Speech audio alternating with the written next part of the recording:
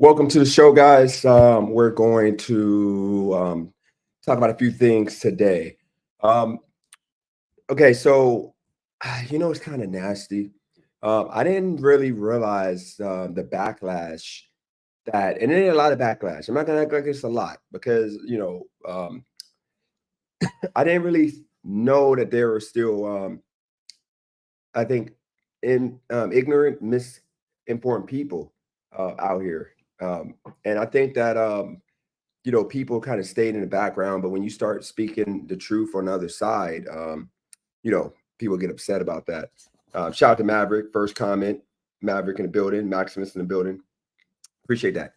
So yeah, we're gonna talk about a few things today. We're gonna talk about an incident with a African American male man who was minding his own business, and a cop decided to pull him over. And I think that cops got better things to do than pull us over and harass us. And we're gonna talk about that. Shout out to Deliver Taz. Then we're gonna talk about a guy that got caught being a pervert um, by a customer who was just minding her business, and she went around the corner and saw this guy being a creep, and he got arrested. And the crazy thing is, he's actually a volunteer teacher or substitute teacher. So a lot of nasty work there.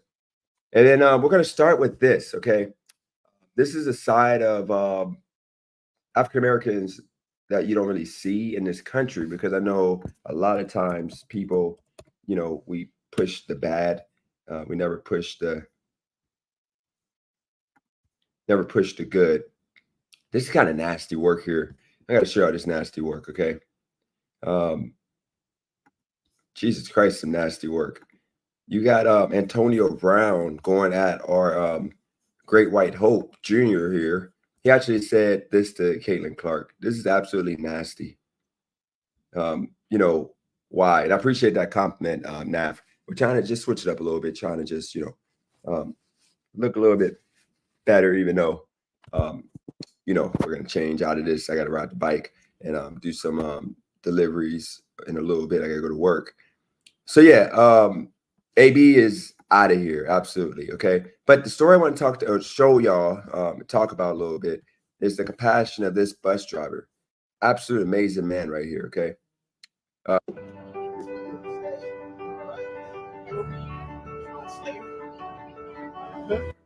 lot of people, bus drivers especially, are kind of ignorant.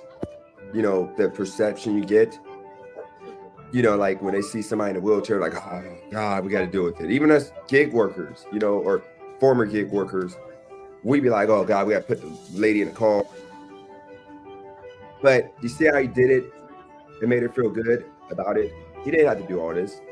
Took her dog, gave it to the passenger.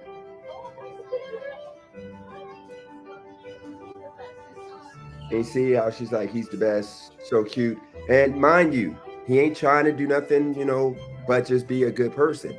He ain't getting nothing out of this. He ain't getting paid no extra. He's doing all this with a smile on his face.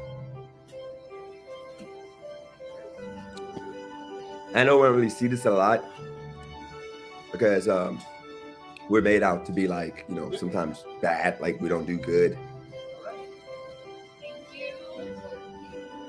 And this is just me going down the Twitter timeline. And I guess, because of my energy changing a little bit, positive things are coming out. Positive things are coming out of the algorithm for me. Okay. No more nasty negativity, whatever such. All right. So I want to share that. Okay. Now let's get to the video that the main topic of today's live here. I'm show y'all this video. Y'all, I'm gonna be fair. Feel like I'm fair. I think that the only reason why, by the way, I'm doing this reaction, because normally when I do this reaction, I'm just beating up on the person I would deem the perp. But in reality, this guy was minding his business. He's headed to go get a Red Bull so he can get through his shift at work. He's just got a new job. He's happy about taking care of his family. He's looking forward to taking care of his family. Shout out to Paris in the building. What's going on with you? Yeah, he's looking forward to taking care of his family. He's happy about that. Okay. And, this cop decided to, pull him over, which, it may have got pulled over for the right reasons, which for this reason, it was the tail light that I guess the guy had a bad tail light. But I think that, shout out to TC in the building. I think that it wasn't really necessary, I guess, but we're gonna see both sides of the story. I'm gonna ask you guys: should this guy have conducted himself in a different way? Should he have relaxed? Like I tell people to relax, put two hands on the steering wheel, windows down. Or did he have all right to like go inside of the store and get that Red Bull so he can go get to his job that he just got? 90 days. You got 90-day whatever you call it, probation period, to where if he misses work or he's late, whatever, he ends up getting fired. So we're going to start with this video. And then after we get done with this video, we're going to talk about real criminals, somebody that should have got bum rushed by the cops. We're going to talk about that. And then we're going to talk about a few little other things that I saw yesterday. I was kind of like, what the heck is going on in America? Before we get to that, big announcement, okay? I'm actually waiting for Christina to text back because we may have a interview, which we're going to call it more of a conversation with Eli, okay? So I know everybody's telling me not to do this. They're telling me, it's going to be bad. Some people, but you got to remember, I'm all for a challenge, okay? So it's only going to go bad if he wants it to be bad. And I'm not doing none of the bad, drama and all that. If he gets to that point, which I don't think he will, at least with me, because I'm going to be fair, I'll just stop the interview. But we're going to do an interview, which is more of like a conversation with Eli. What we're going to do with this conversation, the first half an hour, we're going to get into what makes Eli, Coach Eli, him. What does he actually coach? Who has he helped? We're going to get into that conversation the first like half an hour. Second half an hour is going to be more so addressing the Christina situation. We're going to have, conversation on what makes what he said right and what makes it wrong. We're going to have that debate conversation with hopefully Christina. She's okay with, participating with that. And mind you guys, and actually let me finish the format before I tell you guys the situation. So the third half an hour or whatever, an hour and a half into it, we're going to do, or after the first hour, we're going to do a half an hour of the hot seat. Okay. So I'm going to like ask him tough questions in regards to like things that he has done that cannot be forgiven without explanation on why he did it. Okay. We're going to do the hot seat. Okay. And I'm putting this out and I'm telling him in advance, this is how this is how it's going to be produced. This is how this is going to be done. If he's not okay with that, then I'm not doing the interview, because I'm not having a interview or a conversation to where he's coming on here to, make a name for himself. And it's no merit, no entertainment, no nothing around it. So him just talking and yapping about nothing just to make himself look good is not going to do anything. But if he answers these questions, he can make himself look good. I'm going to format it to where it ain't going to be no got you moments. It's going to be all fair and open. But at the same time, I'm not, because I don't have people on my channel really other than people on the panel. And I don't want boring just sitting here and, just yapping about nothing. So that's what we're going to do. And in the last half an hour, we're going to open up for people to call in with questions. Okay.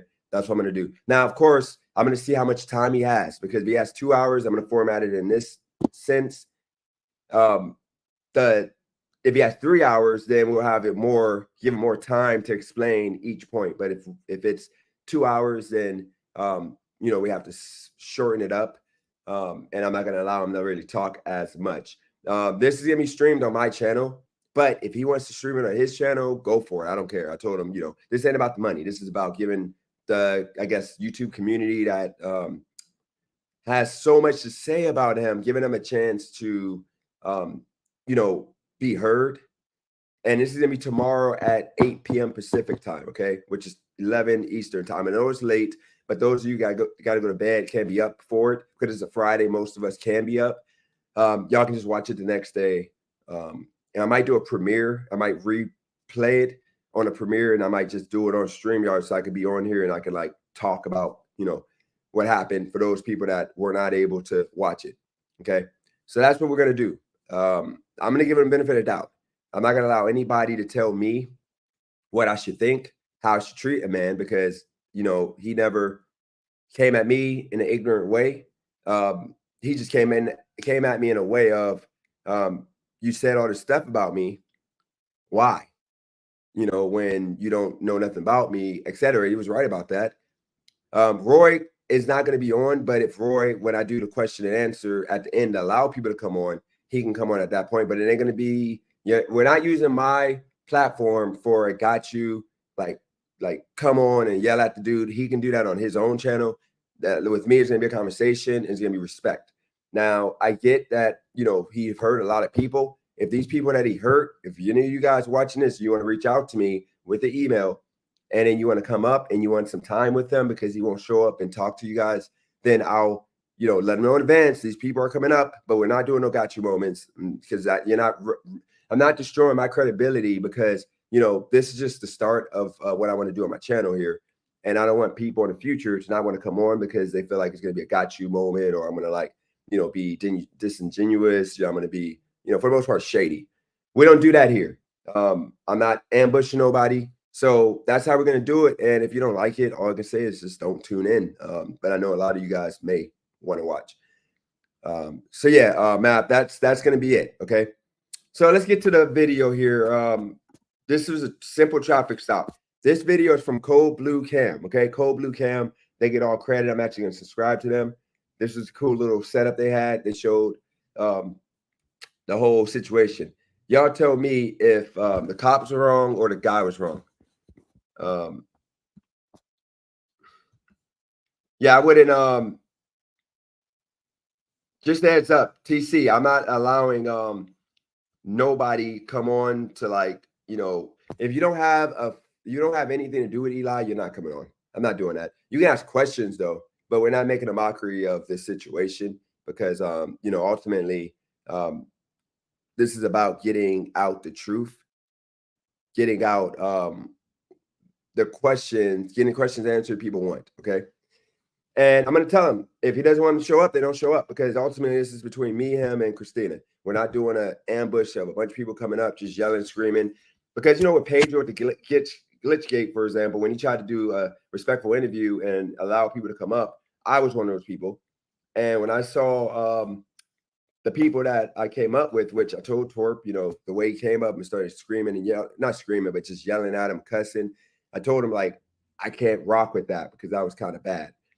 Look, and then you had the glitch dude who was not caring about. I just was mad that Pedro and all of them was talking about how much money they're making and talking about how me and people that complain about tips and Top Dash and all that, how we're wrong and we're just crybabies, but they were, using a cheat code. That's what I was mad about. We got that out. I was done, but I wasn't mad about the actual glitch. I mean, why would I be mad about a man making money? Just don't act like you're better than other people because you're using a cheat code that allows you to take any order you want to while remaining Top Dasher. So I had to call that out. And what happened was when, Pedro allowed everybody to come up, people just took it and made themselves look like fools. And they were just disrespectful. I'm not doing that on my channel. I just don't. That's the reason why I don't go on other people's channels, because I want to have control of my narrative. And I don't want people that's going to try to make me out to be a joke, a clown, because, they just say reckless stuff. Not doing that. All right. So let's get to the video that we were going to talk about here today. This is a traffic stop that happened that went bad. I'm going to put a poll up on the chat and you guys let me know who you believe was wrong. You let me know if the police officers was wrong or if the guy getting pulled over was wrong. I saw about 10 minutes of this so far. So I'm going to keep it there. I'm not going to act like I know what happened completely. I just saw the first 10 minutes. So don't do the chat. I mean, don't do the poll if you don't mind until after. Actually, I'll wait to put it up. Put cop.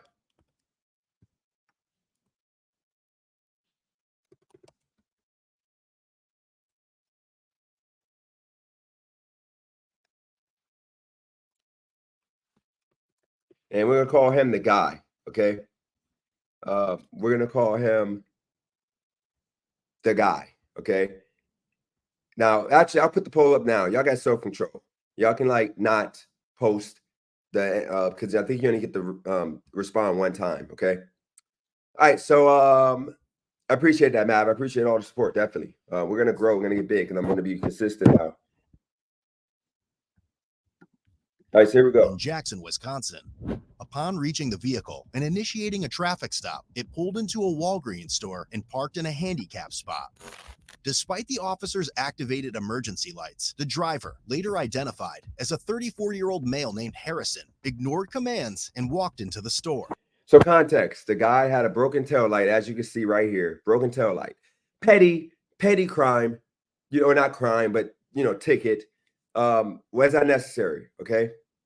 So what happened was, instead of him pulling over when they were like on the road, he decided to pull in his Walgreens and park real quick, thinking in his head, I used to think the same thing, that if I hurry up and like if a cop is turning around doing a U-turn, if I pull into a store or my house, I can run in the house and I'm good. It doesn't work that way. Once the stop is initiated, you have to, respond to the whatever, is going on. You can't like run in your house and say, oh, you can't do nothing now because I'm in the house. I remember my stepdad did this back in the day. Shout out to Nab in the building. My stepdad did this back in the day. Like he flew. He had a police chase. He ran in our house, or was about to run in the house. I remember the cops came, and my stepdad ran into the backyard, and the cops arrested him, and it was crazy. Okay, but that happened. Okay, so here we go. Hey, keep back in your car, man. Hey, keep back in your car. Don't get back in your car right now. I ain't listening.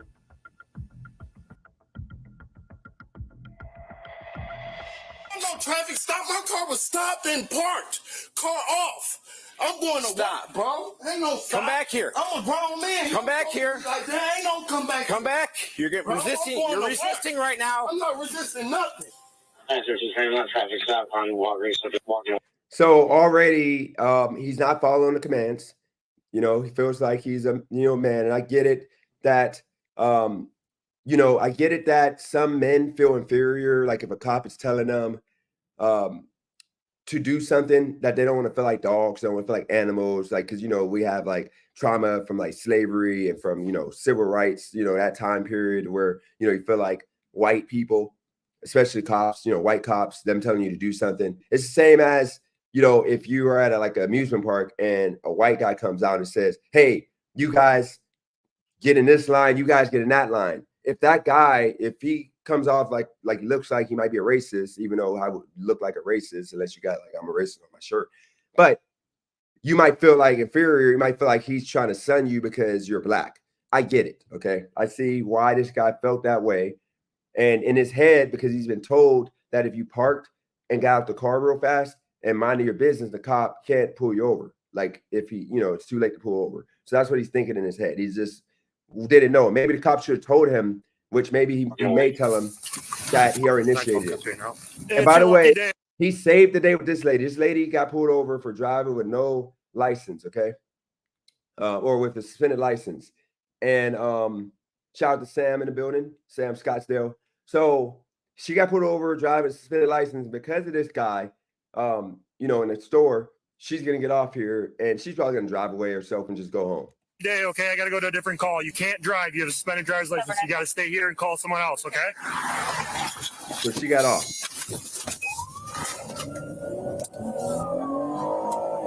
Come back. I'm buying a Red Bull to go to work. Let's what go. are you doing? Let's go. Ain't no let's go. I'm Let's grown. go. Don't touch me, man. Let's go. I'm grown. Ain't no let's go, bro. You better call your Let's go. lieutenant or something. Ain't no let's go. What's wrong with you, bro? What's wrong with you, bro? Let's go. Step it up.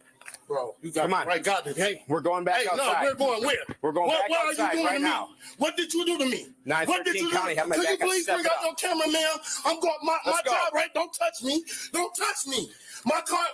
What is your reason for harassing me, man? Because I did. I gotta go to work at 10 o'clock, bro. I gotta go to work at 10 o'clock. My car was cut off. Back by the cooler. And you can run my plates. I got license and everything. What are you doing? You have a defective brake light. What are you doing? That's why I stopped you. You did not stop me, bro. You did not stop me. And your camera show that, bro. Let's go. What are you doing? Let's go what? We're stepping outside. Yeah, I'm stepping after I buy my Red Bull. Right now. No. You don't have that right. Yes, I do. You don't have that right. Yes, I do. No, you don't. Yes, I do. No, you don't. You crazy. Where's my You backup? crazy. Where's your backup? You better not touch me. I know you better not touch me. Man, please don't leave. You better not touch me for a traffic stop. You Let's better go. not put your hands on Let's me go. or I'm suing your ass. Let's go. Touch me. We're walking outside. I ain't going nowhere. We're walking outside. I ain't under arrest. I ain't got to go nowhere. Is it closed? Is it closed here? We're stepping I'm outside. finna buy my Red Bull. We're stepping outside. What's wrong with you? I got rights, man. You can't do that. Get the up out of here. Step You outside. see this? Please watch this, because if I die, I want my kids Step to see what outside. happened. Step Please outside. record this. I ain't stepping nowhere. Please record it. He was then quickly decentralized as a result of his active resistance. Please record it, man. Record it. Record it. Go, girl. Come here, hand. Just left hand? Yep.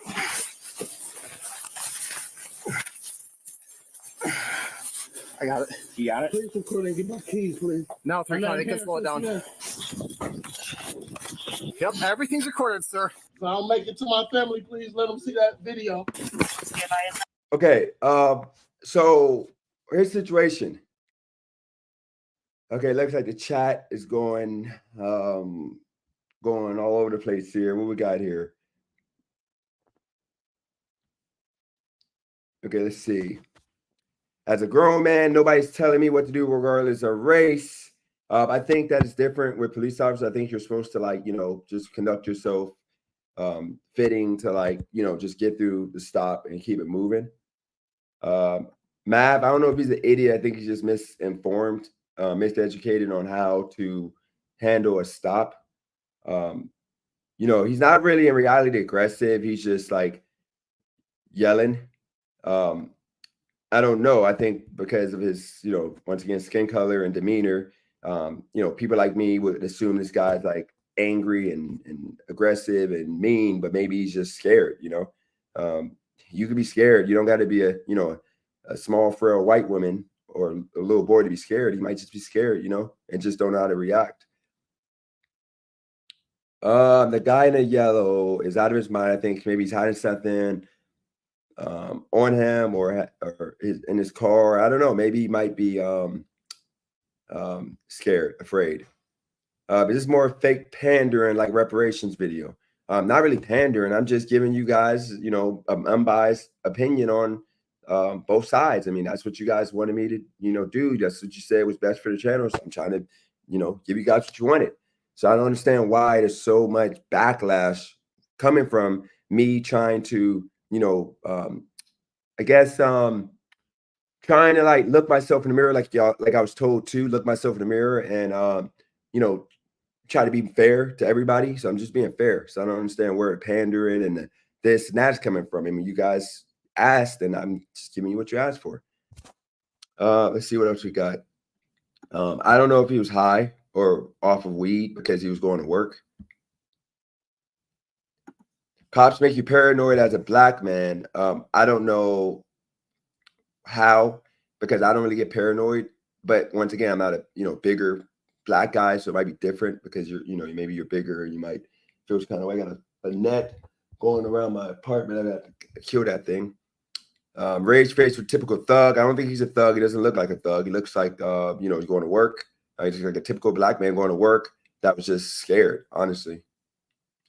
I'm not deleting nobody comments. Mav, unless they're being disrespectful, like crazy disrespectful, don't delete comments, okay? Because we don't want to be sensitive, Mav, on this channel. Now, Sam, what I would ask you to do is be respectful, because everybody's not going to agree with you. There's some things that we disagree with as people. Some people think that he is just scared, afraid. Some people think that he's a thug trying to get away with something. We have freedom of speech here. So, show respect to Mav. Mav, he's not disrespecting you. He's never going to disrespect you. So you don't disrespect him, if that makes sense. Let's see. shout out to the new fix. We're showing a video. I'm trying to give an unbiased opinion on how I think, this situation is going. Okay. I think Rage, shout out to Furby and shout out to Rage in the building. Rage, I think the reason why they're calling you, or he said it might be racist because you call him a thug.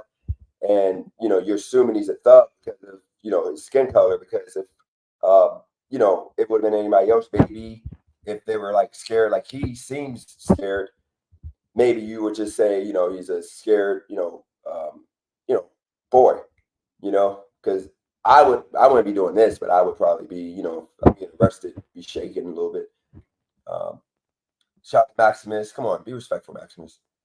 Wait, you can follow someone in the store for a broken tail light. New to me. Also, complying people have been killed by racist cops all over broken tail lights. So this is what I'm trying to have. I'm trying to have an open mind. TC is far from a liberal. Okay, you know that.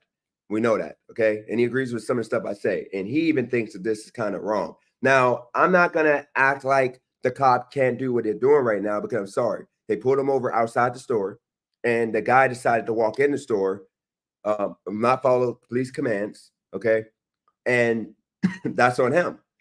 That's on him. So he gets repercussions because of that. They have body cams. Okay, now back in like the 90s and the 80s, yes, broken tail lights can get you shot by a cop. Okay, that was all day because you literally had cops that were doing those things. But in 2024, it's kind of hard with body cam TC, so I can't really rock with that explanation because he can't actually go into the store. You're going to be working a cash register.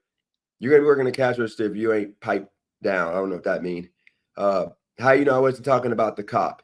Because obviously, Rage Face, why would the cop be a thug? He's just doing his job. He's literally doing his job. So if you're calling the cop a thug, then you're being ignorant because that cop was doing his job. You were being sarcastic and fake. Of course, people recognize. I'm just giving you guys an open. I'm trying to be open-minded now, okay? Like I'm trying. Y'all wanted me to be this, so I'm being this, okay? Y'all wanted me for this channel, so I'm being this, okay? The only difference is I didn't talk about things that conform to the left side of the country, but now I'm doing it a little bit, and y'all ain't happy. Y'all never happy, You even said in your video you don't believe what you said. No, I said I don't believe what people tell me to believe. Like I'm never gonna accept a Furby. I'm never going to think that cops are bad.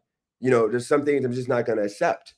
But some stuff I'm gonna, think about because, why not think about it? They both went extra, but more so the cop, same type of cops that will wait until all the crime is over and coast is clear to visit the scene.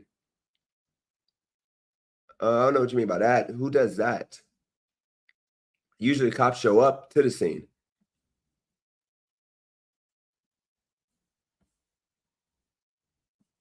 Cops don't make me paranoid. The new fix. No one wants to listen to cops, especially if they're being rude and loud. They're still a cop. You have to listen to them. Yeah, and this cop is not being loud and rude. He's actually being respectful. So I don't think he deserves any slander. He's doing his job the right way. The new fix. Who's putting you in timeout? If you ever had a bad run-in with the cop, you wouldn't understand how someone can be paranoid from simple interaction with the cops. I can agree. I never had a bad run-in because I just, do what you're taught as an American to do. Nab is like a thug cop abusing a little bit of his power he has. Thank God Nab isn't a cop. IRL, a little bit of YouTube mute power goes to his head. Nab isn't muting people, I don't think. Okay, look, guys, because I don't want to go and I don't have to take all the moderators off, okay? Because Christina's the only one that follows the rule of law with this channel. I know for sure. And Matt, he'll follow the law. So if y'all can't follow the moderation rules, which is don't delete no comments unless it's racist, homophobic, or just completely out of line, talk about somebody's kids or girlfriend or something, leave the comments up. Okay, if you can't handle smoke, then just stay out the kitchen. You can literally remove the chat. You don't have to look at the chat. Now I know you want to engage with the chat, but it is what it is. We got to just take it, okay? Can't be deleting comments. So please stop deleting comments, okay? I can't see comments being removed. I'm on StreamYard. I'm just going down. Actually, let me just go to my YouTube channel and I can do that. Okay. Let me just go to my YouTube channel and do it this way. Okay. I can't. It's too small to be looking at the chat on YouTube. I got to use StreamYard. Just please, guys, to stop removing the chat. I'm so far behind, so I got to go down. Okay. In bad neighborhoods, DJ, they wait until all the shooting is over, show up hours later. Happened in hoods by me growing up. Yeah, TC, because like if you're a cop, would you want to show up to an active shooting scene with people that don't, want your support anyway? I'm sorry, I'm not going to do that. That's why I'm not a cop. Cops are brave. I mean, I'm not doing that crap. So I get why they show up late, and plus they're stretched thin half of the time because the budgets are low because the citizens are always taking money away from the cops. They're paid. I'm not putting my life at risk for $50,000, $60,000 a year. I've been illegally searched by cops, dogs brought in traffic for no reason on my way to play basketball. The new fix, I'm sorry to hear that, but you know what? When it comes down to it, statistics matter. And if you have certain activity happening in a certain part of the city and they stop and they smell something, usually, you're going to get searched. It's just that simple. Now, if you're not doing nothing, they search you, you can sue them. You can literally sue them. They got a budget for being sued. Okay. Nab, please, come on, Nab. I don't think he said anything bad from what I saw. I didn't see nothing bad. So please, Nab, stop removing comments. Okay. Like, just let it be. It's all good. Yeah, I'm going to play the video in a second. I just want to get the comments here. And Nab, you're good. Nab, any disrespect. It's just like we can't be picking and choosing because it's not fair. Because Nab, you be saying some stuff to some mods, and imagine if I, if I allow them to remove your comments, and then it's gonna be a mess. That's the reason why I don't want to do that. Okay.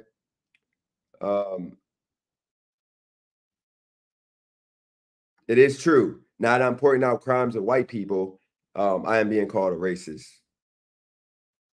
I agree. Okay. All right. So Nab knows what it is. It's fine. All right. So let's finish the video.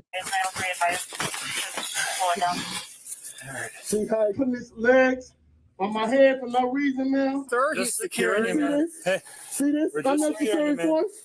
Why is my head being on the ground like this? hey, Okay. just calm down. And Man. he Hey, on, we're on my good. Hey, back. I hey, can't we're breathe. good. Hey, we're good. You He can on my breathe. back and I can't Hey, breathe. I'm you're not talking good. to me. Hey, we're gonna get you. No, I think he's this on my guy back, might have a and learning I can't disability, breathe. low key.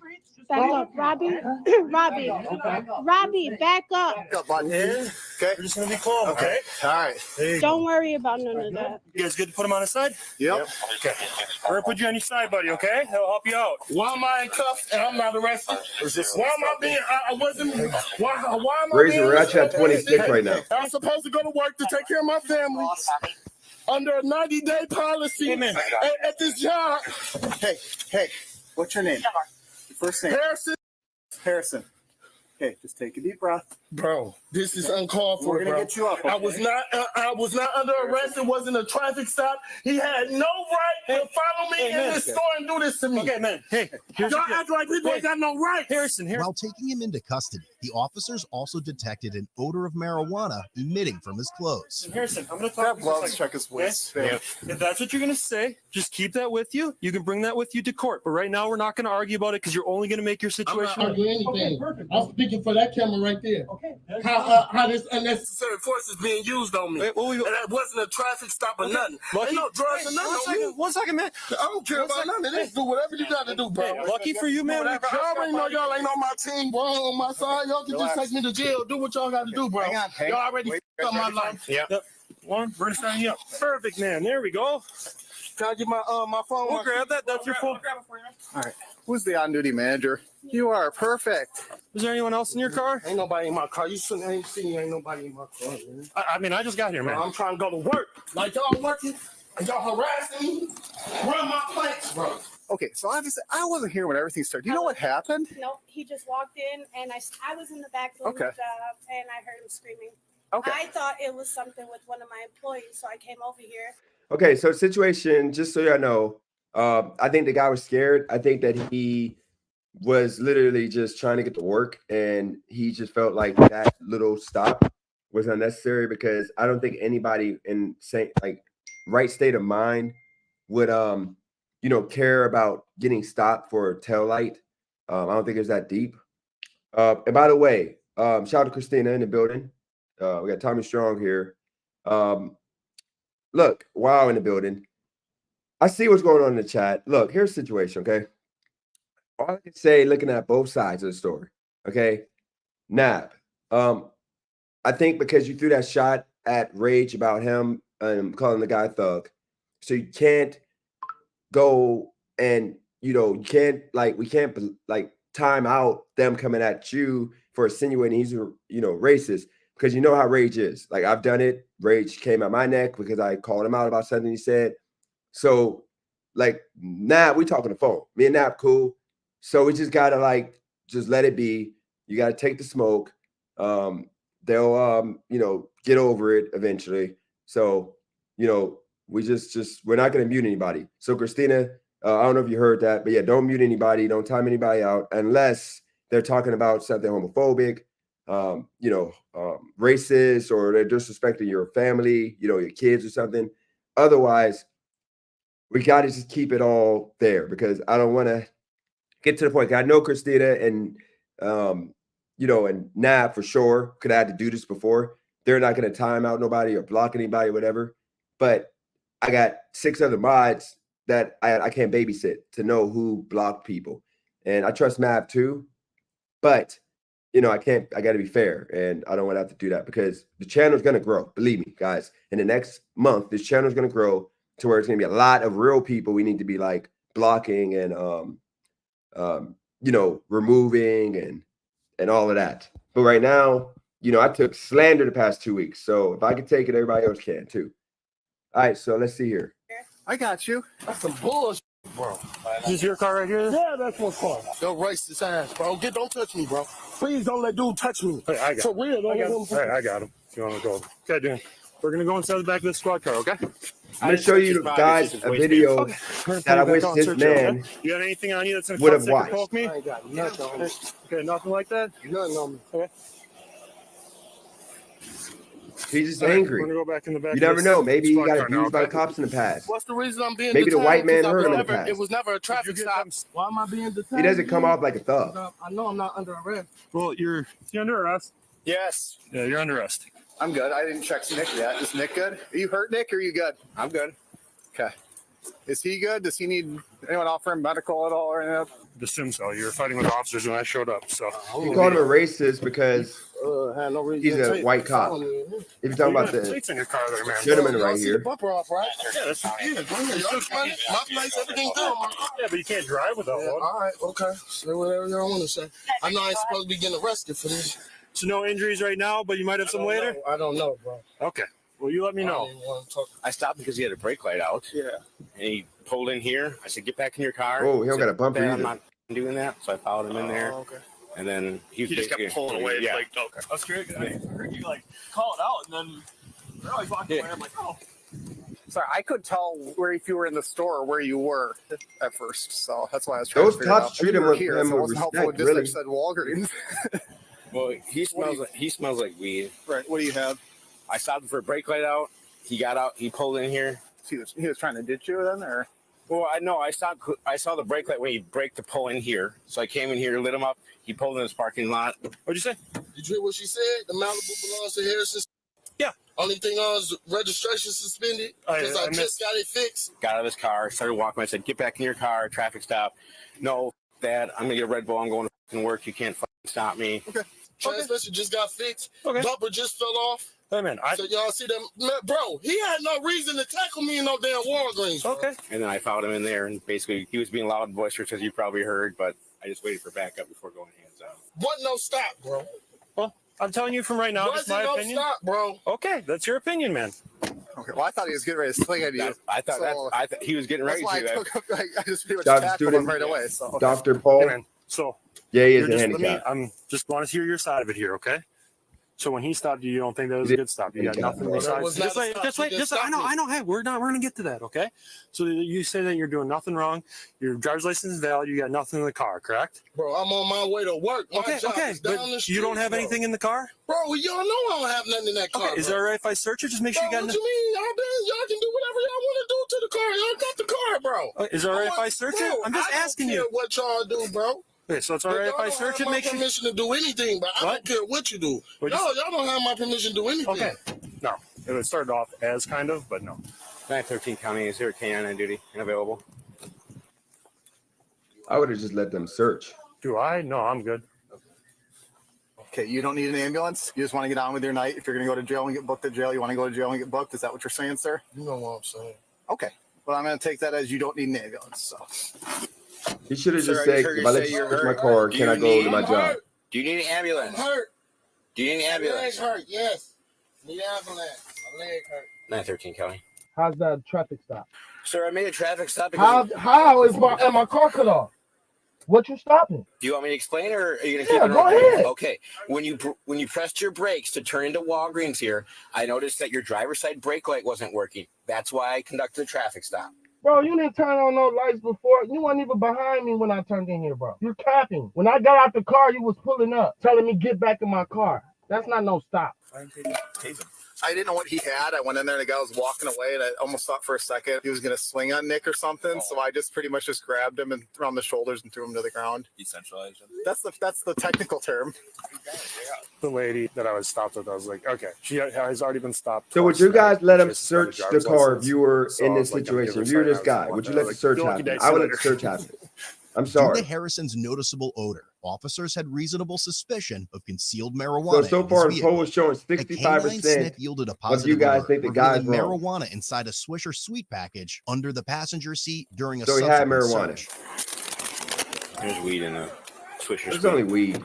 Yeah. Can you take these cuffs off? They hurt my shoulder. Yeah, I can check them, but no, it's unfortunate when you're arrested, you have to be in handcuffs. I'm saying, why am I arrested and I didn't run from him? I told him I'm going in Walgreens to get a Red Bull before it closed. Well, how Can I get arrested when for you're in a obstruction? traffic stop, okay, 1 second. When you're in a traffic stop, you walk away from the car and an officer tells you to stop, you have to stop. You can't keep.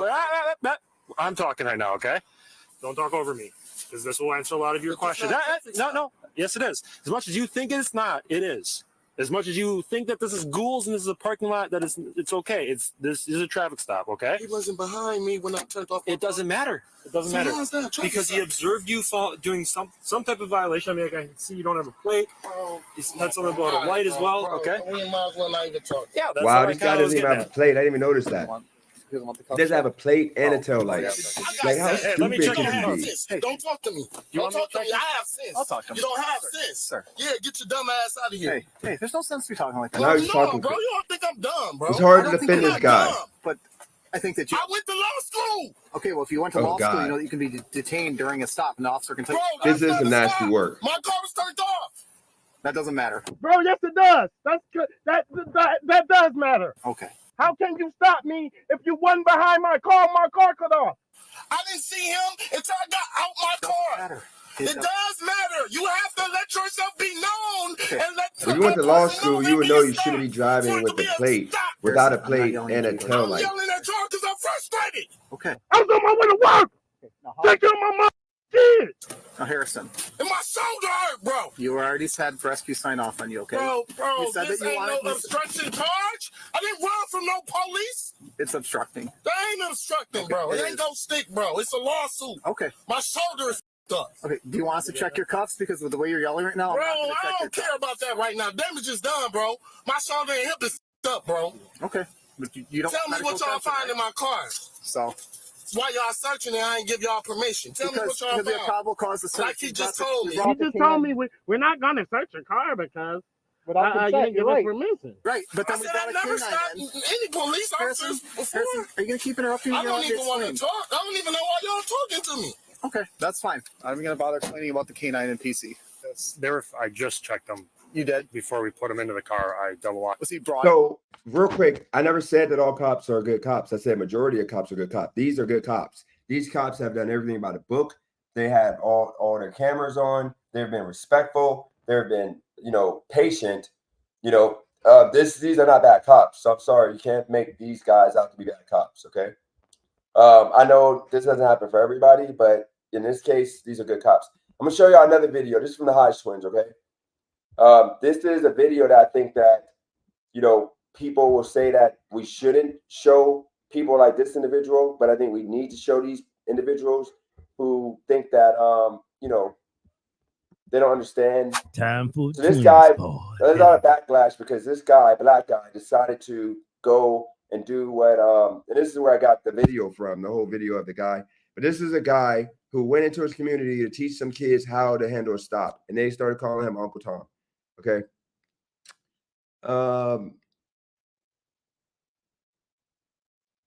Let's see. Okay, King Randall. Okay, let's see here. Randall teaching his. I'm gonna go to the exact video.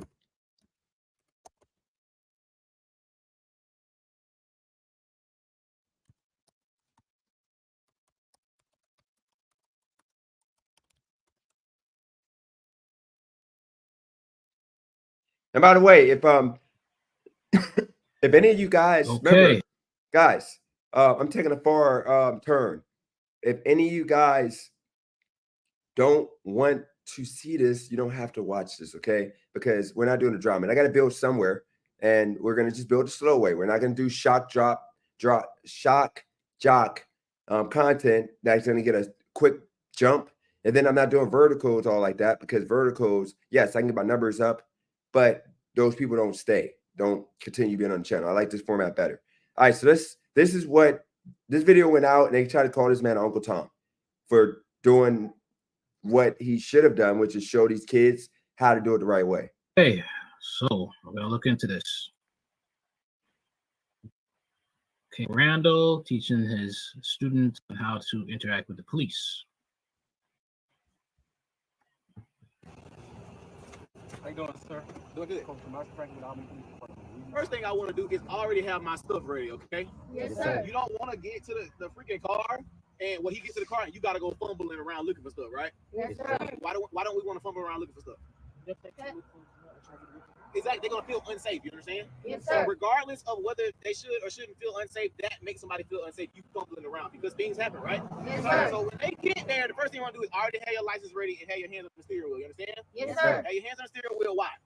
Because before they don't think you reach for them. So you're not reaching for stuff, right? Yes, sir. All right, cool. And another thing I want to do, I'm gonna let all my windows down. Okay, I ain't got nothing to hide, right? Yes, So sir. I'm gonna let all my windows down in the car, and if it's nighttime, I'm gonna turn the car light on so he can see everything in the car, right? Yes, sir. Why am I doing that? So he don't think you trying to hide nothing or somebody trying to hide something. These are productive Exactly. kids that are gonna be Everybody great. feels Yes, sir. So we already started the stop off great. He probably in the good mood that I done let the window down, I done turned the lights on. He probably in a better mood now, right? Yes, All sir. right, so boom, he gonna come to the car.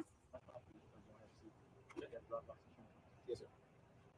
All right, cool. So he gonna get my license. He may or may not go back to the car, which they usually do. They're gonna basically check your name, see if you got any warrants, if your license suspended, blah blah blah. But you sit tight and just wait for him to finish. Good. Yes, All sir. right, cool. He's coming back, bring my license. He's probably gonna give me a ticket for not having my seatbelt on.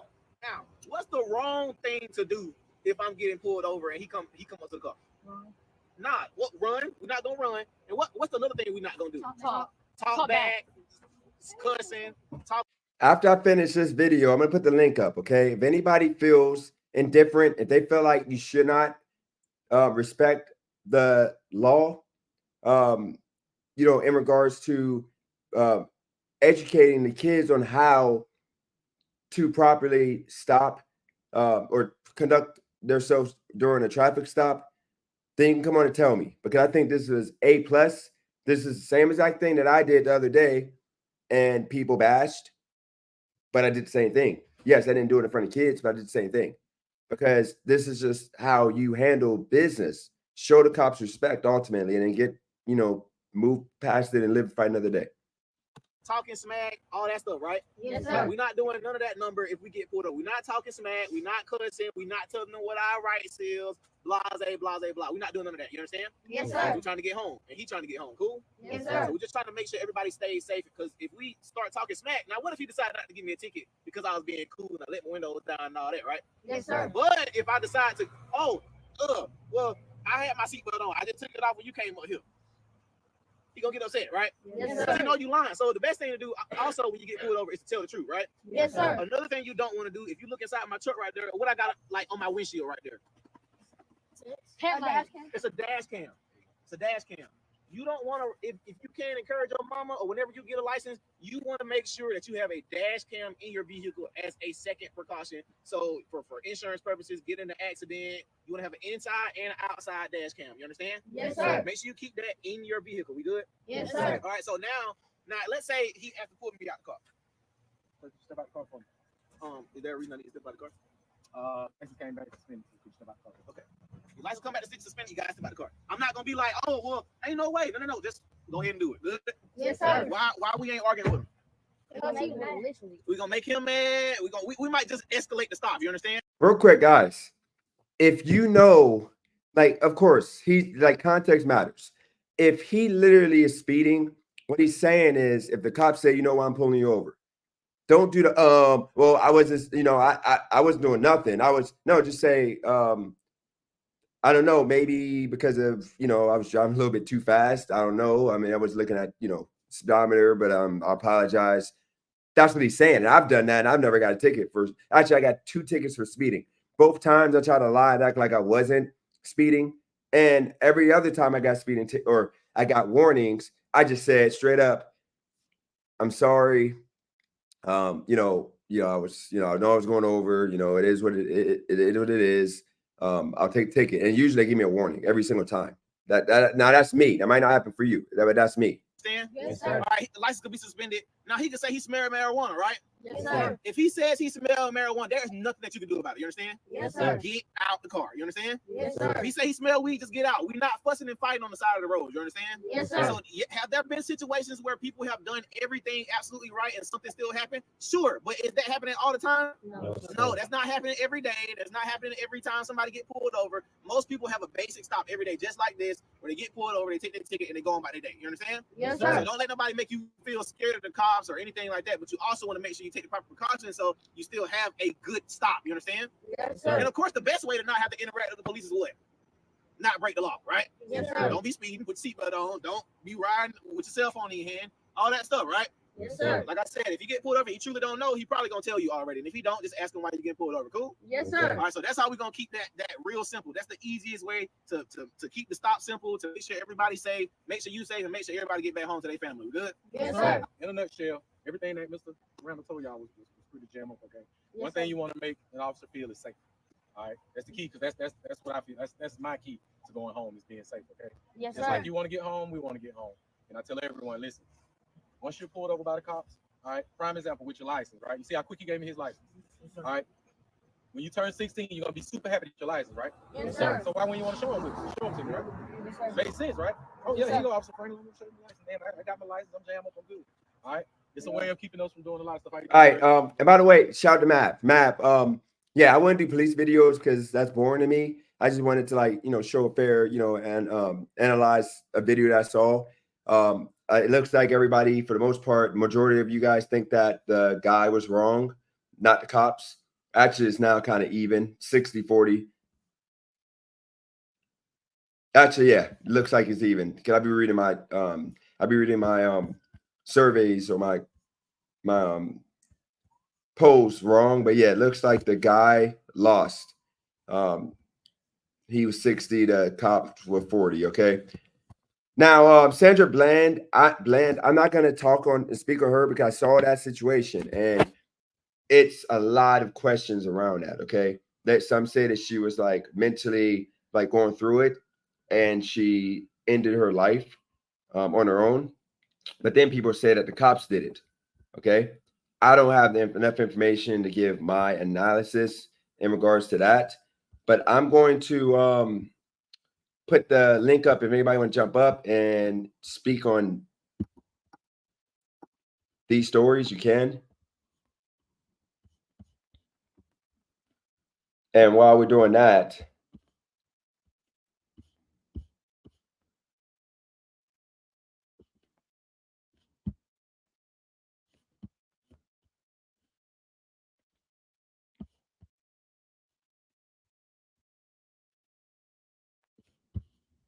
I don't know, guys. y'all tell me, like, I'm a softie now, so I've been watching more soft videos, you know. So I saw this video today or yesterday night. I was, you know, chilling.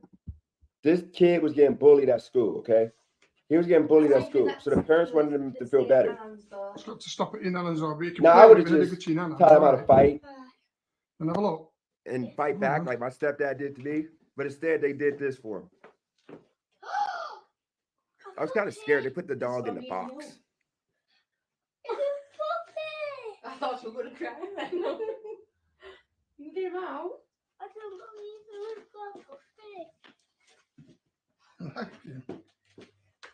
Now he's gonna feel like he has a protector. Like he's gonna be empowered because he's gonna feel like he has somebody to protect and somebody's gonna protect him. And now when he goes to school, it's gonna make him feel a lot better about himself. You wanted one, didn't you? Kid needed this. Are you happy? Are you happy? Oh God, I even me cry. Is it cute? Isn't it? Is he everything you'd want? Sit down and hold him. TC eventually. Don't cry. But right now, Christina and Nap and has only people on this channel with immunity, and then sadly, Joe has immunity for 30 days. Sadly, okay. This is another video I saw too. This lady told the class if she makes this shot, they all get hot chocolate. This is kind of crazy. This is kind of some crazy work right here. Like this woman.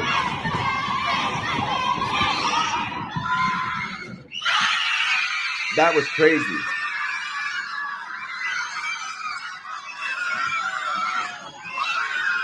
But TC, you're close. You'll probably be the next one to get that immunity though. I'll give you that.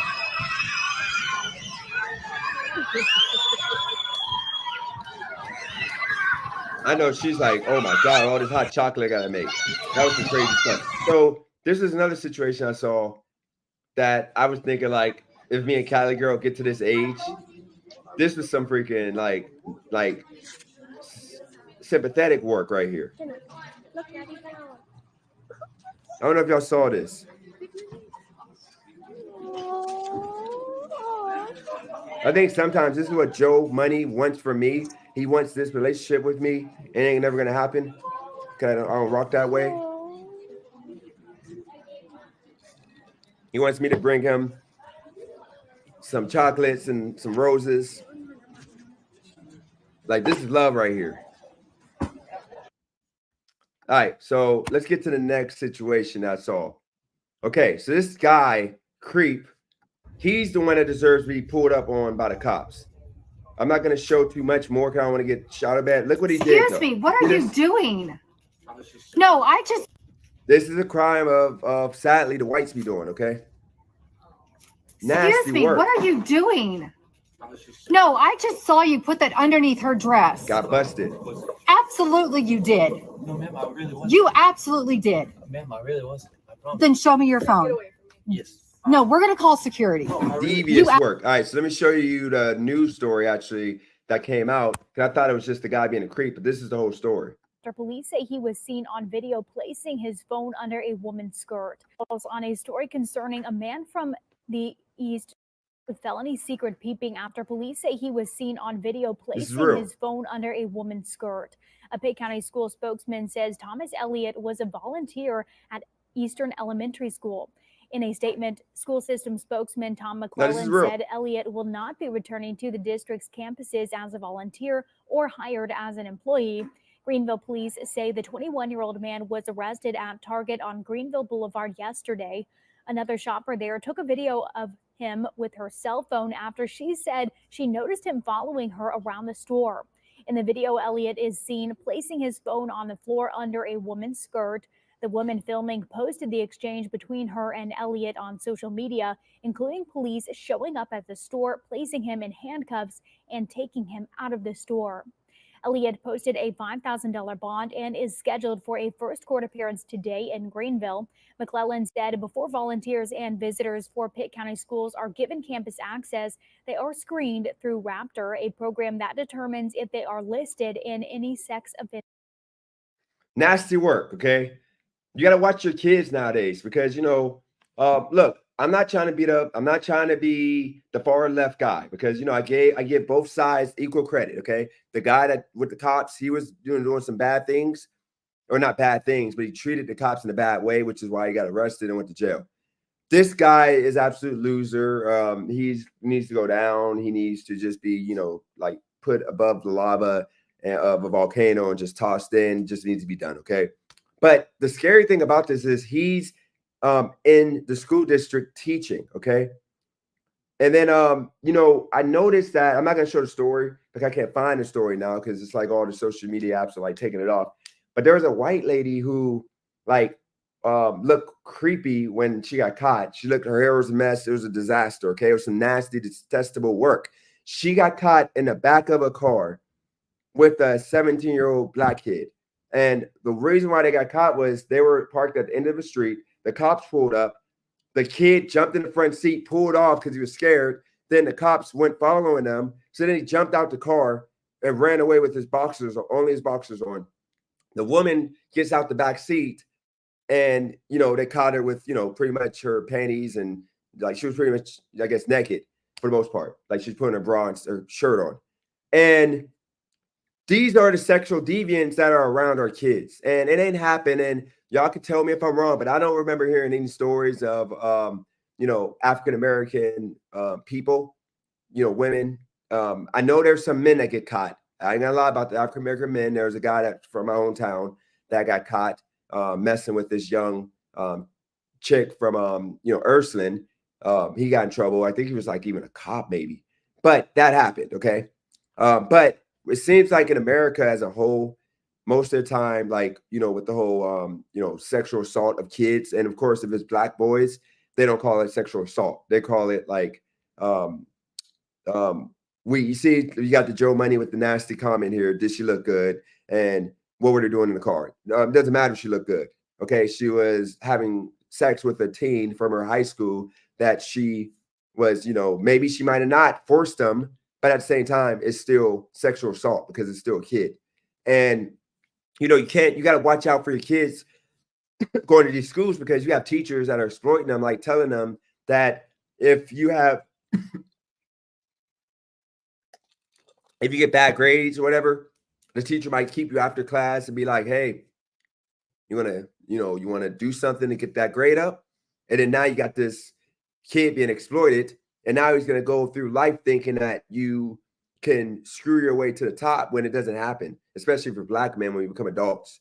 You kind of lose it. But when you're like a teen, it's kind of nasty because most of the sexually assaulted teenagers by teachers and by, people at like jobs when they're underage are like usually black men because, the women figure that they're going to, they're just attracted to some of these young black men. Okay.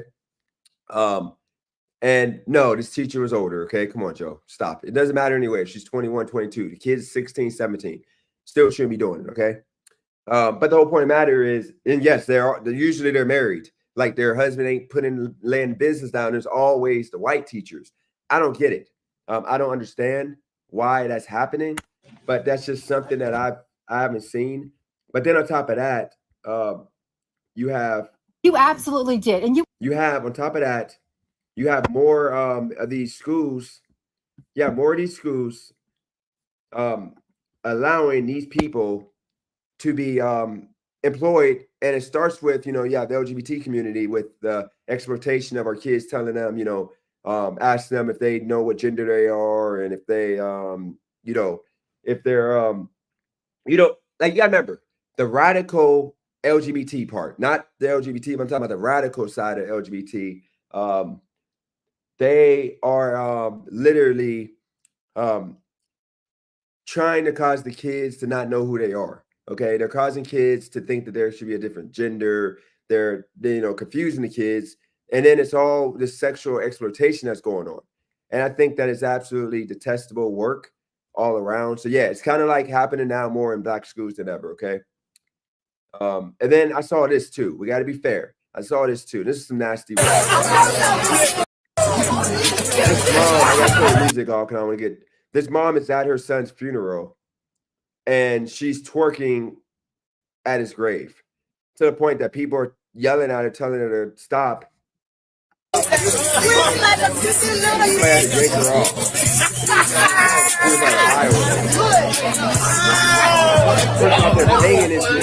She was like, I think this is what I mean by like a bad representation.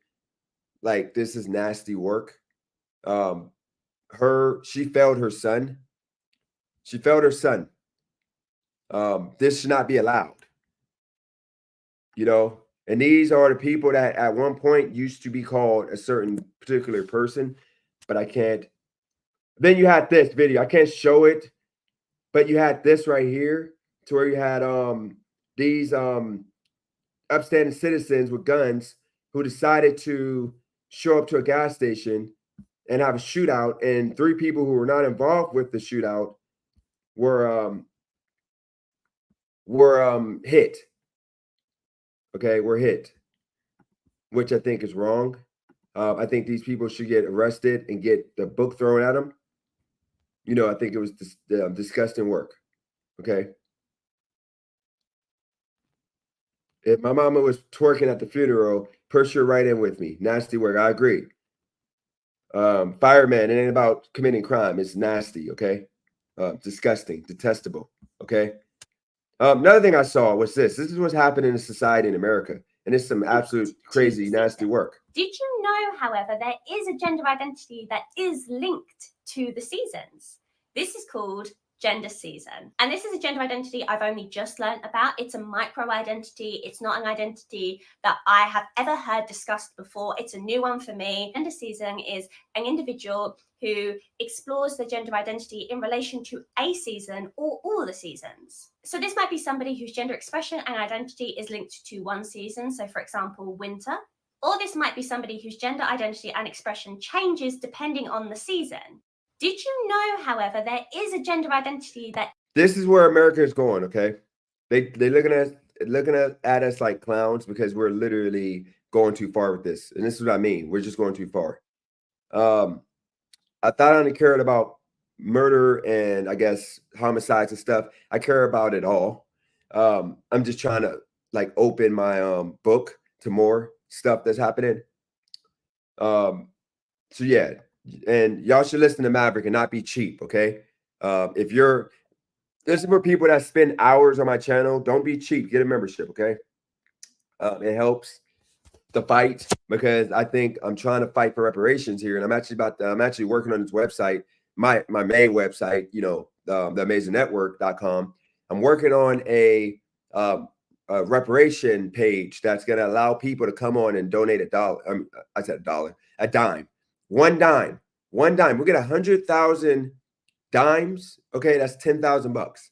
Okay, so I'm hoping to get 10,000 or 100,000 dimes a month. Okay, for a year, and we're going to be up in there with the reparations. Okay, and this money I'm going to give back to the people. You know, by me putting myself money down for a house. You know, because I saw Black Lives Matter did it, so I figured I can do it too. Because by me getting a house and being able to, you know, like take care of my family, that would allow me to, you know, be a better citizen, African American. So it's going to help everybody overall because if I get out, everybody gets out. Okay. Y'all listen, March of Dimes 2.0. There you go. March of Dimes. Matter of fact, I might steal that name. Let's see. March of Dimes. March of Dimes. There you go.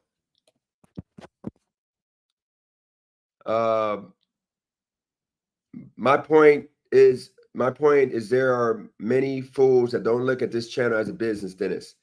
I feel you on that. They don't. Shout out to Mr. Flex in the building. Mr. Flex, you might feel some kind of way because we're having that Eli interview. It's gonna be a conversation with Eli. It's gonna be very informative, I think, though. I'm not just helping myself, okay? I'm helping the Black community, because by me helping myself and putting myself in a better position, it's going to put everybody else in a better position, because they can aspire to, you know, get a dime from 1 million people to, you know, call that reparations and make some moves happen. Okay. Because I'm going to buy some houses in Youngstown that I can rent out and, you know, make money that I can like then contribute to other Black Americans, African Americans, really making some great things happen. Okay. Because I just found out yesterday that I'm African American. I didn't know I'm from Africa, but yeah, I'm from Africa, and I have forefathers who were slaves, and I just found this out. Okay, so yeah, so that's what we're gonna do.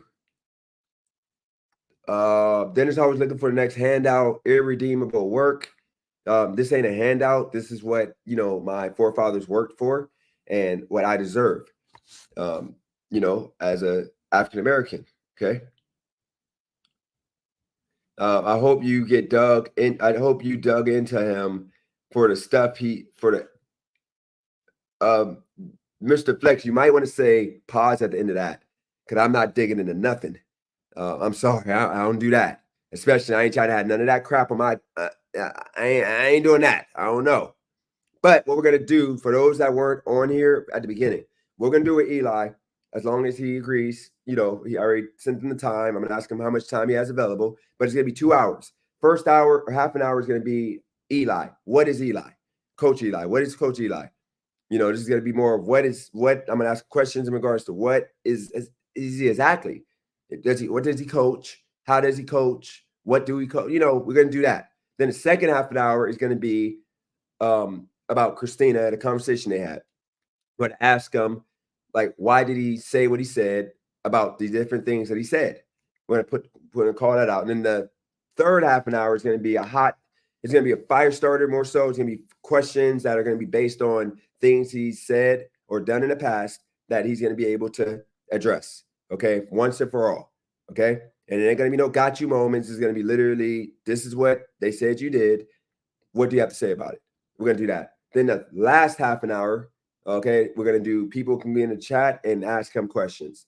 I'm gonna allow people to come on if he agrees. So the way it's gonna work is, if you want to come on, reach out to me on my email, theamazinghustler@gmail.com, or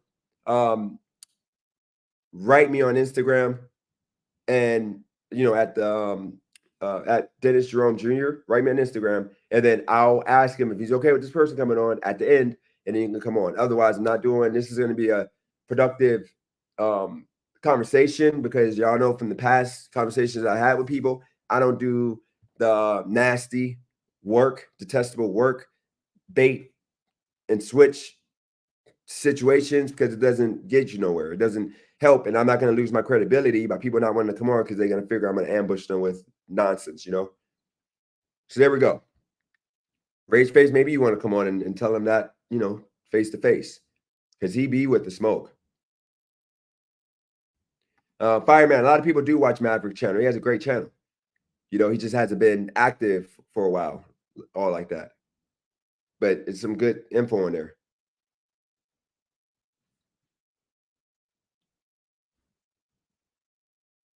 The other Flex, not me. I only know you as Flex. I don't know no other Flex. And I don't know what a moo is. I think that's your little catchphrase there.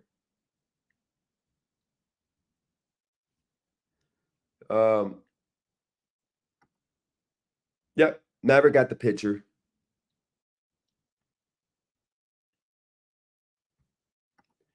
You being impersonated. Oh, I got you. So it's two people, two Mr. Flexes. Oh, I see. I think. I don't know. I don't know if you Dennis, you should do a Kendra G type live. That's pretty much what it's going to be, except not exactly. Eventually, though, that's how my lives are going to be. I'm going to do more of these topical stories, and then I'm going to like let people come on and, you know, talk and like, you know, make it fun, you know.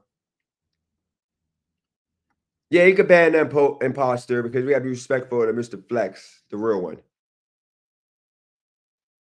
Okay, so he said don't ban Mr. Flex. Okay, so you can leave him on now. Don't ban him. If you already banned him, let me know though.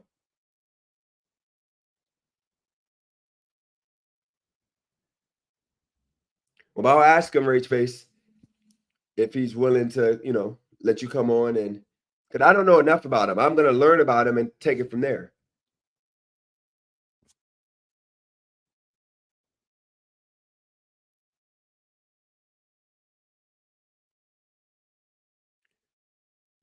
Yeah, I'm gonna try to get a dime a day. Keep the doctor away. Coach Eli gets no women. Who cares? It's more than that. He got a big hate group out here, and I'm gonna see what's going on. Let's see if Kendra's done anything lately. Okay, let's see if she's done anything lately.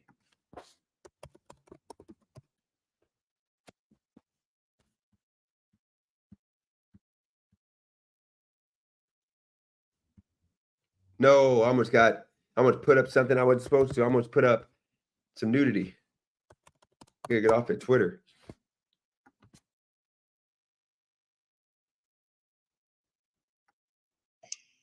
Okay, hey, boo.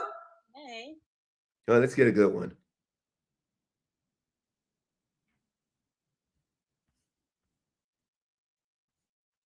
Oh no. Ooh, you seem very sad. No, I'm fine. How old are you, honey? 30. 30. You want to sit up so we can see your full face? Oh, my back. Yeah, she got a bad back. Yeah. Hello? Like this? Yes. What's your name, baby? Justina. Your name is Food Stamp Lady? Yeah.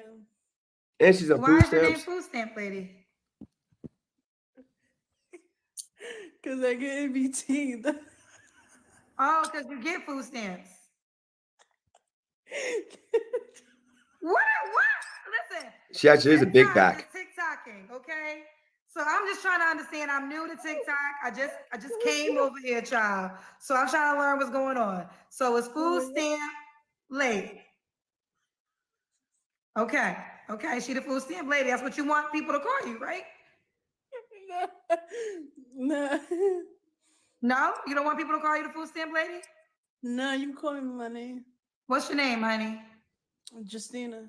Justina. And where you calling us from? I'm from PA. Pennsylvania? Yeah. Let me say this. I'm not like you want you to remember, okay? Like you gotta understand the reason why I know Eli would not do that to me. He's not gonna collect my information, intimidate me, because first off, he jogs or he walks in the same area every single day. And I'm pretty sure that he's not stupid enough to take my information.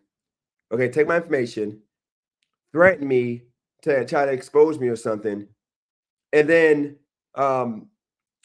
me knowing where he's at. I'm not saying I'm gonna pull up, but I'm sorry. I don't think he's that deep. I think that he just does that to people that's out of the state or the city that wouldn't, you know, like that who wouldn't like pull up.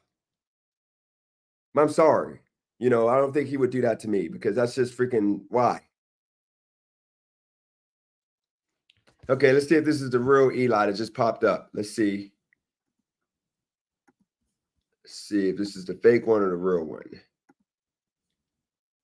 Okay, that's the fake one. Look, look, this is what I'm gonna tell y'all. I want y'all to remember, I have no issue with Eli because he never came at me yet. He came at me with what I said about him because I didn't know that about it. I was just going off of what Mr. Flex and the Torbs and all the people, Roy, they all say about him. So I just, called out what I thought because I was trying to defend my friend. But in reality, I don't know nothing about him. I'm gonna learn.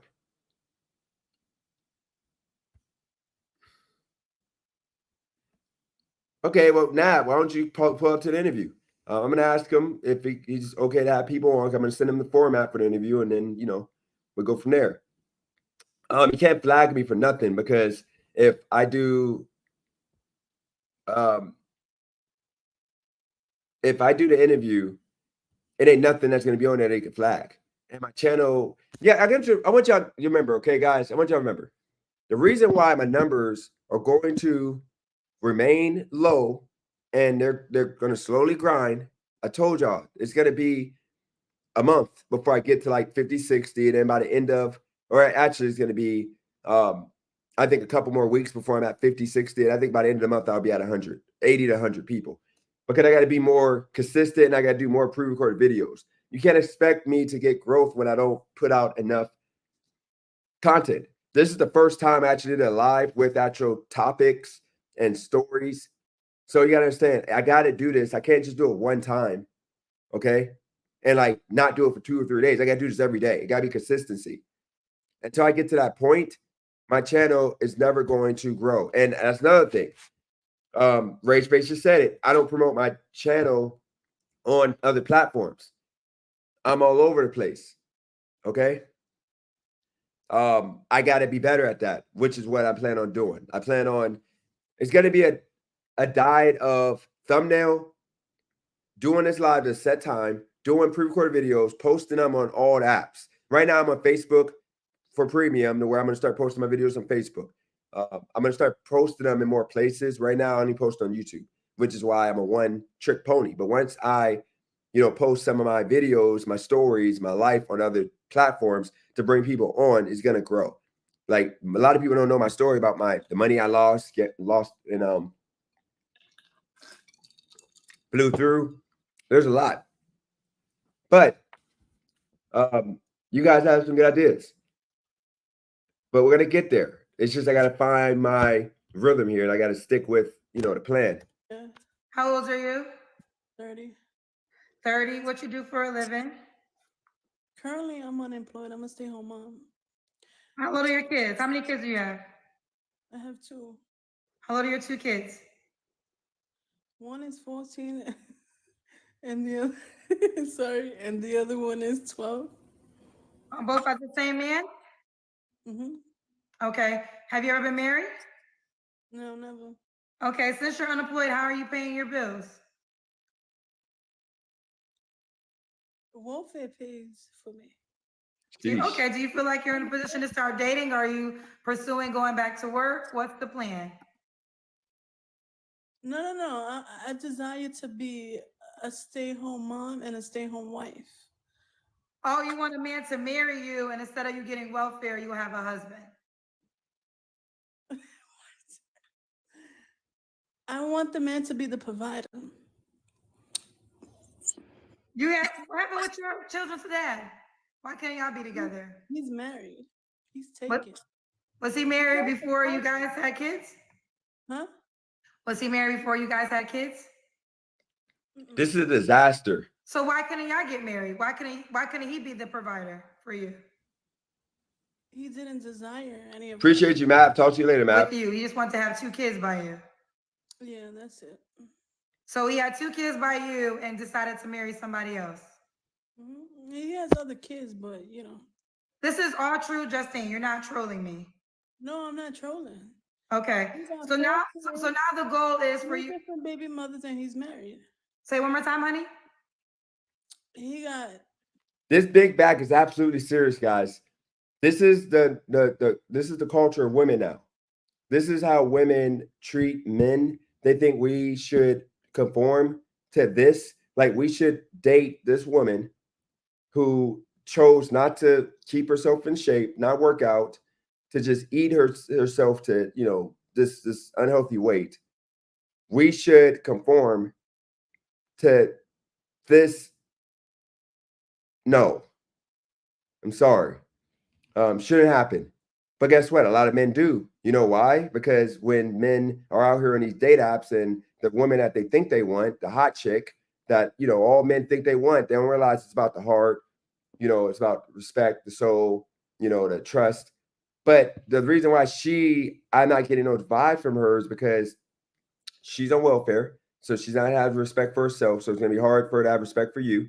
And what I mean by on welfare is she has been on welfare forever. You can tell she's probably living in a welfare home, and then she gets food stamps. So she's never tried to accomplish anything more than that with 2 kids. Okay. And she chose not to be with the kid father. And he's probably a poor choice of a man. because he has multiple kids. From what she's making it seem like he's just out here making babies, but he chose to marry somebody else. She's already making bad decisions, so you know she's gonna put you in a position to make bad decisions. So that's the reason why I wouldn't date this woman. Ain't nothing about the way she looks necessarily, but the weight does matter at the same time, because you can tell she just lays around and eats all day, cooks, or maybe like, you know, cook cooking like processed foods and all of that stuff I eat. 3 baby mothers. There are 4 kids. There's men that would now he's married. would take a chance. Which There's which dudes, baby mom are you? but these dudes ain't gonna be I'm baby mama financially together. Number 1. She had to think He about has that. 3 more after you. How long have you been unemployed for? I've been unemployed for a long time. So I give her that It's been though. going I on respect for her that years much. She doesn't have because the confidence my come baby on live. father, what you call it, when I got with him, he wanted me to be a stay-home mom and take care of kids. So then, you know. So now you don't want to go back to work. You just want to find a man that Shout will out to Jeremiah in marry the you and building. Shout out provide to for you Paris and your back children. in the building. Yeah. How you want him to look? How you want him to look? How should this man look? He gotta be black. And he Black? gotta Okay. Hold on a second. I'm gonna write down all He this. gotta be like 6 feet. All right. So you gotta be black? Yeah, he gotta be black because Black. What's your ethnicity? I'm Puerto Rican. Puerto Rican. He gotta be 6 feet, right?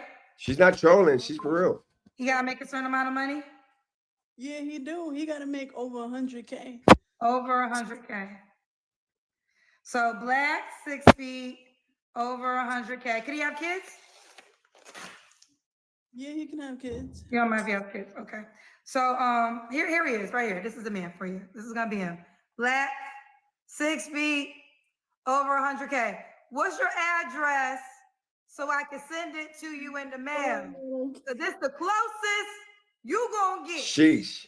to a black 6 feet man that She's makes over cooked her. 100K. That's gonna provide for you and your children. So what's your address, or I can email it to you? I'm done. Me too. Me too. And I he wish gotta you be well. submissive. What happened, honey? But Girl, why I you am not. Let me trolling? tell you something. Y'all must be thinking I'm Jesus. I'm But not God. I'm not I can't. I trolling. don't You know. But I don't know. Kendra, Did I come to make the Wish Foundation? but how he's supposed to take care of me and my kids plus himself and his kids and the the roof and etc. Baby girl, real quick, I'm gonna be he honest gotta with be you. realistic I'm gonna. here. He I have a question. I'm sincerely. Are you a comedian? No, I'm not a No, comedian. so I want to I'm be clear thinking- because people think I have actors on my shows at time, and I need to know: are you trolling me right now? I'm not trolling. I gotta He subscribe. can't Kendra make changed the game. 75K. He has to make more than 75K. I have 2 kids, me, and my 2 kids. Why would a man that's black, that's 6 feet, that makes over 100K sign up for that? Why would he do that? I mean, why wouldn't he do it? Have you met one that was willing to do it yet? No, not yet. But I met a Puerto Rican guy that did it. Well, you should have closed that deal. You need to call him back. You need to close the deal with the Puerto Rican guy. He's probably taken. I can't get him Well, back. you need to stop with any man. Let me tell you something. And this is real talk. I'm not even trying to be shady. If you find a man that you like, and long as he ain't abusive, none of that, those type of things, that is really truly willing to make this deal with you, close the deal. Immediately. I didn't know Kendra was this good. Like, she used to be like pandering to women, like she would like agree with the women. She's cooking the women now, I guess. I'm a fan now. I'm about to be watching her videos. Close it. If you find a man that's willing to take care of This you, woman and doesn't your seem 2 like she's kids acting. and allow you She not seems to like she's work, being real. and you're attracted to him, close that deal. Don't keep passing that dream by, child. Right. I mean, you got to get your, let me tell you this. The man you described is the most desired man on this planet. A black man that makes that 6 feet, that makes over 100K is the most desired man walking this planet. Every race, even you're not black. What are you? You're a Puerto Rican, correct? Yeah. Okay, this is a man that's desired by all women, all races. I'm a black woman. The women in the black race want him. The women in the Hispanic race want him. The women in the white race want him. Every race. Y'all gotta wants this remember 6 real feet. quick. We're talking about she's acting and she's fake. You realize the only reason why we're saying this is because she's overweight.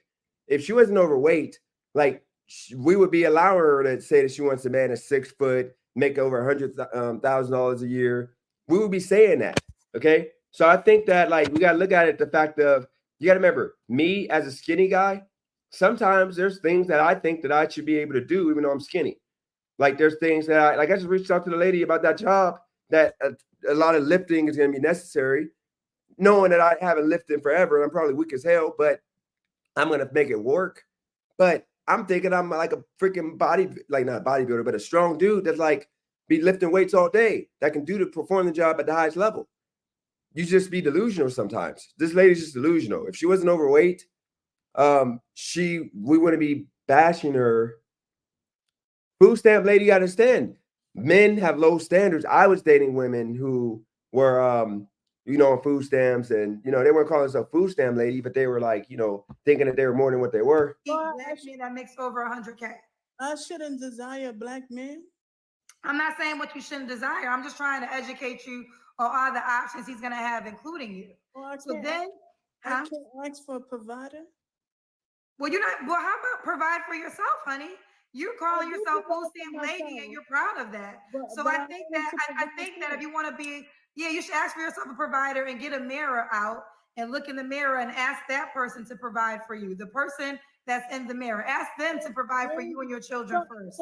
So everyone on here. I believe I believe you're trolling me at this moment now. You can't be serious. But every woman on here could say Race-based got me wanting to do Listen, no, the same thing here. free. Maybe I should get this try tonight. When I say I want somebody to provide or whatever is the problem.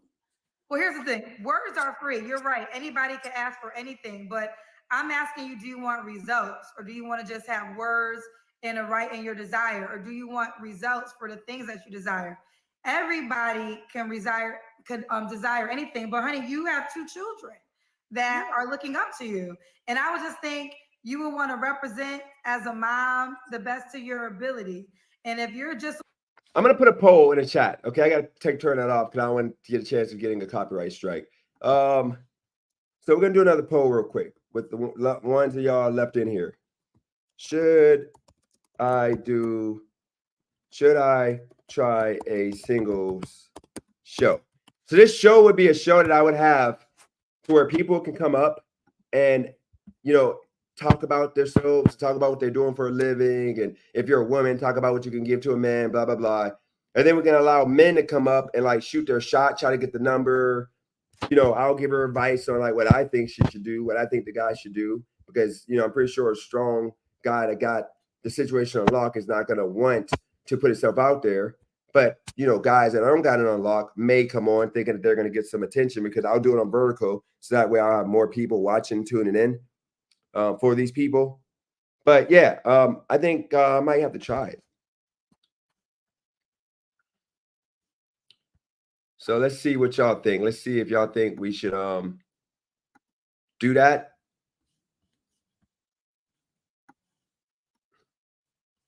Whoops, the poll didn't go up.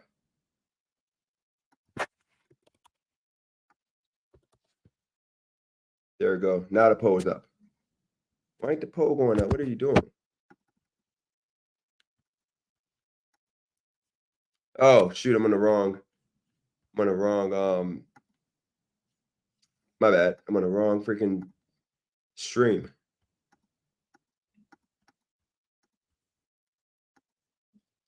All right, so there's the poll. Y'all let me know what y'all think. Should we do and try it out? Okay.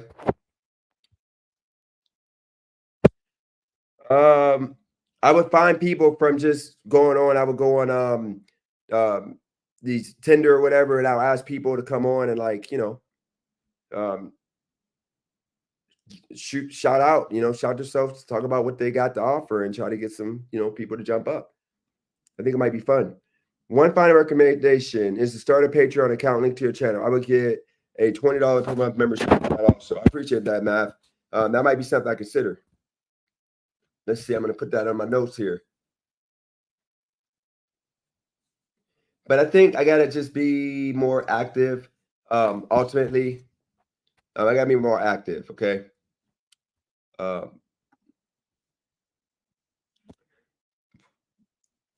Joe, you're first, like you got 29 more days and then you're right back to getting, you're back to the ban line. You're back to the vote on Joe if he should stay or go with comments like that. Come on, man.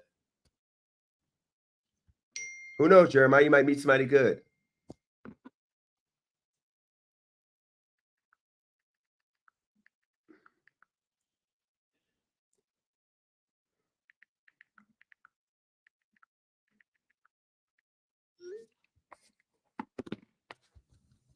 Patrick Henry, I don't know what's going on with you. You confuse me sometimes because 1 minute you be like throwing shots and the next minute you be showing love. I don't know what's going on with you. So guys, I'm actually I did 4 hours work earlier, okay, with this driving. I'm about to go and I'm about to go to Venice Beach actually and see about playing some basketball outside. And then after that, I'm going to come back and I got to go to work and then head back to the house. But for me to have time, I got to go and pick up the phones, and then I got to go because the first delivery is in Venice Beach. So I know I'm going to be sweaty with the customer, but it's all good. I appreciate that, Matt. I don't know if I'm going to be doing that much that soon.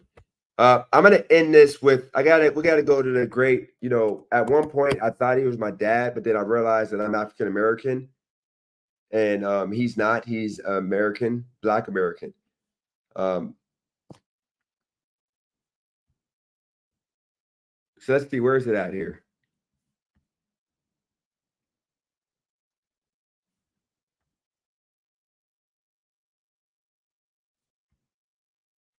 I'm going to go compilation. I think Jesse Lee Peterson compilation, okay?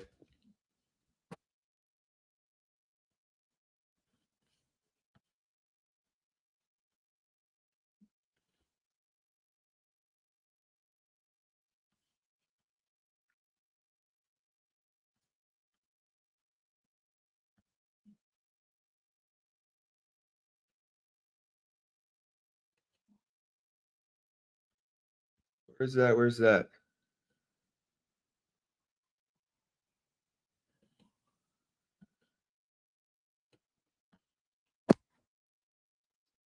I think this is it right here. You love President Trump? Brother, come on, man. Do you love white people? All right, y'all. Good morning. Hannibal and I would like to have you on our show. How could I reach you? Shout out to Pedro. I think on my page it's my email, but if you can Instagram me, I don't know if you got Instagram message me is the easiest way. But yeah, just email me and I'll shoot you my number. Or you can use the number that's there. Let me make sure though, because that number is my Google Voice number. Let me make sure it's still I'm still logged in. But yeah, I'm down to do that. Let me check here. I haven't used this number in forever. Yep, that's the number. You can text me, email, or hit me up on Instagram, Pedro. Shout out to you. So y'all tell me about this. Afternoon or evening, what do y'all think about tuning this? In. I'm grateful to have you here. And we got Jesse Lee Peterson in the building today. This will be my first time checking out any of his content. And States is a wholly, fundamentally from its founding, racism's been part of our country. And so to say that wholly and racist, no. Might be good to do that before. I think Eli's like the nemesis of Pedro. I think they got the most smoke for each other.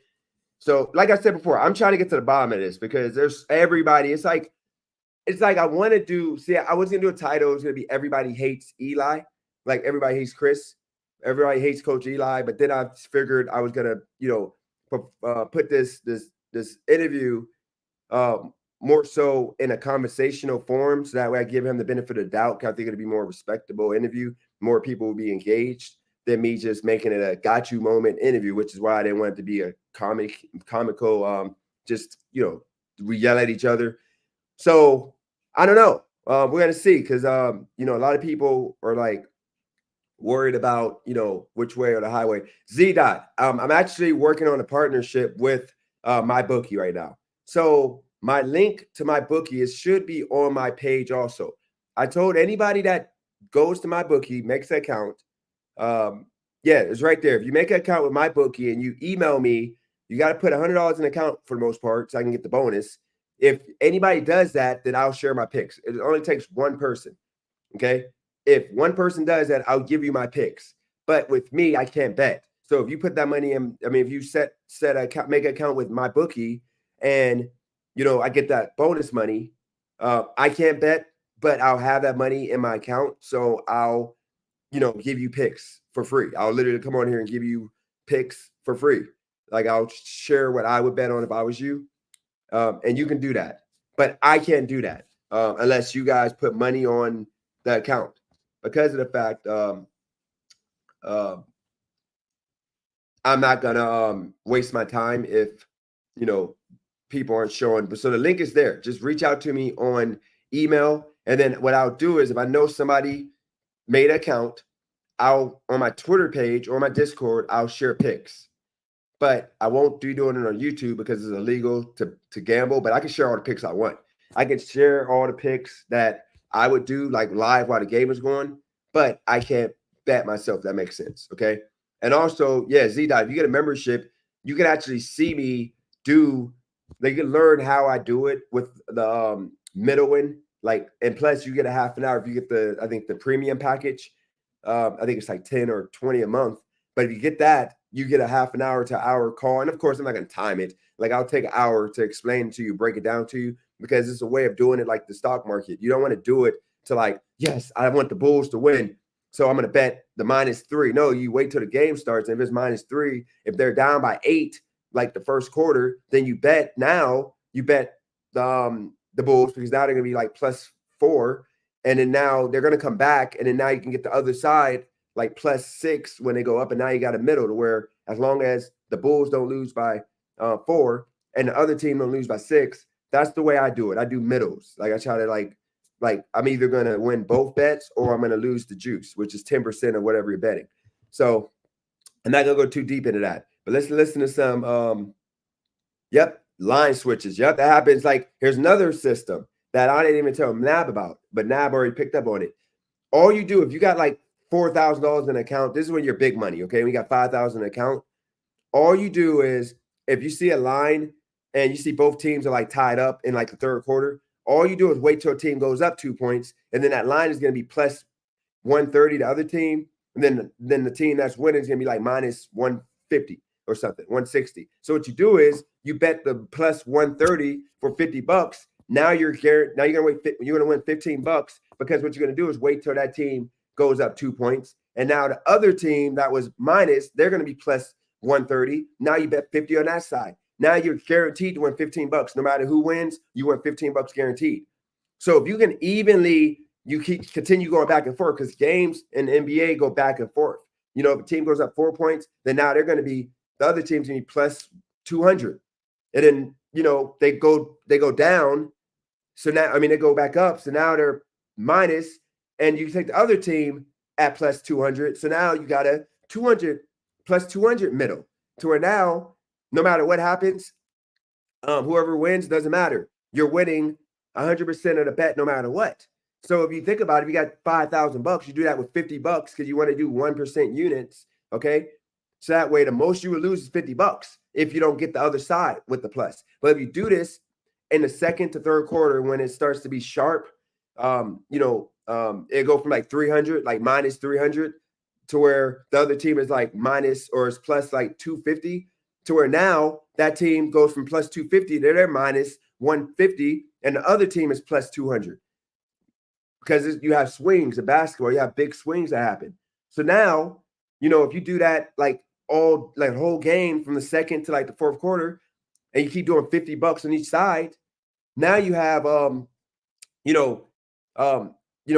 guaranteed, like if you do it with $1,000 on one side. So now you got like overall $1,000 in bets on money line bets on one team, and the average money line is it's plus 160. That means you're guaranteed to win $600 if this team wins.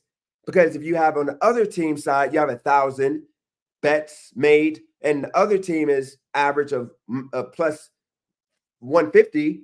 Now you're guaranteed either to win $600 or $500, and you got $2,000 in action. You do that 2 times, that's $1,000. And the worst thing that would happen is you make that $50 bet and you don't get to take the other side plus because it's too late, because they're just getting blown out at this point and they don't come back. But that don't happen a lot. And when it does happen, if you already got 500 plus money lines, $500 worth of money lines with plus 150 or higher, you're guaranteed to win no matter what. But this is what I do. That's what I do. But the problem is I can't do it in California, and I live here, so I can't bet. If I could bet, I can do it all day. You can do it in MLB too. You can do it MLB. You can do it any sport. You can do it international basketball. But I'm in California. I can't do it. I do it when I'm in Vegas. Now, if I'm in Vegas, I do it, and that's the reason why I get up so fast.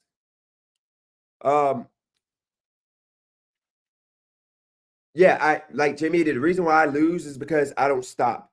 I get greedy, okay? And I start taking risk. That's the problem. That's the reason why I can't stick with it, because I get greedy. I don't want to move to Vegas right now because I don't want to. First off, okay, with sports betting, it takes patience, discipline. I don't have that. That's the reason why I can't, jump in to do it full time, because I don't have that in me. I just don't. I can do it for short periods of time and then get out. Okay. But right now with NBA, I'm considering going to Vegas next month, or not next month, but this coming weekend, and going as often as I can, because you're going to be having some good games that you can do that. The hedging both sides of the plus, so there you go. Let's see some Jesse Lee Peterson before I go, guys. What? No, I'm not. I'm an anti-racist. I'm an active anti-racist. But you say you have something in you against black people. Yeah, we all do. What do you have against black people? Nothing that I could ever put my finger on. But again, I think Well, it's. how do you I think know I'm you being have pretty. something I think then? I'm being pretty honest with my answer here. How do you And know you have it then if you can't put your finger on it? Because I think it exists in all of us. I think Oh. it's what Critical growing race up in theory, America huh? is. 'Cause Yep. we- It's we are raised with All these of things. us, meaning all the white people, Jewish people, or black people? Do I think black people can be racist? No. I think You don't think racism. black people can be not race. racist? Can they be prejudiced and biased? Yes. So But all racism, other races race, can be racist No. except black no. people. They're excluded, huh? Racism is about power. And No, I'm black and slow. But Oh, what he is hit that? it It's with a the phrase. curse. Here we go. Listen, tell me what you're a smart lady. I can tell by looking at you. Well, you're a smart man. I can tell by looking at you. No, I'm black and slow. But what is that? Is it a curse on black people? I could make I some thought good money in we were NBA talking about playoffs, the but I'm war on not. I'm poverty. chilling. No, we are, but you're late, and I Might don't drive to understand I it. might go to Vegas Well, on I'm sorry, Saturday. I'm Who looking knows? at it. It's not a curse, though. I don't think so. All right. Why well, would it be a curse? Because it happens so often, and Well, the reason why I was late was because of my 'Cause, editor friend blame, Randall. blame it on the traffic and blame it on Randall. Everybody but Poor Randall. All right, let's see one more. Let's see a short. Do you date? I do. Do you find that it's difficult for young men of your age group, to find good women to date? Not at all. Not at all. Not at all. The women that you date and have dated, are they controlling? Now, I do date women exclusively, but how did you know that I date women? It's possible I date men or both, right? Well, that is possible, but I Yeah. wouldn't assume that about You didn't assume that then. Okay. Yeah, unless you tell me. No. Do you date men too? Exclusively women. Oh, Would it be a bad thing for our conversation if I dated men? well, it wouldn't be bad for our conversation. It would be interesting. Okay. Why don't you date men?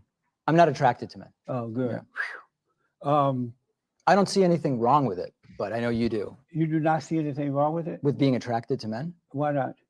Why would it be wrong? Because it's of the same sex, Mhm. so it's abnormal. But that's not an argument. They Do say you Jesse date? Lee I do. is gay, actually.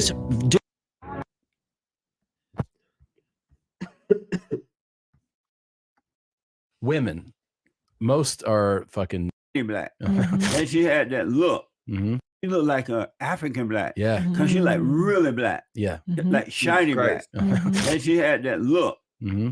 And so I asked the flight attendant, do we have a female pilot here? You asked her that? Yeah. Yeah. And she's like, yeah. I'm like, why?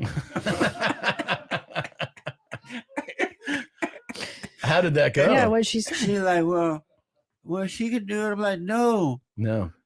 Yeah. And I asked, is she's affirmative action? And she's like one of those diversity things happening Well, here. that's a big thing now is that diversity. United is like the real champion of that, right? Did you fly United? Probably Delta. It was Delta. Yeah. United is, really have it back. You're right. United is really a proponent. The CEO wants like 50% of the cockpit to be diverse and female. And I just, here's the thing. They put our lives at risk. I mean, that's what I'm thinking. I also think and the fat flight attendants. Too. I've seen fucking female doctors where I'm like, you've got to be fucking shitty. Yeah. So let me tell you what happened. Yeah. And so I told the flight attendant, no. And she was like laughing. And then the flight guy, they have, the male flight attendant? He came by and he was like, oh, I hear that you asked about the flight attendant. I'm like, yeah, I saw that we have a female flight and I wanted to know, is she affirmative action or is she qualified? Or one of those program things they have going? Yeah. And he kind of laughed and I guess he went to ask her. Yeah. And then he told me before he went, he said, well, there's a white male in the pilot with her. This dude is he breathed some relief. I said, I feel better now. Yeah. Wait, so how did she get in? Was it affirmative? This is crazy.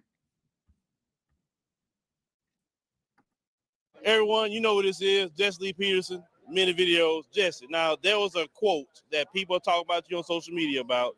Was all Jesse be on point. Calls to 911 on black people. Yeah. Could you tell people they can hear from you? What's your opinion on that? I understand why they're doing it. White people, Hispanics, and most other cultures are afraid of black people. They don't trust them because most black people, not all, but most black people are very violent. And then they have almost been given permission to rob and rape and kill white folks because they blame them. And that's been going on for so long. In the building. And black people have not self-corrected themselves. And so now the rest of the cultures are afraid of black people. So that's why that's happening. So should white people be afraid of you? You're black. Well, they shouldn't be, but because they don't know, unless they know me, they don't know me from any other black person, right? So they should be careful because they don't know me from any other black person. And so when they, like sometimes if I'm walking down the road and a white person grab their purse or Hispanic or whatever, I understand why they do it. Because it's known that black men and women, young black men and women, not all, but most, that they snatch purses. They deliberately go and do it. Even Jesse Jackson said that when he's walking down the road. So continuation since y'all was doing the most yesterday. When you look back and see that as white we people, were just chilling yesterday. And so even black people know what we were talking about. So you say that, let's say middle class, upper class income black people, or even some people in certain neighborhoods because they're struggling. You believe the majority of all those groups of black people just steal? I don't believe that they all steal, but because it's been going on for so long in the black community and everybody knows it and no one is really doing anything to stop it, you just don't know which one to trust and which one not to. Okay, so make sure we can't trust Jesse either because we in the same team. We may rob you. You don't know.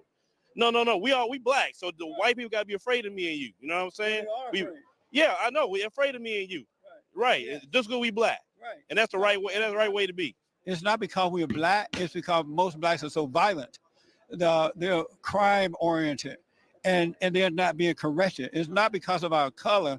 It's due to the lack of more character, like a belief in God in the black community. All right. Well, look. Enough of that. Cause I gotta So top Trev. I'm sorry, we're getting tongue tied.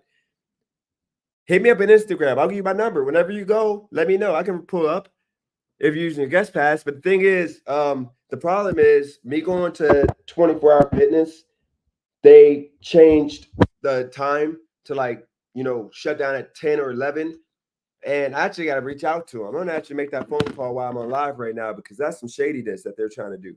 Like they charge my account and I have to do a stop check payment on them. Let me see. This might be them calling right now. Thank you for calling. To continue in English, please press 1 or stay on the. Thank you for calling AFNI. Oh, that's somebody else. That's debt collector, I think. Like, where are they at?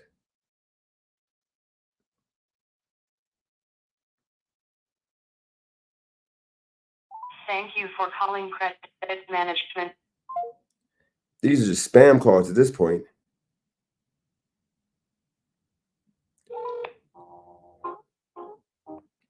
Yeah, these are all spam calls. I think this is it right here.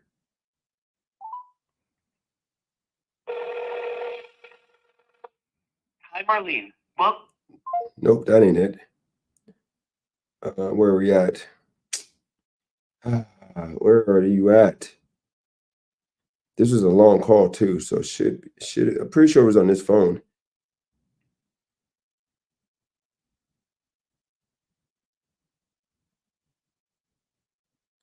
What the heck ain't popping up? Maybe it was my other phone. I always post videos and everybody hit me up saying they want to hoop and they all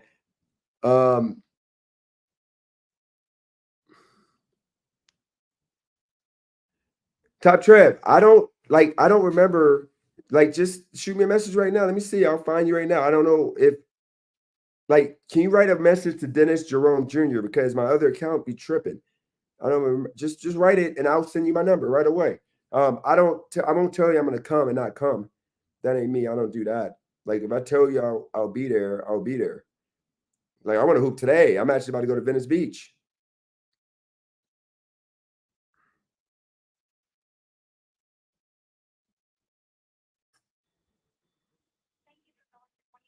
Here we go. Department. Your call is important to us and will be answered by the next available agent. In order to serve you faster, please have your member ID or 10-digit checking code available. I got my ball ready right here. Okay, I got the message. This call may be recorded or monitored. Thank you for calling 21st Venice, January 5th, Alicia. May I have your phone number or checking code, please? Hey, okay. Possible to just speak to the manager because it's a lot of smoke I'd rather you not get because of you guys like charging me a cancellation fee, even though she was supposed to like send us the manager that I spoke with before was supposed to submit an inquiry dispute for me. Could you guys change the hours? So it's possible just to talk to the manager right now. In order for me to better assist you, you'd have to confirm a verification. Okay, I guess you're gonna get the smoke then. It's what you want, the phone number?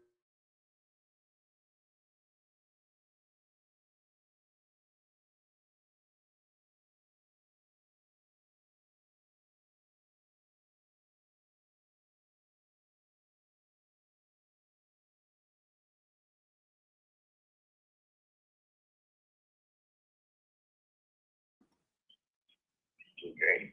And what's the reason you'd like to speak with the manager? Because you guys, I like at this point, I want not only the $60 you guys tried to charge out of my account, I had to do a stop check on.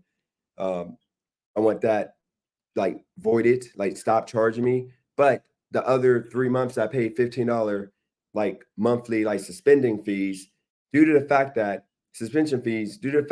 you guys changed the hours because of some thugs that chose to fight and threaten to shoot people, and I can't go hoop now. That's the only reason why I got the membership. And you guys, like are still trying to charge me, and I was okay with paying the $15 to like wait 6 months to just cancel it out at that point. But you guys now are trying to get me to charge you guys charged me $15 for the past 3 months, and now that I can cancel, you're trying to charge me those $60.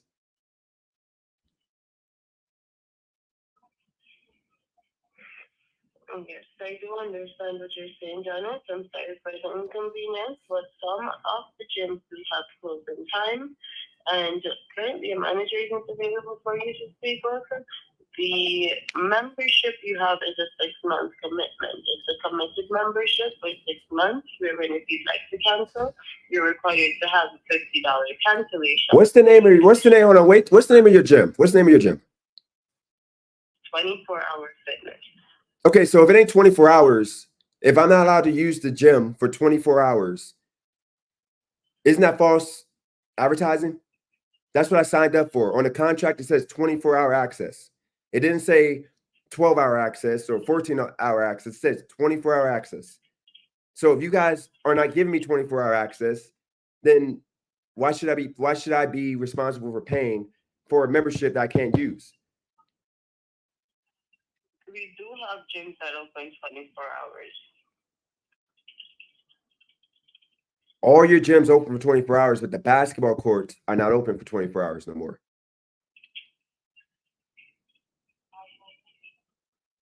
So you'd have to speak with the representative at the gym. No. They told me I got to call you. You're the ones. No, they told me to call billing department. You're the ones that are assisting. You're supposed to assist me with this. I can't talk to the gym. It's you guys. I already did the gym. They said it's you guys I got to talk to. Huh? Okay, so let us know, Dennis. We're not located at the gym. We're over the phone, and we are the financial services responsible for the bill and payments, etc. So as it regards to the gym, the physical gym that you have to visit close in time, it is them that you have to speak with. Okay, can you remove my payment method off my account? The payment method can only be replaced, but if you'd like for it to be permanently removed, you could speak with the bank. Okay, let me give you a different card then. Because I'm gonna give you a card, and you got to take the card no matter what, even though there's no money on it. And I can tell you that there's no money on it. For a $1 balance? Yeah, it's fine. It's $1. There's a dollar. There's $1 on it. It's fine. Yep, it's $1 on it. And you are currently outstanding of $14.52 due on the 15th of March. Yep, that's not being paid. So your manager, okay, I know the call is being recorded. Your manager isn't there for me to talk to a manager? No, the manager isn't available for you to speak with, but I can try to supervise to give you a call back. What's your name? Or your employee number? My name is Aisha. I can't spell that. I'm sorry. No disrespect. Do you have an employee number? I can provide you with my name. Okay, how do you spell it?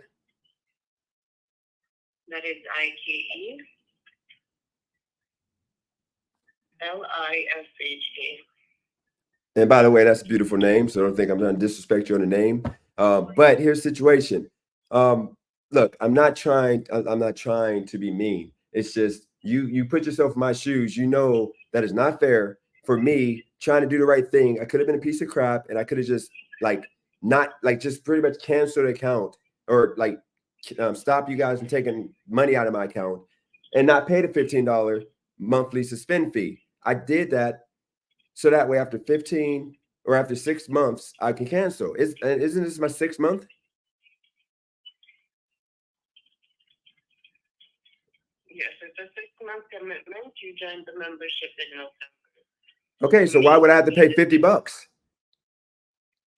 Because it's a 6-month commitment. You're not at the 6 months yet. Okay, so shouldn't it be $15? Shouldn't it be $15? 15? Yes, shouldn't it be only $15 taken out of my account? Because my account is suspended. Yes, you're only outstanding of $14.52. Okay, well, you guys tried to take $60 out of my account. The $60 on the membership, it shows to be your monthly payment. It shouldn't be a monthly payment because I'm suspended. Your membership isn't suspended. You're in a past due status. Okay. My membership should be suspended. It's $15 a month. If you guys would have took $15 out, it would have went through. But you guys tried to take $60 out. Okay,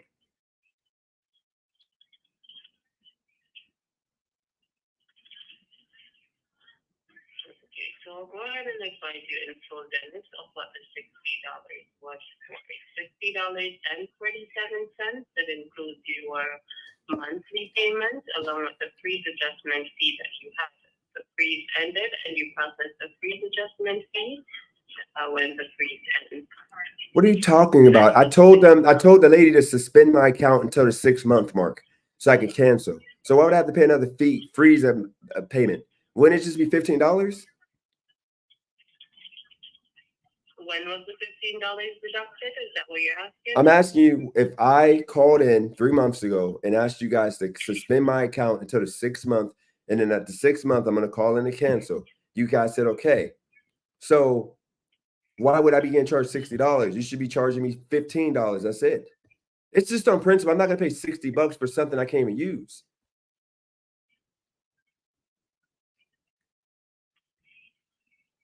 Yes, I'm seeing here that the freeze was submitted on the 30th of January, and the freeze adjustment fee you processed is $15 each month. The freeze end date shows to be on the 29th of March. That's what the person had to freeze for. Well, they messed up. They were supposed to make it for April, whatever day would be my 6-month mark, or May, whatever. I told them to freeze it until the end of the contract, because ultimately I can't use the gym because you guys close early because of some thugs. It ain't my fault. So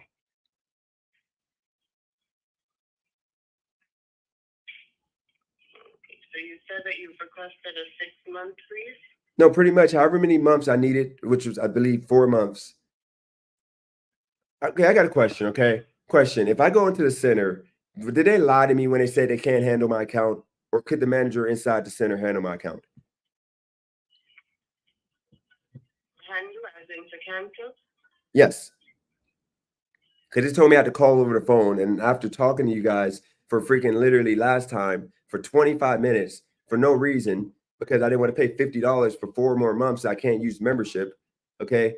Like I decided to do the $15 suspension. So what I'm saying is, if I could talk to them at the location, I'll just go do that. So is that possible? Would they be able to help me at the location or no? This type of membership can only be canceled over the phone, Dennis. So what I can have done for you is I'll go ahead and waive the balance that's on the membership, and you provide me with a card number. I use the $1 to update, and then proceed with another freeze until the end of your 6-month contract. Hold on, so the freeze is going to be for $15, or would it be for $15 already paid and another $15 fee? It will continue with the $15, but you won't have this balance process. This one will be waived as a courtesy. That is now outstanding. Okay. Okay. The one that is outstanding now, I'll have it waived as a courtesy, and then I'll go ahead and process another freeze on the membership for you for up to 6 months this time. And it will be in the email, the freeze email that would be sent to you, so you could double check the email so that to ensure that it's for 6 months, and then after the 6 months end, you can give us a call back and proceed with canceling the membership if you don't want to use after the 6 months. Okay. What's the date of the 6 month? Isn't that like 2 weeks away?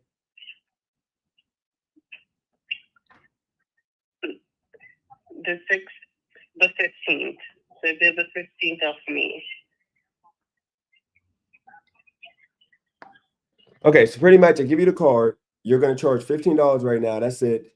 And then on the 15th of May, I can call in because I'll still be within a month, I'm assuming. So on the 15th of May, I'll be able to call and say, just cancel the membership. Yes. And last question, how much is the membership, by the way? Your monthly payment is $44.99.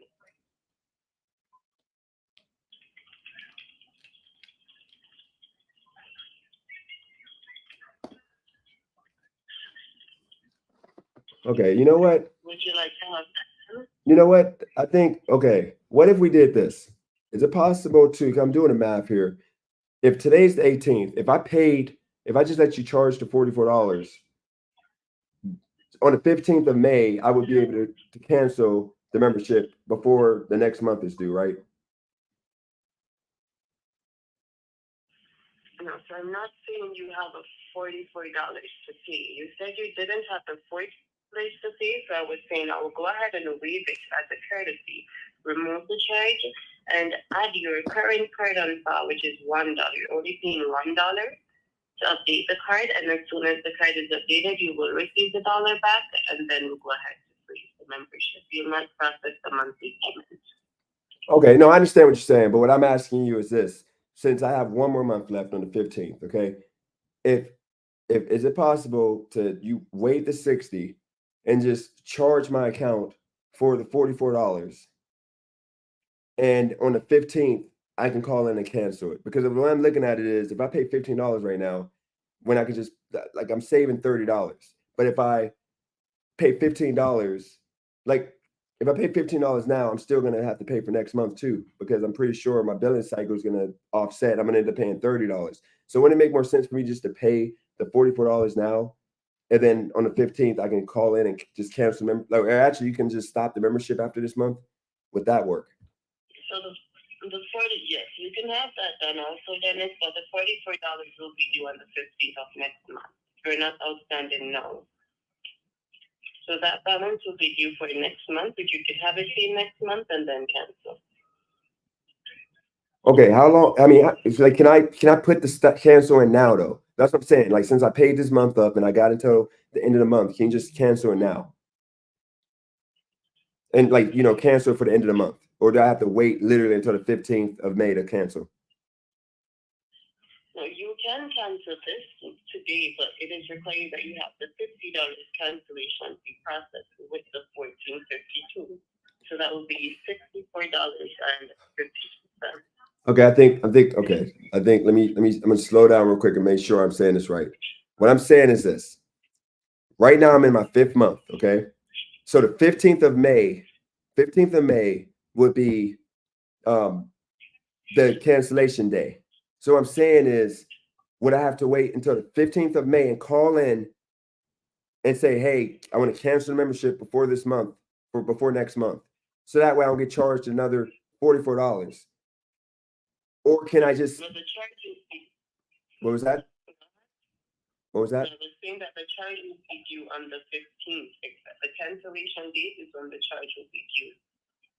Okay, so I can't okay, right now I'm on month 6. So like, this is month 6 right now, I'm assuming. So what I'm saying is, can I on the 14th then call and cancel if I just paid a $44 or whatever, you know, because you guys are gonna try to come out of my account again?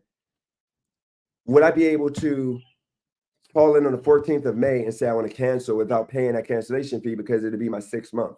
That's what I'm asking. Or do I have another month I have to do? No, you can call in on the exact date, which will be the 15th, at the $44 paid, and then cancel. But wouldn't that be 7 months, or would that be 6 months? And that will be 6, because you count from December. So November to December is 1, December to 7, December to January is 2, January to February February to March is 3, March to April is 4, and April to May 5th. Okay, this will be the last thing.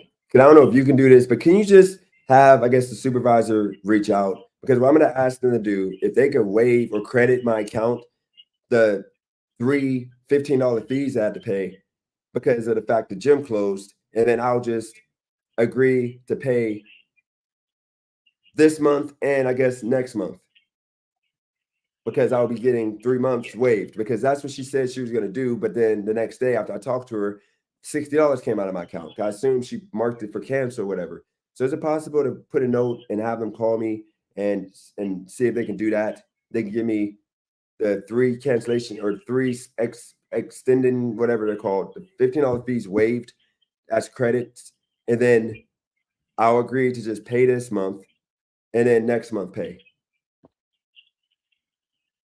Yes, I can have a supervisor give you a call back. Okay, they can call this number. When is a good time for you? This is a good callback number? Yep, anytime. Okay. Okay, so I'll have them give you a call back. Thank you for your time, Dennis. Thank you for choosing 20. Look, guys, you guys don't understand. The reason why I'm mad is because I tried to be fair. I paid $15. I paid $15 for a suspension fee for 3 months, and they were supposed to extend it, like they're supposed to $15 until like the 6th month, then it was supposed to cancel. I talked to the lady yesterday and told her the situation because they was calling me talking about I owe this payment, blah, blah, blah. So she hit me up and I spent 25 minutes on the phone with her to the point that she said that she was going to call me and try to get my membership canceled because I can't go and play because the gym is shut down at 11 o'clock or 10 o'clock because of thugs that want to shoot or threaten to shoot people and fight and give cases to beats, okay? So I can't play. So that's the reason why I was trying to get this membership canceled. So the next day after she was supposed to call me, I see a $60 transaction came out of my account to where they tried to charge me even though I wasn't supposed to use the membership. Look, dude, so this is the problem you have, okay, in life. Okay, yeah, that's the thing. Now they do owe me a refund, and I'm gonna take care of this because I only signed up to play basketball and the gym closing, so they can't still charge me the same amount or charge me period if I can't utilize it for what I need to use it for. I don't use it for the weightlifting. I use it for the gym. One thing I'm gonna say is this, okay, Frank. One thing you're not gonna do, you don't have any right. You don't get respect to be talking crazy. So I will block you right now. All you can do is show up to Christina's channel and continue doing that conversation with her about Eli. But you're not gonna come on here on my channel and sit here and try to throw shots behind my back talking about I'm wrong because of how I conducted the situation with Eli. Okay. First off, Christina is not my chick. She knows this. She's not my chick. So for you to make it seem like I'm being phony where I'm willing to have a conversation and that video I put out is nasty work because of the fact, I didn't defend her, I guess. No, I don't conduct myself in that manner. She has a husband. I'm not going to overstep my boundaries or step my lane. Okay. He takes care of the situation. Okay. I conducted that like I was supposed to. I told him he's talking disrespectful to a friend. I heard it on my channel because she played it on my channel. And I decided to confront him about that. And it wasn't for him to come on my live. I didn't care. I said on live I wasn't going to do nothing with him. Okay. The only reason why I changed my mind on that was because she decided to go and you and her talk all this stuff about what he was saying, which she had the right to do, not you, because it's her battle. And I decided because he did a response video addressing me and her together, and he came respectfully, I said to myself, I'm literally being a beta male that I disrespected this grown man. I don't know nothing about him other than what I saw on the channel. And I heard a few things that in reality I may have said because they're not completely wrong, but at the same time, it was his right to do that. If she said she didn't want to hear it, he should have left it alone, but he kept it going. But in reality, most marriages with guys, let's keep it a buck, either the guy, he sells the wife a dream and he doesn't, do what he's supposed to do, what he promised he's going to do. So she wants to leave because she's not happy, or he becomes abusive and he's just a weak man. She leaves. But then on the women's side, most women, they get lazy and they don't do what they once did, or we like to look at something nice, and women, they might get out of shape. They might just look different than what they looked originally because they sell your dream. Okay. So the situation is, I don't know what's in that man's mind. All I know is what Christina said to me and what was on that live that he put out, or in that Christina had on my live. That's all I know. So me having a conversation to get to the bottom of this is what you would do. And because he approached me respectfully, he didn't call me out my name, he didn't disrespect me, I am going to allow that conversation to be had. Unlike you and grown men that would sit here for hours and talk about a man, okay? Talk about a man without using facts, but using straight feelings and opinions. Because everything you were saying was to validate what Christina was saying. But you saw the video, And some of the stuff he was saying is what men would say. Grown men would say to a woman who is in her situation. So I'm not going to act like I wouldn't have said that, because I'm sorry, that's the truth. Okay? Like most of the time, most men, they get tired of women because they do things differently, just like most women that leave men because men do things differently. Most men, when they get into a relationship with a woman, before marriage, they're not whooping her ass, but they end up start whooping her ass, and then, you know, the woman wants to leave. Just like most men, they're earning a certain amount of money. They're not going to go from earning this amount of money to not earning crap money, $25,000. And then now the woman's used to the 60 coming into the house. Now they're making 25, and she has to go get a job now. And he told her that he wanted her to be a stay-at-home wife. That's the reason why women would leave. It is what it is. I'm sorry. And we got to go there with that.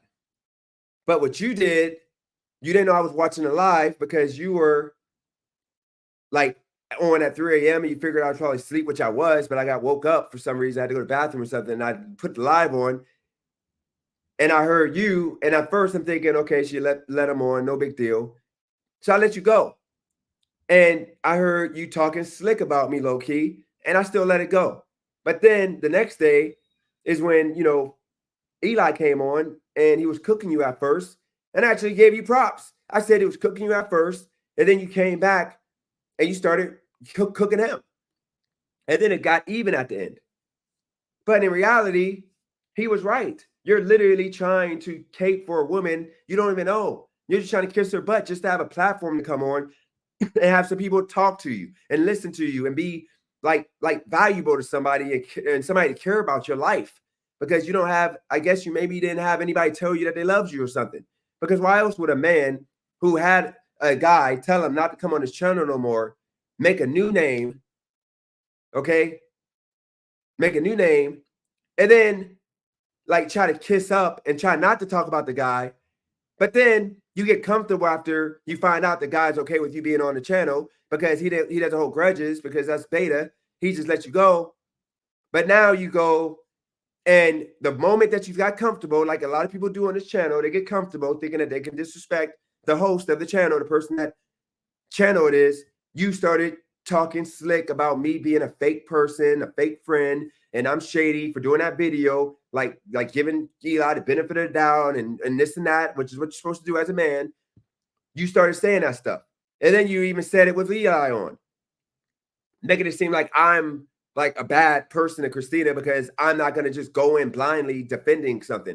I've asked her, and she knows this, for 2 days now. She's going to send them to me, timestamps on what he said wrong that was just out of lines and what made it out of lines. Like the text, like send me the question of why it's out of bounds, because I'm sorry.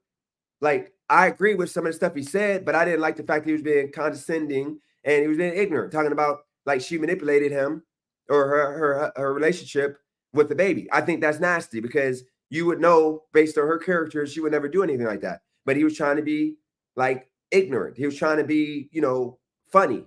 I didn't like that. That's something I'm going to address. But otherwise, and I said it in the video. So that's the reason why we're here right now. So don't get comfortable, dude, thinking that you're going to be in my chat now because you think you got a little bit of cushion. I'm going to block you again. And I'm going to continue blocking you if you make a new name. Okay? It ain't that deep. You could have just been respectful. You could have talked about the situation. You didn't have to bring my name into the situation. You know? And then even in the chat, I was literally just entertained, laughing. I never said one bad thing about you until you decided to throw me under the bus. And at that point, I started cooking you in the chat. At that point. Prior to that, I let you go. I let you go. I'm like entertained. I'm just listening. But you decided to throw my name out there as a fake friend or whatever you want to call it.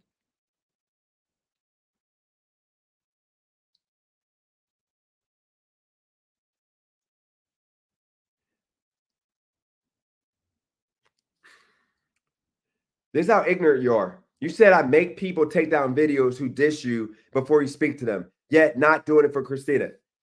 Name one person I made take a video down before I talk to him. Name one person. Like, that's literally beta, and that's something I would never do. Why would I tell somebody to take a video down? What I told people was, I'm not rocking with you if you got a video that's doxing my family or doxing somebody I care about or being homophobic or do whatever. Yes, take the video down. Okay, why would I tell that man to take a video down when his channel is so small that like 200 people saw that video? Nobody cares about Christina because she's a regular person. Nobody cares about me. It's not that deep.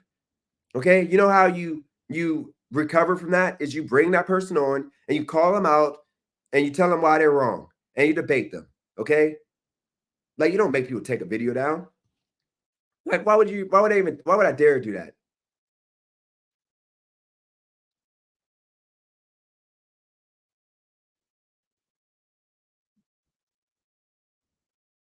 Yeah, I literally told Coach Eli that he can use any other content he wants on my channel. I don't care. Why? I'm nobody famous. I'm just a regular person.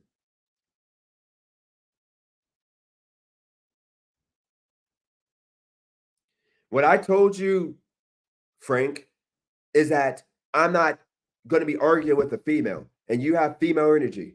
You know why? Because I didn't do nothing to you but let you come back on this channel after you went too far last time. I let you come back on. I didn't have no issue with you until you decide to disrespect me and mention my name in a derogatory way in regards to me being a friend of Christina.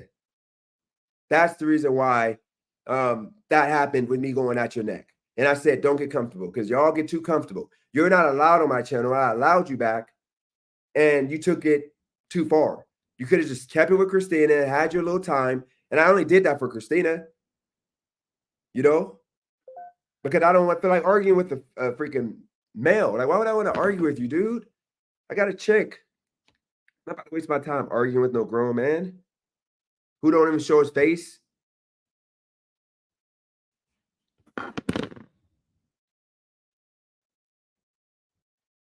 I'm not making him apologize for nothing unless he wants to apologize. And then secondly, I didn't make Craig apologize. Craig apologized for Cali Girl. I told him that he doesn't have to apologize, do him. But I said he's not coming on my channel unless he apologizes for Cali Girl because I have not said nothing to his girlfriend or his wife or whatever, his girlfriend. I've never said anything disrespectful to women like that because I think that's disrespectful. Okay. And he went there, but he came on and said that he talked about, like he just said, talked about Cali Girl. She didn't deserve any of that. He chose to do that as a man, which I respect as a man because women don't deserve that treatment. Like women are innocent, just like kids are innocent. Okay. So that's where we're at with that.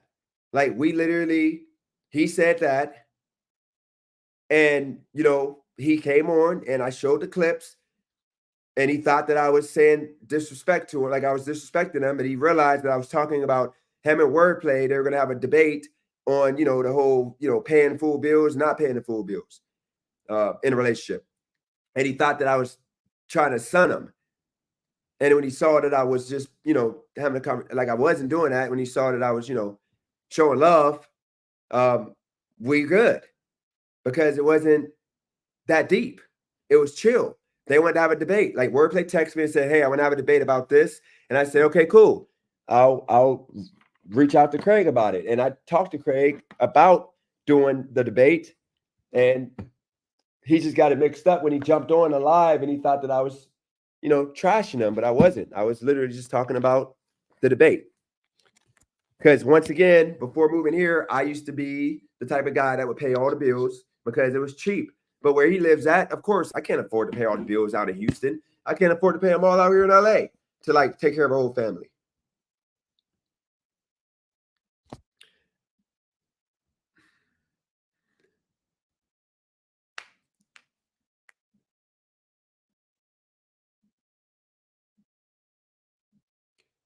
Once again, I'm not going to rehash. I'm not going to talk about what I'm not going to restate what I just said. Craig chose to come on here and apologize to Cali Girl because he knew it was wrong. Okay.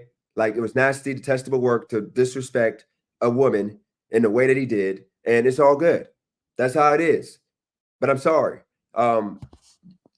That's what happened. And if I did the same thing to his woman, I wouldn't be allowed on his channel unless I apologize, period. If he allowed me to come back on, because he's the type of guy that more likely would cut me off completely if I said anything to his girl. I just have like a forgiving personality where I forgive everybody, so I don't care. And then once again, if you were on Christina's channel, okay, then guess what would happen? You know, dude, you would have nobody in the chat. Christina knows this because I'm fortunate enough to have her streaming on both channels. So what happens is by her streaming on my channel and her channel, you have people in the chat that are coming in, and the whole point and goal is for her to tell people to go to her channel. That way, once she stops streaming on my channel, because she's big enough where she can do it on her own, which is the whole goal for her. That's the whole point of me doing this, to help her. She doesn't need me at all. And that's what we're trying to help make happen. But if she doesn't stream from my channel, y'all don't have a chat. Like, people are on my YouTube page, other than a couple people that might be on Christina's page, but there ain't nobody on there really right now because she's not big yet. She's going to be big, but she's not big yet. So for her to have engagement, she has to stream from my page. So if she's streaming from my page, she's not going to have you on my screen disrespecting me. That's how it is. And you should have known that. You knew, and don't act like you didn't know you weren't streaming on my channel. Okay? You ain't stupid. You know you were. When you're in StreamYard, you know that most of the people are from my channel.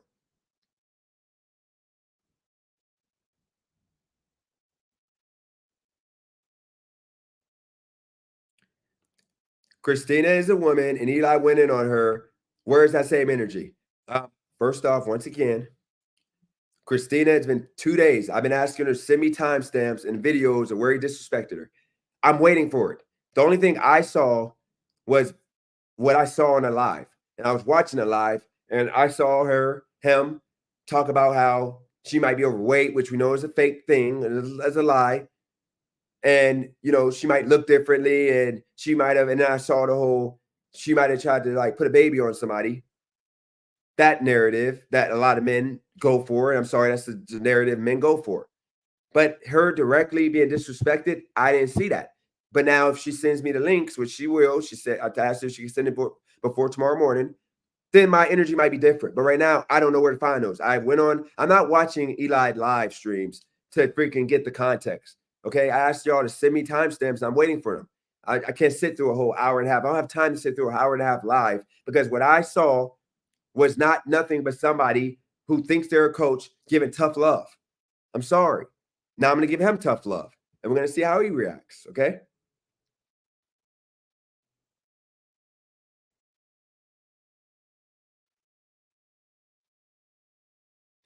It ain't nothing about me not being able to handle you. You're going to come on here sassy and freaking just yapping about nothing. You're not going to have no facts. You're not going to have nothing. That's the reason why I don't want to even bother with having a conversation with you. Why would I waste my time? Dennis, how can you get up there and say you're disrespectful to women? How many times you call women bald-headed devils? I never called women a devil other at a bald-headed devil. I said that women are close to the devil, the closest to the devil, because arguing, like hate, you know, all that is close to what the devil pushes. And that's why I said that a lot of us men are getting close to the devil because we've been raised by our mothers who push that on us. That's all I said. Now, when it comes to bald-headed, there's some beautiful bald-headed women out here. Jada Pinkett, bald-headed, beautiful. But there's a lot of women that just ain't got it bald-headed, but they cut their hair off because they go through something in life, and then they want men to accept them and want to date them with bald heads. And I'm sorry, you just ain't got it. So don't blame me for not getting dates because nobody wants to do that.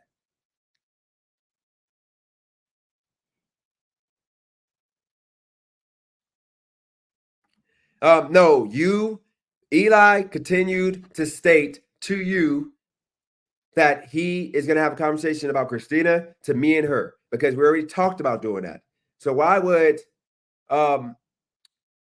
I sit there and why would he sit there and waste his time with you? Like, you're literally trying to kiss her butt to have somewhere to talk. And guess what? If I told her, which I didn't, but if I told her if Frank is on, I don't want you to stream from my channel, then guess what's going to happen? She's going to probably have 2 or 3 people. It's going to be tough. You know why? Because her channel ain't there yet. It's going to get there. But I'm not going to do that to her because I want her channel to be to a point of, I'm not a big channel, but 30 people, 25 people are still big for where I'm at, not being on here all the time, not really streaming. So I want her to be bigger than me. So I wanted her to get the boost by having me as a advertising device to get people to go to her channel.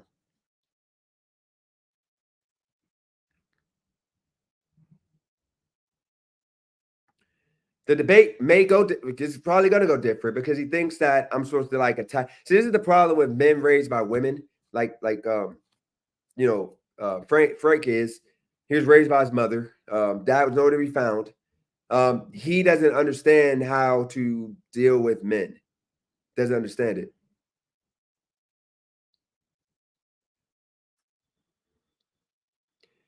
Once again, made nobody apologize. I made nobody apologize.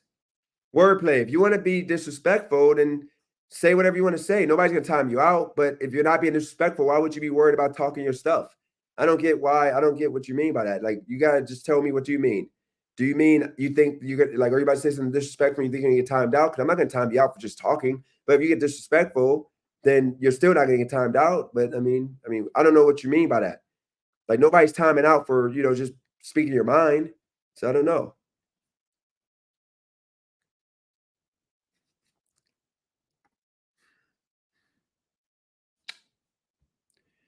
Look, man. Look, man. It's like see, this is the problem, okay? I'm not going to do that because I'm not going to throw Christina under the bus because she doesn't deserve it. She doesn't deserve it. She has nothing to do with this. So stop trying to get me. You're trying to get me to disrespect Christina. You're trying to get me to disrespect Christina to benefit you. I don't get why. Why would I even do that? Okay? Why would I do that? Maybe you don't know how YouTube works. Maybe you're misguided. You're ignorant to how YouTube works. Maybe. But just so you know in the future, okay, the way it works with YouTube, okay? If Christina is streaming off my channel, like what she was doing prior to this, she was doing it consistently, but she never promoted her channel. But I told her, I said, Christina, you got to promote your channel. Every so often, tell people to go to your channel. Literally tell people to go to your channel. I put that in her head, like tell people to go to your channel. So her live she did, which was 5 days ago, and I got 11,000 views, okay, on my channel. People are going to subscribe to her channel because they figure that she's only streaming from my channel and she has a channel now, which is going to cause people to go to her channel. And it's going to cause her to be pushed in the algorithm, vertical algorithm with YouTube because she has traction. So as you can see with that video that she put, first live she did, which was 11,000 5 days ago, Pursuit of Happiness. Okay. And then she did an open chat one, which I think the one with you that did 2.3. Okay. If you notice, the numbers went down on my channel and they went up on her channel. So if you then look at 5 days ago, her views are at 151 or 153. But if you look at the fact of when she started, and actually like you really low key, I can't even not give Eli's credit because I'm looking at this right now, and really, when she started talking about Eli, the numbers jumped. So we gotta give her Eli credit. Hey, we gotta give Eli credit. I'm sorry. Eli made a comment. I'm wrong. I'm sorry. I'm doing my analytics right now, and in reality, we gotta give Eli credit because she started talking about Eli, and coincidentally, her channel started jumping. Because if you look here, the stream she's talking about me. When we and her were going through it, got 500 views or 466. And then she got 177 on her own. And then she starts talking about the haters. It got 125. And this was the one that I wasn't on, but she was streaming off of both channels. I got nice views. She didn't get on her channel as many. But then 2 days later, she started talking about the whole, but remember, she streamed it off both channels. But people started going into her channel about the whole Eli situation. Her biggest viewed video is the Eli video, or second to the best, because this is 428. But then the other one, which was 3 days ago, which was the one that I told her to start pushing her channel, like every few seconds, tell them to go to her channel, go to her channel. The numbers are consistently they're up there. and she's growing. And that's the point. And I want you to remember this too. Remember this too, okay? The whole goal is for Christina to grow as a channel. It ain't about me. And if you think about it, okay? You actually assisted her in that. You need to take the fact that you were on there talking with Christina, giving her that time, and there was a couple other individuals that came on there. You did assist her in getting those her numbers up. So give yourself some credit. Give yourself some credit. You and Eli did help, because I'm sorry, I gave her an assist with her pushing her channel off my channel, and then you and Eli being talked about and you being sassy helped catapult her to a whole nother level. I'm sorry. We are, but when it comes down to it, the biggest person that gets all the credit is Christina. Let's give Christina a hand. Because none of this be happening if it wasn't for Christina. Like, you realize you're so arrogant in regards to like what is happening that no matter what, I know behind the scenes what Christina's doing, and I never came over here until I take any credit for what Christina is doing. Christina's doing something great because she's staying up at 3 a.m. and she's deciding to do it live like a machine, pumping them out, tired as hell, but she's doing it. So Christina gets all the credit. But instead, you're so busy trying to like tie yourself to something and take credit for somebody else's work. I don't get it. It's absolutely despicable and nasty. And by the way, guys, I don't want to this channel to be about this, which is why my views have gone up, because when I start, going at somebody, I get views. I don't want this channel to be about that. There's no point. I'd rather be with my 20, 25 views right now and talk about substance leaning topics than sit here and talk about an individual. And then on top of that, by the way, dude, opportunist about what? If I was opportunist, I would have sat there and I would have did this without Christina, and I would have made it about me. I would have faked the beef and made the beef about me.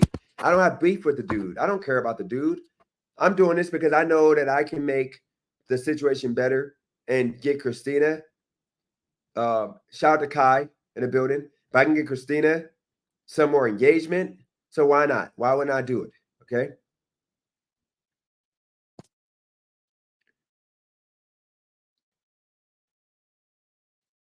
I got 20 minutes. Dude, you got 20 minutes. If you jump on this live and you're acting like a freaking sissy, you're not being freaking respectful, and if you're not being freaking, realistic,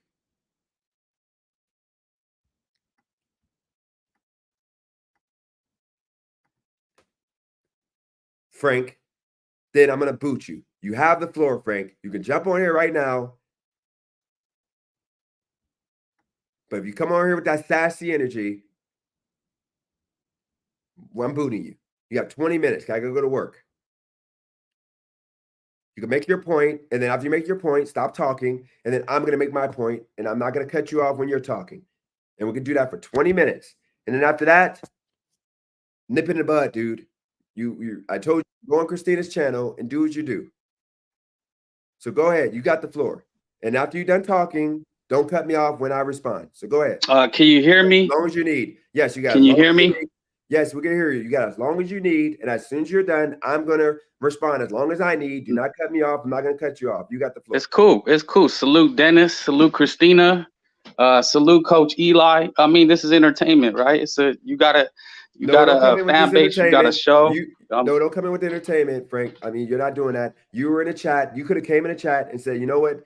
I overstepped and that. But don't come in trying to be cool and try to get. Let me speak. Hey, so you want me to be disrespectful or be cool? I'm a cool person. That's the thing. I want you to keep the same energy, but you can be respectful. Okay, then I'll kiss up to me. I'm just saying. Okay, I'm not. I'm not. Hey, okay. Well, then let's cook. All right. Like I said, you look, man. I came on her show, didn't come to your show. Your show is messy. It's toxic. It is what it is. You know it. Everybody knows it. And I came to Christina's channel because I seen she was beefing with Eli. So I talked about it. I looked up Eli, and he's super messy. He doxes people, and that's the biggest thing is that he will go after people, and he has. He threatens legal action, civil suits, and such and such. So I told Christina, it's not a good idea to beef with this guy. So, and I seen that your first reaction was, fuck that guy. He's an enemy. And then after me and Christina talked, you changed your whole energy. And I said that was fake. It was phony.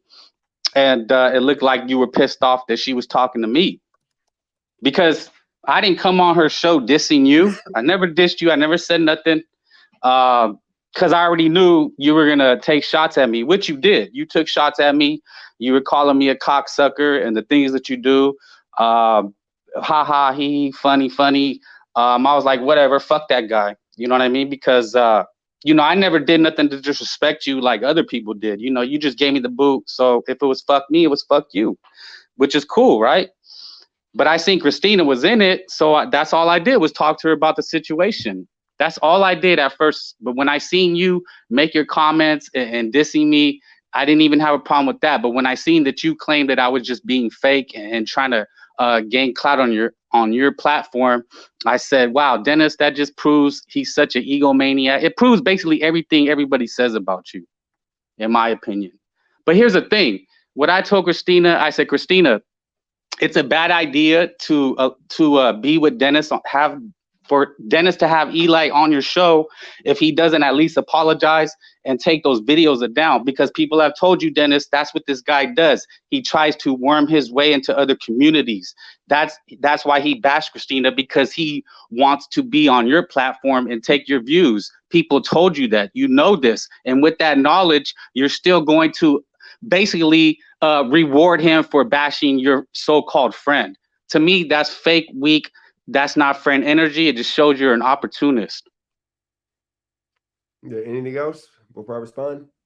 Go ahead. I mean, I pretty much summed it up.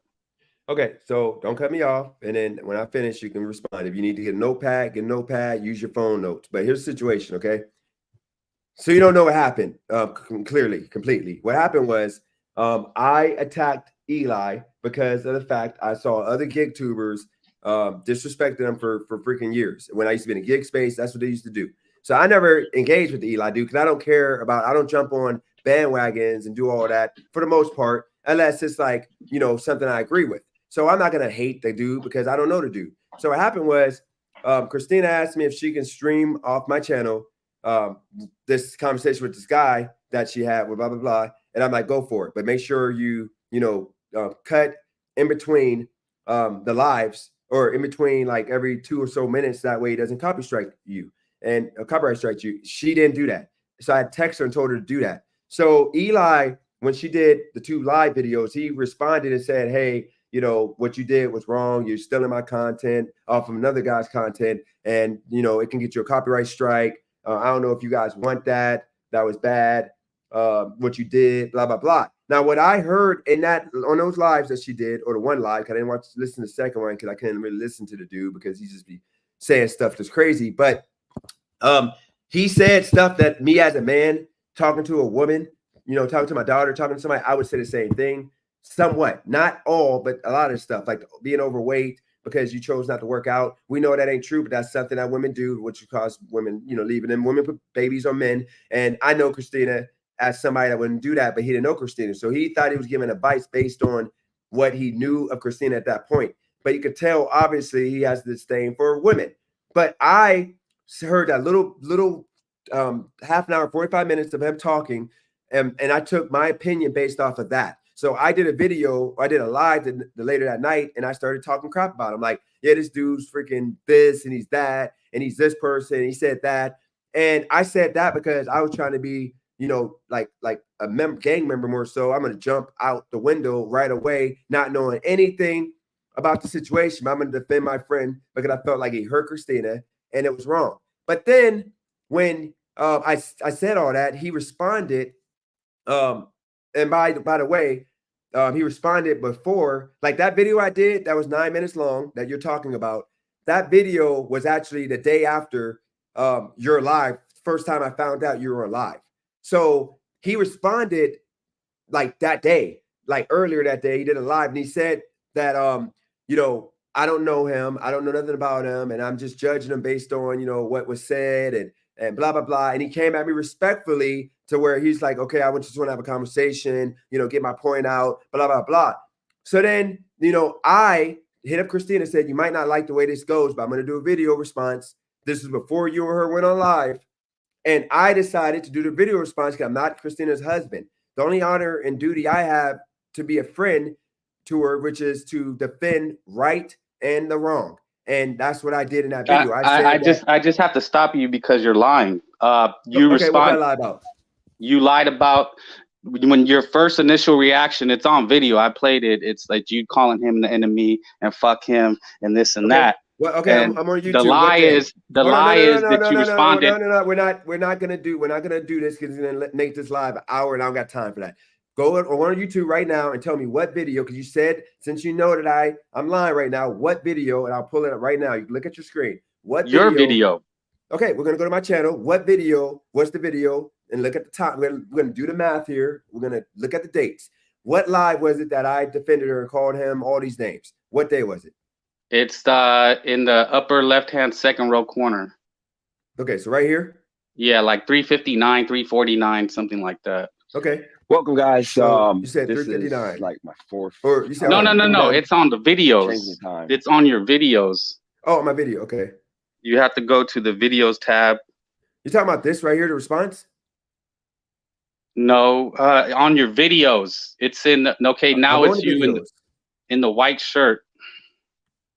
Right here, adapt. Yes. Like 349, 359. Hold on, guys. No editing on this video. Tune in to Walking Dead. Let's see. Because she's not that type of woman that wants that, needs that, asks for that. So me trying to level up in a way that makes no sense is a year minimum. Okay. 359. No. Okay. Let me look. My time with that loop. Talking about it's the right channel here, evolution. He wants to like right here debate me or whatever. Yeah, right here. My attention. There we go. This is beta energy right here. Let me show y'all the beta energy right here. Let's watch it. I'm trying to get married talk. You know, like that grown man talk. I'm sorry. I'm leaving you behind because. Hold on. It's about 3 4. So let's put the context here. Okay, this was 4 days ago. So let me write this down. This was 6 days ago. 6 days ago. Okay, this was with me watching that one video of him disrespecting Christina on my channel. So let's just play what I said real quick. Enough, okay? We're not broke no more. We're not struggling no more. The content's growing. So if you can't get with the program talk or I'm trying to get married talk. No, it's like at 349. It's behind. I'm sorry. Okay, here we go. Behind because you know, it just came to my attention as I was doing my little surfing to a couple channels. I got one dude who's talking about how he wants to like debate me or whatever, and I'm a troll and all this stupid stuff. And I'm not gonna waste my time with that loser because ultimately it comes down to it. You're a loser when you are disrespectful to my friends, and then you try to put them on blast on YouTube. I call you the enemy. I don't respect you, and that's where we're at with that guy. And I got a couple other people that got channels who were on my channel, and now they want to throw shots behind my back. That's it. Like, I mean, that's it. I mean, that's all you need to see. Talk about me, and I can come on their channel and talk about them. Now I'm not gonna call these people phony. I'm not talking about you though. But now here's the Eli situation though. I said that based off of this. Let me show y'all the reason why I made this video and I talked about Eli was because of this right here. 6 days ago, okay, Christina decided to do a video. Where is it at here? I think it's, I made it private. But pretty much 6 days ago, she decided to do 2 videos talking about Eli 6 days ago. Okay. So I saw those videos, or I saw the one video and I saw what Eli was saying to her. And without me knowing any context or anything, I literally said, F you, Eli, F whatever, F this and that, which is beta energy. Because I don't know what was said. I don't know what Christina said. I just saw what he said. And I took that and ran with it. And that was actually clout chasing. Why would I jump in a beef that I don't know? Like, okay, as a man, would you jump in a beef you don't know nothing about, really? You just know that he said some bad things to your friend? Would you You jump in just that said beef what you without- said. No, That's what your I'm saying friend. is, no, what I'm saying is I jumped in a beef without knowing the context of the beef. And I decided before I made the second video to actually watch the video and see what was said. Mind you, if you look at when I did that video about the dude, which was what, 5 days ago, or it was 4 days ago. It was on a Saturday. So 4 days ago, the reason why I decided to do this video was because of a video he posted that I think he took down, that he literally at the end of the video said that he didn't mean no wrong. He didn't mean no bad. He was trying to give coaching advice. And he said he wanted to have a respectful conversation, blah, blah, blah. Okay. So here's the situation, Frank, that I thought. This is what I thought in my head. Instead of thinking, go ahead. Well, I mean, you just constantly expose the opportunist and that you are, because if you want to stay out the beef, then stay out the beef. Don't say give that he's my enemy. Oh, but then I didn't understand the beef, but then want to be in the beef. That don't make no sense. So you want to be out the beef, but now you're gonna make a video to like keep the beef going. No, the beef didn't go because here's the situation. First off, once again, I'm not Christina's husband. He fights for her. I fight for her as a friend. So as a friend, I have to like look at the facts of the situation. The fact of the matter is, like, I don't know how she arrived on this channel. I don't know how he started talking about her. I don't know how their interactions even was created. Actually, you tell me right now, how did they both meet each other? Well, see, I mean, like I said, you just keep putting your foot in your mouth. You're saying you don't know anything about this. Then why don't you have a conversation with her? Why try to make content and be an opportunist? You didn't ask that if she wants to do this. That's why I said, if you're going to stay out the beef, then stay out the beef. But if you want to do the beef, because it could be beef, then talk to her, have a conversation and say, hey, how do you feel about this? But don't say, hey, I made a video he's going to be on and you're not going to like it. That's what I'm saying. To me, if a friend called me and said, hey, I'm going to have your enemy at the picnic, don't trip. Like, what the fuck? You're not going to tell me first or ask me if it's cool? Like, that's hella snaky, bro. Okay, hold on. Now, just I let you say all that. I should have just told you first. She actually texted me. She texted me the video. She actually texted me the video with the timestamp and wanted me to look at that video and obviously for a response. So let's go to that video timestamp from the video here. Let me see if it's still up. She actually texted me. It's right here. I'm not going to put, actually, I can show you. Actually, because there ain't nothing bad on here. Right here. Look. Hold on, let me show you. She literally texted me and with the video and put the timestamp, and I said, you're not going to like the way I responded.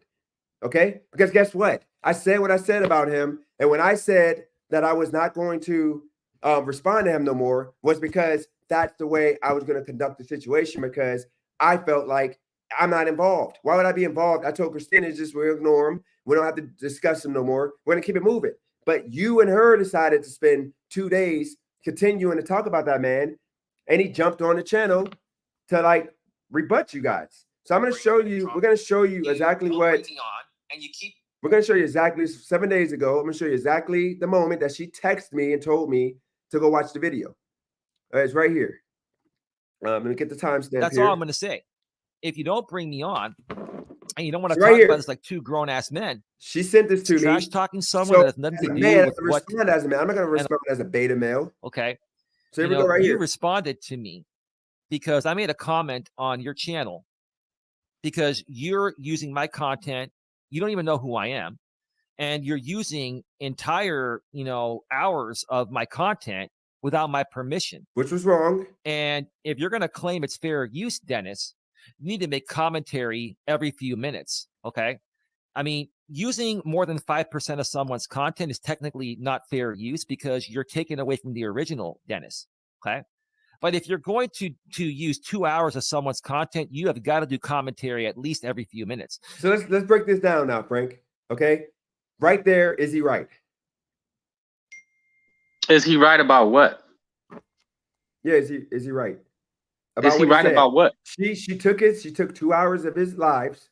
She took 2 hours of his lives and she decided to which I told her we can't be doing, which is why I made the videos private.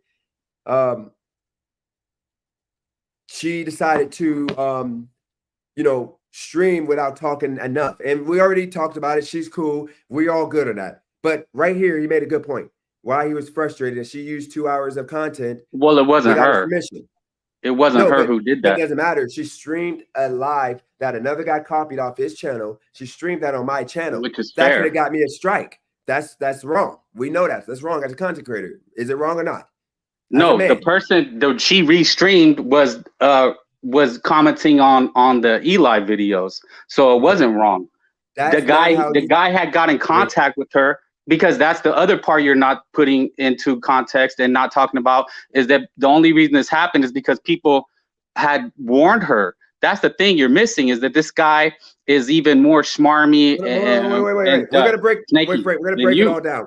Frank, we're gonna break it all down, make it make sense. I don't want to drift on to other stuff. Just right now, Frank, that ain't how YouTube work. The way YouTube works is if that other guy steals this man's content, like if somebody takes my whole live that I did for 4 hours or 2 hours and he copies it, that doesn't make it his video. It's still my video because YouTube looks at the video. They don't look at the name of the person. They look at the video. So if now I decide to take that same video off of another person's channel that don't own a video, that's still the other person's video. So that can still get a strike. So once again, that was absolutely wrong. So I was wrong for taking this content that no offense to Eli, but I don't think it's good enough for me to get a strike over. And I said it in the video, which is something I literally said in the video. My bad for taking your content because it was wrong. And first off, it's not even important enough or good enough for me to even care about having a strike over. So that was the first thing that I said in the video. We're going to break down my video so you know. You're trying to call me a culture vulture pretty much or whatever. Like I'm trying to an opportunist. Somebody. Yeah, opportunist. There you go. So here we go. Next and a point. lot of you folks, because she's she's texted me 10 this. or 20 minutes She's at the a one that time, texted me this and video. that is not Otherwise, I fair wasn't going to use. talk about Eli no more. Now, I'm not saying I'm going to file copyright on you. I gave you a warning. I'm saying I can file copyright if I want to. And maybe I should, unless you're willing to be reasonable with me and have a conversation with me to settle our differences, Dennis. As Because you do if as you're going to men. run your mouth about me and say things about me that are not true, Shout out and to you're going to Regis in use the ad building. hominem attacks to attack me that has nothing to do with the content I'm creating, then I'm going to challenge you. Okay, so now let's break that down. Let me go first, and then you go. You got the floor after. I decided to attack him. All he wanted was a conversation. As men, as I tell you all the time, let's talk as men. I don't like the whole back and forth gossip girl. You're a baddie. You're this and that. What I did was nasty work. I could have talked about the fact of the way he disrespected Christina, but instead I called this guy gay because of the microphone he had at the time. I think he took it away now, but he had a penis microphone. So I called him. I thought he was gay. I talked about how the man walked because, which is nasty. Like as a man to be, like I could have said, dude, you're wrong because of this, that, and this. But instead I attacked the man's look. I like the way he acts. That was wrong. And I said that in the video. I was wrong for attacking you in that way. And I apologize, which I apologize to people in my chat that came on my channel before. And I apologize after, yo, I should not have said that about you. That was wrong because I got heated. So now, is that something I shouldn't have done in my video? And what video? You did the video you're talking about, the video you're saying I'm opportunist. You're only talking about that one video that I made. Like you think that I made it because of you. So I'm talking about in that video, I'm assuming you watched it, that you said I'm being an opportunist. That's the only time I talked about Eli. Well, because you made that video making amends with Eli or trying to be very polite with him only after I spoke to Christina. No, that's when Frank, you did it the very next day. Frank, stop. We're not doing that. Frank, I just showed you the text message. The text message is right here. I just showed you it. She texted me this video we're watching right now. I made the video after I watched this segment we're about to watch right now. I literally did the video exactly after. Look at the time right here. It says right here. Hold on. I'm going to show you before we move forward because we're not putting out fake information. I just showed you the text. She's texted me and I watched the video. I was working at the time. Right here. It says, you see, this is on Saturday. It was on Saturday. She texted me the video, okay, which was 6 days ago when I made the video, okay. She texted me, or 4 days, whatever it was. She texted me that same day, and within freaking a half an hour, I made the video. I literally watched the video, and then I made this video. It was nothing to do with you. You had nothing to do with it. Like, I didn't even care about, you understand, I didn't even know, nothing about you being on my channel. I knew you were on the one day, but I didn't care. I just said, whatever. I didn't even leave a comment. I just let you cook. And I told Christina, I'm like, listen, I don't care about him being on the channel. As long as he shows me respect and doesn't step over, get comfortable and disrespect me, we're good. So once again, I made the video after I watched this video at Christina. As you see right here, she texted to me. She said, hey, she texted and put the timestamp up. So I watched the video and then I said, you're not going to like, actually, this is the wrong one. I said, you're not going to like what I got to say. Well, like I said, it was coincidentally after I was on that live and talking about the situation. I mean, it was literally the day after, the first time I was on her live. The next day you did that Eli response. You decided. What time does this say? I can't see it. I don't know. Sunday. It says Sunday 6:14, right? I can't see that, bro. Okay, hold on. Come on. Okay, come on, man. Okay, now you see that. What time did it say? Saturday. 7:14. Does it say right here a timestamp? I was minding my business. Does it show a timestamp right there? No, it doesn't. It just shows that 46, Saturday. It says 46:10. What is 46:10? That's what we're watching right now. And then I sent right after, hold on. I sent right after at 8:06. You see that time? At 8:06, which was an hour later, I said, you might not like the response video. Sorry. Then she said, it's okay. Because I didn't know if she wanted me to freaking go crazy on him. And I wasn't doing that because I realized as a man, you don't conduct and you don't treat other men that way. So right there, that has nothing to do with you. She sent me that message and with the timestamp, which is what we're watching right now. And I made the video within an hour after watching his response. I made the video. It has nothing to do with you. You weren't even around. I didn't even know. Like I said, okay. Let's say that's what happened. It's a coincidence, right? No, it ain't a coincidence. She'll tell you. I can call her right now, and she'll tell you that's what happened. Like literally, I made the video because she sent me the timestamp, and he came at me respectfully. You're deflecting. I'm saying the coincidence is that the day after that I was on, you did the response to Eli. It's a coincidence. Frank, I didn't watch the live with you. I didn't watch you until I know. That's what I'm saying. You have to say it's just a coincidence. Okay. When did Eli pop up? When did Eli pop up on the live? He popped up, I believe, the second time that I went on Christina's show. Monday, right? If it was Monday, it was I just know from her channel. I mean, that's where I go. You know, I go to her channel. Did you see me on her live anytime? Did you see me on her live in the chat? I don't watch lives after. I don't do that. That's just I seen you. The only time I seen you on the live was when me and Eli had started to talk. Exactly. I don't watch. I'm asleep when she does her live at 3 a.m. Okay, look, listen. Like I said, I'll give you. It's a coincidence. Is that what? It's a coincidence. Coincidence. It ain't a coincidence. I didn't know that you. Well, why are you it is involved a with coincidence. Eli? Okay. Teddy, why are you involved with Eli? Because I didn't know you were even caring. Why would you care? Why am I involved with Eli? Because I'm a sub. Because I've been sub to Christina's channel. I was on her first live.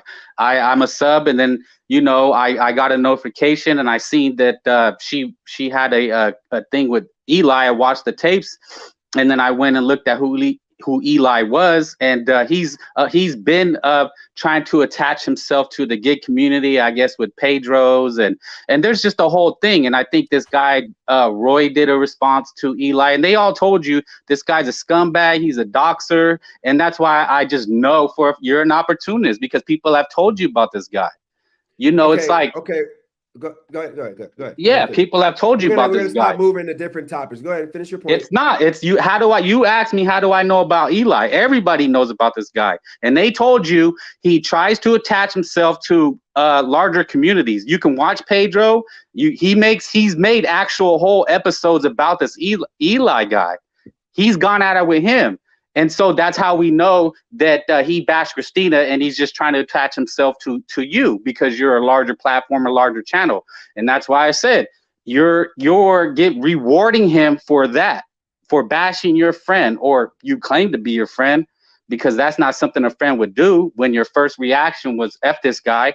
Now, if it was a coincidence that when I was on, then you made the response, then that's what it is. But you asked me, how do I know? Because everybody knows, and everybody's told you. Haven't people told you what this guy's about? Okay, I got a question for you. As a man, No, how about you answer my question? No, I don't, because this is answering your question. This is gonna answer that question directly. Would you consider yourself a man or a male? I'm a human. What does this have to do with anything? So you're not. So okay. Would you consider yourself a leader or a follower? What does this have to do with Eli? And where are you trying to go with this line of questioning? Are you a leader or a follower? Man, it's a simple question. It does not matter. It does I matter. do both. I've been a leader and I've been a follower. Okay, I'm not going to do something because people tell me to do something. Okay, because guess what? People told me to boot you when you're first on my channel months ago, and we first got into it. I defended you because you used to always defend me. People told me to get rid of you. Did I get rid of you? No, and it backfired on me. Okay, I don't follow what people tell me to do. Just because Roy tells me to freaking stop dealing with Eli doesn't mean I'm going to stop dealing with Eli. Okay, because guess what? I'm a grown ass man. Nobody's going to tell me what I got to do, what I should do, what I need to do. I'm going to learn for myself. Now, if it's some other advice, now I'm going to tread lightly. I respect that everybody told me to, to treat the situation, differently. But guess what? I didn't decide to do that. I decided to go this route because here's the situation. Once again, as a man, I'm not going to do what people tell me to do. Roy's in the building right now. Shout out to Real Talk Roy. Roy's in the building. If I told Roy to freaking not deal with somebody, he ain't going to do it because I said it. He's going to do it because he wants to do it. He ain't going to, if I told him don't have Kelly on your channel, he's not going to not have the Kelly on the channel. He's going to have her on if he wants to have her on. Okay? That's how it works. So let's get down to the brass nuts of this whole situation. You literally got to stop using that it's a coincidence. It's not, because I literally, me and Christina talked on Saturday. She said she was going to do a 3-hour or do a live every night at 3 a.m. That was her new stick. That was her new thing she was going to do. I said that I'm not going to be able to watch or be a part of it because I'm going to be sleeping. We knew that already. So Sunday was her first show, I'm assuming. Okay. That was the first show, and you popped on there. Okay. She is streaming off of my YouTube channel and hers and my biker channel and my Discord and my Twitch at the same time. So the chat that you're looking at is my chat because she's not active enough to have a chat yet. But the point of her doing this is for her to push her channel so she gets new people to follow her channel. That's the reason why she's doing this right now. And I gave her the go do it. So when she had you on, she said, I think Frank came on, but I don't know how you feel about that. And she apologized. I said, no, it's all good. You do your thing, Christina. I want you to advertise your channel off my channel. I don't care. Just make sure he doesn't disrespect me. Otherwise, just don't stream off my channel. And she said, no, it's going to be okay. He won't. That was the first time. I didn't listen to it. I just went on to make sure she was on live, and I saw you were on, but I didn't listen to the conversation because y'all was talking about like other stuff. Y'all wasn't talking about Eli or like that. Y'all was talking about other stuff. And 2 other guys were on a live too. And it was actually good combo for a little bit. And I liked the way you were rocking out on her channel without me being on there. So I was cool. The next day, which was the day that I decided to do that video. And actually it might have been Friday when she did that live. And that wasn't her first 3-hour or 3 a.m. live. I think that was just a regular live she was doing. But that Saturday, Eli did this video, and that's when she sent me the timestamp and said, this is before I knew you were even talking about Eli, because what does Frank have anything to do with Eli? It's Christina's battle. And then I was just jumping in as a joke more so, but at the same time, I'm still going to have her back because I know I can debate people. She knows I can handle that. So I'm going to stand up because I don't want her to go out like everybody else that's just running and complaining, talking about don't talk to the guy. No, I'm going to talk to the guy and say, what's up? What's going on? And that's what I was going to do. So when he put this video out on Saturday, I got the timestamp. And I went and I watched it, which is what we're watching right now. We're going to dissect because today's my off day, by the way, guys, with Ashorian. My off day is Tuesdays and Thursdays. But I was going to do some other work. But hold on real quick. So I got time. So I literally saw this video, and we're going to go over it. And I made a response video as a grown man, not a follower, not trying to be Christina's knight in shining armor, not being a beta male, which is what I would be if I disrespected and not approached it in the way I did. I did it the way I felt was best for me and Christina. First, have a conversation to where she'll be on here and I can sit here and say, look, you said this about Christina. Explain yourself. Then I can debate on how wrong he is, if he is indeed wrong. So go ahead, and then we're gonna Well, finish this video. I mean, Go for it. I don't know why you're going all that to explain a coincidence, because if you're pointing to when I was on the first time I was on, it was Saturday. Well, it would have been Saturday at midnight, which you made the video after the fact. So I don't know why you're trying to go about this roundabout way of saying you had already preemptively made the video when it's obvious you made it after I was already on, Frank, which that's what I was Frank, saying. We're not gonna, Frank. This is the reason why I said I'm not gonna have you on, because I'm giving you facts and you continue to push it back to about you. Dude, I don't give a fuck about you. Why would I make a video about this man because of what you said? Dude, I don't even know what you said. I said it was a literally didn't watch that coincidence. live. I'm It ain't a giving you that. coincidence. No, I'm it ain't giving a it. coincidence. Listen, Stop I'm saying giving that. it to you. I'm saying, okay. okay, maybe you made the video without you didn't even know I was on. I'll even give you the benefit of the doubt and say that you made the video without having no knowledge that I was on or what I was saying. So maybe you did. We're being genuine. It was a genuine response. Me, I'm just saying it's very coincidental. My opinion is you did it because you seen that I was on and you were upset and you did a passive aggressive kind of snaky move. But I'll give you the benefit of the doubt. But that's still not even the main point. No, you see what I mean? You see what I mean? This is the reason why I told you I don't want to have this conversation. I'm giving you the benefit of the doubt. No, you just said snaky move. We're not doing that. Look, Frank, we're gonna have this. I showed you. It ain't no benefit of the doubt. Like, I'm not doing that. Like, I literally did not know nothing about you beefing with. I you said, didn't have no okay. issue with Eli. Eli said nothing about you. So if you think, okay, so if you think that I made this video because of what you did, then that means you're literally knight in shining armor, beta male, because you would have galvanized me to make a video about him. No, I didn't even know you were talking. So let's just move forward. I said it's a coincidence. Let's leave it up to that. It's just a coincidence. Stop. Like, we're not using that language. Just stop. Frank, I just showed you the text messages, and I literally made the video an hour after she texted me this video that we're watching right now.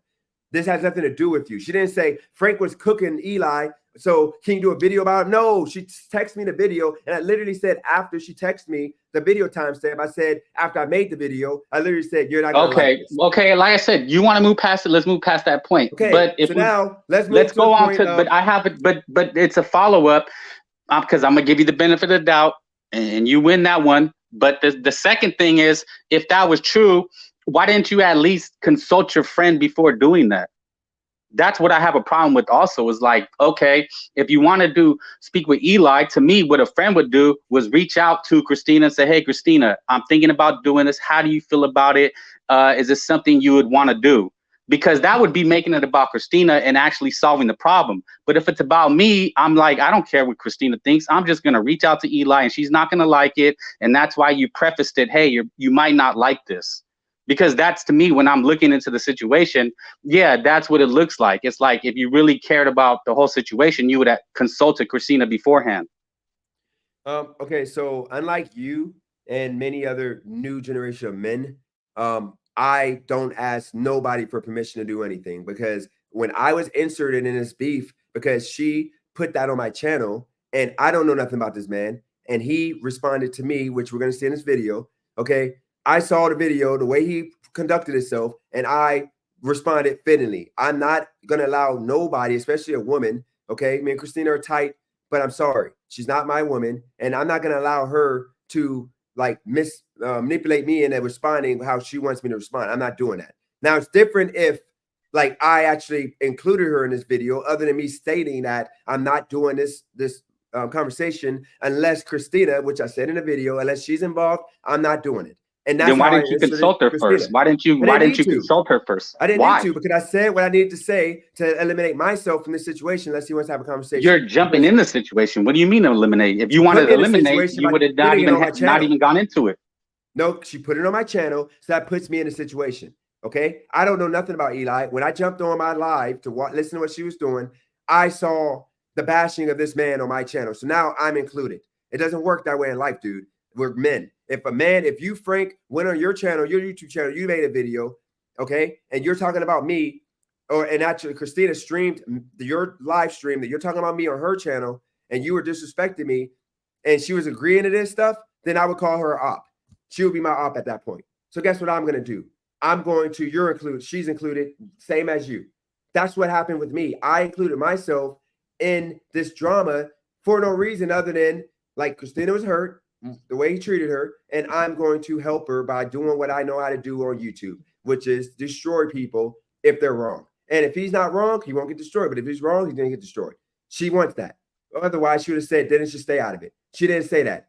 And guess what? I'm still going to respond to my video no matter what. So once again, I'm sorry. It ain't fit your narrative. It is still No, the narrative platform. is obvious. It just goes. You just keep proving that you're an opportunist because any friend would have talked to Christina beforehand and seen if it was okay. But you didn't care how she thought or she felt. You just went ahead, did it, and you didn't really care. I mean, to me, that's plainly obvious. I mean, you can try to mansplain it, but that's what it is. I don't understand how you don't see that. It ain't nothing other than me doing a video response to this. But real quick, guys, chat. Listen, guys, I don't want to take the moderator wrench away from nobody. So if anybody blocks anybody, it doesn't matter if it's Nap, Christina, anybody, I'm sorry. Let me know and you lose your wrench. I'm sorry, because we can't do that. And I'm assuming Nab ain't going to block nobody or time nobody out or do anything to that point. But I'm sorry. We got to like pull up our big boy pants. It is what it is. Okay. Crap, I actually called a number. So yeah, just don't do that, guys. Just keep it whatever. Now let's finish this real quick because I want to finish this video. We got to add context to the reason why I responded the way I responded. Okay. Yeah, correct. Okay, Nab, come on, man. Did you really just time him out for 24 hours? Come on, Nab. Like, hold on. I mean, you got something to say? Go to say it while I fix this. Like, come on, Nab. We can't be doing that, man. This is getting frustrating. Like, I want to be able to focus on this. I don't want to be sitting here like babysitting the chat. Like, it ain't that serious. Okay.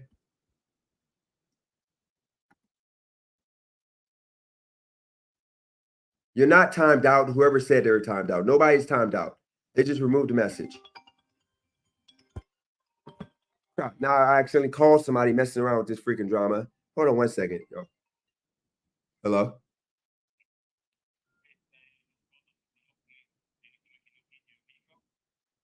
I'm sorry, what was that?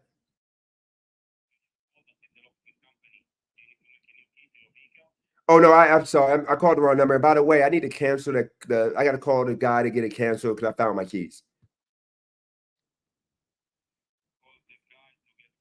The guy you referred me to?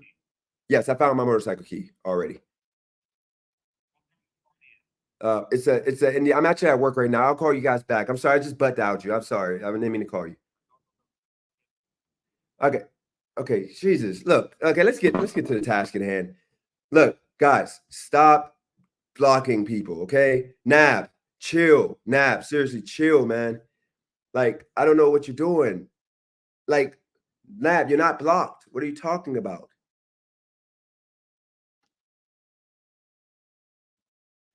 Nab, you don't have to. Wordplay doesn't have to unblock you. If he doesn't want to talk to you, he doesn't have to talk to you. What are you talking about? Okay, like he doesn't have to see you. Just chill. Everybody chill. Because if anybody block anybody, then screenshot it, send it to me, and I gotta take the wrench away because it's just not that deep. Unless you're homophobic and you're racist, that's it. Okay, so Frank, let's just go over and just analyze this video. You tell me what I could have done differently. Okay, here we go. Because we got to add context to the situation. I'm giving you the floor to speak. So let's do I'm another gonna challenge you and 30 say, seconds. hey, let's get on a panel on your channel. I will not do it on mine. I do not want the drama on mine. Bring me on one of your panels, Dennis, and let's have a conversation one-on-one, man-to-man, you and I, and you can tell me directly to my face how you feel about me, right? But I'll tell you this, Dennis. If you use that homonym attacks and you don't stick to the topics at hand, I was being disrespectful. I'm going to say that's an ad hominem attack. What does that have to do with coaching? What does that have to do with me helping people, right? Stick to the topic, Dennis.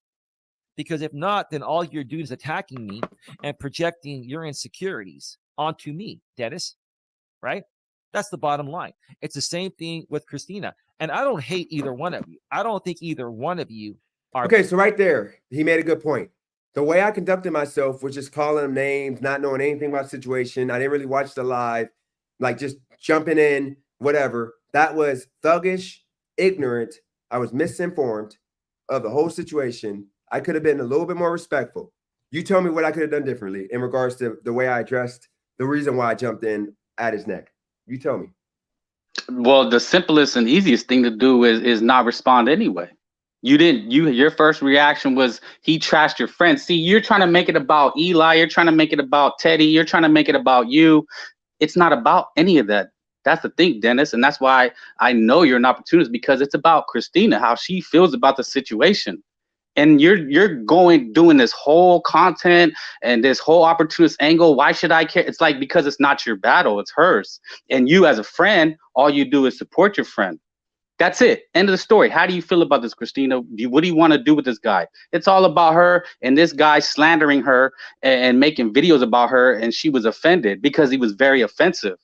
And her as being her friend or being on her channel, I would say, hey, you know what? That's very if Dennis was my friend, I wouldn't want to have him have this guy on his show just to give him clout and have him win. That'd be offended. I would be offended. She's offended. She didn't want. She posts. Go look at her post. This guy has claimed again, I'm not going to give up attacking Christina. He said it again. He doesn't care about you. He doesn't care about her. People have told you he just wants to infiltrate communities, which he's done. And all that goes over your head. It has nothing to do about you, nothing to do about Eli. It's about him slandering Christina, and you having a larger platform could help the situation by solving it, by saying, hey, you want to come on here? Take those videos down. Let's start fresh, or offer an apology. I've seen you do it to other people. Okay.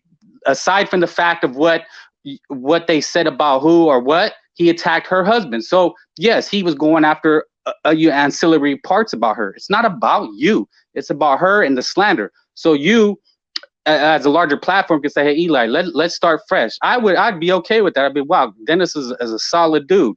You know, have him take the videos down. If it goes left, then he puts them back up. But don't let him win by slandering her to get on your platform. Okay. Okay. So let's see here. Okay. So I'm looking right now to see.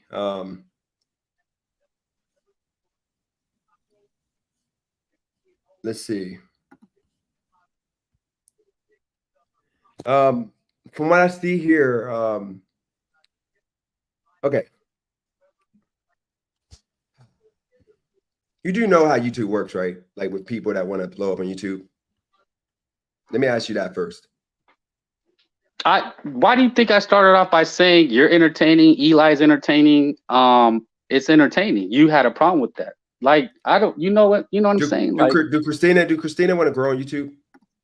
I told her the same thing. But I asked her, I said, well, how do you want to do, like, is this how you want to grow? Like, because she gets attacked on your channel. You heard the conversations, then you hear how I talk to you, and I feel disrespected. You think I'm talking behind my back. I'm on there. You could have easily confronted me then and there, but yeah, me and Christina had these conversations. I never hid nothing from you. No, I was actually once again, I was sleeping, and then when I was half asleep, I was like, well, let me. I'm just saying, Dennis, I never talked behind your back. I never even came at you. No, you did. I could actually pull it Dennis, up. I know it was after you called me a cocksucker, dude. And even then, it'll pull up. No, what it'll do, it'll pull up the chat while you're talking at the same time. You will see that you literally threw a shot behind my back and said that I was phony with the way that I. No. That was after Dennis. The first night I was on, I was very aware to not disrespect you. Just trust me. I never said anything the first night. The second night, you started talking to Eli. No, I know, but I knew I was very aware. I'm not going to come on her channel and do what you think I'm going to do. Okay, so real quick, this is an opportunist character you're trying to make me out to be. Let's address this, okay? If I am sitting here talking to an op right now, the way you're approaching yourself, approaching me as an op, if I allow didn't.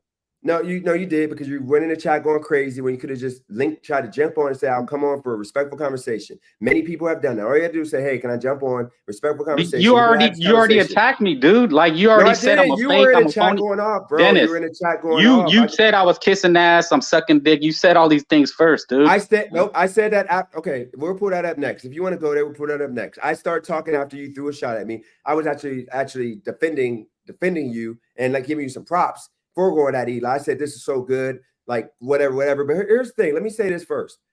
opportunist. The reason why I'm not going to get mad about the opportunist, I'm just going to explain why I wouldn't be considered opportunist, because my channel, if she don't stream on my channel, I love Christina.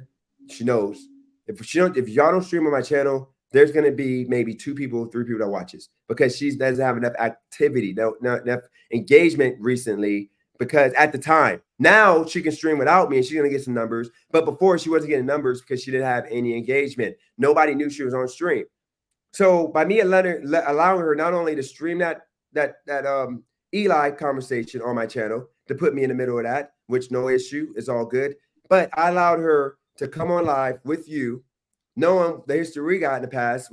I got to stop you, Dennis. Can I just say something before you go on this? Like, you're trying to help her. No, she's trying to help you. That's what she said. She said on the live, none of this is behind your back. She said she's doing you a favor. She's helping you by keeping the channel going. It just helps you grow. She doesn't get anything out of it. Yeah, it might help her, but like you're saying, she doesn't get anything out of it. She said that she's doing it to help you.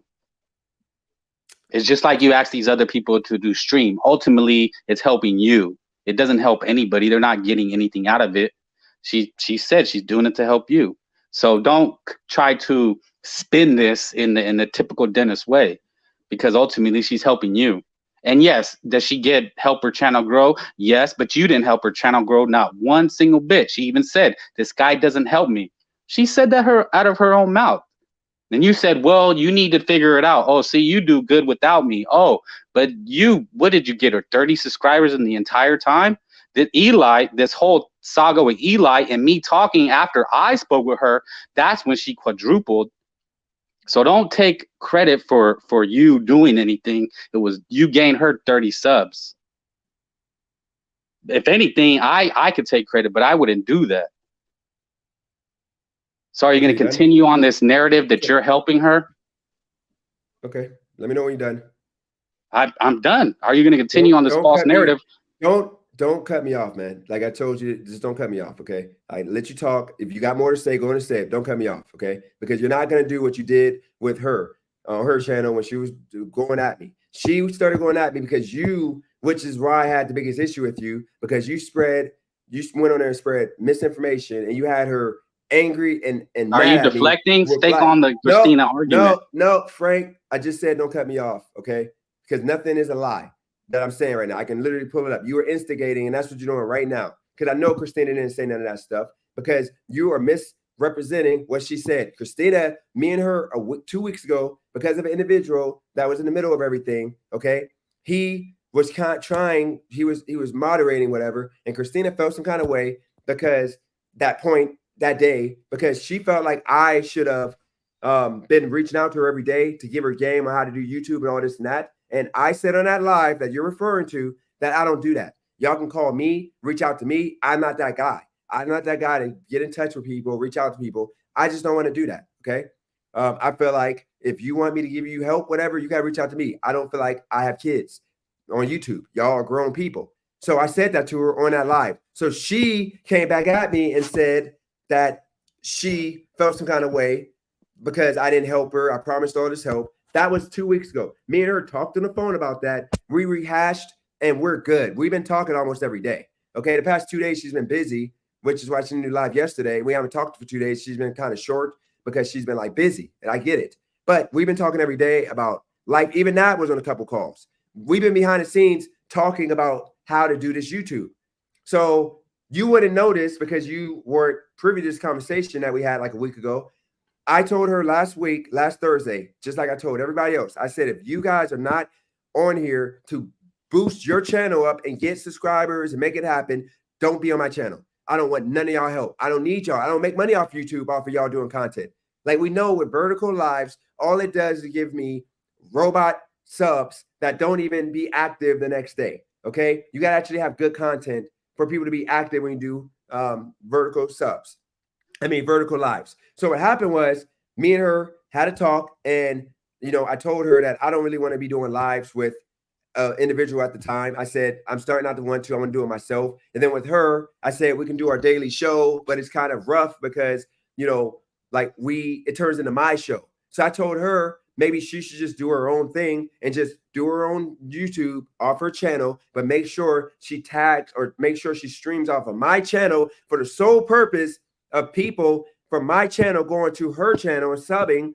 Because guess what? If she does lives on her own with her own channel, she's going to have 1 or 2 people on that live. Still to this day, if she goes on there tonight, y'all might have 4 people on there. Okay? Y'all ain't going to be rocking with that. So when you come on the StreamYard, Frank, which is what you're not realizing, if you come on StreamYard, you see that number up top. If you highlight that number, you'll see how many people come from each different platform. Like I have one person watching from Twitch. The one person on Twitch, if you want to see the actual chat, then go to YouTube, Dennis Jerome Jr., so you can see the whole chat. It's like 42 people in the chat. But right now with you, you're one person talking by yourself, okay, if you're in Discord.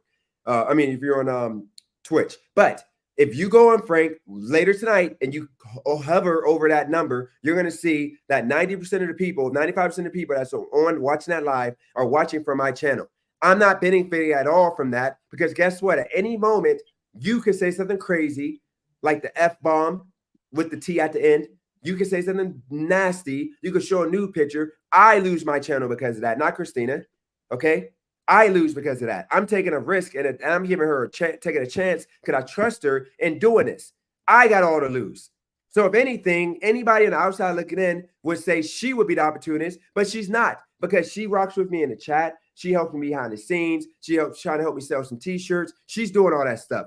It's a mutual benefit for both of us because I'm not making no money. I'm taking a risk and put my channel at risk, but she's gaining subs because people are coming in because of the vertical that I built up with me doing vertical streams for a couple weeks that I had my numbers high. When you see 90 people in the room, Frank, it ain't 90 people on Christina's channel. It's 90 people from my channel and y'all might have 5 people from her channel. But guess what? By her telling people to freaking follow her channel, Christina, Real Talk Christina, they go to her channel and subscribe.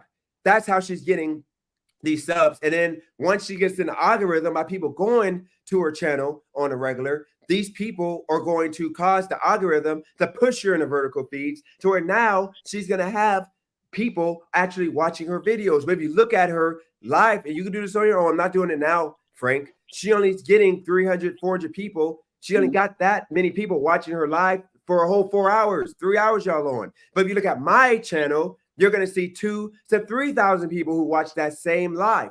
Okay. So that means that I brought in 90% of the people. You guys brought in 10% of the people. So she would be the opportunist, but she's not the opportunist because I want her to do this. And I begged her to do this. And I told her I can't be a part of it because I can't stay up until 12 right now because I got a job.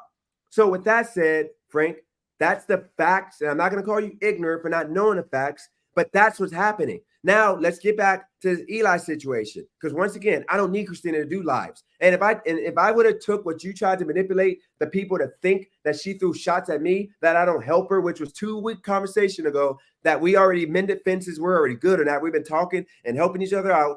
If I would have allowed you to do that, I would have told Christina, I would have texted her and said, but once again, there's no need to allow. I would have told Christina, you're not allowed to stream on my channel no more. And guess what would happen, Frank? You and her would have been sitting there with 2 or 3 people listening with no chat going, and you would have probably left her because you would have been bored like you did last time. She stopped doing live streams because y'all stopped pulling up all like that. And there was no point. Okay? That's what would have happened. So now let's go to the Eli, and I'm going to wrap this up in 1 minute. Let's talk about the Eli, the opportunity situation that you're trying to say approached.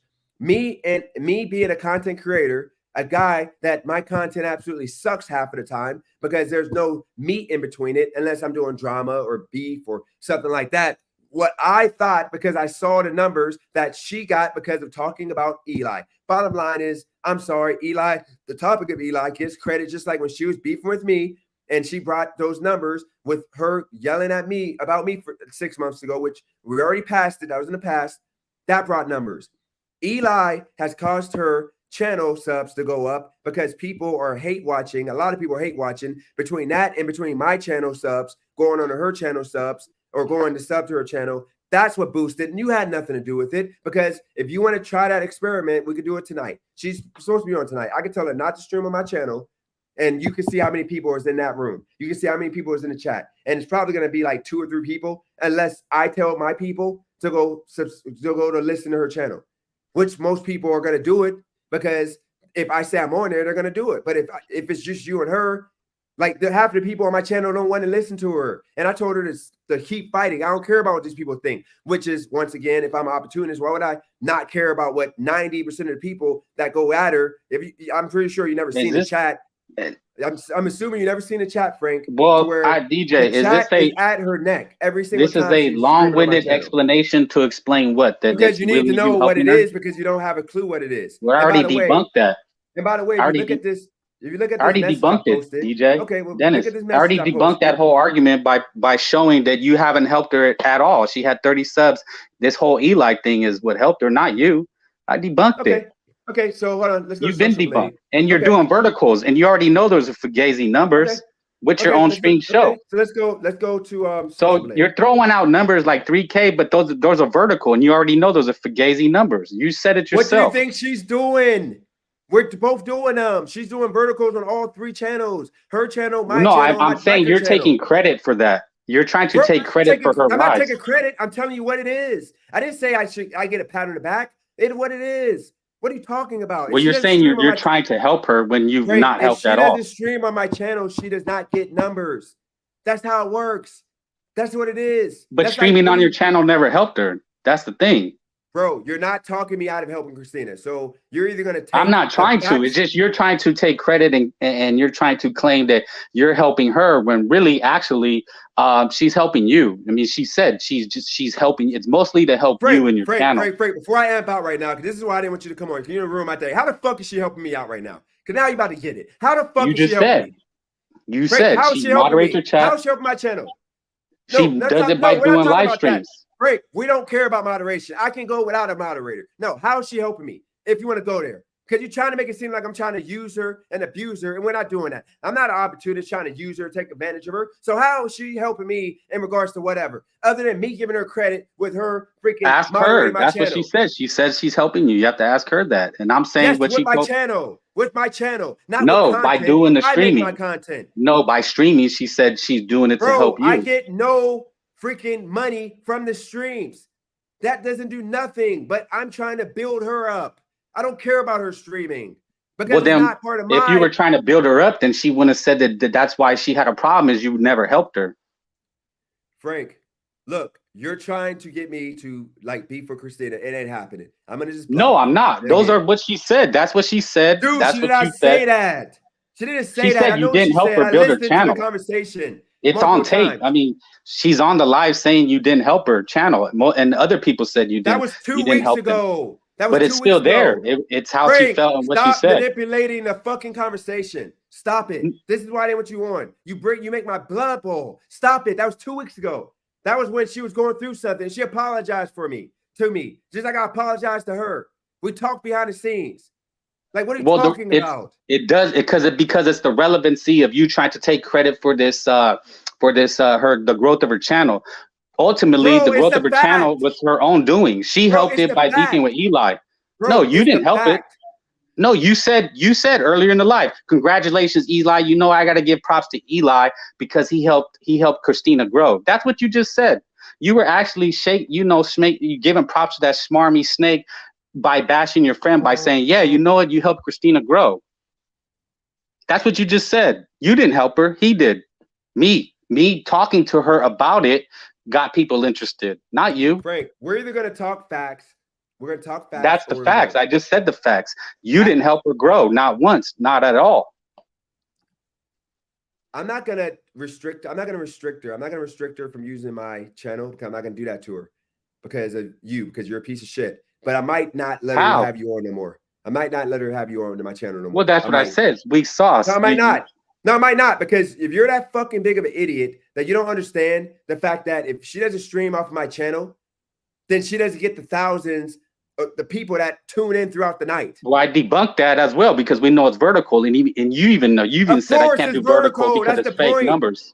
Bro, if she does vertical on her own, if she does vertical on her own, it is not going to fucking show up. Dude, I'm streaming on my biker channel. And I got 50 plus subscribers. Okay. Do you see anybody in here from the biker channel? Well, the point being, you didn't help her at all. You did not help her channel grow. But you're trying to take credit by saying she wouldn't have any growth if you didn't allow her to stream from your channel. And you that's the thing. You saying, how does she help me? Well, that's what those are her own words, that she's streaming by helping you. But now you want to say, now you want to try to debunk that she's helping you. You're trying to fucking cause friction between me and Christina because you're trying to go back to talk later. You're gonna go back to Christina later and try to miscommunicate the conversation that we're having right now. You're gonna try to make it seem like I was talking shit about her. I already know how it's gonna go, and it ain't happening. No, you're just trying to take credit for this recent growth, and it's not you. It's never been you. You never helped her once. Okay, stop talking for a second. This is what we're gonna fucking do. This is why I get so fucking frustrated. You waste my time. I'm giving you facts. Okay, this is what we're gonna do right here. Okay, let's get excited for a second. Okay, how many views did this say on the biggest video? Look at this. On the biggest video, how many views did that say? On the biggest day and the biggest subscriber count? I can't see it. For what? What are you trying to prove? 411. It says you have 400. It says you have 845 views. Okay, you had 845 views that day. 287 views this day. 255 views this day. So let's do the biggest view day, which is right here. Okay, remember this is the 9th. This is the 9th. This is the 4/9. 4/9. She only got on the history of her channel. I mean, not the history, but this month on her channel, she only had 2,800 views. And then coincidentally on the 9th, she got 286, okay? And then she didn't do a live this day. And she, mind you, the first time she got 18 subs, okay? 18 subs. This is on the 9th, okay? The 9th of 9 or 4/9, okay? 4/9.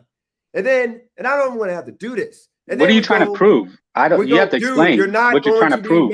You're not going to be putting this misinformation out here. And be what misinformation? So what are you trying to prove? Actually, you know what? Forget about all these. Let's just go to the meat and potatoes of where most of the subscribers came from. We got from 415, okay? 415, the first day of her doing her show off my channel, okay? She gained 80 subs. She only had off her channel 80 subs. She got 58 views that day. Total day. The whole day on that live, she had 48 total views on that day. Okay, right here, it says it right here. 58 views on that Monday from her channel, but she gained 80 subscribers. So now the next day, she gained 200 subscribers, which would be 416. She gained 400 or 231 subs, okay? So then she gained 493 views, okay? And then Wednesday, she got 6 more subscribers, and she had 407 views on Wednesday, okay? 417. She had 407 views on 417, and she gained 6 subs. Okay, so now let's do the math here. Okay, let's go out of this page, and now let's go over to my back office here, to my YouTube channel, to my studio. So now you see on, where is this at? You go back to the 15th right here. Open chat. Okay. I can't follow unless you tell me what you're trying to prove. So look at the open chat. Okay. Open chat. She got 50. What are you trying to prove? Help me understand you. Frank, let me finish my point here. Okay. What's your point? What are you trying to prove? Let me finish my fucking point. I'm going to boot you. You can say whatever you want to say after I finish this point. Okay. And it's real quick. You guys got 58 views off her channel. Her channel directly only got 58 views. My channel directly got 2,319 views. So that means if I got 223.19 the same day that I told her to start her show, which was the first day of her doing her 3 a.m. show, right here, the 15th, okay? I told her to start doing this midnight show. Or she decided to do this 3 a.m. show, but I told her to do it off my channel. It's all good. The first day of doing that show, she gained, guess what? She gained the biggest amount, which was 231 new subs, okay? Or actually, I'm sorry, I take it back. She gained 80 subs, okay? Off of her streaming off my channel and getting 2,300 viewers off of my channel. Y'all only got 58 views off her channel. So if she didn't stream on my channel, y'all would have 58 people watching on Vertical, which means y'all would have pretty much had nobody. You know why? Because her channel was not active, really. Like I told her to change it and tell people to go follow her channel, put it underneath her name, to go follow her at Real Talk Christina, which is what she did.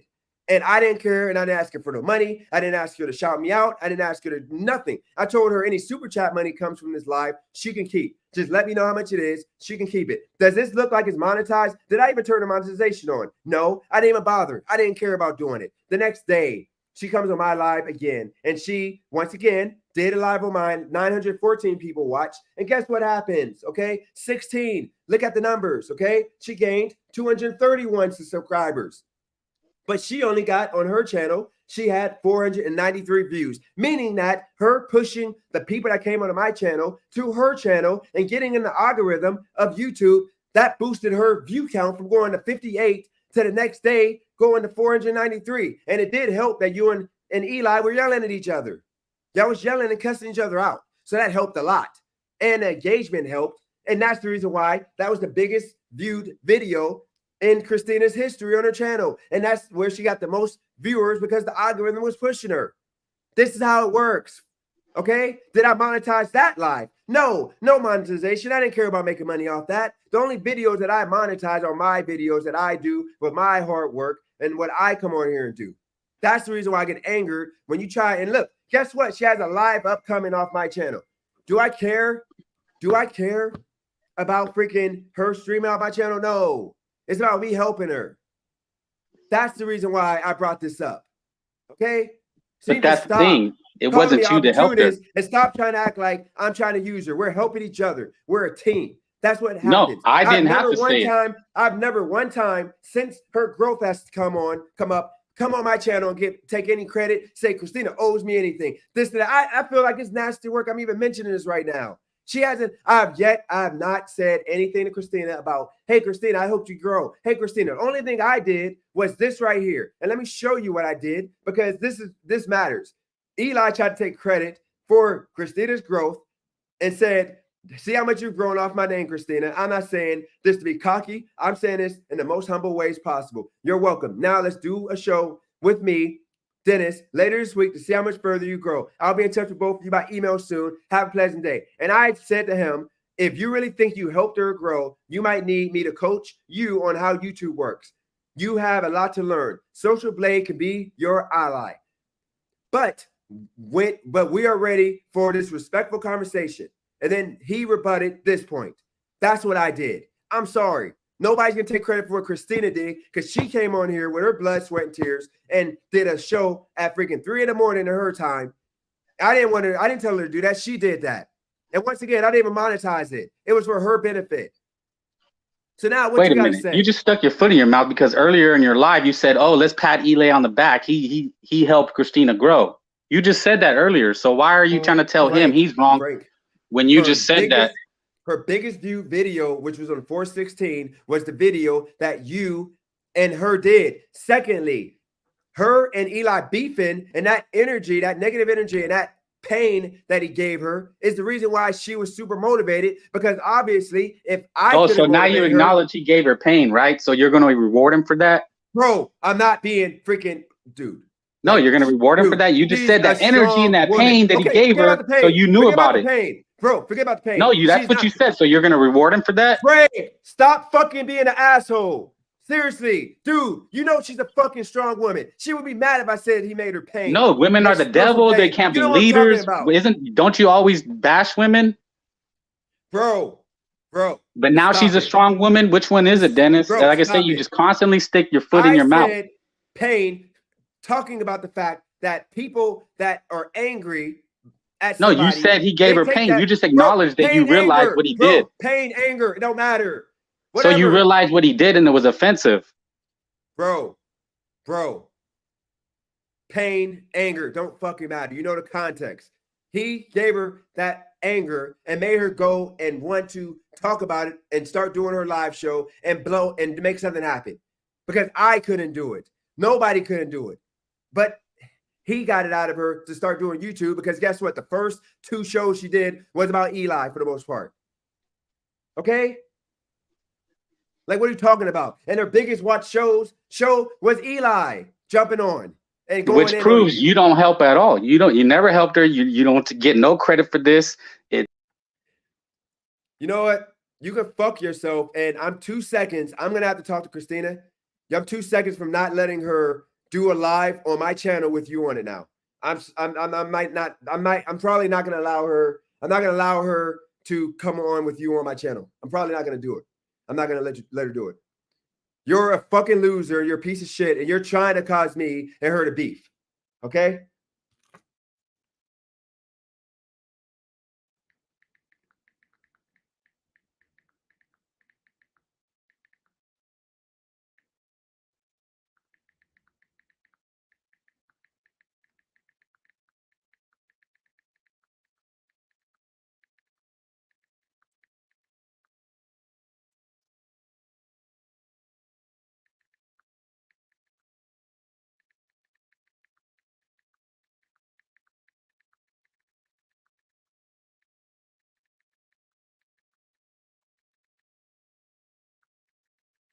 Okay, I just told her this is the situation. I just told her that he's not allowed to mention my name. I'm not gonna do that because I know that they got a good vibe going on with the conversation. But he's not allowed to say my name, period. Shout out to Torp. So Torp, you see, like, and by the way, Torp, if you want to come on and if you want to assess this situation, this is the new generation of men we have, like beta male pussies that literally sit here and can't have a conversation. I just showed this man how the fact of me allowing this woman, my friend, to come on and literally do what she's doing right now, which is using my channel to blow her channel up, which is the goal. I want her to be bigger than me because I think she has potential.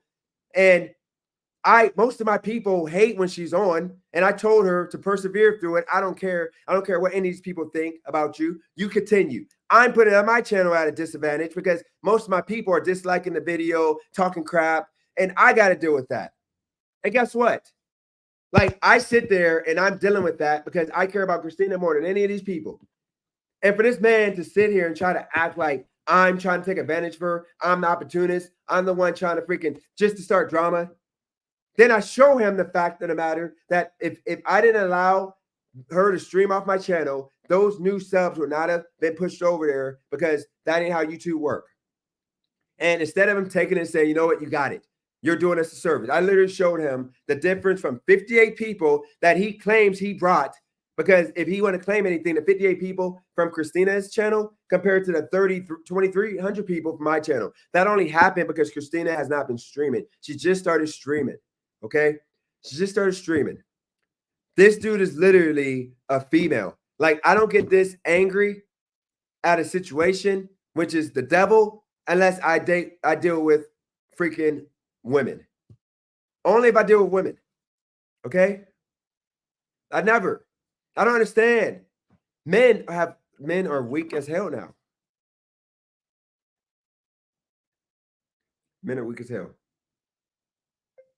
This dude came on trying to cause beef between me and you, talking about how you said I'm using you and I'm not helping you with your channel at all. Trying to use old stuff from weeks ago. I let him come on because he keeps calling me an opportunist because of how I'm handling the Eli situation, to talk about it, and he decides to make it about this and that, being phony. This is why I told you I don't want to deal with Frank and I don't want him on my panel, because he's fake and all he causes is drama like a real chick. But I think he's good with you at night, so you can continue with him, but he is not to mention my name. Period. All he does is lie and try to cause drama between people. Because we both know not one time have I even thought about mentioning that I helped you grow your channel. Because I don't care.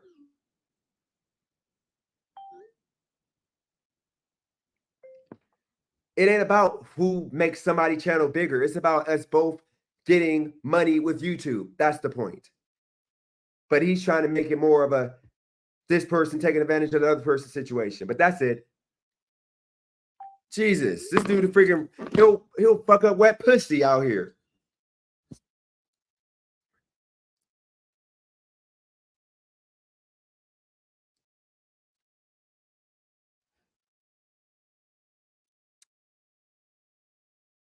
All right,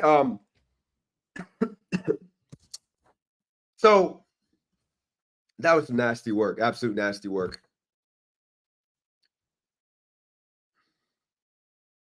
Nasty work. You know, I gave this man I gave him benefit of the doubt. I let him come up here. I let him say whatever he wanted to. I gave him the floor. I said, don't cut me off. I won't cut you off. And he couldn't even do that. He couldn't make it that far. Like literally. Like I have not one time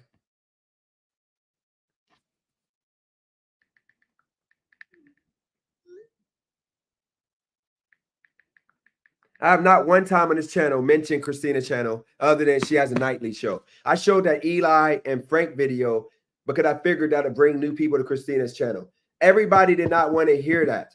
Nobody want to hear that conversation. They're like, why are you playing this? And it was all for the help of Christina. I didn't say I'm doing this to make Christina great. No, I did it because as a friend, I felt like it's good to help somebody.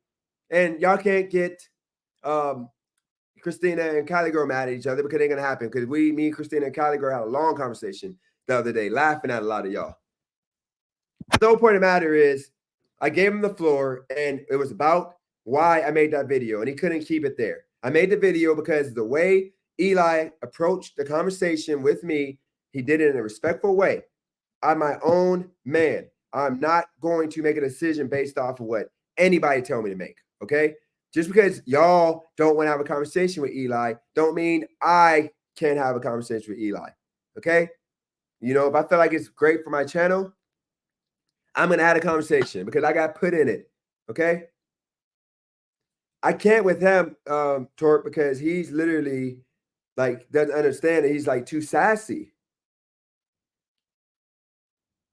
Like men just, you know, Torque, in our day, especially in your day, men ain't used to be like this. Like when a man had an issue with somebody, they talked it out. They confronted each other.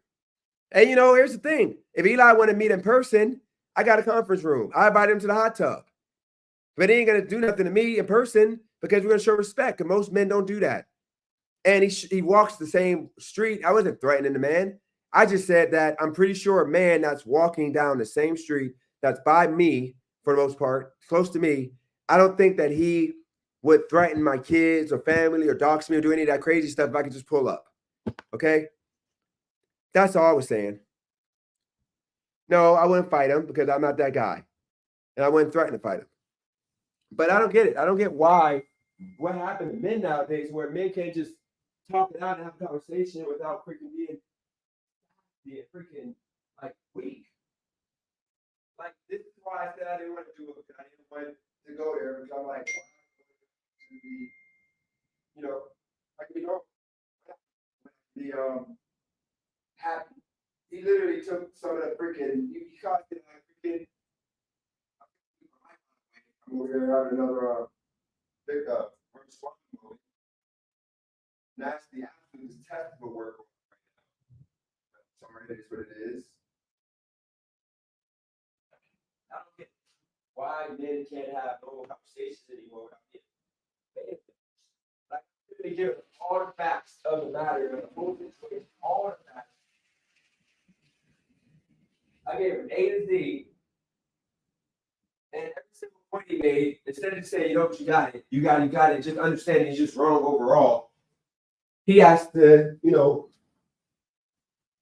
he has to go the route of being crazy.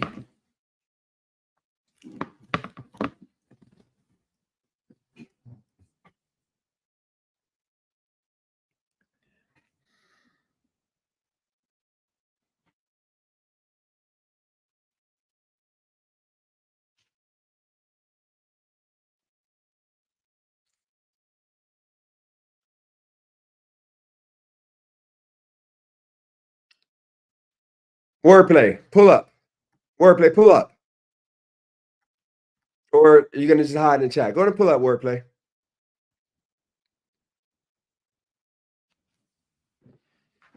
Tell me where he got me at. Tell me one fact that he made this whole life. All misinformation. I'm ready to hear one fact that he made. Go and pull up Wordplay. Tell me one fact that was made the whole entire time I just wasted with this dude.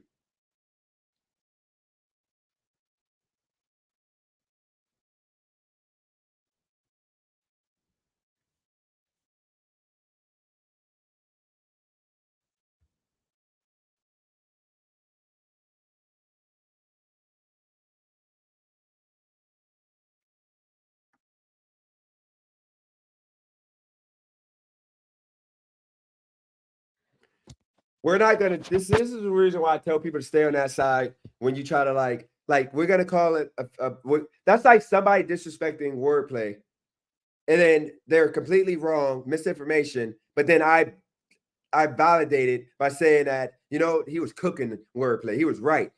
Everything he said was on point. That's the type of bullshit I be talking about. That's the reason why I go in on the people that then try to act like it's all cool. Like, I'm just curious. I tried to have a conversation with the guy instead of being in the chat, doing all this crazy stuff. And you said I can't see past one sentence. When I literally took my time, I wasn't yelling. I was literally taking my time, breaking down every single thing that he wanted to break down.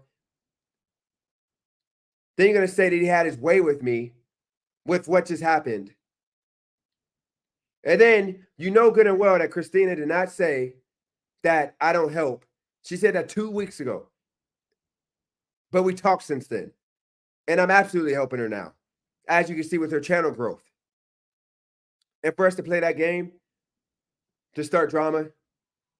But if you want me to just ignore you, I can just ignore you and just treat you like a regular folk. And just not acknowledge your resistance.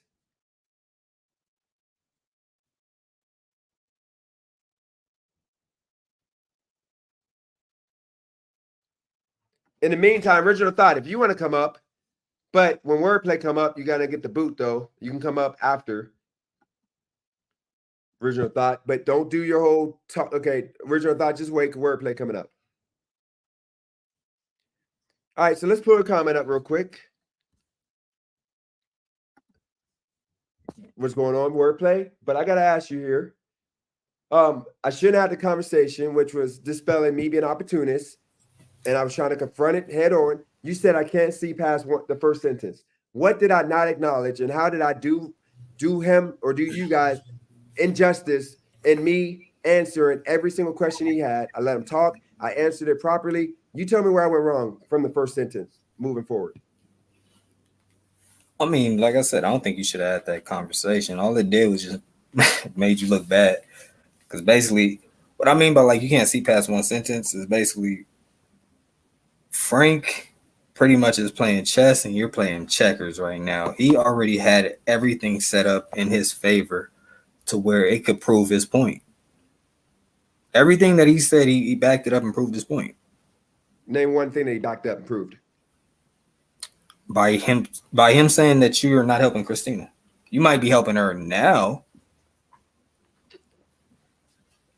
Okay, so once again, he made that point. Original Thought, you can come on later on, but not now because I don't want to have, you be over speaking all day and we can't do that right now. So when he said that, I made a mention because he tried to make it seem like she said that to him, like on that live stream behind my back. He was trying to cause us to beef, which I called out because he did the same thing with her to where he had her thinking that I was talking about her husband behind the back. I was talking about this behind the back. He had her hyped up. So I nipped that in the bud. I'm not letting him cause friction between us. So I nipped that in the bud. Secondly, I nipped in the bud. She said that 2 weeks ago because of an individual that was on my channel who was trying to act like he knew it all. And the thing is, I'm not going to get into that situation, but here's the situation. She felt some kind of way that day and she apologized later that night. And I said, you don't got to apologize. We're cool. And I apologized to her for saying the whole kid thing. I don't want to have to call y'all like y'all my kids. But after that, me and her been talking like almost every day. we've been helping each other behind the scenes to where the channel, the reason why she's been doing, we're doing a 1 o'clock show every day. And then we moved past that to now she's doing a 3 a.m. show. That was based on me, like, hey, we're going to do this. And then a couple of times she just went on it by herself. But that, me not helping her is old. I moved past that because I wasn't helping her. DJ, you can't take credit for that either. Take credit for what? Bvaz is the one that came and started the schedules. No, the 1 o'clock thing with me and Christina, like it was me and Brandon. We're going to do a show. And what I'm saying is he's the one that came and structured everything to where it was like on a routine to where you knew that this was going to be shown at this time. And then that's when Christina jumped on and took that formula. No. That's true. That's true. I'm talking about me and Christina, me helping Christina. We're talking about me helping Christina. That 1 o'clock show, which was inconvenient because I have stuff going on in my life. Wordplay, straight up, I can't schedule because I have life. Like right now, my life is chaotic. I don't have time. Like I forgot that I was off today. I'm off today. On Tuesday and Thursday is my off day. I was about to go to work thinking I had to work. Then I was about to end this and I realized that I'm off. You gotta understand, my life is chaotic. So I can't be on the schedule right now because I always got something to go on. I got to go on my bike and I'm about to do a video about downtown LA, Skid Row. I got planned with somebody. So the whole point of the matter is this, okay? But you can't. You're saying in one sentence that you're too busy. And then in the same sentence, you're saying that you have enough time to coach and help Christina. No, I don't coach. I'm not coaching and helping Christina. You gotta remember when Christina hit me with the "you don't help me," like you said you help me, you didn't help me, and ain't go nowhere, blah blah blah. She said that because I didn't text her, I didn't call her, I didn't push forward in making it happen because I felt as me, Wordplay. I don't text people. Y'all got to text me. If y'all text me like Wordplay, you were texting me like, hey, we should go on and talk about this topic. And he's like, it's 4 o'clock. Okay. And I'm like, yeah, I'm down. I'm about to do a thumbnail. And I do it. That's how I operate. I don't operate with the 1 o'clock every day. So what happened was when she said that about, me not helping her, that same day after Brandon did the whole, let's do 5 o'clock every single day, which was right. But like, once again, I can't do a schedule right now. I just can't. So I said, Christina, you know what? Since you said I'm not helping you, no more excuses. 1 o'clock every day or every other day, we're doing it. 1 o'clock. We're doing it every single other day. So we started doing that. We did 2 shows together. Then the third show, she came on by herself. Then I jumped on after.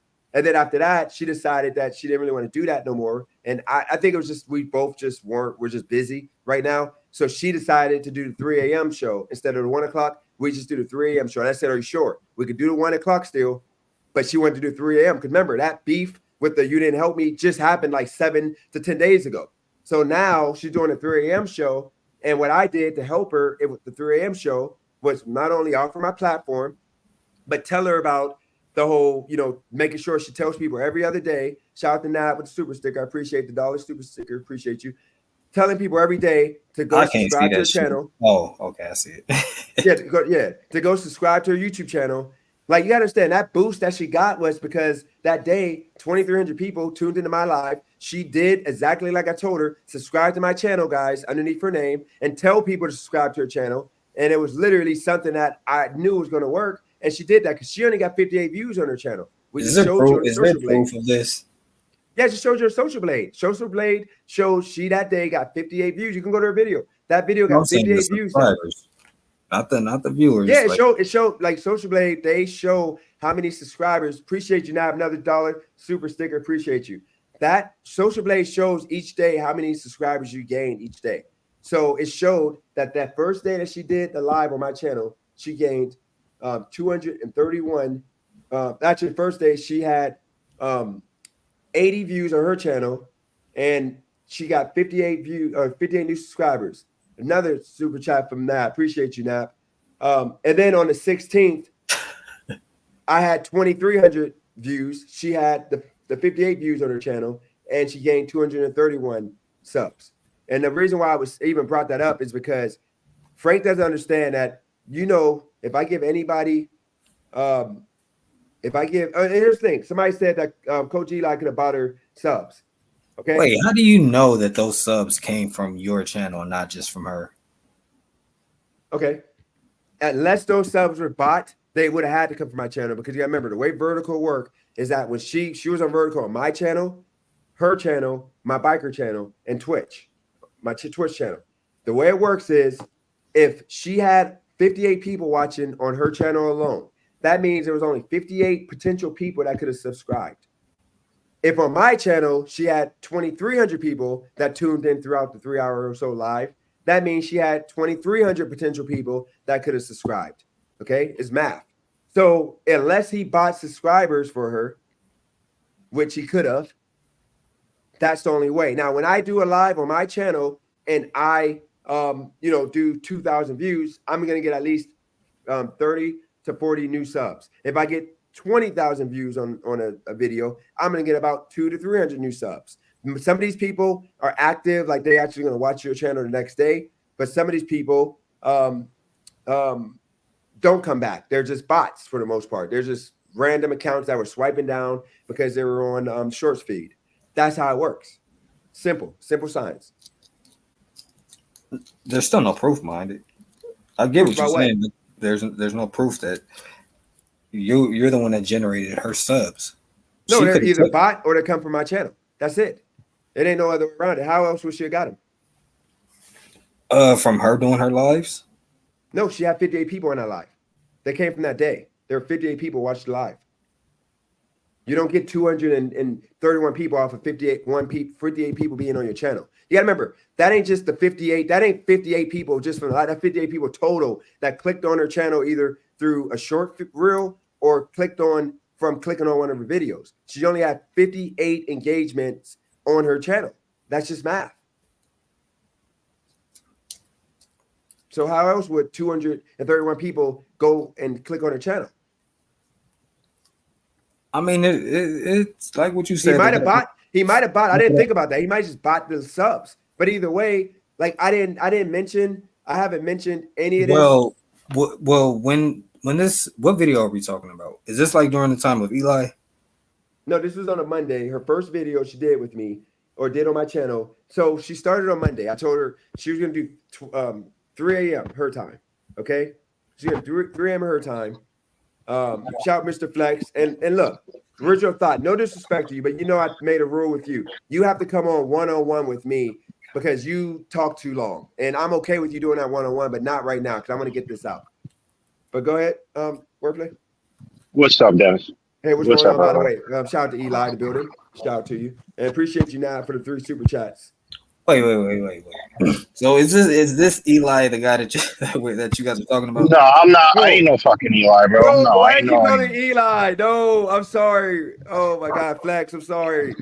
No, you're good. No. Listen. She's gonna get subscribers either way, whether it's coming from you, from me, from everybody else. Dude, there's a lot of people that don't like Eli, and they came to her to help her out. So it's not necessarily that they all came from you. You get what I'm saying? There's a lot of people that came to her defense. Okay. That's why from the gig community, just from the gig community itself. That's why I asked, was this during the time of Eli? Because if so, him talking to her could have just driven people to her page from him just talking about it. And that's exactly what happened. But if it's not during the time of the Eli saga, then that argument gets thrown out because Eli wasn't even in the picture. No, that's fine. So, Mr. Flex, this is what and by the way, the reason why I keep calling him Eli is because Roy made a joke and said you look like Eli. So now all I can picture in my head whenever I see Mr. Flex's picture is Eli. That's the only reason why I keep mixing it up. He knows why.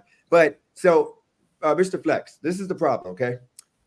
Or not the problem, but what's going on right now is Eli made a post and said that he is responsible for her growth. What I said was the person that's responsible for the growth is Christina because she's the one that decided to make her channel and or not make her channel, but do her late show and engage in that beef.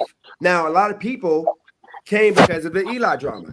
But what I'm trying to explain to them is if I didn't allow Christina to stream off of my channel to her channel, okay. Nah, that's not. You help. No, you help. You 100% help. Nah, that's not helping. Just because. No. He helped. No, he gave her the exposure on his channel. 100%. Nah, I would say that he gave her the confidence, but nah. Okay, so Wordplay. If she only had 58 people watching that first live. 58 people. For my channel, No, 2,000 people watched. Dennis, You're telling me you gotta that's not agree. a help? Dennis has an active channel. That's to be seen. There's a lot of allegation that goes on in the chat about if things are being bought or not. Well, I mean, from what I'm seeing, I haven't been around Dennis's channel for a long time.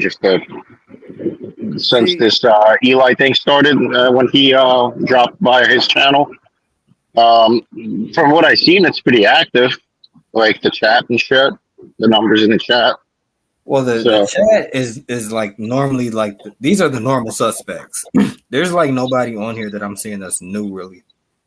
Because I'm not on Vertical. Okay, so see, this is wordplay. This is what I mean by, and I don't want to get heated here with you, so don't get mad when I say. Go ahead, bro. This is what I mean by when I use the word fake, because you know how hard it is to like, you know how you're discrediting me right now. That's a serious allegation to even mention that. You can leave that in the chat, but don't come on my panel talking about like maybe buying viewers. You know how much it costs to buy 10,000 views. Like realistically, you think I can afford to buy? No, just ignore it. But Dennis, just ignore it. Ignore it. But the point of the matter is, I can't be having people on my, like, if you don't respect me enough as a person to, if you come on my channel and you put that out there, now people are going to think that I'm buying subs. Somebody in the chat can say that all day, but not somebody I got on my panel, because you know that it costs about $100 to buy like 10,000 views. You know I'm not balling like that. So why would I spend $400 on a live video that YouTube is not paying me for? Because with the Vertical reel, you're not getting paid. You're only making like 50 cents for 40,000 views. So why would I waste $400 for that? And when y'all think I'm broke anyway. So that's the reason why I'm saying that argument that I'm buying views is ignorant and misinformation that I don't want out. And you, who should show me a little bit more respect than that, like I show you, should not be alleging that. Do it in the chat, but not on my platform. No, That's all I'm saying. I'm not. Well, I mean, it was just wordplay. Look, somebody like Eli's channel where there's no engagement, there's no commentary. There I could see where there's like spikes where it just like jumps and he got subscribers out of nowhere. Like you could suspect him, shit like that. Robert Reese, I can't 100%. Right. I can't even reply to that because it's gonna make DJ look a certain way. No, reply. No, it's all good. Look, listen, Dennis. The only reason why this guy is still attaching to you is because you're defending him. It's because you said, "Oh, I respect this and that," and that's the only reason he's grabbing on and lashing out to you. He did the same thing with Roy. It's coming up, Jay. He did the same thing with Roy. I get it, but once again, I'm not his friend. I think I'm not going to be his friend because I don't see myself. It's a little more down now. Rocking with him like that. But the whole point of the matter is, I'm my own man. I'm a leader, and I don't feel like I should be doing something because of people telling me to do. Right after the point. Look. He did the same thing to Roy. When Roy stood up for him and said, just leave the man alone, he latched onto that and he's like, Roy, you're the best, blah, blah, blah. I love you. Let's do work together. I can help you grow your channel. I can help you. I can help you. That's what he was doing.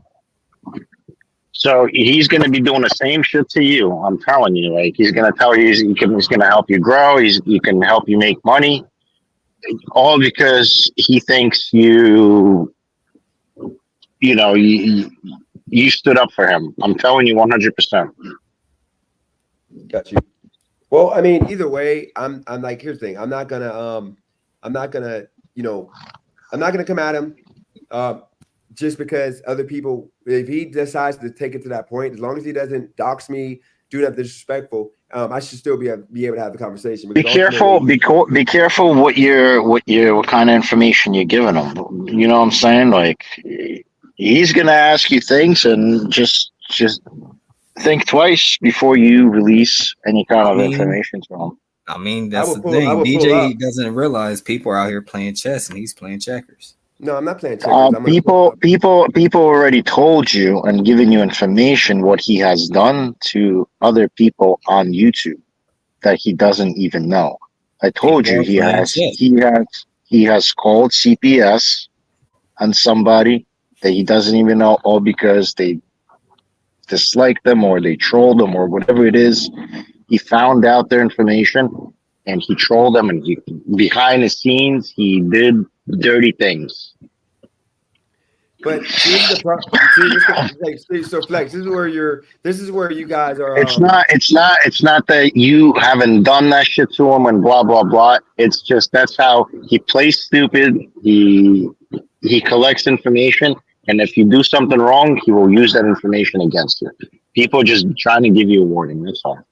Oh, I got you. Like Eli I'm just put on the payroll. That But I'm man not. sounds The thing is, though, devious. I'm not. No, the thing is, I'm not coming at him with disrespect. It's a conversation. So you understand, everything you said is people that trolled him, like tried to go at him. And No. It's not that they trolled him. It's that people are going around and informing people what kind of person he is. He portrays himself to be a life coach, which is absolutely not. No testimonials, nothing. Nothing. But he claims he's here to help people. There's nobody's asking him for help. Christina or you did not ask him for help. I mean, And see how he barged in? Well, you know, Roy. Do you know Roy's situation? Why, like, you know how he keeps saying that he's the problem, why he got whatever with the marriage? I don't know why he keeps speaking on his marriage when he doesn't even know about it. But he's speaking on it so confident. But he's a 250 view channel. Wouldn't people just let him just die in his own little bed there? I mean, it ain't that serious. That's the point. He's just like me. Like, I don't have a big enough voice. Actually, No problem. Well, they're just like I said, they're just giving you. People were just giving you heads up. That's all. I got you. And by the way, you know it's kind of nasty work. It took me to do a video that's like right leaning or left leaning for YouTube to take me out the shadow ban realm, because the same quality of video that I posted with the racist thug that ended the life of a black female Uber driver, that same video quality was on another video that's more right leaning, no views really, but now all of a sudden they're pushing me to where I got the 663 views out of nowhere, 51 comments, hella likes. That's some nasty work that I really got to pander out here in these YouTube streets to make it happen. Some nasty work. But you know, the whole point of the matter is that he said what he said. I said what I said. Ultimately, I felt like if it's a good conversation, that maybe I could be the guy that can finally, once and for all, put it all out there, because everybody got so many questions. DJ, aren't you the one that guy. threw shots at Eli first? Yeah, I did it for Christina. I disrespected him, and I apologize for that. Yo, I just got to the restaurant. I'm gonna let you go. I'll see you guys later. I appreciate you, man. You guys have a good one. No doubt. Yeah, you too. Yep. Okay, so Wordplay, let's finish our little back and forth real quick. Okay, this is the point. What about Like, Frank what Dog you walked said? you? Yeah, where did it happen at? The point right there, like you did not help Christina. I mean, you started to help her, but like I think that she's gaining all of this traction through Eli and Frank. Because I mean, if you were helping her, why is all this growth just now happening versus before?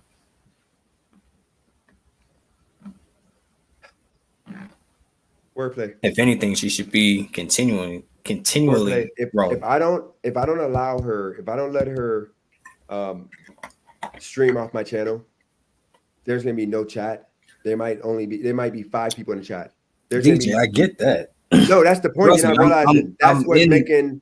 I'm in entertainment. That you're basically saying, "Oh, look, I provided you the stage, so now Yeah, you're." that's it. That's all I'm doing. I provided you the stage, so that's why you're successful. It's like, nah, when I'm not. Can you stop saying that I'm taking credit for her success? I never said that I played any part of her success. She's doing her channel the way she wants to do the channel. She's the one that got to wake up at 3 a.m. to do that live. I have nothing to do with it. I can't wake up that early. So you got to stop saying success. We're not talking about that. What Frank is saying is that I am trying to be an opportunist and I'm trying to use her, and I'm not helping her with nothing. I'm just here, which is not true, because I don't have to be involved with this with this Eli situation. She's streaming off my but channel. that's the way it kind of looks, DJ, because you attached yourself to this drama, which then brought eyes onto you. No, because I didn't get any growth from that. What are you talking about? I didn't get any growth. My channel didn't grow from that. Did Eli say your name in his video? He's not important enough of a person to move the needle. I didn't get any subs from Eli. But did he say my number? Okay, but did he say your name in the video? So whether it worked or not, The way that the No. optics look, by you throwing a jab out there, it makes it look like you're trying to capitalize off the situation. Why else would you insert yourself into it and then apologize later? Wordplay. Was he streamed on my channel or not?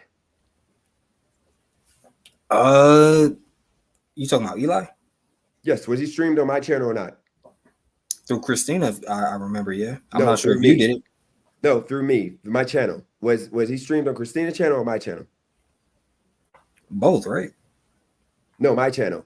The second video, she did it on both of our channels. The first video, if I'm pretty sure, I'm gonna look right now, she did it on just my channel. But either way, wordplay. If you're in a car and you're about to do a drive-by, okay, and you don't shoot, but your partner shoots, okay, you will be guilty by association. I'm guilty by association because when she called me and said she wanted to do this, I said, I knew I was gonna be in the middle of some drama, but I said, you know what, Christina had my back all this time, so I'm gonna do it and let her do it. And I let her do it. And the backlash was him coming at me, threatening to copyright strike me at first, and then me being mad about him threatening to get my channel taken down, and me going at his neck disrespectfully, which he didn't deserve, because ultimately, like, it was wrong to be streaming his whole live, even though it was off somebody else's channel. It was still his live off my channel.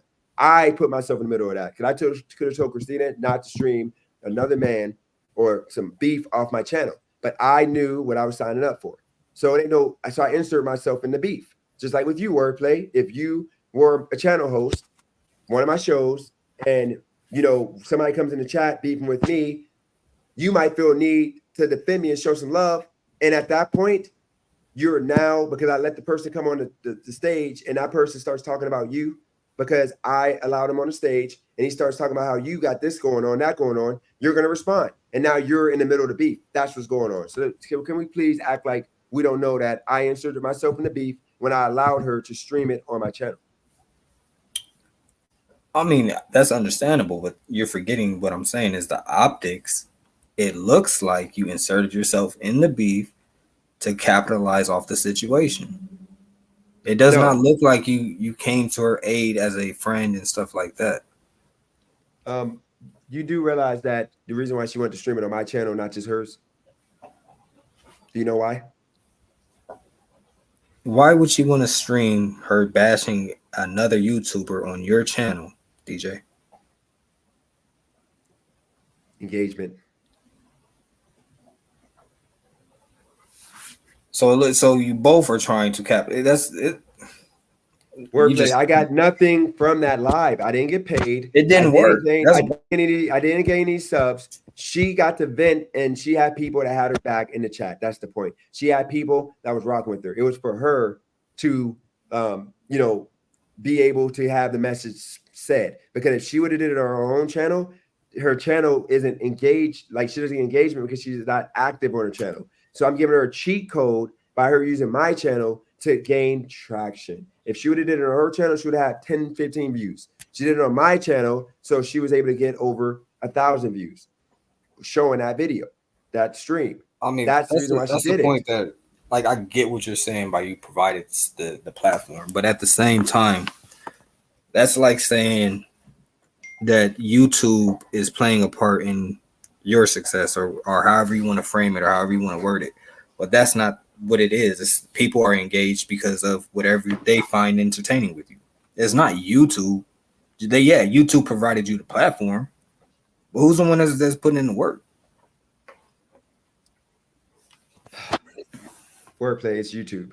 If I didn't have YouTube to push those 2 videos, I would not be here. You wouldn't be watching me. 99% of people wouldn't be watching me. I would probably be a channel with like 100 people watching max. Wordplay.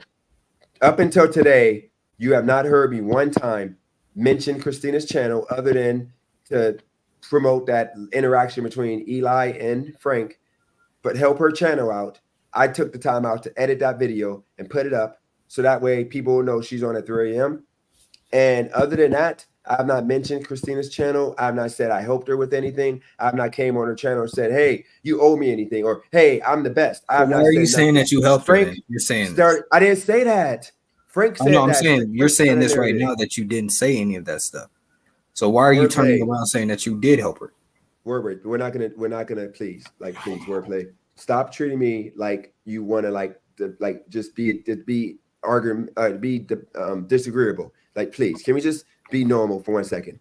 Dude, I've not mentioned anything about Christina and credit or anything until Frank just came in my chat and tried to make it seem like I want some type of credit for what Christina's doing. I've never one time mentioned, and shout out to Christina, she's in the chat, I don't know if I already said it. I have not mentioned to Christina she owes me anything. She's right here on live. I have not mentioned to the people, nothing at all about Christina. Everything that I've done behind the scenes by letting her use my platform to gain traction, and I told her to promote her channel off of my channel, okay? To have a chat, have engagement, have people rock with her, because it would be she knows there would be nobody on her live. She was on there by herself. It's hard. She knows how hard it is. I'm giving her a cheat code. The only reason we're talking about this right now is because Frank is trying to cause drama between me and Christina, and it ain't gonna happen because nobody cares about credit. We don't care.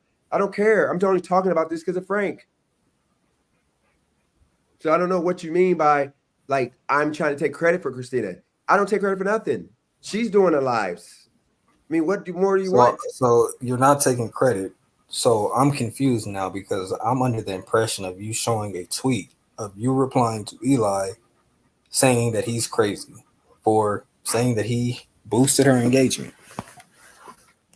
Am I living in like the Twilight Zone? Did that not just happen? Wordplay. YouTube. You don't have a channel without doing YouTube, okay? YouTube is the only person that can take any credit in pushing anything.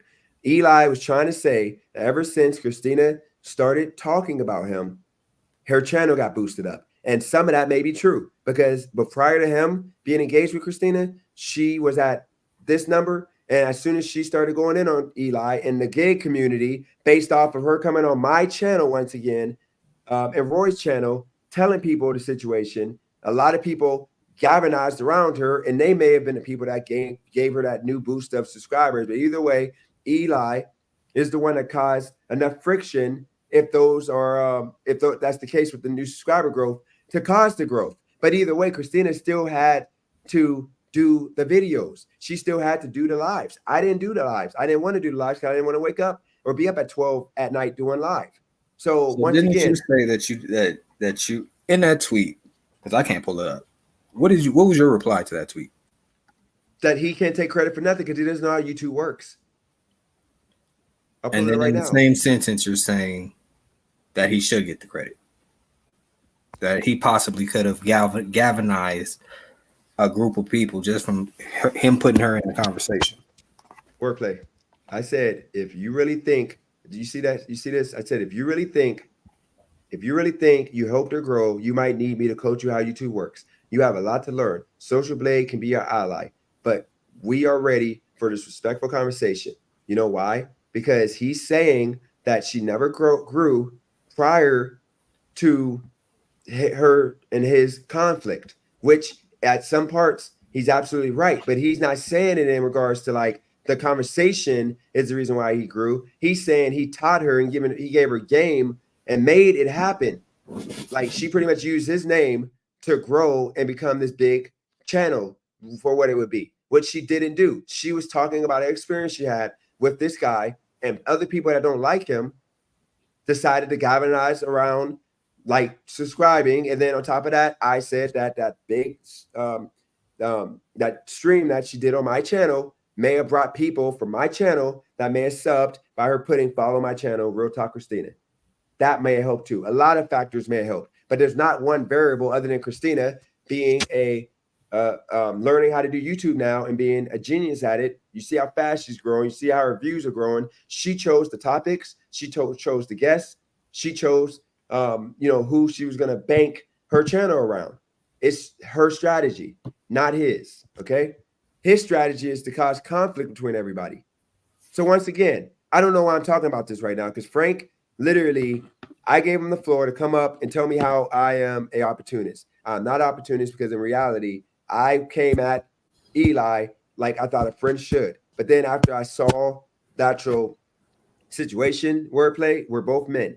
You don't talk to other men that way. You don't just jump in there. That's the reason why you have a lot of dead men out here, because we just jump in the fire for men. I mean, for what I said for men, for women over That's why I men. was surprised that you did that. I'm like, damn. Yeah, it was nasty work. Yeah, and I had to walk it back because I realized I was wrong. Wordplay, was I not wrong? Should I be agreeable with you, or should I? No, don't be agreeable. Just what, like the way I came at Eli, was I not wrong? The stuff I was saying, I called him gay. I said he walks weird. I said all this nasty stuff without knowing the man. I was just bashing him based off of a few things that I saw he said to Christina. Hell yeah, that's nasty work. So I was wrong. Yeah. So as a man, did I do the right thing in that video to apologize? To say, as a man, it was unmanly of me to sit here and disrespect you and call you names that didn't have anything to do with the argument. I mean, was that not right? I mean, DJ, you yes and no, because it's like we all know that there's the right thing to do, and then there's like public perception. So it's kind of like, did Christina apologize to him? I don't think that she ever apologized to him, did she? No, and it ain't my job to make her apologize. So you basically just did what J. Cole did in the situation with Kendrick Lamar. You basically inserted yourself into something that probably didn't even have anything to do with you, and then you backed out. You're like, you know what, man? You know what? I'm sorry for throwing my jab at you, man. I don't want none of this smoke right now. I'm not built for this. And Christina's like, nah, it's still up with him. But for some, like, it'd be different if she apologized and then you apologize after. Like the public perception of it is just wild, bro. I'm just telling you how it looked. Okay, so once again, Wordplay, look at it like this, okay? If she was my woman, then absolutely I should not have walked it back. But you got to understand, I'm my own man. I told Christina she might be upset, which she wasn't, from the way I feel with us talking yesterday. The whole point of the matter is, as a man, Wordplay, and I'm pretty sure you respect men, okay? If I was wrong, I got to call it out. I was wrong. I was wrong in regards to that. So I made a video telling him that I was wrong. I apologize for disrespecting him. But if he wants to have a debate, we can have that debate. Because, and by the way, I didn't apologize for nothing other than me calling him out of his name. I didn't apologize for the stuff that I said in regards to what he said to Christina. I still said that it's bad, what he said to Christina. But I said, I apologize for calling him out his name. It's disrespectful. I don't even know the man. Then I said that I'm okay with having a debate because the way I was raised, Wordplay, is that you don't talk behind a man's back. If you have a problem with somebody, you head on, face one-on-one. He's in California. We live, I think, right by each other. Really, I think he's like half an hour away. Like, I'm not acting like I'm about that life, but No, I think he's DJ, respectful trust of a me. man. I get what you're saying. Like, you did the right thing, but public perception behind it, it's not going to look that way. Just based off of how everything just unfolded, it's not going to look that way. It's kind of like I was watching this guy that was in the CIA, and he was basically talking about how he caught his dorm members doing something wrong, and he was going to go. He told one of the dorm members, like, "Hey, either you guys go and tell the leader that you guys are in here doing this, or I'm going to be the one that's going to go and tell him." So they didn't go and tell him. So he went and told, and the dorm master looked at him like, "Damn, you're going to sit up here and tell on your friends, even though it's the right thing to do." The perception and the way it's going to make you look, it's not going to be a fit. So sometimes in those types of situations, it's better just to die on the sword, bro. Unless you want this type of situations that's happening. So Wordplay, we know with my channel, I confront and allow anybody to come here and debate and have a conversation based on something I disagree with. And I'm not going to stop. I've allowed every single person that I've had an issue with to come on here. I opened the floor to it. I'm not going to stop now. Christina knows this. I'm not going to stop now because as a man, once again, and this is being my channel, okay, she put that video on my channel about him. So I'm going to let the man come and defend those allegations, and I'm going to have to be good and make sure I'm prepared to defend what I feel was wrong. You're letting him come on your channel to? Is he gonna just have his own thing, or is this gonna be with Christina? No, it's going to be me and him, and Christina is going to be part of the live stream. But you know, we both know how Christina is, and we know that she's not going to be as thorough as I am. So I told him that if I do it, it's only going to be if Christina's here, because I'm not going to speak for Christina. There's going to be moments that Christina needs to speak for herself. But we're going to, so you got to remember, okay, the context where when he was talking through. No, I This did is think what I about mean it by all the way like through. you can't see past the first sentence. Like I don't think that you've actually like thought what that type of situation is going to actually bring. Like what are the consequences of what could possibly go wrong in that type of situation? Nothing other than Eli, if he gets to the point of being disrespectful, then I boot him, which he's not going to do that, because I'm going to show him the same respect he shows me. And that's what we're going to. Okay, so Wordplay, this is the question. Only reason why I said he was wrong with the way he treated Christina, it was because I saw a couple instances. I don't want to keep rehashing and beating off a dead horse, but he literally said, the whole baby situation, that a woman putting a baby on a man to keep a relationship. And I'm like, Christina would never do that. And a lot of women won't do that. But at the same time, Wordplay, we got to keep it a bill. We know there's a lot of women at the same time that do that. We know that. So all he's doing is spreading manosphere talking points in regards to that one. And then the conversation of a woman when she gets married. We all know how a woman turns into a whale. It's a joke, that inside joke that men make. When they get married, their women literally gain like 50, 60 pounds the first like 2 years. And you're like she looks like a slob. And like Cali Girl knows, I'm not playing that. I'm sorry. We'll get divorced. She knows that. Like, I'm sorry. If she doesn't down to work out with me, then it ain't gonna work, because I'm sorry. I'm not saying I don't like obese people, but I'm not attracted to that look, and I'm not living the rest of my life knowing that I gotta look at this mess the rest of my life. Now it's different if she wasn't able to lose the weight because of medical issues or whatever. Such. I'm sorry. We came in a relationship looking like this, so we're gonna finish our relationship looking like this. That would be deemed ignorant. That's what he said pretty much. He said that maybe, the guy might not want to be there because you might have gained weight, whatever. I agree with that. Okay. But at the same time, I think he was trying to disrespect Christina, thinking that she was overweight. So those are the only two topics that I heard. mean, do we know if she's overweight or not? No, I know she's not overweight. But the whole point is. But you said you've never even seen a picture of her. Trust me, Christina's baddie. Cali Girl knows Christina a baddie. Cali Girl and Christina are both baddies. Like, they're the baddies of my channel. Okay? So you have seen a picture of Christina? Yeah. Yeah. Not an AI generated picture. No, she's in shape, toned, yeah. She looks like her picture. She just like doesn't put her whole body on there. Yes. She's cheerlead. She still look like she can cheerlead. But the point of the matter is remember when guys can't get a chick, a woman, which is what he wants, they decide to go to disrespect the woman route and say that she's fat or she got a mustache or she's this or she's that. And that's the narrative that I took that he was trying to do. That's the only reason why I came out with that point. And then the whole other point of her, she just said in the chat, he tried to say that she tried to force her husband to marry her by putting a baby on him when he wanted to have a baby. And they knew before they got married, they wanted to have a baby. And that's the situation that I'm like, that's nasty work. But once again, those are two talking points that most men, Wordplay, you, big one of them, because you're a single guy, you ain't playing that game either. If you get married, you're not dealing with a woman gaining 70 pounds. I mean, are you going to stay with her if she gains 70 pounds, 60 pounds, and look like an Oompa Loompa? Like, be real. Like, this chick looked like a baddie, like Natalie Nunn before she gained the weight and got the boobs out. She looked like Natalie Nunn, and now she looks like freaking Oprah, like in body size. Like, are you going to stay with her? Hell no, I ain't going to stay with her. Okay, so why are you mad at Eli with that point? Why would I be mad at Eli when that's a valid point? Just like if a woman, like a lot of women, don't you think a lot of women put babies on men?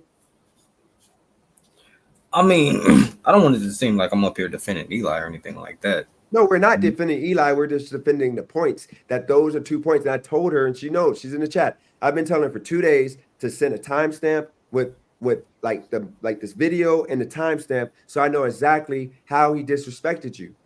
And I'm waiting for those because those are the only two moments that I saw. And like, I'm sorry, most men would agree. I'm not dating a 70-pound plus woman.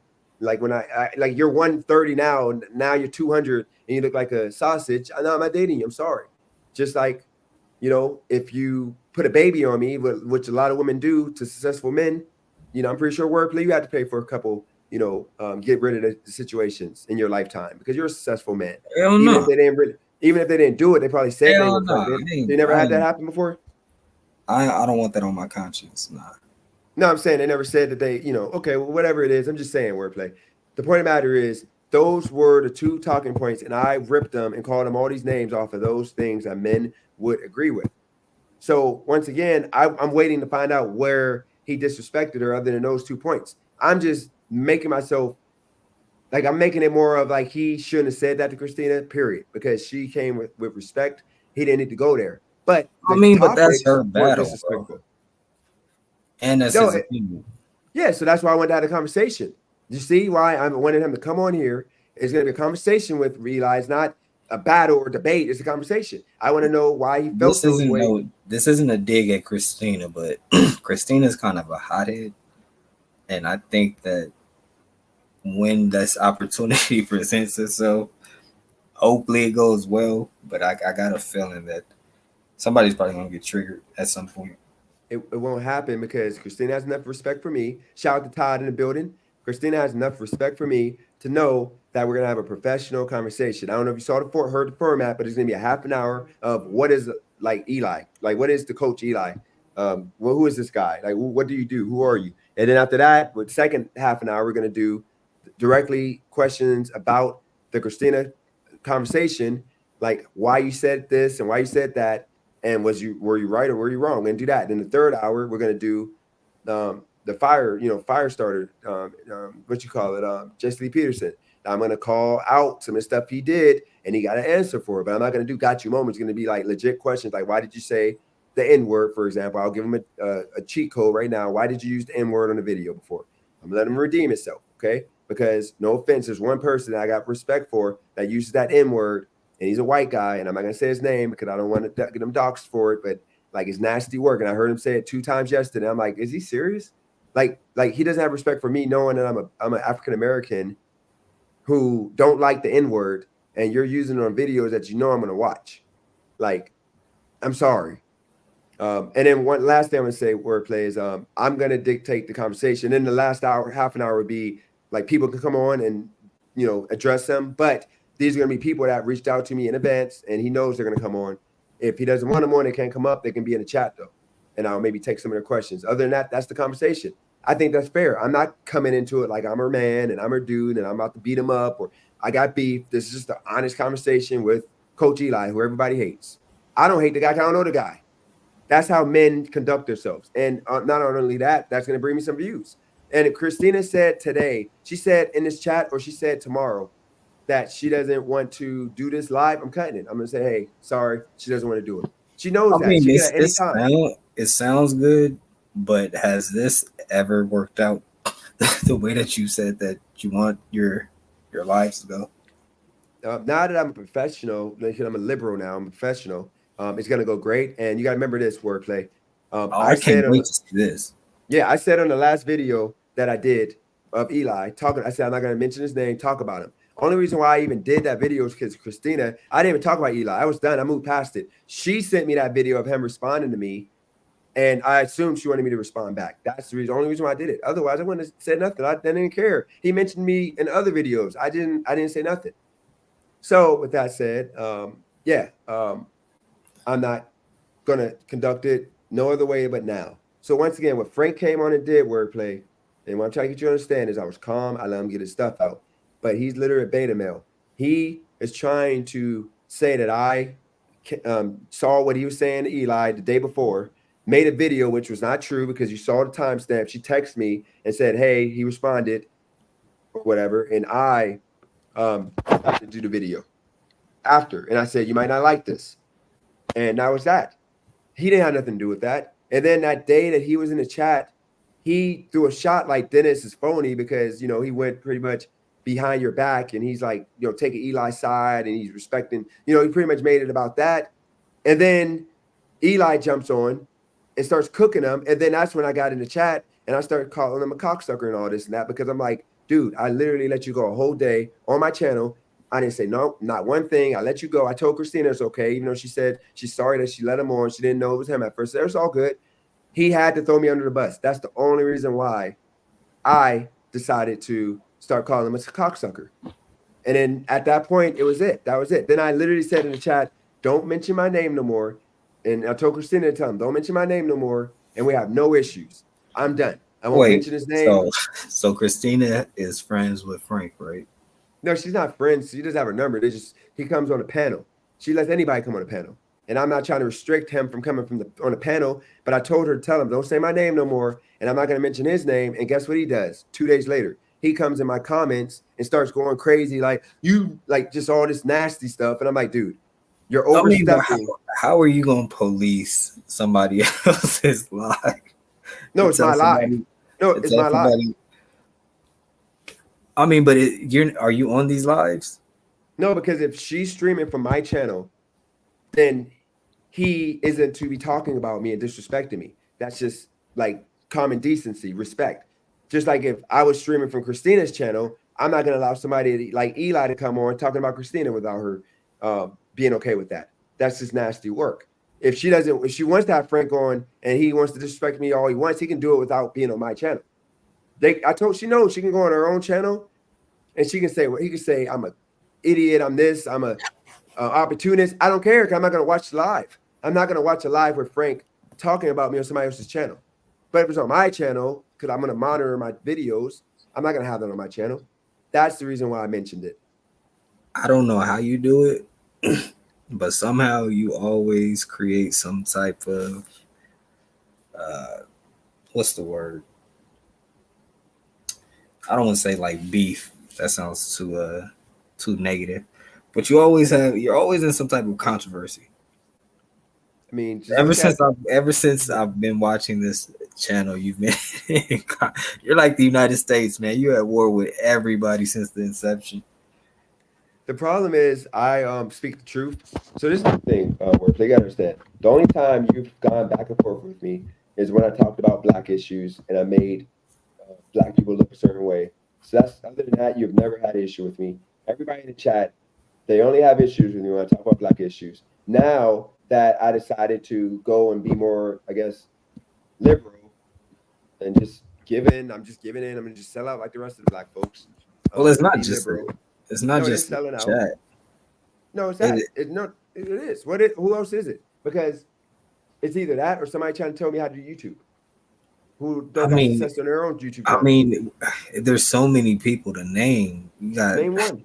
Please don't. We're not gonna go with the beef, situation, the last one. But anybody else? Who else? Oreo. Other than Oreo, is because of race. Because he hates the fact that I was talking about, black folks. That's the point. What I'm doing now, he's gonna love it. When he comes back, he's gonna love me. When H-Ray comes back, they're gonna love me. Because I got influence. I allowed the media to get to me to make me turn. I just turned this way. I'm sorry. I'm not a black supremacist, white supremacist guy no more. I'm a liberal.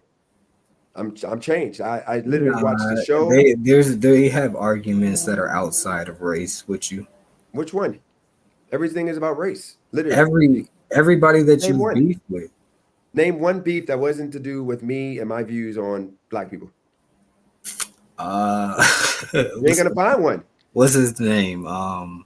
Driving to Wealth and Ski and oh boy, my bad for forgetting your name, play it. But yeah, him. That had nothing to do with race. Hey, how you doing? No, that had everything to do with race. You okay? That has everything to do with race. How did the beef with Driving to Wealth and Ski and eventually end up to you being, or some of your family being, doxxed in a way, shape, or form? How did that start from race, bro? Explain this one to me.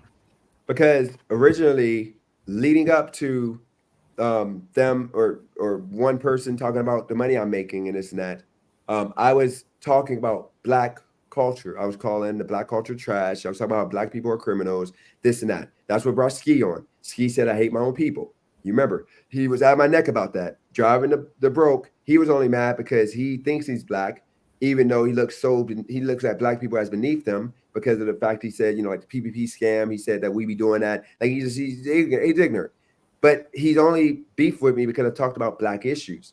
Okay. And then the other guy was only beef with me because he wanted me to stop talking about race and he wanted to help me with my YouTube channel. And because I didn't want to take his help and I kept telling him he don't got the answers and I kept telling him about whatever, he decided to try to destroy me with the money side of things, that I'm broke and I don't make money and I'm a deadbeat and this and that. And then that 4 week of my life with those three is what caused all that, because the race talk, then they went to the money talk because we had 2 weeks of me talking about doing Uber or Lyft and making all this money and, you know, whatever. And they had an issue with that. And then my son got involved and we were talking about kids. Then after that 2 week period, then they went away. And then that's when the beef really started because of ultimately the money. Man, you can't blame black people for that. That's crazy. No, to say me that. talking about the black race in a negative way. Okay, so then what about Christina?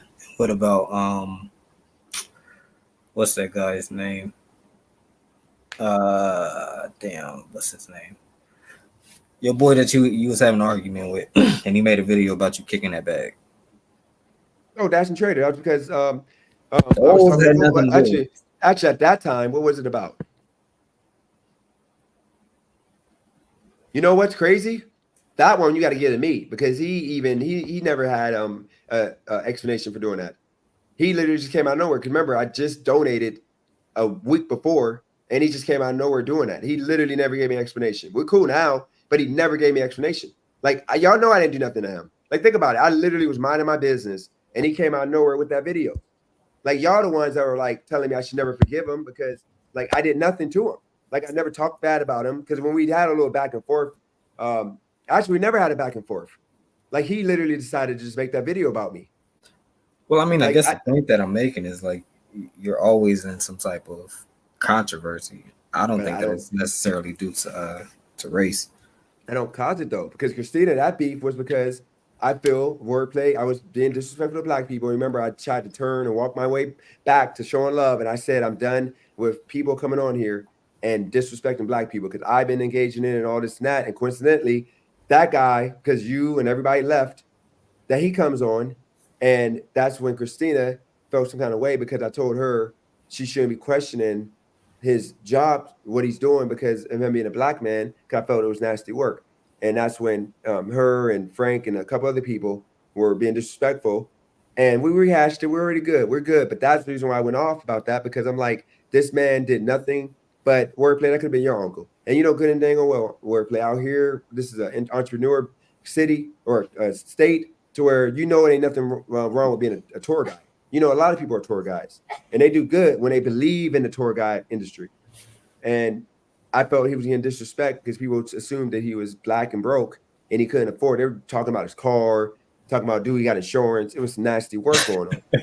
That's the reason why I went to that point, and I sadly took his side over Christina's, everybody else's side, because, you know, I at that point was so frustrated, but I was wrong because I should have called Christina and said, Christina, I'm sorry, you know, that I went about it that way, but I just felt like if he was a white guy, people would have took the information like, okay, because white people are normally the tour guides, not the black people.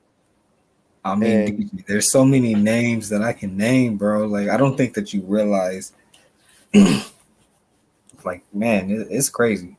Like, I mean, think about what is life. What is life? I had beef with him. You know why? I had beef with Rage Face and Furby. No, got to talk about black issues. I got unfollowed due to me doing what you did to Eli.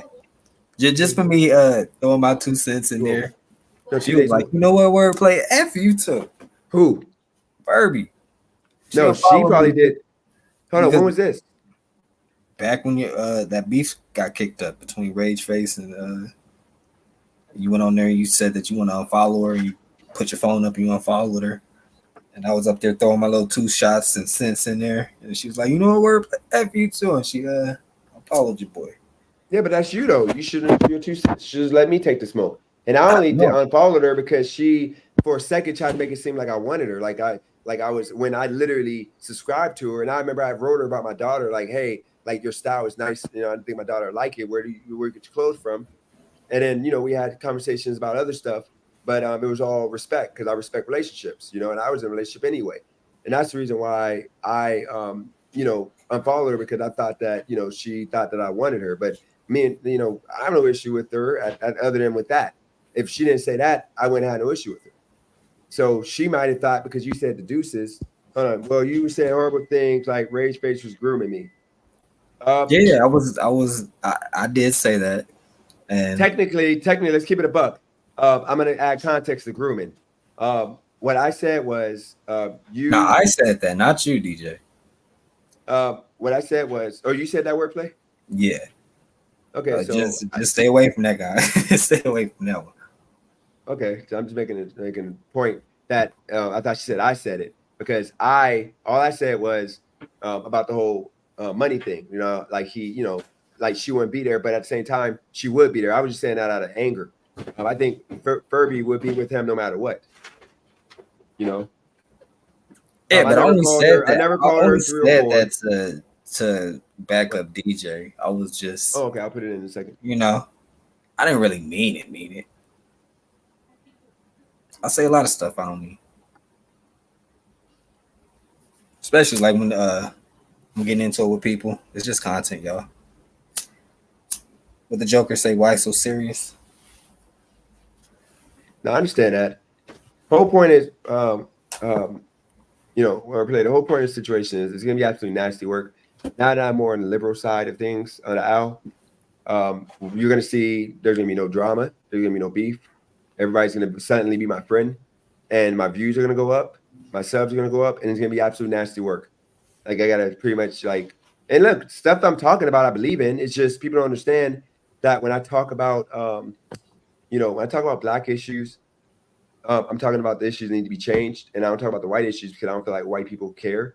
But now that I saw so many white supremacist, racist white people come on, calling me these nasty names, now I see that we do got some fixing in regards to the whites, you know, that needs to be done. So I am going to be doing more videos in regards to like that guy that was creeping, like with that woman, and he was a teacher, and the fact you got teachers that are like taking advantage of our, you know, young boys in school.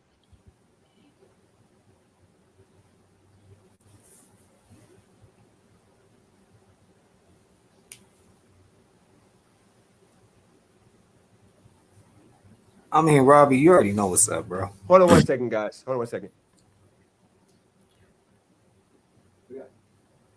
I wouldn't say it's Zaza. I don't. Out here in Cali, we don't call that Zaza, bro. But yeah, so you get the point of, you know, talk about the more so the influence of the culture. Yeah, but DJ, he's turning on me, chat. I think Christina's she's been sending him text messages on the low. When I say stuff that's out of line. So what happens is this is what happens. This is what frustrates me.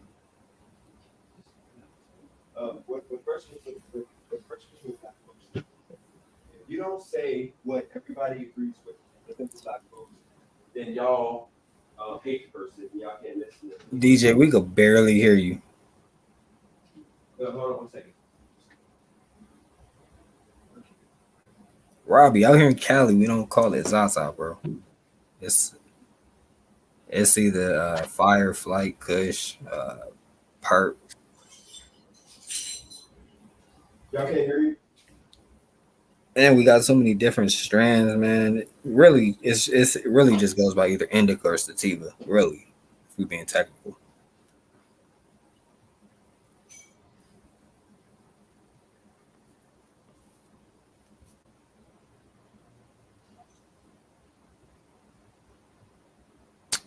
I would say the best place would probably be the Valley, San Fernando Valley. There's so many weed shops out there.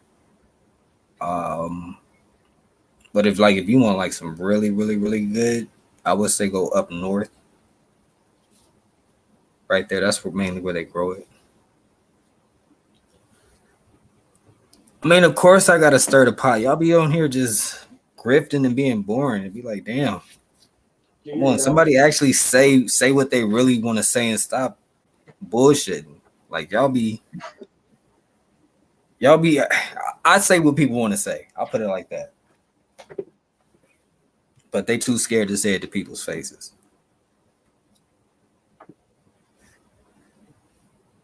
Almost there.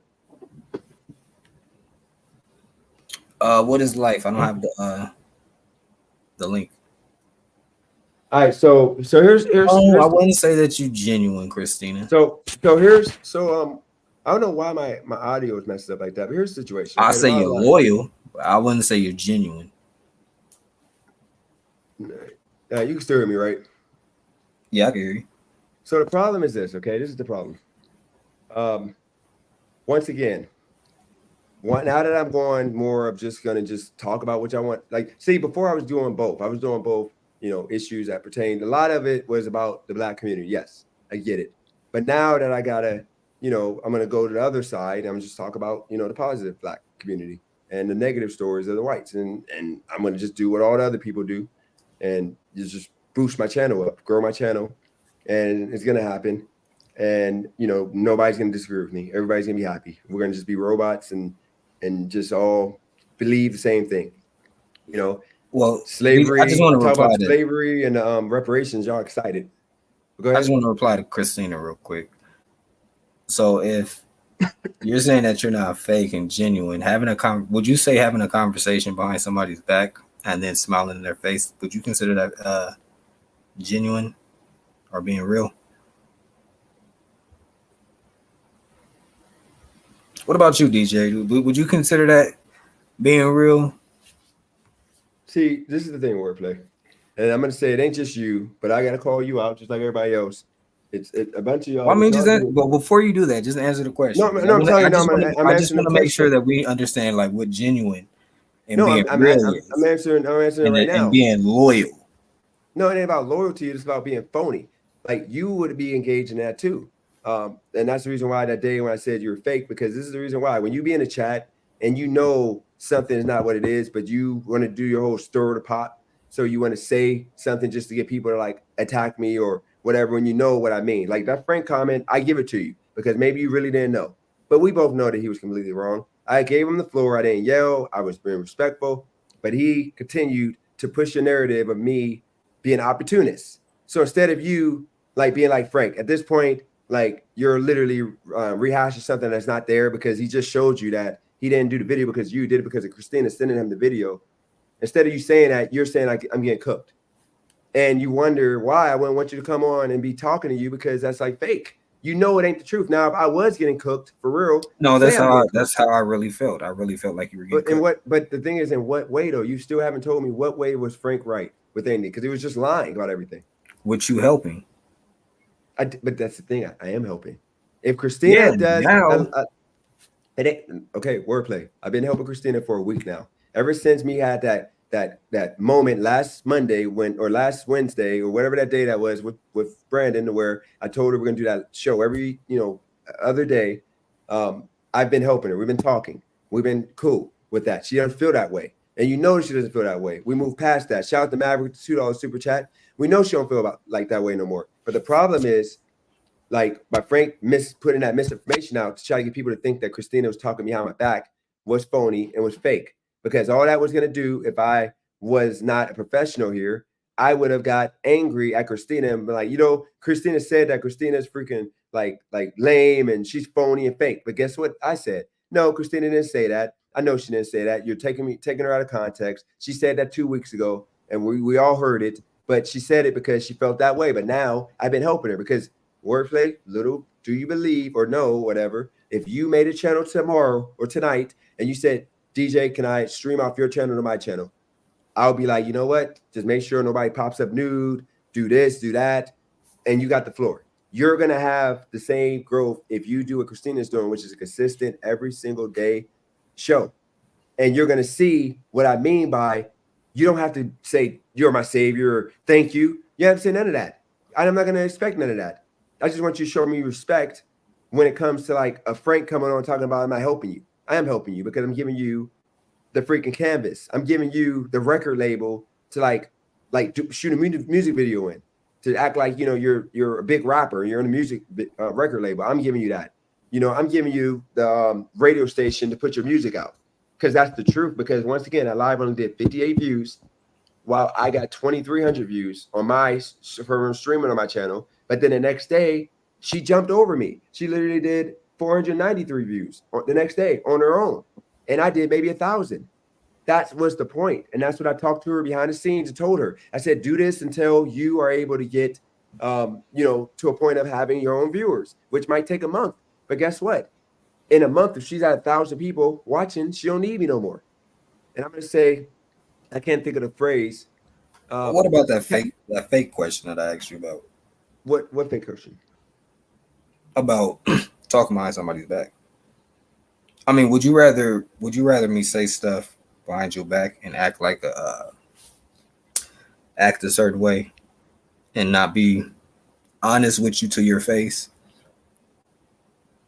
Christina doesn't do that though. She's not the one. The reason why I know what you be doing, Wordplay, is because you be doing it and I be noticing. I'm like, God, this dude. And I'm like, this is phony. Like, and then you come up here and like I'm supposed to act like we're cool. And it's like, I don't want to be talking to nobody I'm not cool with. Like you just, it's like, respect me. Like I respect you. I don't disrespect you. Even when you be wrong, I don't say, Wordplay, you're freaking stupid and ignorant and you're this. Like the pants sagging. Think about pants sagging. Every if you go back to every live, you're the one that's always throwing jabs. I don't ever come on here and belittle you or disrespect you. I just give you my opinion and back it up with facts. If I have any facts that go with it. If not, then shit, it's just my opinion. Have I ever put your name on pants sagging, even though you and a couple of people were the ones debating me for a whole hour over pants sagging? Do I put your name on it when I say that I think it's ignorant? Just like you might think me wearing my pants on my hip is corny, but you're not gonna say, DJ, you're corny. Like you know, guys that wear pants. DJ, you have put me down. Even it's the same thing like what you're saying. Like if you know something, why would you say it? Like if you know that I sag my pants, why would you say something negative about people that sag their pants? Wordplay, I don't know you. But I'm not going to get butthurt around it. I'm going to say, you know what? My pants sag because the money holding it down. I'm not going to get butthurt, because that's not something that's, maybe I'm too secure in myself, but I don't know. This internet stuff is a little bit different. I'd rather be like up front with somebody and tell them to their face versus not. Wordplay, you're an outlier. You are a successful man that is fortunate enough to be able to sag his pants. But most of us black men are not able to be productive out here. And I'm talking about productive as in making more money than he needs to make with sagging his pants. It ain't happening. If I go to this gig tomorrow, if they put me on this gig tomorrow, okay, that's at Coachella. It might not happen, but it might happen. This gig. If I show up with my pants sagging, you know, like first off, they're gonna think one thing, and you know what they're gonna think in their head. He sent another nigga, and they're gonna assume the worst. And now I gotta try 10 times harder to prove that I'm not that stereotypical nigga. I gotta make sure I show up early, not on time, but early. I gotta make sure I'm not on my phone at all because they're gonna be watching, making sure I'm working, I'm productive. You know why? Because the stereotype with most people that bust the sag and you know, like have that look, usually that you see them on the phone at Walmart chilling, they're getting all the girls being disrespectful, they're not doing their job. Wordplay, I'm just talking about bottom barrel jobs. This is a bottom barrel job. I'm not talking about you're not talking about like in context though. You're making it seem like sagging. I'm adding context. It's just bad. Like the context to it is that you're not going to go to a job interview with your pants. I didn't say a job interview. I said work. Anywhere that you need to be, where there's a expected dress code, you're going to show up with that dress code. 9 times out of 10. Well, we have no issue. Wordplay. But you're talking about people. You're talking about people that are sagging their pants outside of these environments. You're talking about people that are in their leisure time or going from point A to point B, and you're calling them trash people. Wordplay. You realize that when I'm on my own, because my pants are big. Which I don't care. You can call them trash people. That's your opinion. My pants are low key sagging. Like I wear my pants like this. Like this would be considered sagging. I don't wear my pants up like this, like they're supposed to be. I wear them like this. This would be low key sagging. But guess what? I got a long shirt. Okay? I'm sorry. I don't like this here. This is what I'm talking about. Like if I'm in an environment and I got dudes walking around like this is only us doing this, okay? Doing this crap. I'm sorry, I think that's ignorant. And you can't tell me nothing different. But guess what? Like, you're free to do that. As long as you're not hurting me, it's just fact. It's ignorant to me. But you might think it's okay. And I don't think you're lesser than the person. I just think that it's an ignorant look. Ain't nothing wrong with that. You know, why can't I think that way? No, you Like, can't. you come on my channel, if you That's come why on I my said channel and I doing an don't get interview with offended me, by it. okay, I'm I'm gonna saying if joke we're doing back. it, I'm gonna play okay, around with joke pause. back. No I'm diddy. saying if we're doing an interview together, okay, and it's a professional interview because I'm about to pay you. Like, I shouldn't have to tell you because we're doing a professional political interview, and I think that you got some stuff to say, important stuff to say, but it's in a professional environment. I shouldn't have to tell you to pull your pants up, not bust the sag. But guess what? You have on our news shows, like when Fox News invites a rapper or invites like the stereotypical black, not the educated black man, because the educated black man from a person like me. I'm uneducated, okay? But guess what? I'm not going to show up to on Fox News. I'm not going to show up with a T-shirt. Like, I'm not going to be Charlamagne the God. I'm not going to like portray this image. I like mean, DJ, you're gonna wear whatever you feel is comfortable when you're making more money than the people that you're sitting with. No, I'm going to address to the occasion. DJ Academics, for example, he is more than rich, so he has the right to do this. He is allowed to show up to Mar-a-Lago with a freaking hoodie and some jeans on and some. That's what he's Yeezys. that's what he's comfortable in. No, it ain't about comfort. It's the fact that he worked his way up to that level. But if I was getting an interview with Donald Trump Jr. because I won like a contest, so I get to interview him for like 20 minutes on my channel, this channel, you know what I'm going to be? Because I know that this is my one time to impress and show some class, and I don't know the opportunities that might come from this, but some opportunities might come. I'm going to show up in a shirt, tie, like a suit, and I'm going to conduct that interview. So then that's what I'm talking have a good about. Look. That's the context. 9 times out of 10, most people are going to put themselves in the best light. That's just what it is. When somebody wants something, they're going to put themselves in the best light to achieve it or to obtain it in some way, shape, or form. That's just how it is. But you're talking about people that are sagging in their leisure time. No, I'm not. Okay, so wordplay. I'm not talking about what you do in your own home, what you do out chilling. I don't care about you. But just know I'm going to treat you that way. I'm sorry. You got that look, then that's the look I'm going to treat you like you got the look. I'm sorry. If you don't want people to treat you like you're might be ignorant, then don't have your pants off your butt. I'm sorry. If you don't get treated that way, then don't do it. Okay? Just like if you want to get treated with class and respect, and it doesn't matter your race or skin color. If a white person is walking up to me with his pants sagging, I'm not going to trust that dude. I'm sorry. It don't matter if you're white, Asian, if you're anybody with your pants sagging, I'm not rocking with you. Okay? I'm talking about like if I don't know you. If I know you, like I know you, of course, if you got a business opportunity and you got your pants sagging, I'm not gonna be like, oh man, you're ignorant. I ain't dealing with you. Because I know you. But if I don't know you, I don't care what race you are, I'm not rocking with you. Now, on the other side of the aisle, if you got on a shirt and tie, suit for most part, or just dressy, you might steal the most money from me. But I'm sorry. It's still a level of respect that majority of people that are coming with respect, who are good at business, doing the right thing, 9 times out of 10, they're going to have a shirt and tie and slacks on compared to the person that got the sag going. Usually that person is going to be like, want to be portrayed as a thug. And I'm sorry, I just don't, I think that's ignorant. And you are free to do that. DJ, you never answered the question about the fake thing. I just told you. Like, if you're in the chat talking crazy behind my back, then I think that's fake. Then you want to come on here and act like everything's cool. Like, why can't you just, like, if you feel that differently from me, why not text me and we can have a conversation? But if you're saying, that Frank was being disrespectful, we both know that. I would answer every question he had. I'm not an opportunist, because if I was, I would make Christina pay to use my channel. So we definitely agree on that term of that's fake.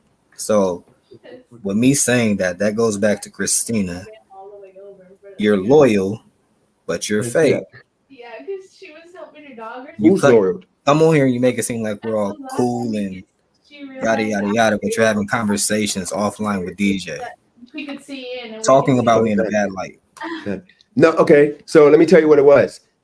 First off, all the conversation is that, and it was about not just you, but it's about a bunch of people that act like we're cool. But then the moment that they can try to make me and discredit me in some way, such as you coming on here talking about like paid views when you know I can't afford that, you know, good and dang well, I ain't privileged enough to pay $400 for 40,000 views. Like we did that. Like we didn't pay. Did you pay for 40,000 views that day? That me, you, and Brandon came on and we got 40,000 views because of the vertical. And these were active people. Like we had like over freaking 5,000 messages that weren't bots. Most of the messages were all like real messages. Did you pay for that? Nah, but I didn't pay for that. Again, that goes into like context again. So no, the context is you don't say the type of person I am, I didn't think that you would find any offense to that. So no, it is offensive. I was just rebutting the ongoing narrative that's going on in the chat because of what Flex had said. So my rebuttal to what Flex had said was that I wasn't expecting that to trigger you in that way. If I would have known that, I wouldn't have said it. You do know that buying subs is a death sentence and buying likes. But I didn't say that you did. I said that that there's a narrative going on. I never said that I said these things. No matter, you brought it up. I probably did back in the past. I probably did. Back in the past. But currently, I'm not the one that's stirring that pot. I was just just my rebuttal to Flex or however you say his name. My apologies. Flex. But you shouldn't do that at the expense of me, and that's what I mean by like you came on here trying to find something to disagree with me on, and you gotta understand wordplay. This is what I'm trying to get you to understand. Now that I'm about to be talking liberal talk, you know, I mean, it ain't even liberal talk. It's just I'm gonna only do topics based on feel good stories for Black Americans because of the fact that's what my majority of my people are on this channel, Black Americans. I'm gonna give y'all what you want. None of the stuff that I want to give y'all. The stuff y'all want. You're going to not see anybody on here too much disagreeing with me. Everybody's going to be kissing my butt because maybe you guys know what it is, but the new people that's about to come to my channel and, you know, be big supporters and show me all this love, like it's going to be nasty work because they're all going to be kissing my butt, like begging me, you know, to like, you know, call them and, you know, talk off behind the scenes. Because when I used to do that, when I used to do Uber and Lyft, when I used to talk to these people who were like struggling in life, and instead of telling them the truth, like pull your pants up, stop smoking weed, you know, so you can get through a drug test, stop smelling like weed, going to work, so you can be more productive, maybe get boosted to a manager. When I tell these people this stuff, but I keep it respectful, when they get there, they appreciate me. But at the same time, if I go the route of, man, you should be getting raises, you should get increase in pay. It don't matter if you be smoking weed all day. We should be able to smoke. It's just a plant. You know, who cares you busting the sag and, you know, your shirt dirty because you didn't wash it yesterday and you got to wear the same shirt. Who cares? Like they worry about the little things in life. If I do that, that's going to get more people that's going to love me and be like, he's so humble. He's so cool. This guy gets it. But how am I helping these people? When the other conversation of don't smoke, if you want that raise, don't smoke, cut your hair so you look fresh. Okay. You know, these things will actually get you Cali girl. Wordplay. Hot tub. You want me to shoot Cali girl, go get it for wordplay. Go tell her you got a guy online named Wordplay. That's interested. Cali girl said she ain't got no booty. Wordplay. Does it matter? At this point in life, well, I would say no. I'm not looking too much for it. It's a preference, yeah. He says a preference, but he's not looking for it all like that. He says cool. She's a nice. Yeah, she's a nice lady. You need to. I'm telling you, Wordplay, you need to take my invite to the hot tub, okay? And then you come up here and then you freaking just. I kind of want a girl that's like low key. I don't want somebody that's like too much attention and you might get the case of the beat and all of that. So when a girl got too much ass, man, that's too much attention. I don't feel like dealing with all that. I feel you. No, it's not good. But let me give you this for example, because this is for example right here. This is what I mean. He said, "I'm such a worm." He came on to give me props, and he said, "Bring the smoke." Bro, weak sauce. Cried when I did. So this is what I mean. First off, I didn't cry. Second of all, you see how he was going at me in the chat. And then he tried to jump on here and he tried to he tried to disarm me by like being all positive, like, "Hey, thank you, I appreciate you, appreciate Christina, appreciate all." I said, "No, dude, I'm not. That's phony. That's what I mean. Where play by fake. You said all this nasty stuff about me, so now keep the energy, but keep it factual, and add context. Instead of him doing that, we spent 25 minutes of him trying to justify, how, I'm an opportunist and how he is the reason why I made a video that we debunked. I haven't mentioned this dude in months. I don't even know what he talks about. And for him to try to, and this is what I mean by like people like him, I try to take, I try to get away from. But I'm just telling you, wordplay. You're gonna see now that I'm doing more positive videos about we're just all like victims, like that slavery or the reparation video went good. A lot of people were like loving that. A lot of likes on that. Like people want those reparations. I think I should get some too for being African American. I'm just saying, like, I don't want to be this guy. I don't want y'all to like me because I gotta like be mind hive and like I pretty much link my brain to the rest of the plugs from that everybody else got. So now I'm gonna just be positive. We do no wrong, and I'm only gonna talk about the whites now, and my channel is gonna grow, but it's kind of not gonna be nasty work. And I believe everything I say. Like I believe that dude is a deviant that put the camera underneath that woman. Maybe the cops should have been focused more on him instead of the guy that walked into the store, like just scared that the cops were gonna do something to him. He was just scared. He wasn't doing nothing. They should have let him off. All he had was a blunt. Like, why would they arrest him and put him in jail when he was just scared and all he had in his car was a blunt? He didn't do nothing wrong. He shouldn't have been arrested. But people are saying he should be. Do you think he should get arrested? I'm not too sure what happened. What pretty happened? much the guy walked in. He pretty much he tried to pull into Walgreens real fast in handicap, get out the car thinking that, because I used to think this too, that if you pull up and you get out the car before the cops put the lights on behind you, they can't pull you over. So he tried to get out the car fast, and then the cop was like, "Get back in your car." He's like, "No, I'm out my car. What are you talking about?" So then he went into the store, and then he was looking terrified because he was like, "You can't arrest me because you didn't stop me when I was out. When I was on the road, I was already out of my car." So then the cop like started grabbing him, and then the guy started like fighting back, and then another cop came in and they dropped him, and then his hands are like handcuffed. They put him in the car, and he's like talking about, "I didn't do nothing. Y'all wrong for this. Y'all wrong for this." And they got him for resisting arrest, and they went in his car after he said he didn't consent to a search, and they found a weed blunt in a wrapper. And now he's like, "I didn't give y'all a right to search my car, blah blah blah." I think that he kept saying he was trying to get to his job, that he 90-day probation. He got to feed his family, and they're ruining it for him. And I said, you know what? Maybe they should have let him off. Like, they just ruined this man's life for no reason, just because they wanted to like pick on somebody. I mean, he was just terrified, which is why he resisted arrest. But people are saying he did wrong, and he's an idiot. Somebody actually said that he's a thug. I don't think he's a thug. I think he's a scared man, just because he's black and a little bit bigger. So what do you think about that? I mean, why run and jump out your car in the first place? Especially if you ain't doing nothing wrong. Why not just get pulled over and just go through the motions and just go on about your day? Why even create that type of scenario? I don't know what state it was in, but wordplay, that's the point. If I said that a week ago, everybody be at my neck. You can't win, but I'm just going to give y'all what y'all want. You're probably I gave y'all what y'all want. You're probably a little bit more disrespectful when you talk about these types of situations. No, I would have just said he's an idiot. I would have said at the time, because I was ignorant, I would have said he's an idiot. This is the reason why people get shot, because he was doing everything wrong. The cops were really nice, actually. The problem with the blacks and this, that, and the third.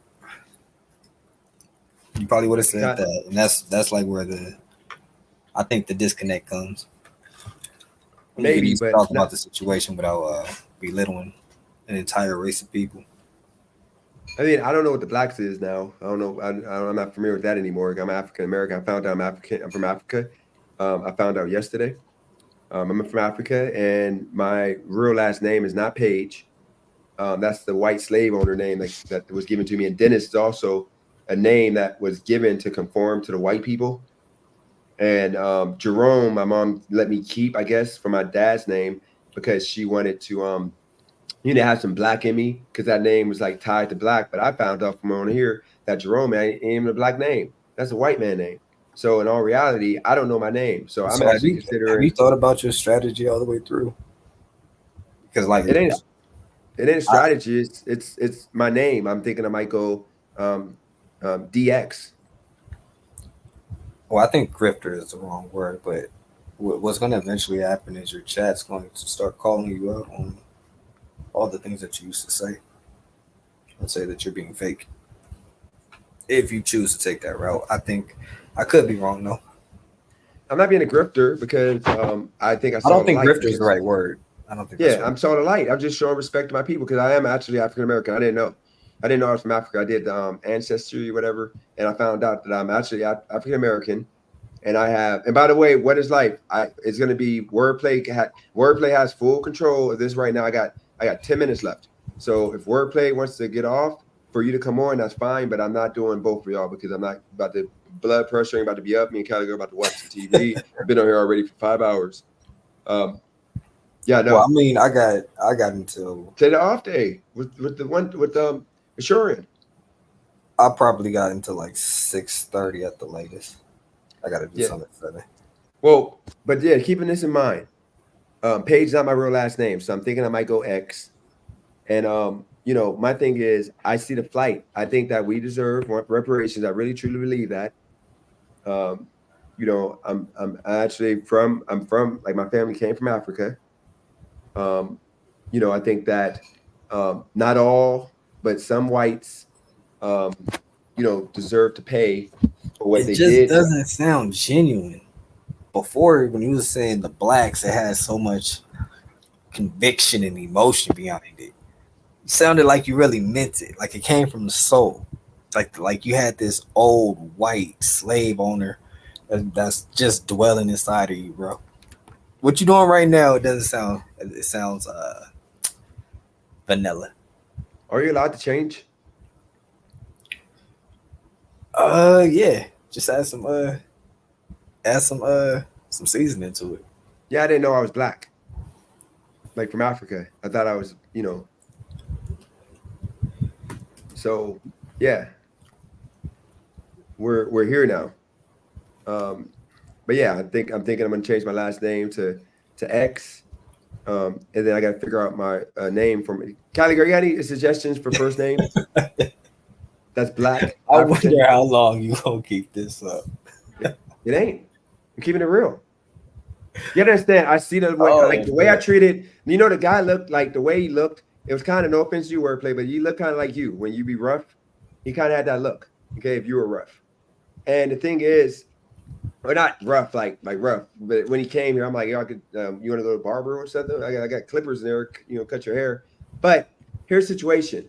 The way I remember him, hold on 1 second, Flex. The way I remember him is that he we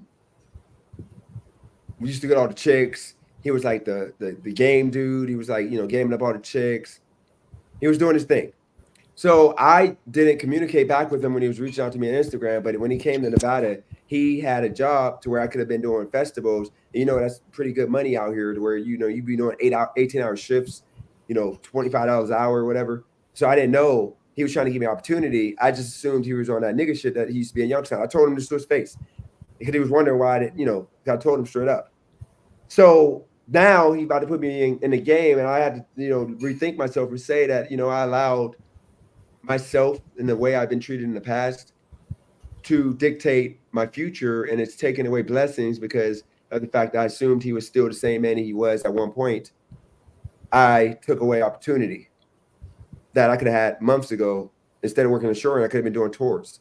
You know, like he's actually got a job with 21 Savage where he's going to be doing work there to where he's going to be on tour. He's making like freaking, you know, big money now, but he got the opportunity by doing a temporary service. And that one thing came to another to where he ended up doing a good job, working hard. They put him on to where he got, you know, transferred to the actual company. And then he moved on to like, now everything he's doing right now, he learned on the job. They taught him how to do it. And they boosted him up to where he has like the highest level in this job you can do. So where he has a team of people that he lead. And he's making the big bucks, you know, $2,000-3,000 a week, you know. And at that point, I had to see and look myself in the mirror. So look, I got exactly 6 minutes left. What is life? You want to jump on, you can. Mr. Flex, here you go. If what it's like when jump on, I got 6 minutes left, and then I gotta go. But if y'all want to speak on like I guess this act y'all think I'm doing right now, that y'all don't understand, I really went back to like I spent the whole day like listening to like CNN and like MSNBC and History Channel, like you were gonna say all shows about Black history in America, like African, descent people, and it made me realize how ignorant I was being. Like, talk about the Black women, the way they act, the way they dress, the way they, a lot of nasty work I was engaging in that now I gotta walk it back. I'm sorry. I'm an advocate now for the fight. I don't believe it. Chat, I don't believe it. By the way, if any of y'all, Mr. Flex, my cash app is Dennis Jerome Jr. Okay. There's a march for like reparations coming up in June. Oh, you doing this for the money. If you want to support it's me, making sense now. Okay, you want that. You want to support me, you can always send $1 to the cash app. All donations are welcome because a dime you can't do, but you can do $1. You cold. What are you talking about? I'm an advocate. I'm an activist. Yeah, you trying to get the reparation money. No, I'm an activist now. I'm trying to fight. I got to be a part of the march. I got to march for. So to the gentleman with the blunt thing, and you're saying he shouldn't have got arrested and whatnot. Yep. The dude was suspicious to begin with. Why the fuck you gonna pull into a spot and hop out? That gives the cop, gives him a suspicion that you're hiding something. So there's a reason why they chased him or whatever they did, and they searched him. You get what I'm saying? It's not like he just pulled in and walked out, and he probably gunned it, pulled in, and ran out because he, like you just said, you've done it before. Like he knew what he could get away with, and there's a reason why he hid in the blunt, and he quickly parked and ran away, to where they couldn't catch him while he was driving. So it gave him mad suspicion on that. So my question to you is, if this was a Jewish kid, do you think they would have treated him the same way? I don't care what color you are. No, more than likely they would have given benefit of the doubt. They would have saw that he was a scared boy because he was a young man. They could listen. It's up to the discretion of a cop. But when you're fighting back with them inside of a fucking store, no, I don't think they're gonna give you an opportunity. I think so. I think there's bigger fish because you gotta remember out there in the lake, because you gotta remember you got that kid or that guy, that the white guy that was putting the phone under the skirt. Dennis, look, look. He was playing stupid, and the cops knew he was playing stupid. Just plain and simple. Not like he was doing wrong. He did wrong. Whether it was a blunt or fucking alcohol, he did wrong. No, I know he did wrong. He shouldn't have got the car. He was trying to use an excuse. I'd done that a couple times. Exactly. I pulled. And then he was arguing. What was that? And then he was probably combative or confrontational. Now he was the nicest guy in regards to that. It's just because he's black. He was actually clean cut. He was actually going to work. But the one thing I didn't like is he didn't have a license plate on his car, which was stupid. So he should have got pulled over. He didn't have a license plate, and his tail light was broke. Why would you not have a license plate and tail light being broke? That was just some devious, reckless behavior. So I mean, if he had it, so then right there, so you hopping out the car already with that already on you, it makes you look suspicious. So of course the scenario is gonna play out how it played out. It could have been a lot worse. For what I was told, this he didn't do nothing, just let him go. Why are you picking on this man? What do you mean he's driving around without a license plate? Jackson, Wisconsin. It's bigger fish to fry. He ain't doing nothing wrong. Traffic stop. It pulled into a Walgreens store and parked in a handicap minding his business, and he's trying to feed his kids because he got 90. He's in a 90-day probation. So because of this situation, now he doesn't lose his job. It's a 34-year-old male named Harrison. Christina don't like the way you acting, bro. Oh my God, he didn't have a license plate. You know what? This was stupid. I take it back. You said he did have a license plate? He didn't have a license plate, and he was missing a bumper. I take it back. Yeah, see, so I'm saying he looks like a big teddy bear, though. He looks like a big teddy bear. I wouldn't be scared of him. Stop, bro. Come back here. I'm a grown man. Come back here. Kind of sassy. Come back. You're resisting. You're resisting right now. I'm not resisting nothing. Actually saved this woman from getting a ticket. It's your lucky It's day, you, okay? I Mr. gotta go to a different call. Thank You you. can't drive. You have a suspended driver's license. You gotta stay here and call someone else, okay? Speaking of pull off. He did something. Yeah, she already knows she's about to pull off. Come back. I'm buying a Red Bull to go to And he's got a suspended license. I'm grown. No, she does. Not him. Let's go. I'm grown. Ain't no let's go, bro. You better call your Let's go. lieutenant or something. Ain't no let's go. What's wrong with you, bro? What's See, wrong with this you, not- bro? this ain't this doesn't look like a scary guy. Come on. Right, He's just hey, scared, we're you going know? back This is how you outside. actually get scared. We're going back What are you outside doing right to now. me? Ain't that right, What did wordplay? you do to me? What did 913 you County, do? have my Could you back up, please step bring it out up. your cameraman? If he was white, I think they would be My like car, they would don't call him a touch me. scared, like Don't scared, touch afraid me. guy. My car- Because he's black, they're trying to What say is he's your like reason a. for harassing me, you know, man? Because I did I gotta it. go to work at 10 o'clock. To give him the I gotta benefit go to of work the at doubt, 10 o'clock. yelling My car was cut off. Back by the cooler. doesn't necessarily mean that And you he's can being run aggressive. my plates. I got license and He everything. hasn't hit nobody, What are ran, or you anything. doing? You have a defective brake. What are you That's doing? why. Shit, it's like a Somebody fucking said- strip You club. did not stop me, Somebody bro. said But the he is police- technically he is resisting arrest because he doesn't have a license plate. What are you doing? But they said the Let's Pooh go work. We're Shiesty. stepping outside. Well, let me make this clear. I said the Pooh Shiesty. You do realize where he's at is probably cold. And I know I got to, you know, I'm not a thug and I got a ski mask that I put on because it's cold outside. So, you know, you're just trying to, you know, stay warm. After I buy my Red Bull. Right now. No. You don't have that right. Yes, I do. You don't have that right. Yes, I do. No, you don't. Yes, I do. No, you don't. You crazy. Where's my You backup? crazy. Where's your backup? You better not touch me. I know you better not touch me. Man, Yeah, Jeremiah, please that's don't what I'm leave. saying. He's not You better aggressive, touch he's just me hyper. for a traffic stop. Yeah, Put he's your not. hands on me. Let's go. Or I'm suing your ass. Let's go. Touch me. We're walking outside. I ain't going nowhere. We're walking outside. He ain't yanked away or anything. I He ain't just gotta go nowhere. Is it closed? Is it After closed that. here? We're stepping I'm outside. finna buy my Red Bull. We're stepping What's outside. wrong with you? I got rights, man. You can't do that. So you thought he had right. The bunny here. He got it right wrong. He just Step outside. misinformation, misguided. He had the camera on too, so he knew he was going to fight the cops. Because if I die, I want my kids Step to see what outside. happened. This is what outside. happens.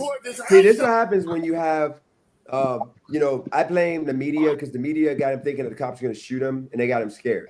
If he wasn't watching CNN and fake news, then he would not be scared right now. He probably would have done the right thing, and he would have just, you know, gave him lights. Dude, he's not scared. He's just acting belligerent. He's not scared.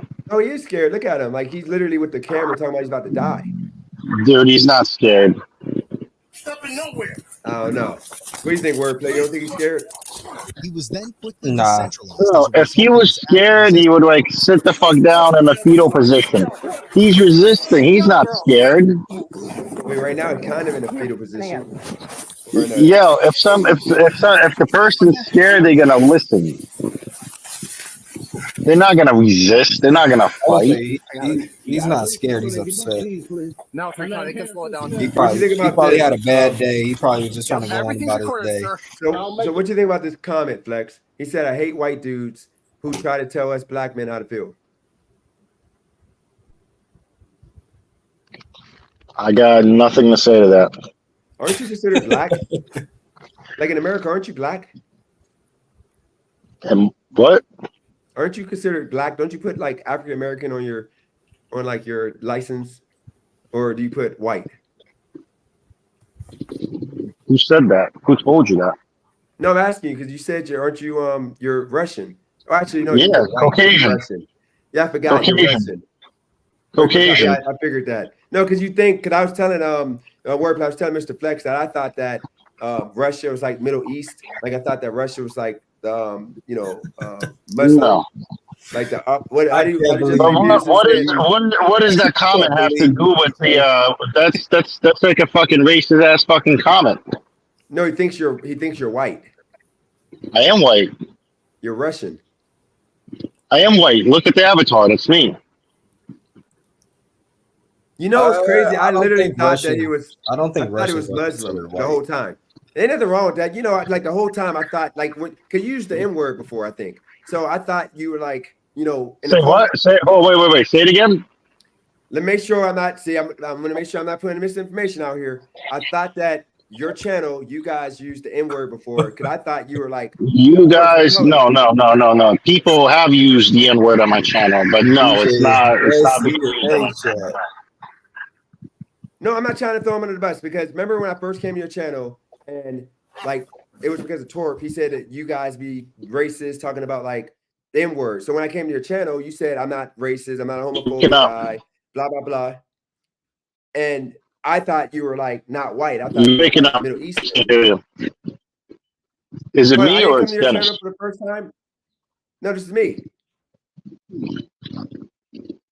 I didn't the first time come to your channel and say that Torp brought me here and I thought you were a racist guy and a homophobe. And you explained that you're not. That ain't you telling me that didn't happen? DJ saying it to his face, Chad. He's standing on business. No, it happened. And he said, and I was like, you're not a racist guy. I don't know Can't what be you're mad at talking it. about. Can you repeat it again? Because either I or you were breaking up.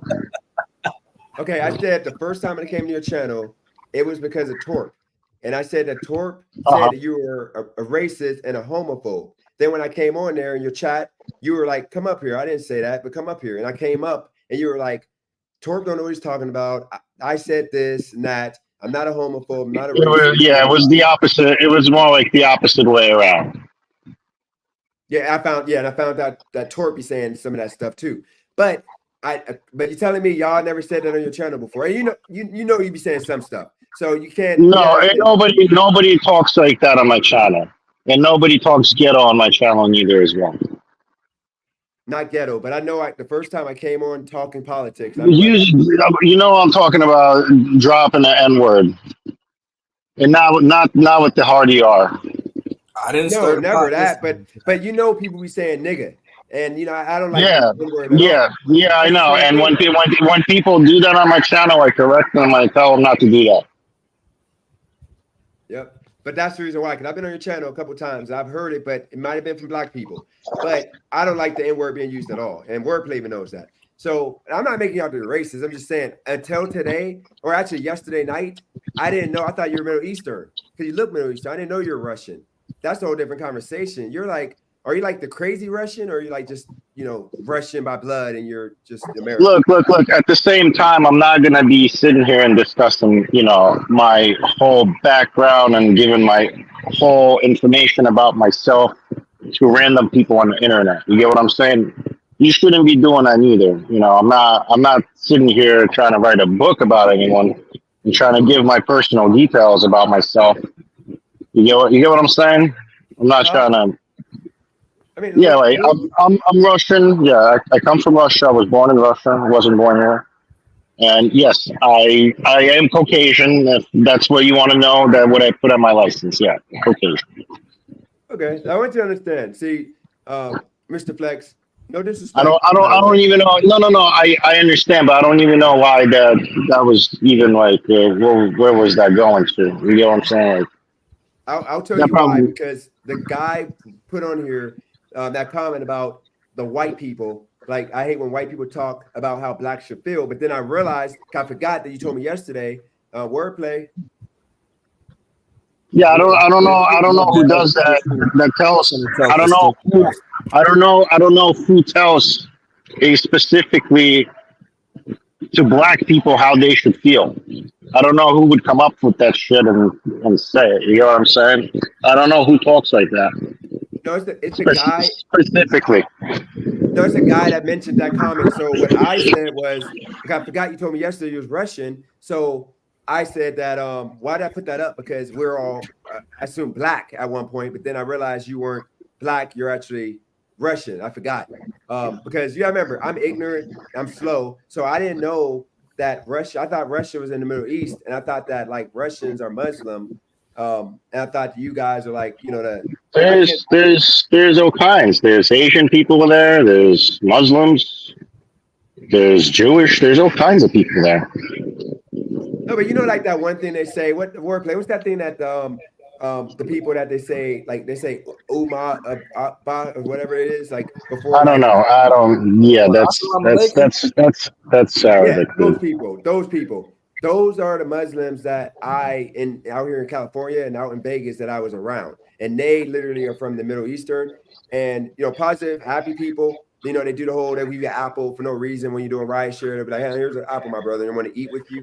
So that's what I meant by Muslim.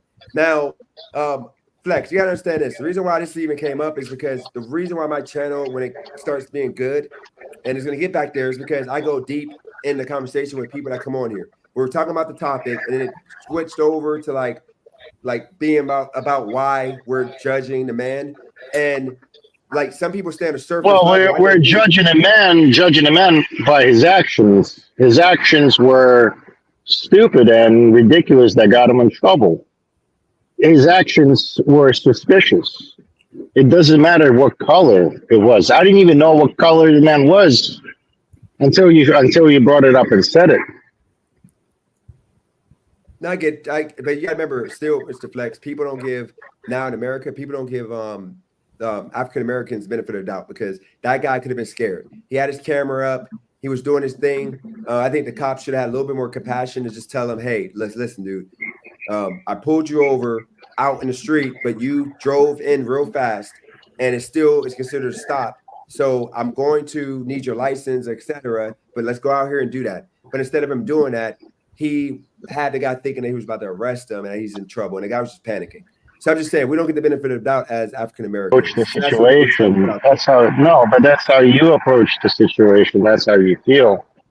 Those cops probably looking at it differently because they already see it suspiciously that he's parking up quickly and running out of his car to run inside a store. Then he's, like you said, he's telling them that, like, you know, they can't do nothing. He's already parked because he knows they wanna search his car. I mean, but here's the thing, though. You gotta remember, Mr. Flex. It has nothing to do with color, bro. It absolutely does, because I can pull up a million videos of white Bro, guys. if they have a suspicion that you got something in your fucking car, I don't think the fucking color matters what color you are, bro. Yeah, it does. Because why would they think you got something in his car? What do you mean it does? If the cops have a suspicion that you might have something in your car, why do you like? Is this like some kind of like KKK fucking like territory? Like they stopped the, you know what I mean? Like, come on, bro. That's kind of ridiculous. Listen, usually when cops have a hunch that you might be hiding something or you're doing something suspicious, you're gonna get searched. You're gonna get fucked with. I don't care what color you are. Literally, you're saying a light colored person would get away with it. Bro, you're ridiculous, Dennis. You're crazy, dude. No, I promise you. Oh, what you mean you're telling me? I'm keeping it a buck. Prior times, I would probably call that dude a thug, and I'll probably be ignorant. But now that I'm seeing both sides of the story, I'm just saying, if he was a white kid, like same size, everything, he would still get searched. If you're gonna give a cop a suspicious fucking vibe, you're gonna get searched. You're gonna get fucked with, especially if you're giving them the lip on top of that. I understand if he would cooperate with them, but he's giving them every reason that he doesn't want to cooperate with them. I mean, he was just telling them, like, you know. And you're saying that he's afraid of them when he's like acting belligerent? He's in Wisconsin. He's not acting belligerent. He's literally telling them that, you know, like, he's screaming, he's scared. You get training for this. But this is Wisconsin, so they probably ain't got the training. Because anywhere else, they would have, like, brought in, the volunteer, you know, like the cops that come in and they talk you down and, you know, tell you to relax. Everything's going to be okay. Dude, Dennis, this isn't a fucking hostage situation, bro. This isn't a hostage situation. He's not threatening. He doesn't have a weapon in his hand. He's not, you know, he's not choking anyone. Like, he's not holding and building hostage. Like, what are you talking about? They need to bring somebody in, and he's not like mentally, you know, unstable or anything. It doesn't look like it. I mean, he kind of comes off like that. Yeah, but no, they're treating them like they would treat anybody else. You acting suspicious, you're gonna get stopped, especially if you're hopping out of your car, Mac, quick when they're trying to get you. Just because they didn't fucking throw their lights on time doesn't, you know what I mean? Doesn't mean like he's gonna get away with it. He still gave him a reason because he was acting suspicious. I mean, wordplay. You got. I mean. Remember, he gave him a reason. I get it. I mean, wordplay. You think like do Flex got the answer here? Should I just defer to Flex's response? Because I mean, if I would have said this 2 days ago, y'all would have been at my neck. So I mean, I don't know. I'm confused right now. Yeah, but you brought in color, with this, like, you know what I mean? Like, it almost seemed like you pulled some Robert Reese shit. Like, color has nothing to do with it. We're talking about reasonable suspicion, and that was the reasonable suspicion why that person, not color of the person, but a person, just in general, person. Why he got fucked with and why he got arrested, because he was acting suspicious. Nah, the race does play a part, because if it was a preppy white boy and he jumped out the car and ran in the store like but he's still gonna fuck with if they wanted to, if that car, that vehicle gave them reasonable suspicion that they want to pull him over and fuck with him or whatever the fuck they want to do, he's still gonna get fucked with. But not to just like that's why I hopped on the path. You know what I mean? Like I didn't know you're gonna fucking like pull a fucking like this racist card out. You know what I mean? With the colored card. Like it has to me it has nothing to do with that. It's like when you were when me and my buddy were sitting fucking eating at the buffet and you were explaining that story. Like I wanted to hop on and I waited till we got out of the fucking the buffet, and I hopped on and I explained to you what happened, how I felt, what really happened. I didn't know the dude was black or not black. Like to me, it didn't matter. Like the way you explained it, he hopped out of a car, and you even said you tried to pull some shit like that before Dennis. Yeah, I got away with it. That's what I'm saying. You giving cops a reasonable fucking suspicion to fuck with you for doing some bullshit like that. I think you're missing the point. Like, yes, they're gonna pull them over, but they're not gonna go to the extent of what they did with that. Well, they went to the extent because the black man was responding like, with this the way he was responding. Because dude, he could have been listen. It was a blunt. It was a blunt. But it could have been fucking 10 pounds of fucking fentanyl. You just never know. When people acting suspicious, there's a reason why people acting suspicious, because they're hiding something sometimes. You never know what he's hiding. Like, how the fuck do you know what he could be hiding in his fucking car? It just happened to be a blunt. You know what I mean? Like, he created more bullshit for himself over a blunt. I mean, he had 90 days, he's on 90-day probation. Whatever the fuck he did, he stacked it up like times 10 to what could have been just a fucking one. Where he could have probably might have got away with it. Like they could have been lenient and like, if he like could have been just nice. Listen, bro, I've gotten pulled over before right off the park where I told the cop, yo, we just finished smoking a blunt. He didn't even fucking search my car. All because I was being honest. So I literally said we just finished smoking a blunt. He could have what do you call it? He could have locked me up for being intoxicated. What happened? I think you lost I have connection. no idea. I was gonna ask him, do you think racism exists? Wordplay, do you think racism exists in 2024? And Wordplay, you better get over here. They got two beautiful dogs. Of course, resisting arrest exists. Yeah, but racism exists in this world, dude. Of course. Okay, so do you think black folks we should get reparations? Say it again. I apologize. Do you think we should get reparations? I think that it's going to do more harm than good to the black community. I think that there should be like a program set up to teach people financial literacy. Because I think a lot of people are going to take that money and give it right back to the government or to a Louis Vuitton and stuff like that. They don't really know what to do and how to actually build wealth. So I'm just gonna spend it. So I don't think reparations is a wise decision right now. It'll help a lot of people, but I think it's in the long run, it's gonna do a lot more harm. What about you, Mr. Flex? Do you think we should get some and I'm not talking about reparations as in like a house loan. I'm talking about like, you literally, I think you give like people that want the reparations, you give like the land is in Nevada or you're one of these big states, you buy a bunch of land, government, buy a bunch of land, you build houses, you build garages, wordplay, you're gonna come get your girls. Let me and then you let these people live there, you give them a stipend every month. Deal. The reason why I'm saying that is because all the people that I know that did this is no shot at DJ or anything like that, but all the people that did the PPP and all the EDD and all of that stuff, all the black people that did that, there was more money in the black community at that time, and look at the results of it.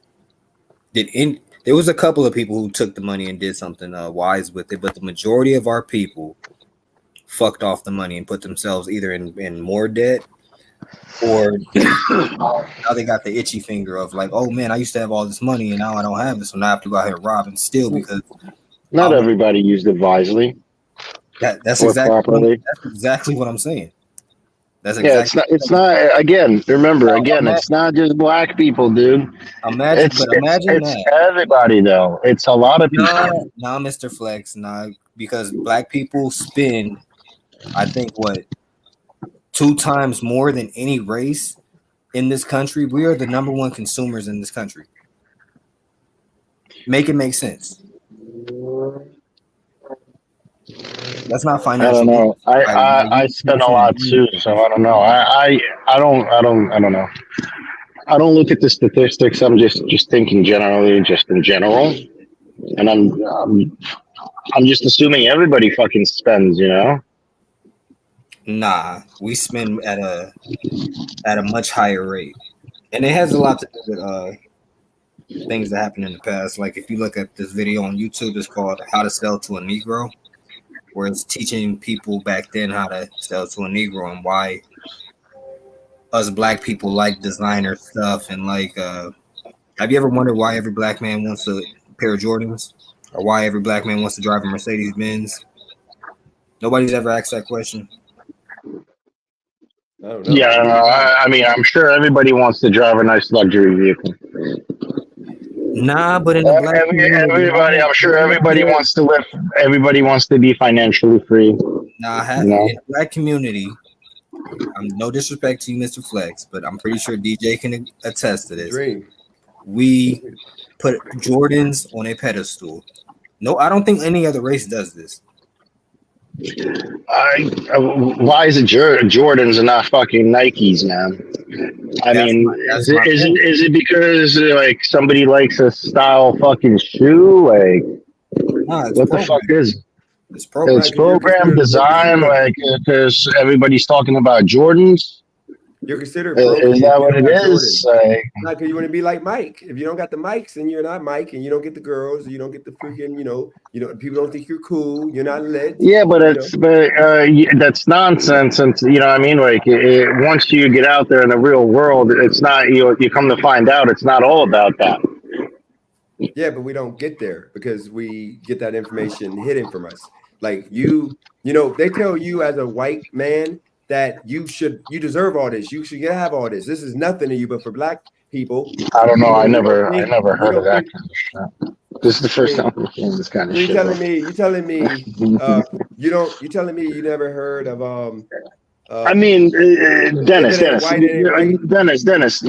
shit that you kind of telling me, like it's like you're saying like your mother never told you you don't like you deserve this. Nope, you get what I'm saying? It's like you're telling me like you. Then it's you know what I mean, it's blame on the parents, and you know what I mean, like if mom didn't tell you like, hey, you deserve good grades, or you deserve good for you, so I mean, how is it the race fault? You know what I mean? It's the parents. Like if you're growing up, you're like if you know what I mean, like yeah, but some of it is just simple things like eat with your mouth closed. You know what I mean? Don't fucking chum around when you're fucking eating. You know what I mean? Like that kind of fucking shit. Like morals. I think it kind of sounds foreign to you because you're not black. What's up, y'all? Yeah, what's going on, Roy? I asked you, Roy. What up, Roy? Where it goes, if you think that as Black African Americans, ones that can show, if we deserve reparations. No. And at the end of the day, it's just gonna come out of our tax dollars any damn way. And I'm just gonna wind up paying more of my damn taxes. It's not like the government is just gonna let me ask you a question. Gonna give the money away for free. Let me ask you a question, Dennis. Since you are a black man, hold on, wait. Being that, who's talking over me when I'm trying to talk? Dennis. That flex. No, go for okay, it. Dennis. Since you brought up the reparations, you're a black man, Dennis. We know that your tribes in Africa, your own black tribes in Africa, collected other tribes in Africa, captured them, and sold them for the slave trade. How many countries or in Africa or tribes in Africa have you went back to get your reparations from them, since they're the ones that originally sold you into slavery? I'm working on that. Hold on 1 second. Give me 1 second. I'm gonna answer that question. 1 second.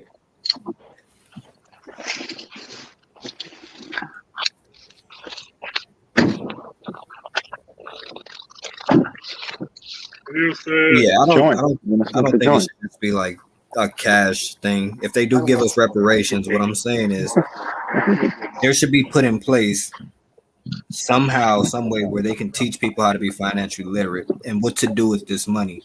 Don't just go out here and buy rims, don't just go out here and buy jerseys and jewelry and all this bullshit. Actually learn how to put money into things that are going to accumulate interest and build you assets over time. Just giving a bunch of people some money that don't know what to do with it is a bad decision in my eyes. First, there has to be some type of education, and then the reparations.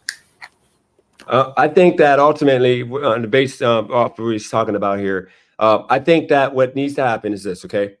Any company that was built off the back of human beings, no matter they're white, black, whatever slave or person that was not paid, or an idea or recipe or whatever such was stolen from somebody that was supposed to be compensated in a way, but was not, was stolen. I think all those companies should divert some of some shares, a big percentage, to the families of people who were affected. And I think that people who can show that they're direct descendants of slaves, and they can show a long line of descendants, I think that they should get reparations from the government. Because ultimately, if they can send money to other countries, and it's more than enough, if they take $1 trillion, I forgot the math on it, but that's enough to give to do some damage and give some people. It ain't about giving them cash; it's about giving them land, property. Okay. You know how ignorant that sounds, bro. I'm gonna tell you why. You're a black man. You tell me how you have been affected by slavery, that you should receive money for something maybe your quadruple great grandpa dealt with. At this point in your stage of your life right now, how are you affected by that? That you feel you should get paid? I mean, Roy, my grandma picked cotton with my mom on her back. Does that qualify? Yeah. No, it doesn't. Did they not get paid for this? Did they not get paid? They didn't have room to get paid. Wait a minute. Were they given room? Okay. Goddamn, don't fucking talk over me when I'm fucking talking. Or get the fuck off if you can't listen. No, how about that? You gotta talk to us like that. Just because you're mad and you're upset. Well, no, it has nothing to do with being mad. You guys ask fucking questions and people go to answer the questions and then you can't even fucking talk. Roy, he was responding to your question and you're like cutting us off. No, he was. I'm not talking to him. It was fucking Flex talking over motherfuckers, like usual. All right, well, go ahead, Roy. I thought you were talking to us. I'm like, fuck. People, you were given room and board. You were given food. Whether you look at that as some kind of payment, that's your decision. You were given room and board. Once again, where is the reparations from the countries that, or the tribes that initially sold you as slaves? Why aren't we asking them for the money? They're the ones that caused the slavery in the first place. Second of all, black people were not the only slaves. White people were slaves. Middle Eastern people are slaves. Russians were slaves. Europeans were slaves. Everybody at some point in history has been a slave to somebody else. You are a slave right now working for any company that you currently work for. You're a slave to them.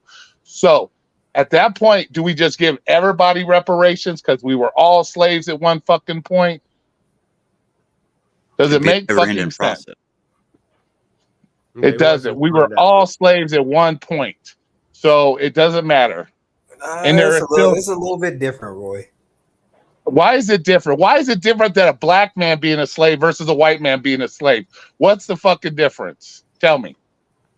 Being hung from trees and being chained. Okay, and being whipped in the back, being forced to do fucking manual labor, just like the black people were. The white people had to deal with the same bullshit. So once again, tell me the difference. Okay, so you pick one thing, being hung. So being whipped and everything. And how do you know? Because it's not written in the history books how white slaves were treated, how Middle Eastern slaves were treated. I'm sure if you look it up, they had to deal with the same bullshit that black people had to deal with. It's just not written in the history books like it is for you guys. So once again, what's the difference? Just because you guys got hung by trees, is that the only difference you can come up with? No, there's, like I said, there's layers to it. It's not just trees. It's also the trauma that the families had to go through, which is passed through DNA. Okay, once again, you're telling me the white people's families didn't have to deal with that trauma? You tell me that Middle Eastern people didn't have to deal with that trauma? The European people didn't have to deal with that trauma? You're telling me nobody else had to deal with that trauma of slavery other than black people? You got me there, Roy. The Jaded Driver, you got anything to add? Welcome to the channel. It's just like, it'll be a never ending process. Cause like if, you give reparations now, right? Then like my grandkids, they're going to be, they won't have that. So then 100 years from now, are we going to give white people reparations? Because see what I'm saying? It's a never ending process. Okay. What about What is Life? Or yeah, go ahead. Mr. Flex or What is Life? Y'all want to go and then wordplay? Welcome to the channel, What is Life? Thank you, bro. Yeah, I'm just in response to Roy. I don't think he really got wordplay because, it's the same thing that people do when we talk about Black Lives Matter versus All Lives Matter. We're not saying that like white lives don't matter or that there weren't white slaves or like white people don't deserve X, Y, and Z. The conversation's about black people. So what's the point of like moving the goalposts and focusing on white people to deter from the black people? No, because you asked the question, do black people deserve reparations?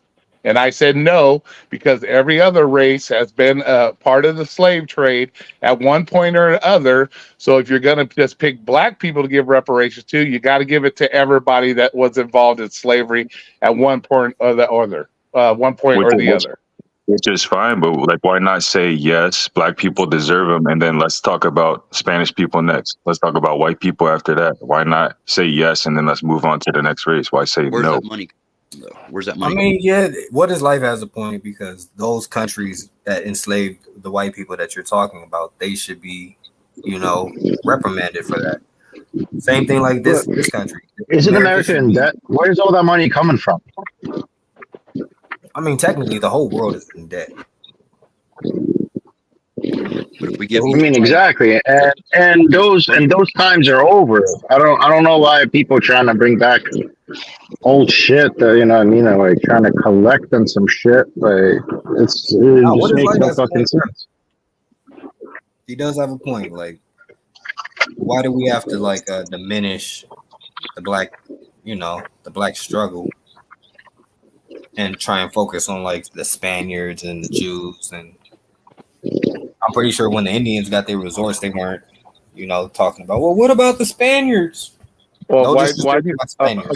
Well, why do black people continue to live in the past when they have every opportunity to move in the future like every other race has done? Why do black people continue to live in the past when every other race has dealt with the same? Because the past, because we're still not on the same level. That's the why. past isn't even that long ago. It's literally like what, probably 1-2 generations. It's literally not that like. It's But not. I was gonna say, what are you 2 generations, bro? When was there slavery in the 80s? I don't. So what would a generation would probably be like? What, 80 years? So if you're talking about 2 generations, that would be your grandma and then your grandma's mom. So a lot of people's grandma's moms experience some type of racism. People deal with racism right now. People still deal with racism right now. So it's not a question of racism because people still deal with racism right now. That's but it was different back then. It was way. Imagine somebody kicking in your door, dragging your father out, and like, man, it's different. I'm telling you, it was different back then.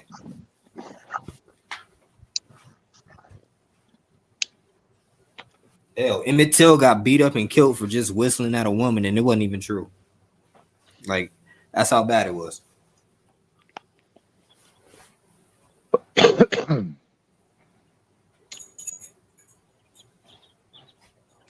me say this. Let me just take a couple of minutes. Let me say this, okay?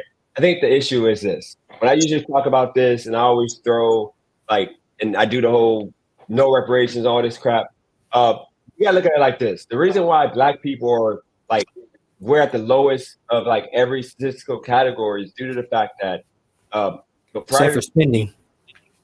Yeah, spending, of course. But prior to the 1950s or so, we had really 1940s, we had everything on lock. We were doing everything on our own.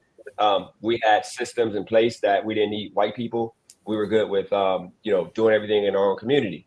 But then when you have the welfare, and then you had the civil rights activists that were put on by the government to make black people want to engage with white people at the time that didn't want to be involved with them, the white pie, the white bathrooms and all that. It caused black people to stop caring about their own stuff, and started causing the breakdown of systems that were the schools were better when black teachers were teaching black kids, and white teachers who wanted to teach the black kids were there. It starts with the kids.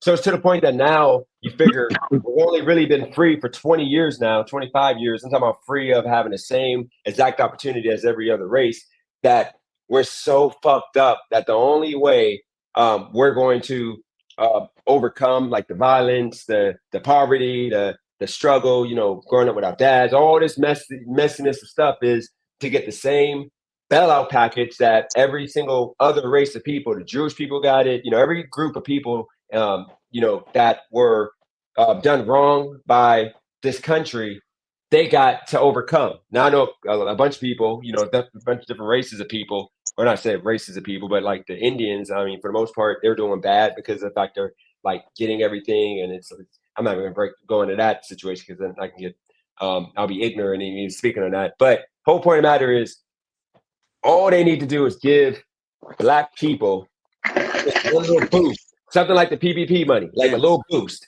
Can I say something? Let me say. I just remember we were talking about if the dude that hopped out of the car should have got arrested or not, and it turned into a black and white fucking thing. That's all I know, because that's why I hopped on to talk about the shit. If he should have got arrested or not, and it got turned into this race debating shit. Yeah, I mean, because I go deep on this channel. Dennis, look. See, that's the thing. When people say you're an opportunist, they're right. You know what I mean? You look for an opportunity to talk about the subject, the black and white, and if there's, you do though. You know what I'm saying? I'm going to respond to that. Tonight is crazy. You're going to finish? No, like I said, I came up to talk about why that he should have been arrested because he was being suspicious, and on top of that, he had the shit, and it turned into oh, it's because he was black. It's because he was black. If he was white, he wouldn't have got this. He wouldn't have got searched. He would have got away with it. You know what I'm saying? Like, I didn't come up to talk about this shit. Like, if he was black or white, and that he would have got away with it if he was this or that color. You know what I'm saying? Like, kind of sucked me into that shit. Not cool. No, so first off, let me say this. I didn't suck you into nothing because you jumped on here, and I know. I'm saying my numbers not increased. Second and thirdly, when I came onto your channel, let me tell you the reason why I never came onto your channel after the first time was because you had a black guy, and I'm gonna actually speak on it. I'm not even gonna hold back. Mr. Flex, you know good and dang well, you've used the N-word a few times, and you know that you're a homophobe. But no offense to you, I gotta, since you want to call me opportunities, I'm gonna hold back. I'm trying to hold back, give you grace, but no. You are, you be on that homophobic crap, and I told you don't do that around me because I think it's nasty. But here's the situation. I came on your channel, and this guy came on my channel prior talking about how I'm an Uncle Tom, I'm a racist, I'm a coon, I hate my people. So I came on your channel because y'all called me out and told me to come do it. I came on there talking about what he wanted to talk about, and the moment that it got tight, because he realized how stupid he was, because he realized that I'm just like him, I like Trump, all the stuff that, political talking points, he realized we're the same, we're agreeing on everything. He then tried to change the narrative and say, okay, well, we don't talk about race on this channel, we talk about life, and we talk about the bar, like this is an open bar and all this and that. So that's the reason why I stopped coming on, because you guys are so surface level. When you guys commentate, you guys talk about like things that like people honestly don't care about. It's like pandering. I talk about things that are deep, that would cause people to think and actually like have to think and debate and actually like burn energy. So that's the reason why when you come onto my channel, I know right now it sucks because I'm not consistent, but it's gonna get back to the 60s people. Besides it's gonna be more informative than what it is now. No, Mr. Flex, you gotta understand. You're coming on here right now while I'm at my lowest numbers, but like I don't do the dumb conversations that y'all be talking about in your channel. Yeah, it is about numbers because I'm doing this for numbers. You do it for fun. I'm doing it to actually succeed. So that's why I do what I do. That's why people say you look for opportunities. You're looking for those numbers. You're just looking for the numbers. Didn't you say earlier, like you have to switch it up because of some shit with the YouTube? You can't talk about certain things, so you hopping on the things that now you're talking about totally opposite to the shit you spoke on before.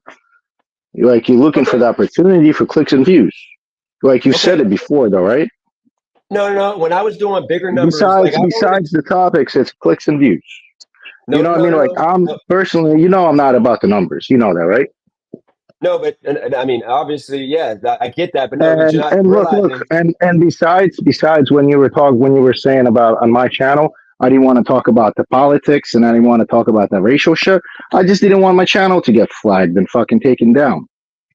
That's just my channel got flagged before for talking about that political shit, talking about the fake, when doing the president's shit. You know what I mean? Like my shit got flagged before for that. So no, I didn't want you guys to talk about that shit. You guys had your own channel to talk about that stuff, No, but here's the thing, Flex. Okay, this is the point, and I'm gonna let Rage Face go. You got to remember, like a month and a half ago, I wasn't. Go ahead, finish your point. Because you also worry about your channel being stricken and being flagged by Eli. You get what I'm saying? So I didn't want to talk about certain things on my channel. So I didn't. Of course you did. You didn't want your channel to be flagged. You said you changed it. You said I took his video. I took his videos down because they're not good enough for me to like take a chance of. I'm still in his content technically because I wasn't the way the videos were put on my channel. I got you. Right way. But hold on, let me say this. 2 months ago, Mr. Flex, I wasn't talking about topics. I mean, race topics. I was talking about like making money and trying to like better myself and getting to the next level. Nobody was on my channel. Roy wasn't even on my channel. Nobody invited me to their channel. I had no love from nobody. I was down here by myself on an island. I've been here for like a year and a half. So you can't try to say now that once again I decided to go to the race topics the past month and a half that I'm pandering, I'm opportunist, because I got better views when I was actually being like a panderer to where I was like only talking about things to make people happy. Now that I'm talking about the race issues, nobody likes me. Like literally, my numbers have dipped to all-time low. Like nobody rocks with me. Like I'm doing myself a disservice if I want to like be big on YouTube, because talking conservative points, you're not going to get nowhere because YouTube don't want to push those videos. They don't push those videos. So it's actually the opposite of what you're talking about. Now, right now, all I'm doing is being more on the left side of the aisle, to where I feel like I've been disrespectful to a lot of people, putting down like Black people, African Americans, who literally I had to rethink the fact that I'm just like judging people based on my past, because the guy that gave me that opportunity for that job, I almost walked away or not got the opportunity because I took him as a guy that was going to be the same person he was 6 years ago, and he completely changed. And that made me realize that I've been doing a disservice to a lot of people by being disrespectful to one group of people. But I'm going to continue talking about social issues, topics, but I'm going to stop being so biased to one group of people. But you got to have people to talk about race. It is what it is. That's America, because white people are quick to talk about Black folks as soon as we do one thing. But then when you have a white person do the same exact thing, no big deal. And we can't even, come on now, because if you see a video with me shooting a gun, okay, like shooting a gun, whatever, like they're gonna say, oh my God, that might be a thug. But if you see a white person shooting a gun, oh my God, like that guy is freaking, a hunter, or he's a freaking like a gun enthusiast. But I can't walk around with an AK on my hip in freaking Ohio, or I get pulled over because I did it before. I get pulled over, I mean, not an AK, but a gun on my hip, I get stopped. But if a white person walks around with a gun on your hip, open carry, no care in the world. So that's something I experienced, and a lot of people experience. I just try to hold these moments away from my channel. Dennis, there's plenty of videos on the internet I've seen, white dudes walking around and getting called cops on them all the fucking time. YouTube fucking guys. Yeah, they get called. I've seen those. Yeah, but cops. Yeah, the cops get called on them. It's I don't know. Don't do anything but just say, "Hey, what are you doing? Are you threatening?" But if a black they man respond. They respond to calls. Yeah, they respond to calls and all that. But they're not making him get on the ground and treating him like he's a criminal because he has a. Come on, dude. If a black guy got a gun, videos. That fisherman guy, he gets fucked with. He carries his fucking rifle with him to the fucking to the beach and shit to go fishing. He exercises his rights and he gets fucked with all the time. He's been arrested a few times. And he got arrested. Okay, but still, that's one guy. It's it's one guy. I mean, it's just one example. It's just one example that I'm not you can go to any open carry state as a black man. You're not walking around with a gun. You're not open carry. Flex, it ain't happening. Like 9 times out of 10, you're gonna get stopped. And there's another black dude. There's another black dude. There's another black dude instructor. Gets fucked with all the time as well, gets pulled over all the time. Wears a vest, fucking gun in the front, guns everywhere on him, fucking rifles in the fucking back, trunk full of fucking guns and silencers. He gets fucked with all the time. Okay. Everybody gets fucked with. Well, let's let Rage Face go. Go ahead, Rage, you got the floor. Hey, what's up, guys? What's going on, Dima? How's it going? I don't know, like your content shift today seems like it's really disingenuous of like your viewpoints, and all of a sudden you saying, "Oh, I just found out I'm African American yesterday." Told you this was gonna happen.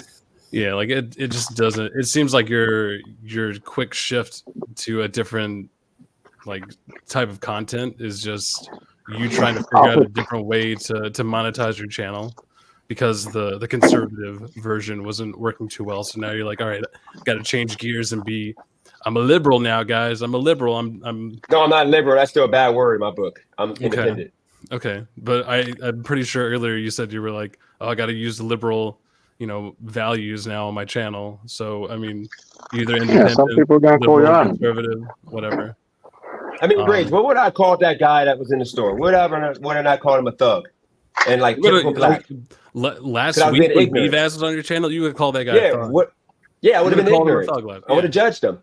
So all I'm doing is not judging him and looking at the fact that he might have been scared. So what's wrong with that? You guys literally woke me up and realized how ignorant I was being. I would have called that man disrespectful names that he did not deserve. So all I'm doing is not calling him disrespectful names. People are mad now. I don't know. It's just the way you've gone about it today, and this long ass stream you've been doing just doesn't seem like It's the way you explained it, Dennis. The way you explained it, you said it's because YouTube don't like it this way. I have to do it this way to spin the algorithm. So you take an opportunity to take the fucking algorithm and spin it the other way. So to gain views. But Dennis, I mean, I'm just trying to You're grow. not, you're like which one are you true to? And You like know what the I'm other saying? day, Like, you were saying, "Oh, I got to go stream on Rumble," when that is like a known right-wing conservative platform. Like you were literally talking about going to Rumble. Like Dennis, have you I heard don't of know, Greg man. Foreman? Have you heard of Greg Foreman, the Black Conservative Perspective? He's got 776,000 subscribers. He's a Black conservative. That's all he does is talk about that. So you can grow a channel doing that. You just I know many more. Brandon Tatum. That ain't the issue. Yep. The issue is I realized like the wrong when I judged my friend based on his past. And I realized that I'm the problem. I'm ignorant, and I've been ignorant the past, And you gotta remember, a lot of what I was doing, I do believe still in a lot of stuff I was saying. I still believe. But the difference is I don't feel like I should be putting that out there because in reality, I was trying to make a mockery of people because of my pain, my hurt. I'm hurt because of the way I was treated in the past. And instead of me moving past that, I was making a mockery of these people to make myself feel better because let's keep it a buck. Like thugs, like what would be stereotypical thugs, some of these people can evolve and grow and be better. I was at one point considered a thug. I was selling weed and doing all the bad things. But I think of myself all holy mighty, whatever that, like I was able to change, he was able to change. Why can't everybody change? So that's the only reason why you see this shift. Because I'm just not going to be talking about the ignorant black point of points I was making. I'm going to just keep it more of like, talk about everybody, like all the bad news that's going on. I'm just trying to share the news. But I know it seems like a And shock then the 'cause one y'all video want me you to bring be up that guy. is a black dude getting harassed and pulled over. Like that was your talking point. Like that was your opening line. I today. showed.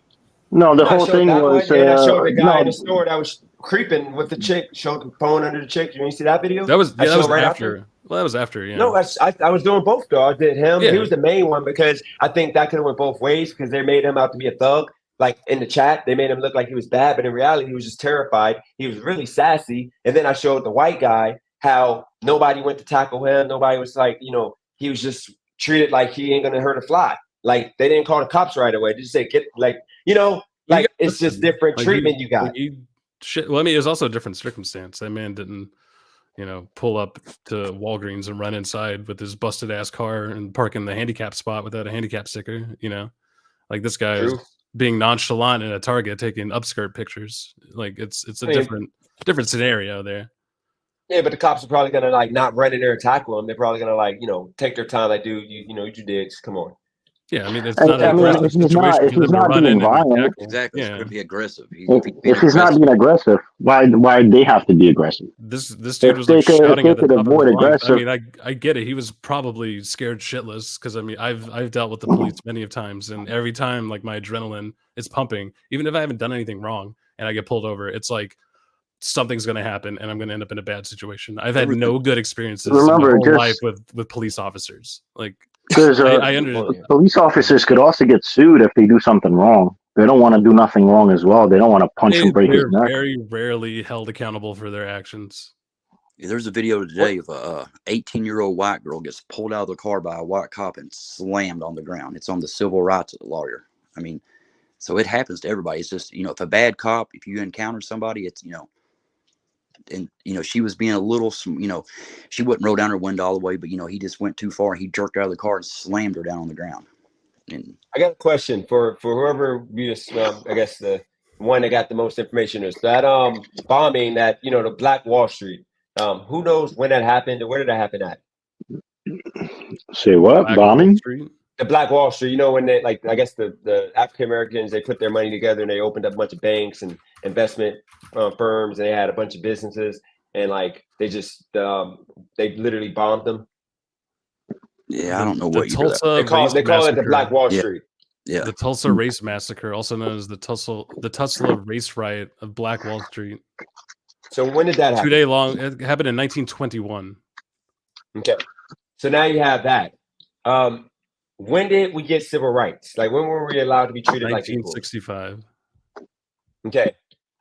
Do you think that first 100 years? Do you think 100 years is enough to have a group of people with no resources given? Literally, just you're free. You're not slaves anymore. Go figure it out. No money, no resources, no love, no nothing other than go figure it out. And these people are able to find it, find a way to make it happen on their own. That's a family. Then, I mean, if your family ain't got nothing and you're white, black, So Asian, a lot whatever. of Dennis, you're from Ohio, you said? Yeah. Okay, so a lot of like the slaves in the southern countries ended up staying on the property with a lot of their slave owners and then built houses on their property and got into something that they call sharecropping, where they're now working for their previous slave owners as like an indentured servant and somewhat making they're not making money off of it, but they are using their labor to pay for their rent on this property. And some of those people to this day actually still own that property. And there are people out in like Mississippi and South Carolina and stuff like that that own this old slave land that they've inherited through the civil rights movement and other, the ending of slavery. Okay. So I mean, there's some people that got some form of reparations. It's all really dependent on their location of when everything happened. Because in Texas, it went on longer than it should have. That's why Juneteenth exists, because they were not notified about the ending of slavery until June 19th. Okay. So here's the thing. This is what I more so trying to, I guess, stick at or put out there, that I think that anybody in America, white, black, Hispanic, I don't care what you are, Asian, you got the opportunity in America, go make it out. Go make it happen for you. But a lot of people just don't have a clue. So if you figure, once again, that was a group of people that got, sharecropped, and they were, they got the benefit from that. But a lot of black people did not get anything. They just had to go and just figure it out. They had to like a lot of them didn't have bathrooms, or, to even shower. They, they were living in houses that had, they had to go shit outside. So the situation is, when they figured it out, you had it collapse. Well, first collapse was the Tulsa situation, where you had all these black people prospering. We were literally we're beating out white people, our counterparts, with everything in regards to American life at that point. And they blew that up. And and mind you, you're more of a historian than me, because I don't know nothing about history. I'm just going off of what I've been told. They didn't recover. Black Americans didn't recover after that, and a bunch of different situations happened, like in Wilmington, where they took all that land from the blacks. So here's the situation. You didn't have, in the 1940s, 1950s, wasn't that, you said civil rights was 1965, but you had the welfare in 1950s that was there to allow black women to utilize it, not even like white women were utilizing it. Black women were able to utilize it, and it caused them to get to the point of not caring if the man was in the house, due to the fact that if the man ain't in the house, they get taken care of completely. But then you have, once again, civil rights. You had Martin Luther King and all these people fought for civil rights, which I think we shouldn't have got. I think we should just stay separated with the way America is now for some black people. That we wait, were you showing think each that we other should still be segregated now? That's what you're saying? the way black people are treated in this country. Because think about this: in Chicago, the city of Chicago, you have black people killing each other at high rates. Nobody cares. White people, they got the power right now to change that and stop that. They can send the military there and get that, not military, but the National Guard in there, get that taken care of. But so what is the National Guard going to do? Let me ask you that. What are they? Okay. They're going to turn on civilians? Is that what you're? Yeah, dude. And it's gonna be like America versus blacks. You know what I mean? Like that's what's gonna happen. Hold on, real quick. Let me answer this question real quick, and then y'all can go. Hold on, let me answer that question real quick, and then you can go. Right now we are sending those the bullets to what was it, Ukraine? And it's like 1/3, like pretty much 1/3 of our weapon inventory we're sending to Ukraine. That's what they want. So right now they can build factories to build bullets and guns and etc. Okay, they can build it right there in Chicago, but are they doing it? No. And these jobs would directly impact black people, and you got Chicago, you got Memphis, you got freaking Detroit, you got all these places that can have, because we're about to go to war. They can build these, they build them real fast, so that way we can have enough for a war. They're not doing that. They're going to build them in places that are majority white, to where the places that are 90 or 80% white or other, and like 5-10% black. You're wanting to build Dennis, you're crazy, bro. Listen, what I'm listen. saying is Dennis, hold on. You don't Those have jobs. things, Dennis. Those type of jobs are going to be only qualified for people that could only work there. You're not. No random person is going to go and fucking work on building fucking bombs, bro. You're not going to go fucking find I some didn't say random bombs. I crackhead didn't and say give them. bombs. I said bullets. Bullets. Bullets, whatever. Armory. You know what I mean? Like, it's gunpowder. You're working with fucking. You know what I mean? Like you're working with dangerous shit out there. You're not gonna fucking hire a random crackhead to work on a fucking. You know what I mean? Bro, so you see the stereotype. You see the stereotype. I said Chicago. You consider crackheads. You do realize not even not even 1% of people in Chicago, the black people in Chicago, are crackheads. Just in general, you're not gonna get a fucking random crackhead. What are you talking about? Stop saying crackheads. I'm talking about the 99.999% of black people that live in Chicago that are shooting each other because there's no jobs. You got to feed yourself somehow. How are you going to do it if there's no jobs? There's literally no factories, no nothing in Chicago. There's not enough money for people. What about like automotive or anything? Yeah, you don't. There's nothing there. Well, the automotive industry hardly exists in. Well, what if they? Yeah, you don't have nothing there. So what do you do? But Flex, that's an example of what I mean of racism. For you to throw out crackheads with me talking about, I said 3 cities that are black: Memphis, Detroit, and Chicago, and you assume crackheads, dude. We're not crackheads. Like majority of black people are resourceful. They want to work. Like right now with me. Like I what are the guys doing? Selling drugs over there, right? Yeah, because that's all you have to do. Like you don't have jobs. Literally. What do you got in fucking in PA in Kensington? What do you got? A bunch of fucking zombies walking around, right? No. There's people selling fucking drugs. Yeah, too. But you got factories still in PA. I lived right next to PA. I'm from Ohio. You have a lot of jobs in some of these places, and you got to remember. All I'm saying is, once again, black sometimes people destroy the place that they live in.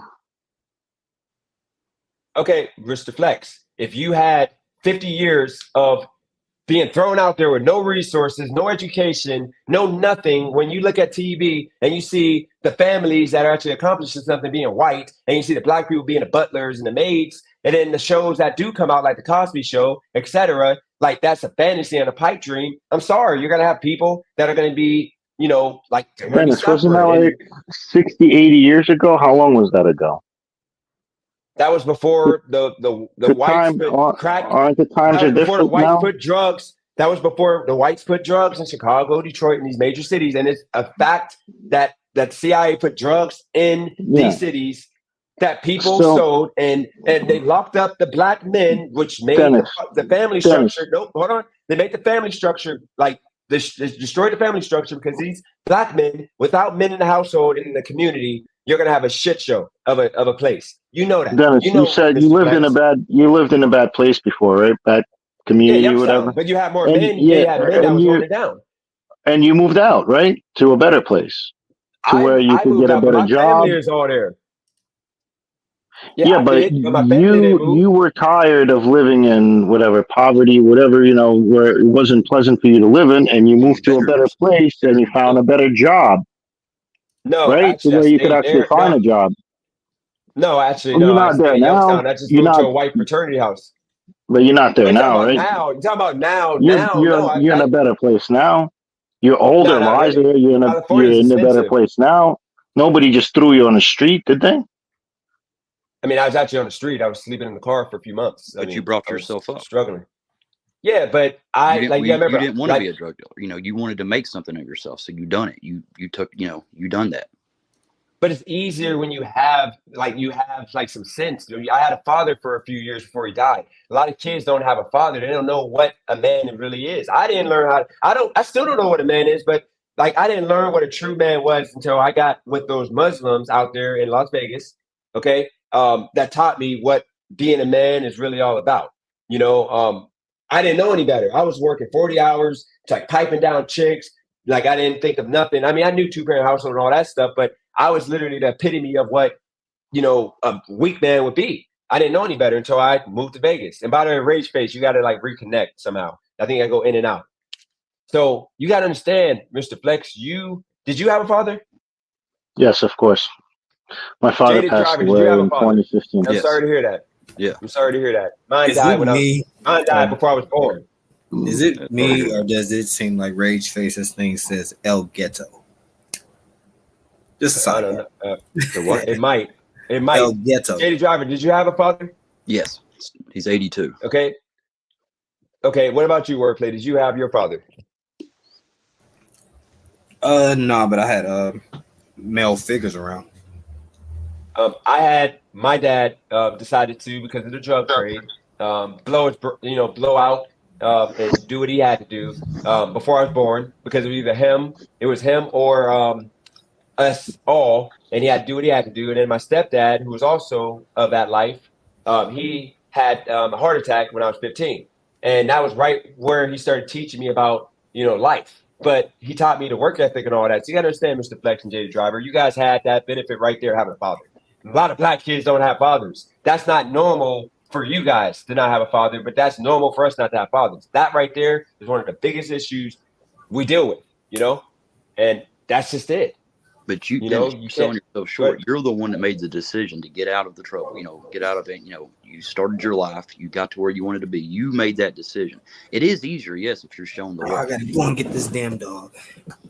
No, I got lucky, Jaded Driver. Maybe you don't know, but I actually inherited $1 million of assets, and that helped me and catapulted me to knowing better, because I got around people that were better financially. And if I didn't get that inheritance, I would probably still be in Youngstown selling weed, hustling, trying to get this whole get out of the hood. But yeah, that money that I blew through in like 3 years is the reason why I got out, because when I blew through all that money, I went and got a regular job again. But then I'm like, I don't want to be broke in Youngstown, and that's what made me move to Las Vegas a year and a half later, 2 years later, and start over. But I was once again in Vegas homeless. I was at the airport, and I had a choice to either drive a taxi and humble myself or move back to Youngstown. And I stayed at the airport for 3 days. This was like 2 months into Vegas. I stayed at the airport for those 3 days while I went through training. I got hired on the spot, and I started driving taxi, and that changed my life. Meeting those Ethiopian people, because more of them have two-parent. They have two-parent households, and they came from two-parent households, and they gave me that structure that I needed. That dude, you're a grown man. You need to be working. Go ahead. Let me cut you off. I was at this time 27. Go ahead. I'm gonna get out of here. I'll see you guys later. Thank you for having me on, bro. Yep, You got it, buddy. No hard feelings, bro. All right.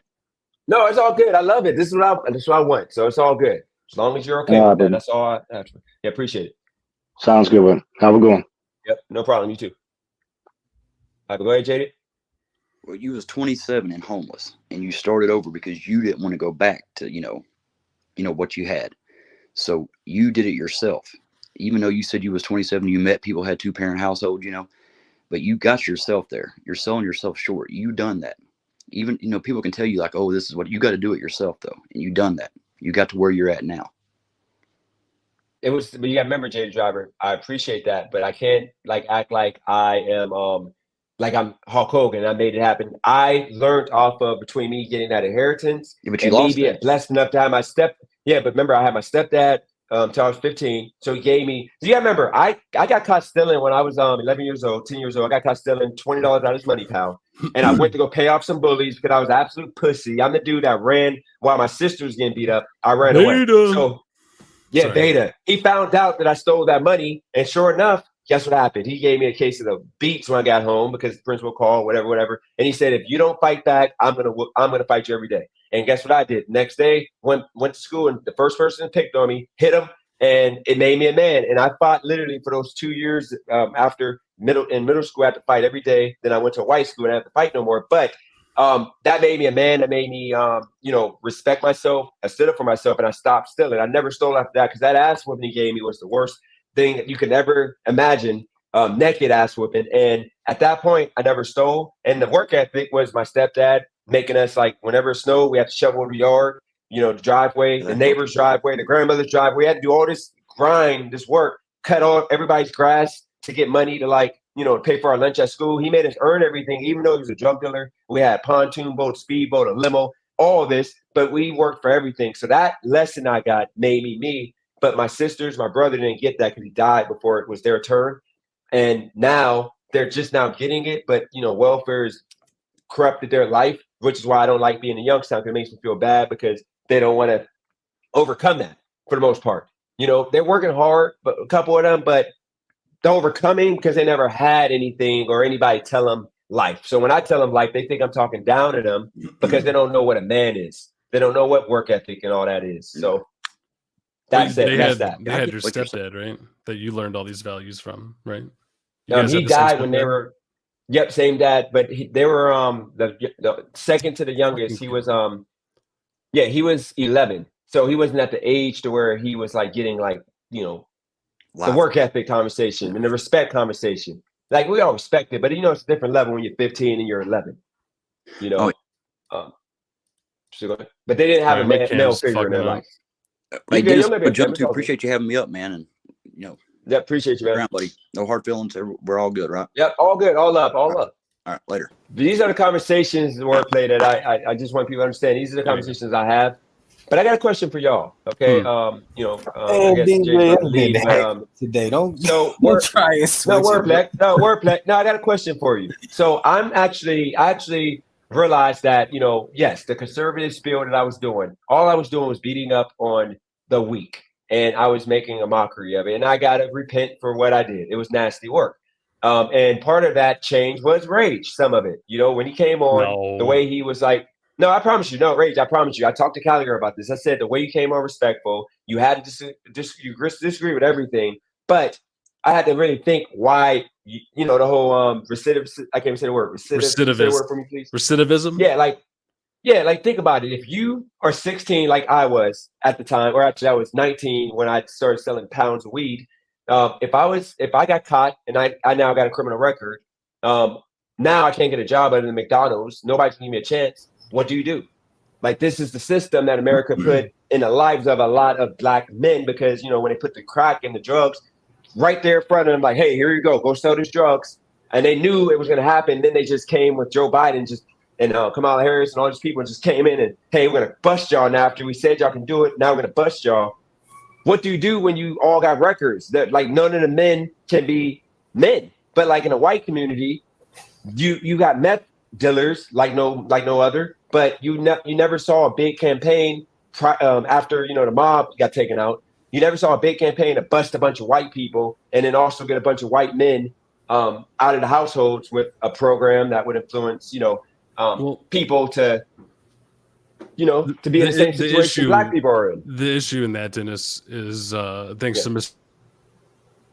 Ronald Reagan and his wife in the war on drugs. It's them targeting African American people specifically with harsher penalties for possession of substances.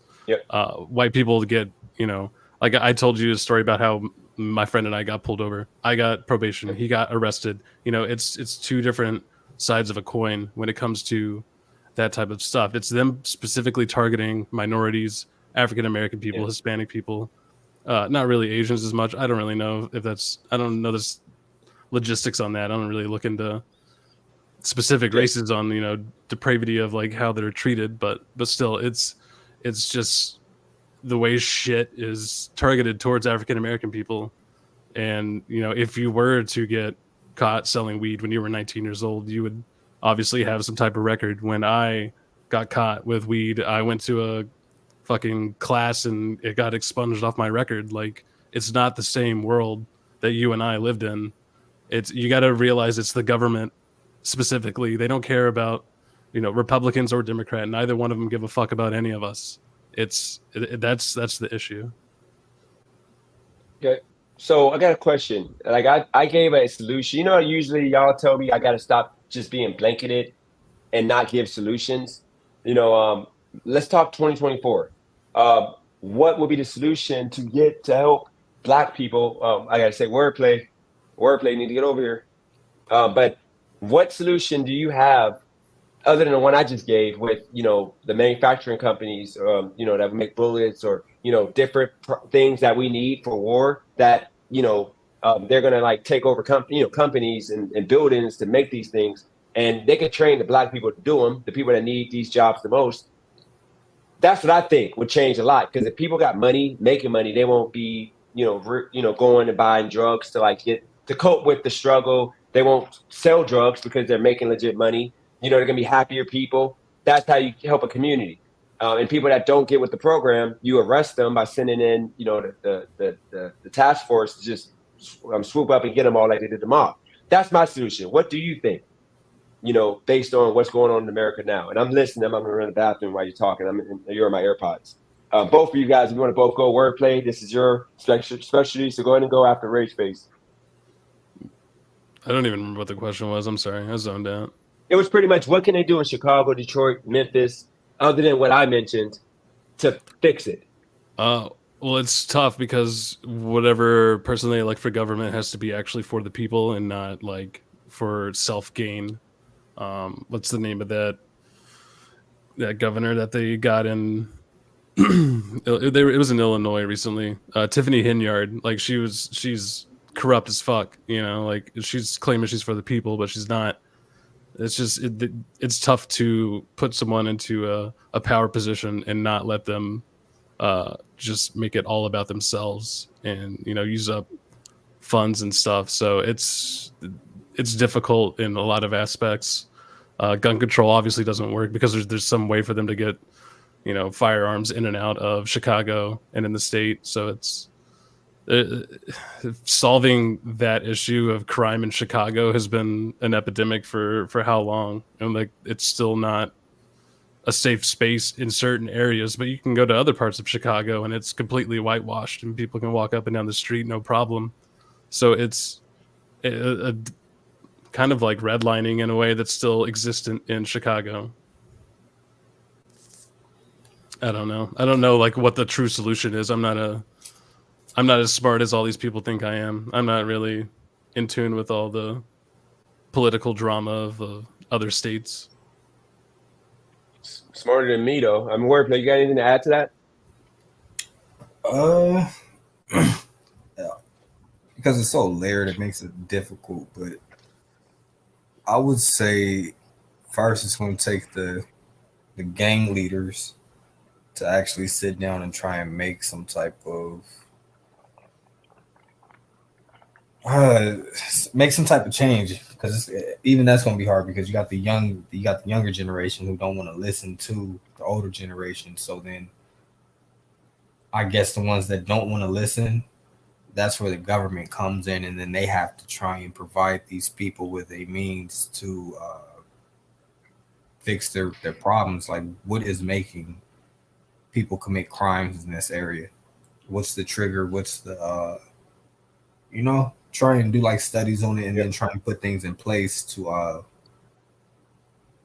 mediate that and provide these people with some type of safe haven. But it's kind of difficult because how I'm looking at Chicago is kind of like how things are out here in LA. It makes it so hard to fix the beef and all of the gangs because it's so much bloodshed. It's not over colors and gangs at this point. At this point, it's over you killed my brother or you shot my sister, and you can't just say, oh, I'm sorry for doing that, and think that things are going to be forgiven. Some people aren't going to be, that forgiven. They're going to go and slide for their people. So it's a very layered and complicated situation. But I would say those two things would be, the gang leaders and the government have to somehow sit down and try and put something in place. I get all that, but this is the problem, and I'll tell you, like, it was kind of nasty work. And then shout out to Flex, he got his live going right now. Shout out to Rourke, I know he's somewhere mad right now, I'm assuming. And then shout out to Jada Driver. The problem is when I was coming on this YouTube channel and I was bashing African Americans, none of these people had this much of an issue. They weren't beating me across my head trying to be outspoken and this and that. So now that I'm not doing that because I realized that it was kind of, detestable. Now everybody got an issue. So now, moving forward, hopefully people don't come on thinking now, because I got people in my chat, or not my chat, but my comments. I didn't know I had racists watching my channel, because now I got racist people calling me this nasty stuff because I'm just, just speaking on things that they don't agree with. I thought everybody loved me on that side, but now I guess I'm an enemy. But the reason why I mentioned the Memphis, Chicago, and Detroit situation is because we all know if these were white people dying at this rate, government would have done something. Even if they got to throw millions of dollars or billions of dollars into Chicago, they're going to throw that money if it was white people. And we say there's no racism happening in this country because, once again, we got to go back to the point that you gave these black people freedom and said, go, you're free. No more slavery. But you didn't give them any resources. They figured it out. But then with Tulsa and with, a few other, places that were prospering for black people, you took away land out of nowhere, you gentrified, and you pretty much said you got to figure it out now somewhere else. And you put them in the ghettos. Projects were made to pretty much house a bunch of black people together. And the government knew that they were going to be, end up being dangerous because it was like putting a bunch of rats together and putting one piece of cheese in the middle. And then the rats start eating each other and whatever, and it goes further and further and further bad.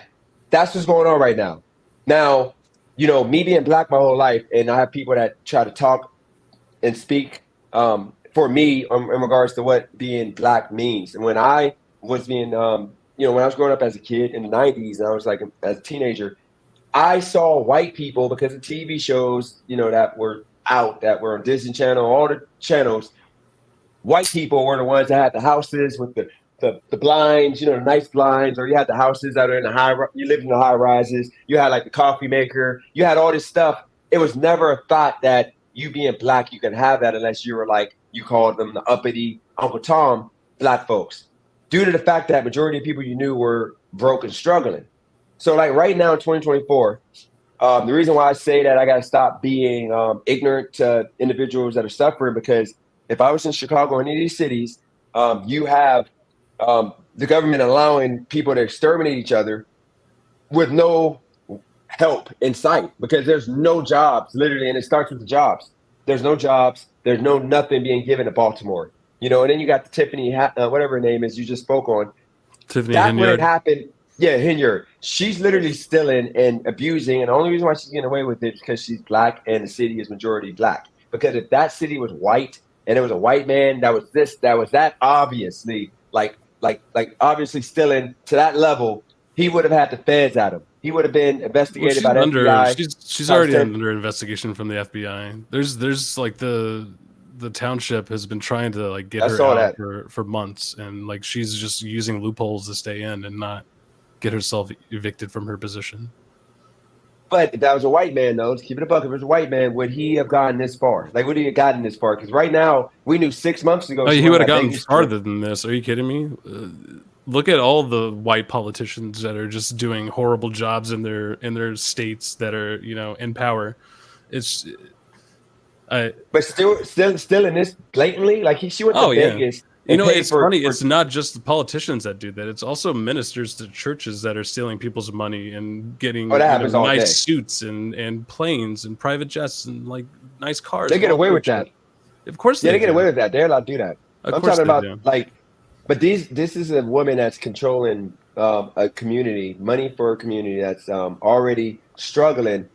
I'm pretty sure that they would have got this far. But you know more about history than me, so maybe you're right. Wordplay. Do you think a white politician, if he was a entrepreneur and he was a white guy in that city, do you think he would have been this bold and got away with as much as she's gotten away with?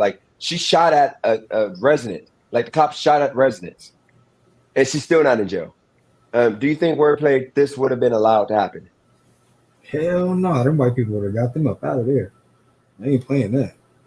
And the politician seats, and it goes public like that. Nah, they getting them up out of there. They don't want nobody staining their reputation or making them look bad. So they'll allow the black stuff to go on because it's a talking point and it's making black people look bad. But if it's a white politician, nah, I don't believe all this stuff will be happening. Yeah, to shoot the gun at the houses, but. I mean, I'll end it with this and say, in that whole race topic conversation, what you guys are going to say in this channel is going to be news from both sides. I'm going to just do that. It's like CNN. It's a lot of these people, Tim Cass, RL, there's a lot of people. I'm trying to educate myself and be more what Rage stated he is, educated in history. I'm not going to talk about topics without knowing in history. I just watched hours and hours of YouTube videos. Dude, I don't have a college degree. I'm not a smart person. Don't put me on some pedestal I'm a fucking genius or something. Okay. I mean, that's what they're saying. They're saying you're smart. I think you're educated enough to like, you know, be diverse in what I be talking about. Cause you knew Tulsa situation. I Googled it. I Googled it when you were talking about it. Oh, you do? Okay. Do you know if that really affected black people as much as they say? I don't know. I mean, this took place in what, 1921? And yeah. Okay, let me read a little bit of this. This is in the New York Times. They're making me. They want me to pay $1. Fuck that. That would be in today's time if it was still up and running. Hell yeah, it affected black people. How much? Well, it also depends on how much money they had, but also around this time period. Probably close. What was his name? There was one of those people that are in power, that one of those big four families, like one of the Ford families. They were all involved in banking and made our centralized currency. They would have shut it down, like, no matter what. It didn't take this massacre for them to destroy the economy for black people. One of the families would have done it no matter what.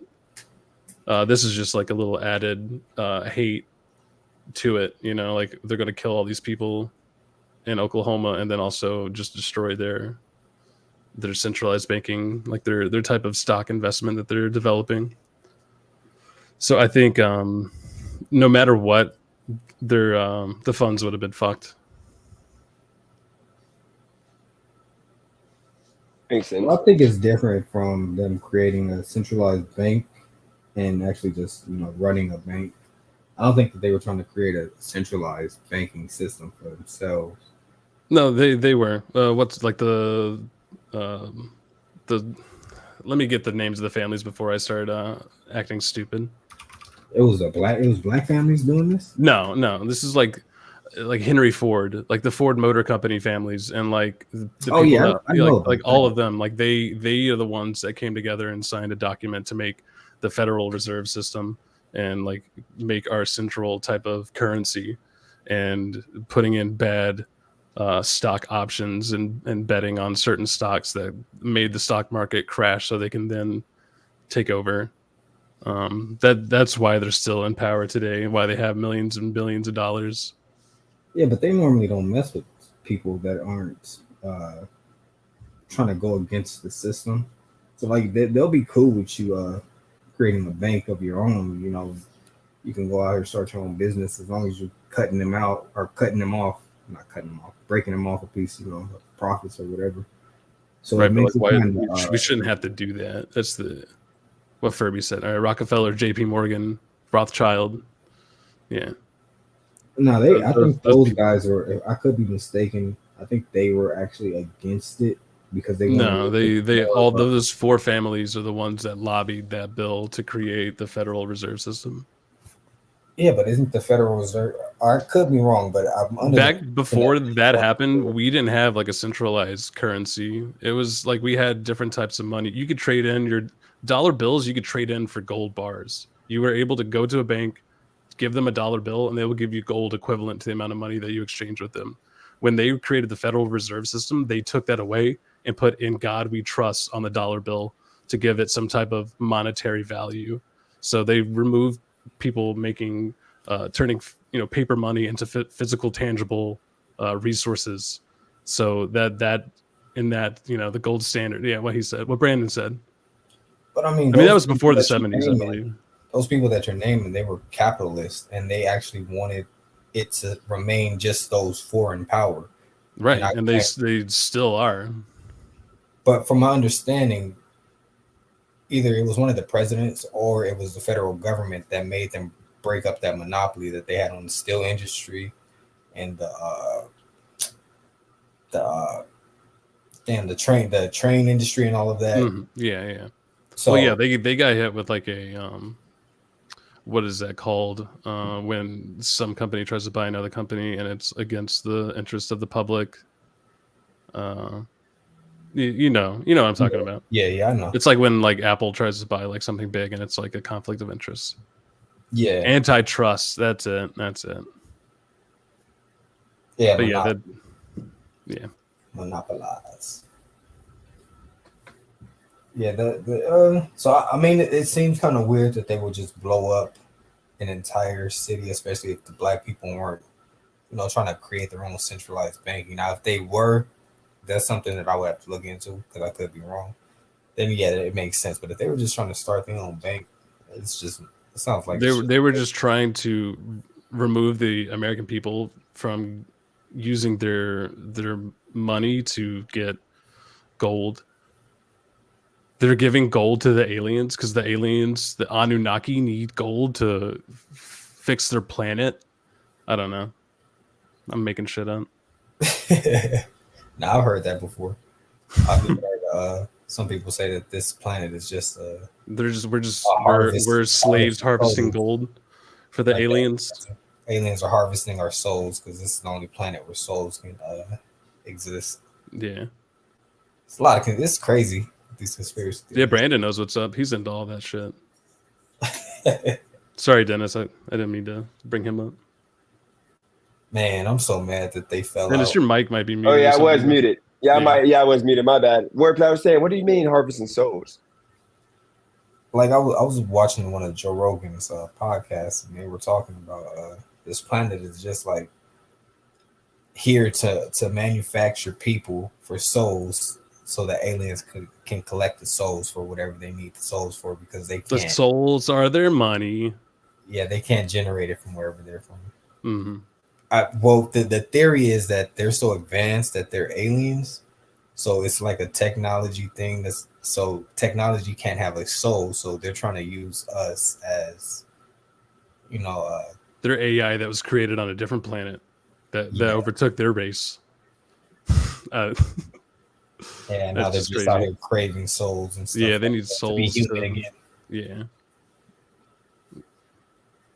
Do you think so I think, did I ask you this, Rage Face? I don't know if I asked Wordplay already, but did I ask you about the world ending? Like, do you think it's gonna happen like the next year?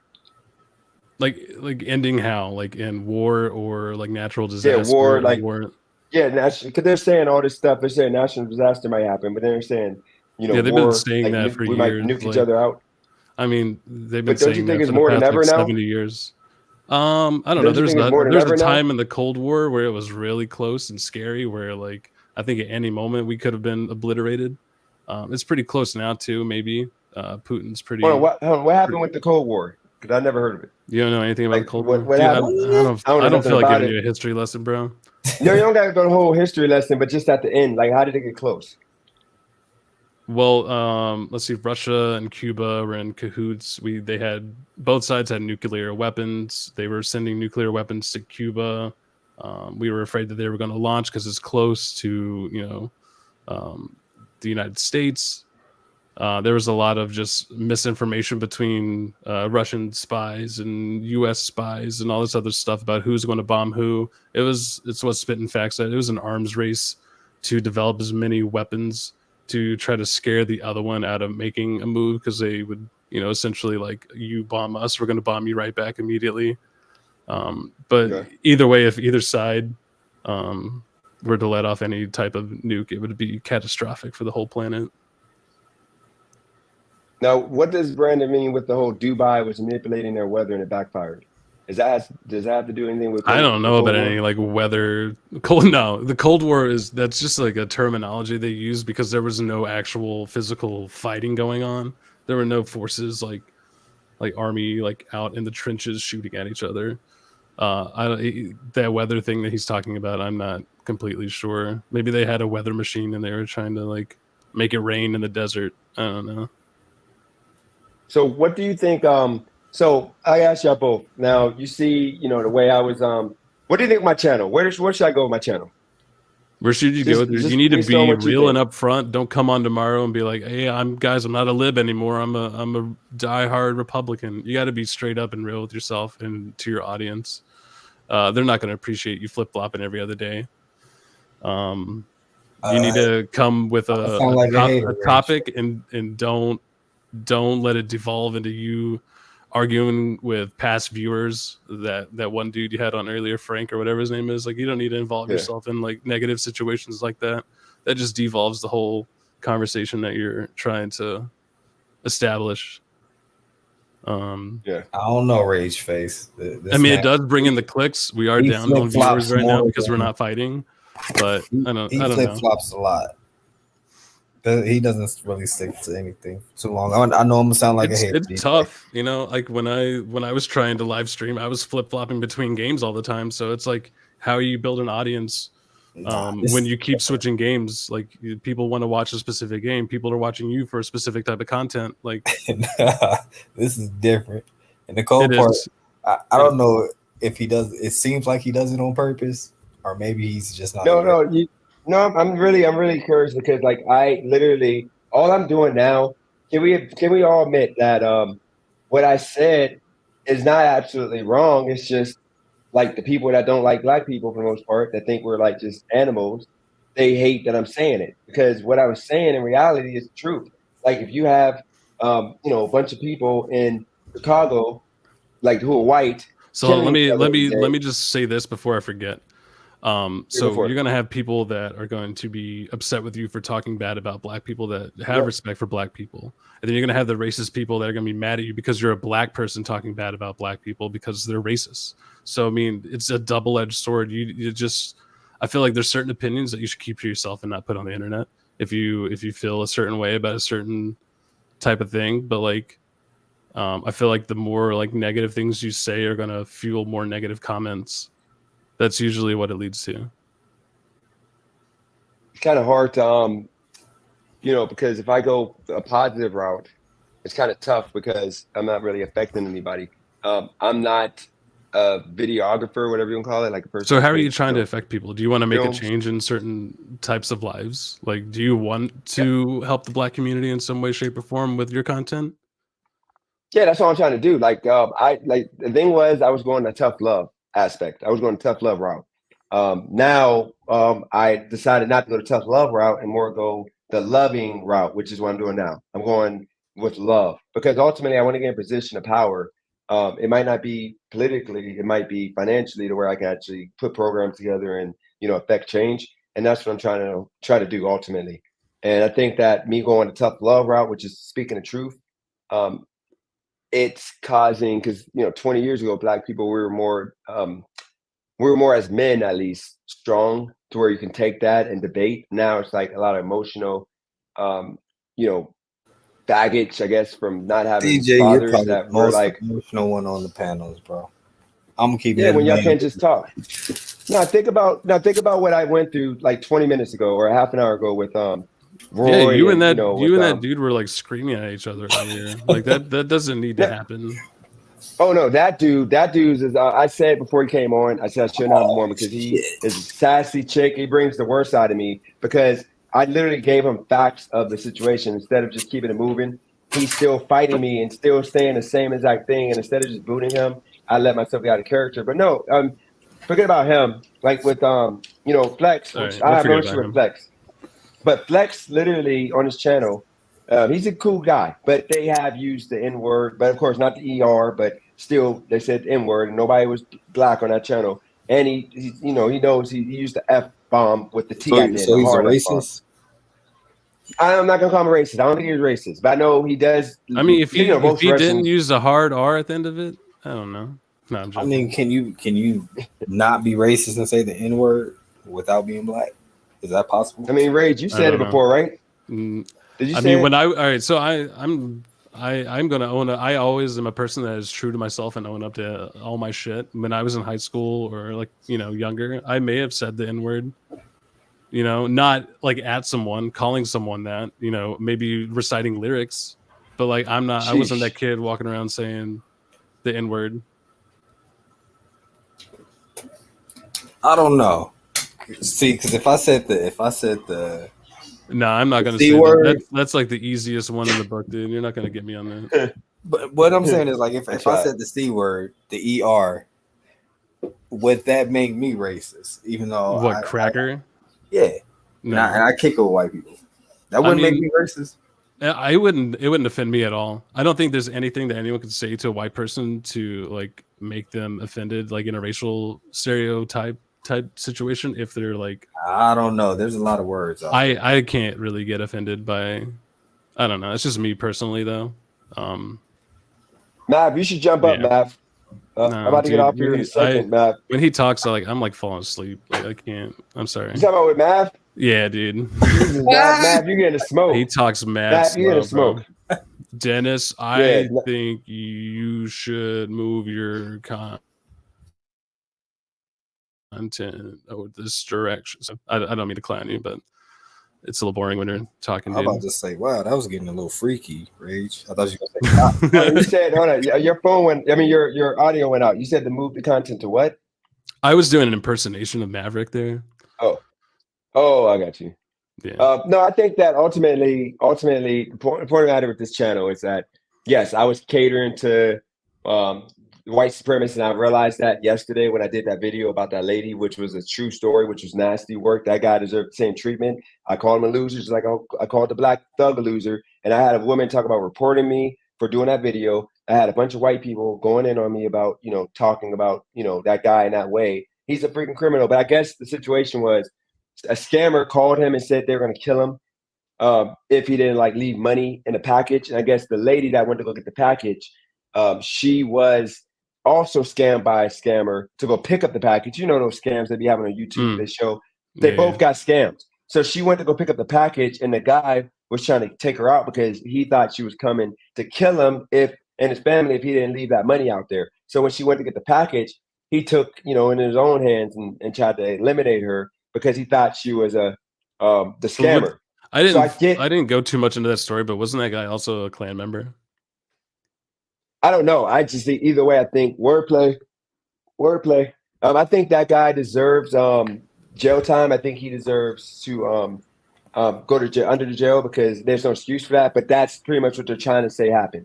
But if that was a black guy in the same situation, once again, they would not have given him the benefit of the doubt. They would have called him a thug and said that he shot an innocent, white lady. And he's probably tried to rob her. So that's the reason why I'm saying that they're trying to give this man the benefit of the doubt. And I said it in the video, but they call him crazy, and they tried to even use Alzheimer's. But then when it comes to the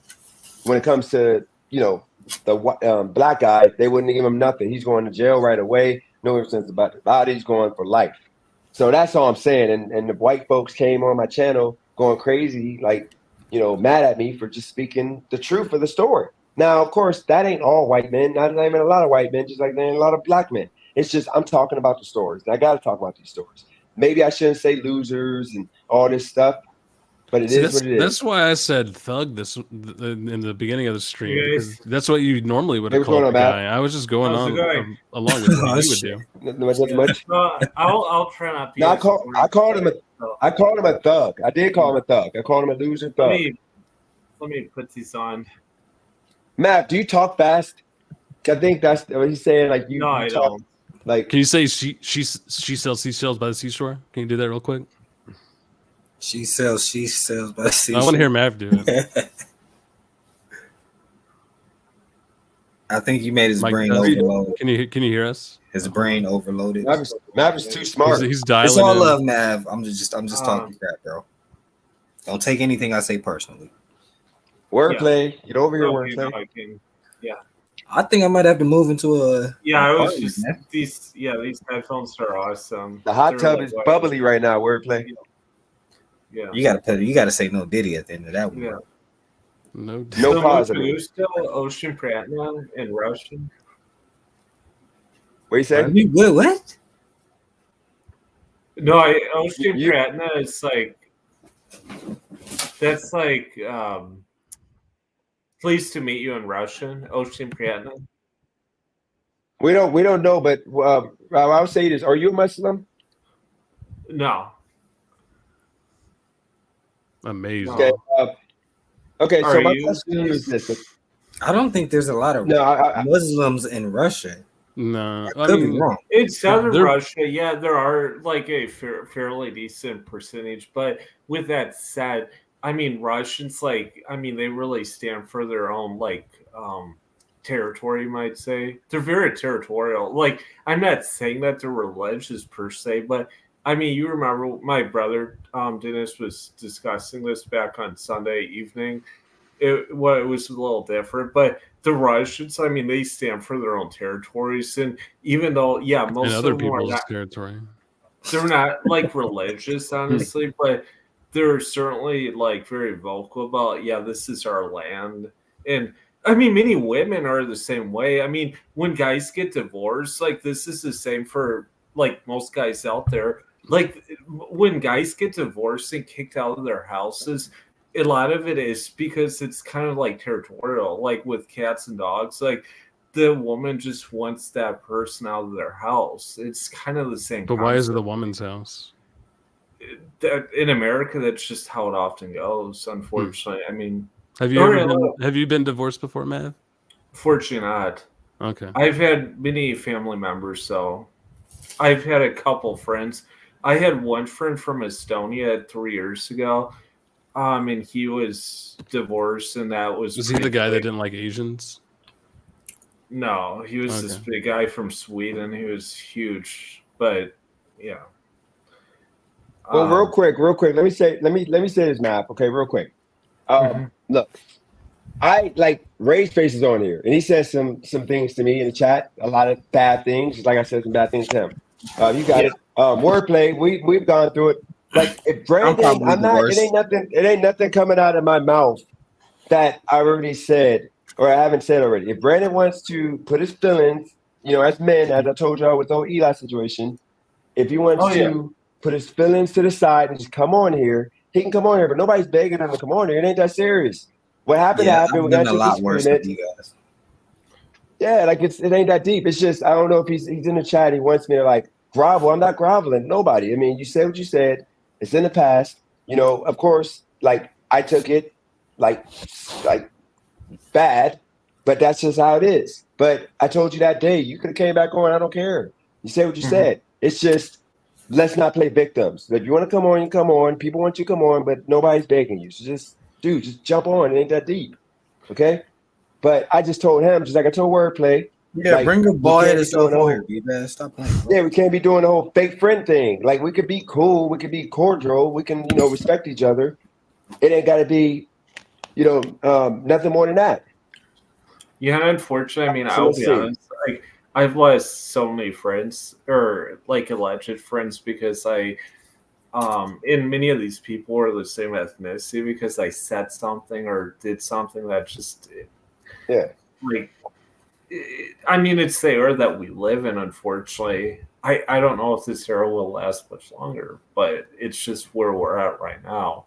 Like, let me ask you, the generation. Like, we're living in the best time in the history of the earth. This is probably the best time in all of history, to be honest. Yes, in some ways. 2016 was the best time ever. Like that was the best year ever. Like 20 years ago, you grew up in New York. You said no, I didn't grow up in New York 20 years ago. Or Northeast. No, I grew up in Tennessee. Tennessee. Do you talk to people? Hey, Matt, not to derail the conversation. Just I gotta make this clear real quick. I said fake friend in regards to Wordplay. That's what me and Wordplay started off because he said I'd be talking about his behind his back, and I said I don't do the fake friend stuff. So Brandon, look, once again, this is one last time. Stop being that guy. It ain't that serious. You can come on here if you want to. Otherwise, stay in the chat. I'm not apologizing to nobody. I already said what I said. Whatever. If I hurt somebody, other than that, just keep it there. Okay, I'm not talking about you. We're not talking about you. It's a conversation, nothing to do with you. Just people, they want to hear from you. So if you want to come on, you have the floor. But my bad, guys. I just want to make that love you, B-Vaz. Come on, bro. Okay, so this is basically this rage. Do you still talk to people that you were like growing up with 20 years ago? There are like two individuals that I'm still friends with that I was friends with when I lived here originally when I was a child. Yeah. One of them actually came over and helped me move in when I moved down from New York. So, wow, awesome. Well, like in my case, I have like a few contacts from Facebook from 20 years ago. I was like 10 at the time, but beyond that, even the guys that like I still associate with from college were guys I met when I was 20, when I was in South America. Like I had lived and studied and worked in South America, so I had unfortunately. I'm not going to say I lost contact. It's just that I think a better description is that people just don't really. people have their own lives, and it's hard to keep up with other people when you move Yeah. and you don't see them. Exactly. And some people do that quicker than others. Like people are too concerned with their own shit going on to like worry about what my friend from high school is up to. Yeah, there's only one guy that I still kind of wish I would have contact. He was from Canada. I studied Canada, with, eh? yeah, exactly. From South America. This was like 10 years ago. or Wait, is it 11. Canada or South America? So he was from Canada. He was living in South America. I see. From Saskatchewan. He came from a very wealthy family in Saskatchewan, which I didn't know initially, but like we just connected so well. He was 10 years older than myself at the time. I was 20, he was 30. And it was just he was just the kind of guy that like you could have had on, Dennis, and he was way ahead of his time with what he said and stuff. But I try contact. I have him on Facebook, and he doesn't respond. Like sound like he was hitting on you, and maybe, who knows? Time went by, and now he's ghosting. Maybe he was. I mean, who knows? Maybe he wanted a jump from me or something. I don't know. I mean, he liked going to the sex shops and sell. And You guys would go together to the what? No? Sex shops. No. Yeah, he was like big. How do you know that he liked to go to the sex shop? He'd tell me. They probably went together. Yeah. His dad was from Serbia and the Balkans. It's a very like Russified like country, but that was after I left, I didn't really speak to him. His parents, I did speak to him, but he didn't respond, unfortunately. Like He's probably mad that you didn't go to the sex shops with him. Possibly.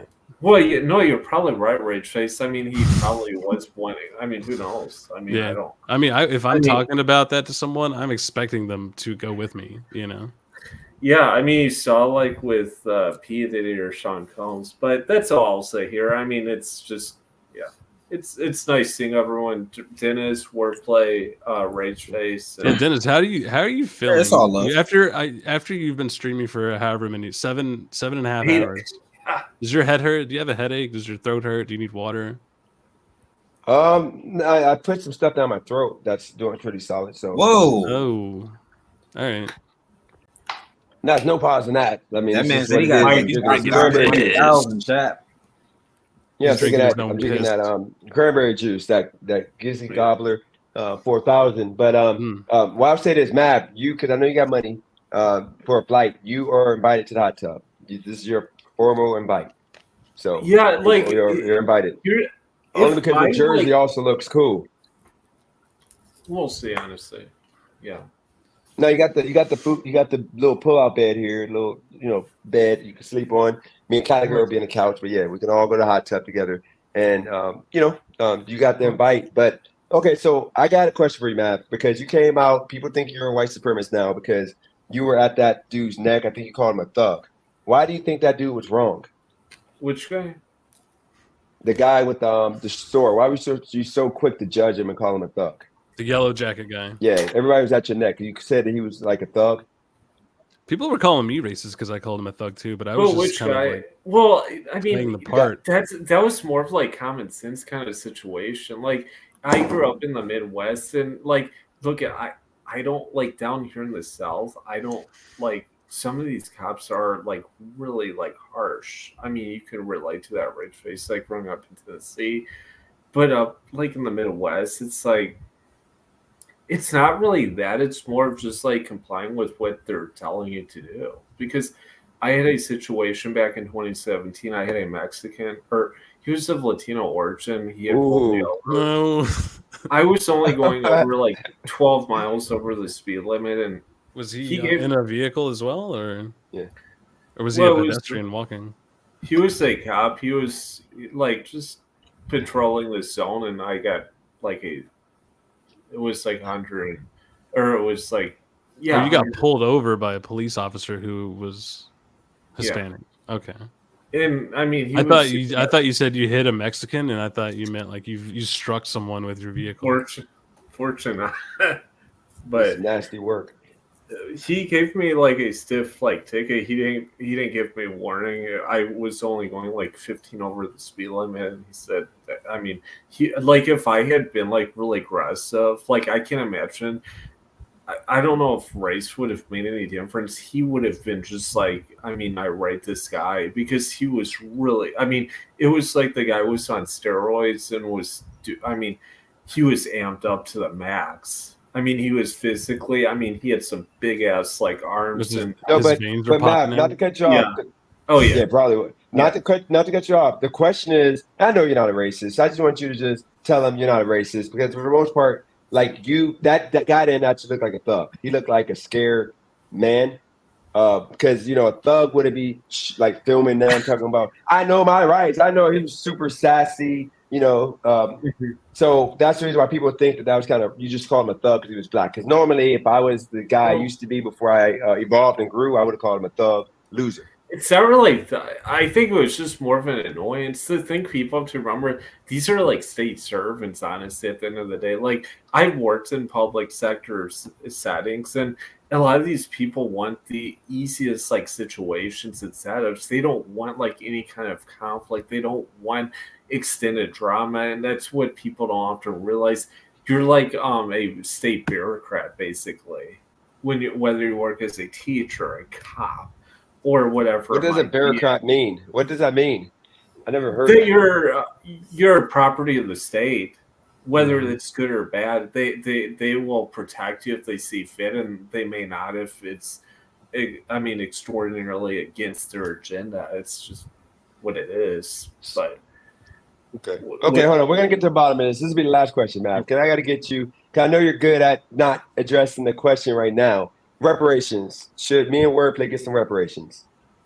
For what? For slavery. Because of, I know now because I looked at my, ancestry. So I know now I have like my first off, not my grandfather, but my great grandfather was a slave. Well, I should get my last name was a slave name. Page is a slave name. Or a name I should be given reparations. Like I grew up from a Scandinavian minority in Northern Europe. Most people aren't going to know who they are here, but I should be getting reparations from the Swedish and Norwegian government. They don't even give me like Norwegian passport. So, I mean, for like at least if they can give someone a passport, I cannot answer that question. And isn't the basic reason is because my kin of people that came to America came after slavery. They were not involved with this. So the answer is I don't know, honestly. That's simple. I mean, I know people are like that here, but that's just the simple like truth of the matter. I don't. So yeah. Rage, did I ask you? Do you think we deserve? Me and Wordplay, do we deserve reparations? You and Wordplay specifically, do you deserve reparations? Yes. I don't think you, Dennis, deserve reparations. You had your chance with money. You got $1 million from your uncle and you blew it. Hell no. I don't think they should give you more money to blow. Up. No, I'm joking.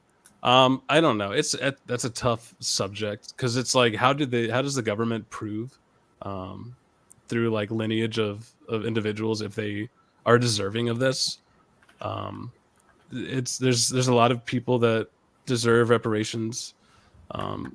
African American people were definitely treated very badly, and theirs is the most recent to take place. There are people that are still alive today that have dealt with the backlash of the civil rights movement.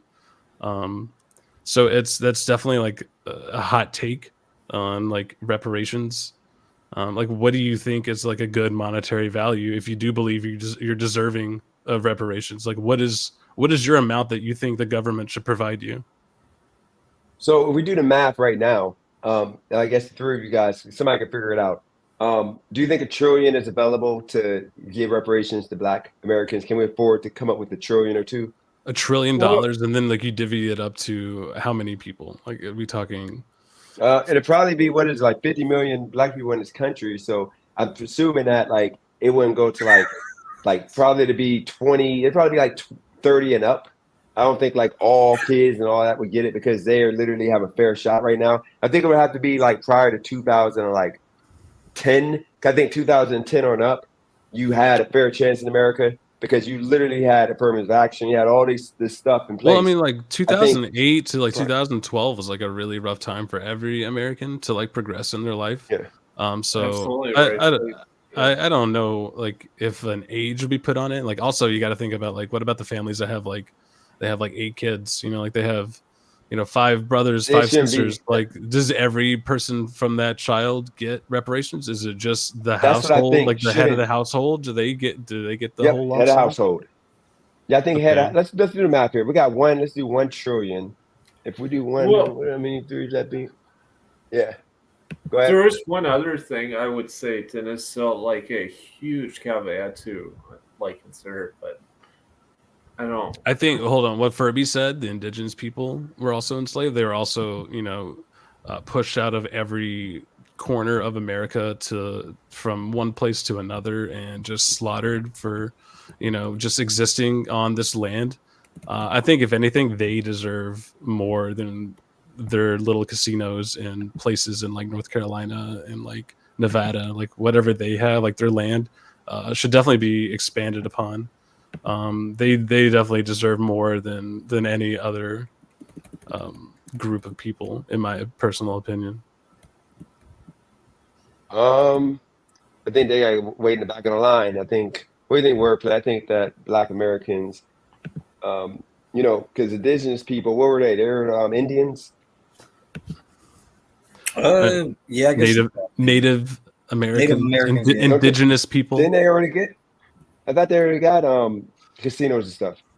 I mean, giving someone a casino is not, If I could be mistaken, but I think I will take a casino. Oh, sorry. I think even the Jewish community gets reparations.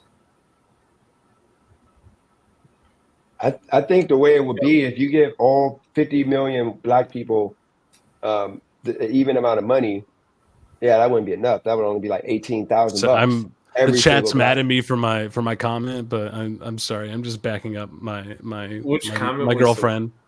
She is indigenous and also a couple of other races. She's if she deserves it more than anyone.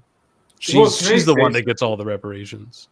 Well, yeah, I mean, there's so many like partially Native American people in America. Like in some states, I would estimate it to be at least 30 to 50%. So it's like many of these people who don't even recognize it. Like if I had, unfortunately, I don't have Native American ancestry, like zero, none. I've had DNA test done. I'm the purest, what?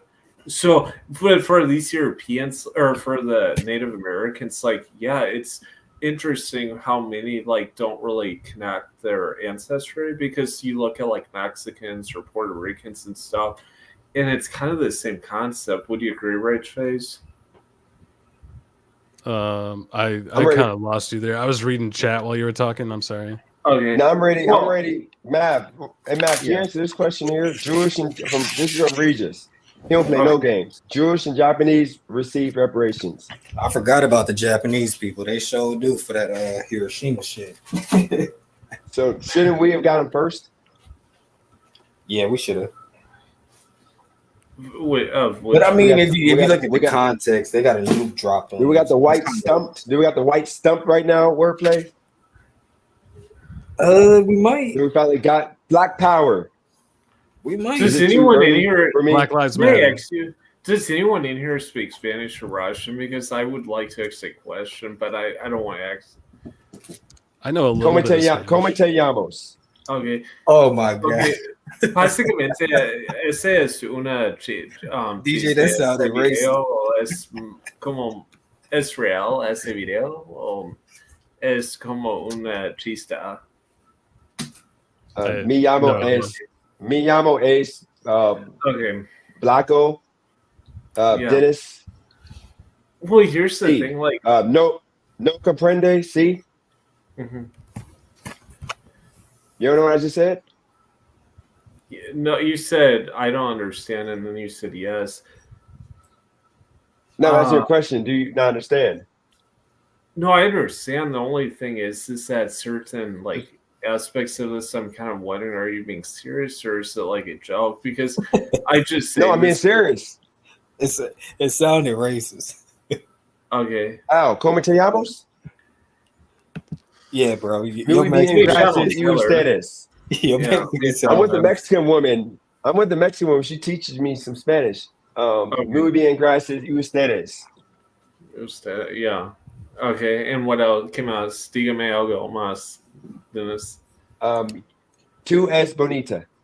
Tú es bonita. Okay, she is beautiful. Sí, or you bonita. are beautiful. No, I'm talking to you, Matt. Yeah. I don't get to thank you. But it would be T es bonito. If you were saying I am. T.S.? Well, no, I'm saying you beautiful. So wouldn't it say be two S bonita is like bonita? that's like referring to a woman. It's not like a man. But Okay, two S bonito. okay, yeah, I'm handsome or No pause. yeah. No pause. Anyhow, let's get back to the topic at hand. I just see how I just hit on Mav live.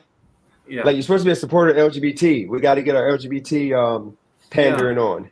You know, you can't Well, get yeah, I afraid mean, of being there's a little definitely. sexual. I mean, You know, in California, there's a lot of guys swinging for. I made him blush. Look, I made him blush. There's a lot of Oh, guys God. fighting for the other team over in California, but yeah, it's definitely good to try to be inclusive and do like, I mean, bring the masses out, right? Yeah. I mean, whether or not that's like politically correct, I mean, I don't know honestly at this point. Like, I mean, then again, you had what's the guy's name? He just came over from Russia and he was on here. What's the guy's name? Talking about your brother? No, he was the guy like an hour ago. Oh, Flex. Flex. And I Flex. didn't realize he was from Russia. It's very interesting. They're probably because talking about me right now.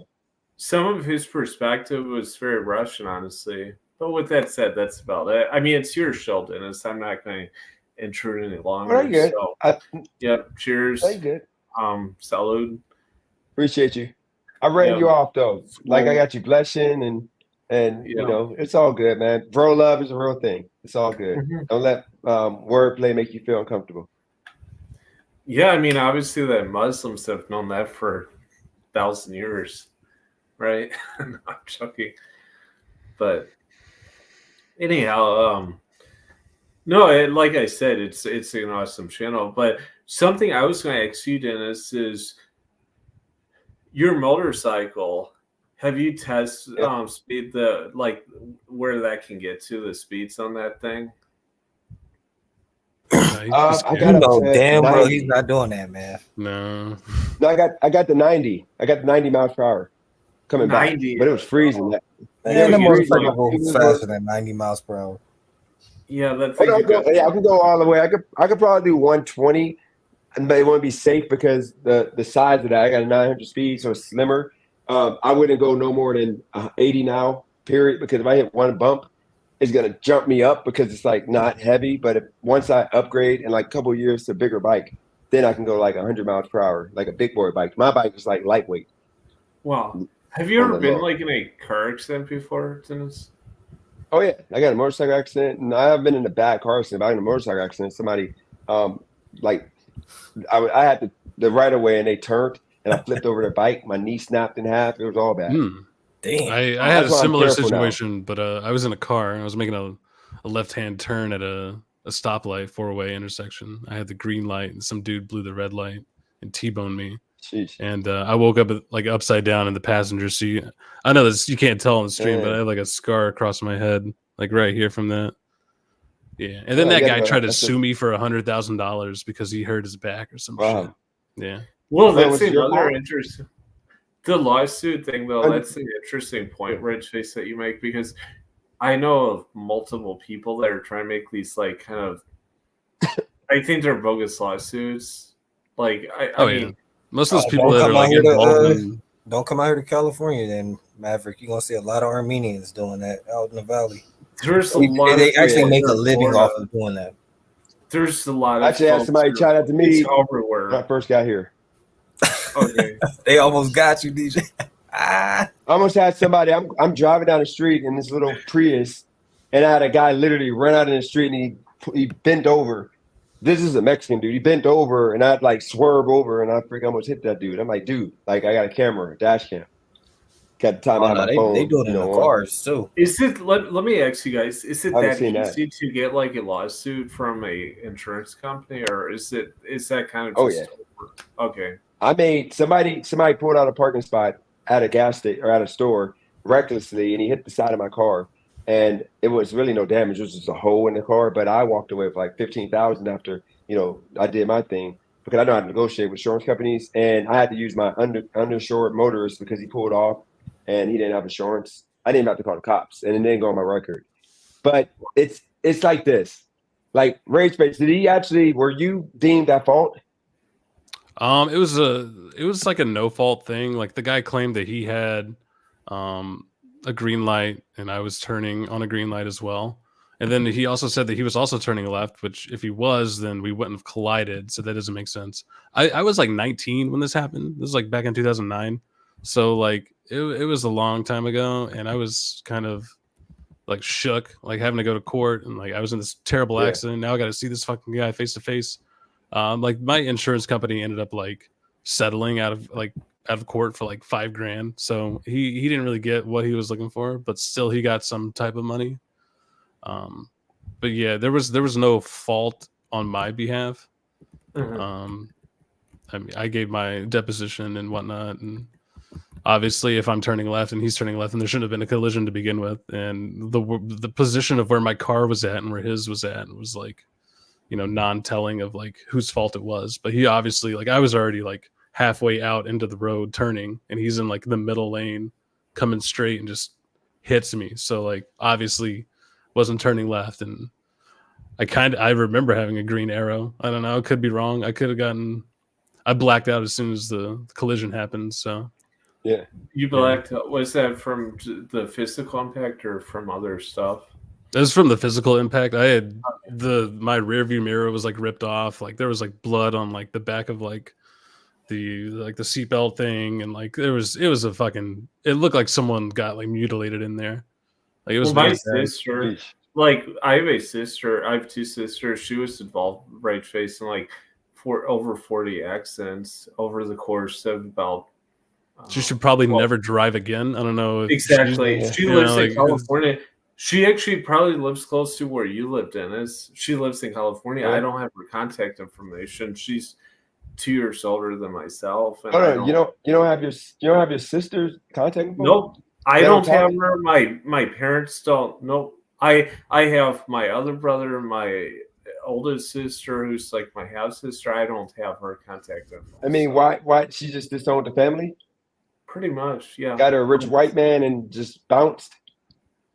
Not really. I'm not going to say anything more. There's just No, don't put her on blast. Yeah, it's a Okay, crappy situation. do your sisters both look like you?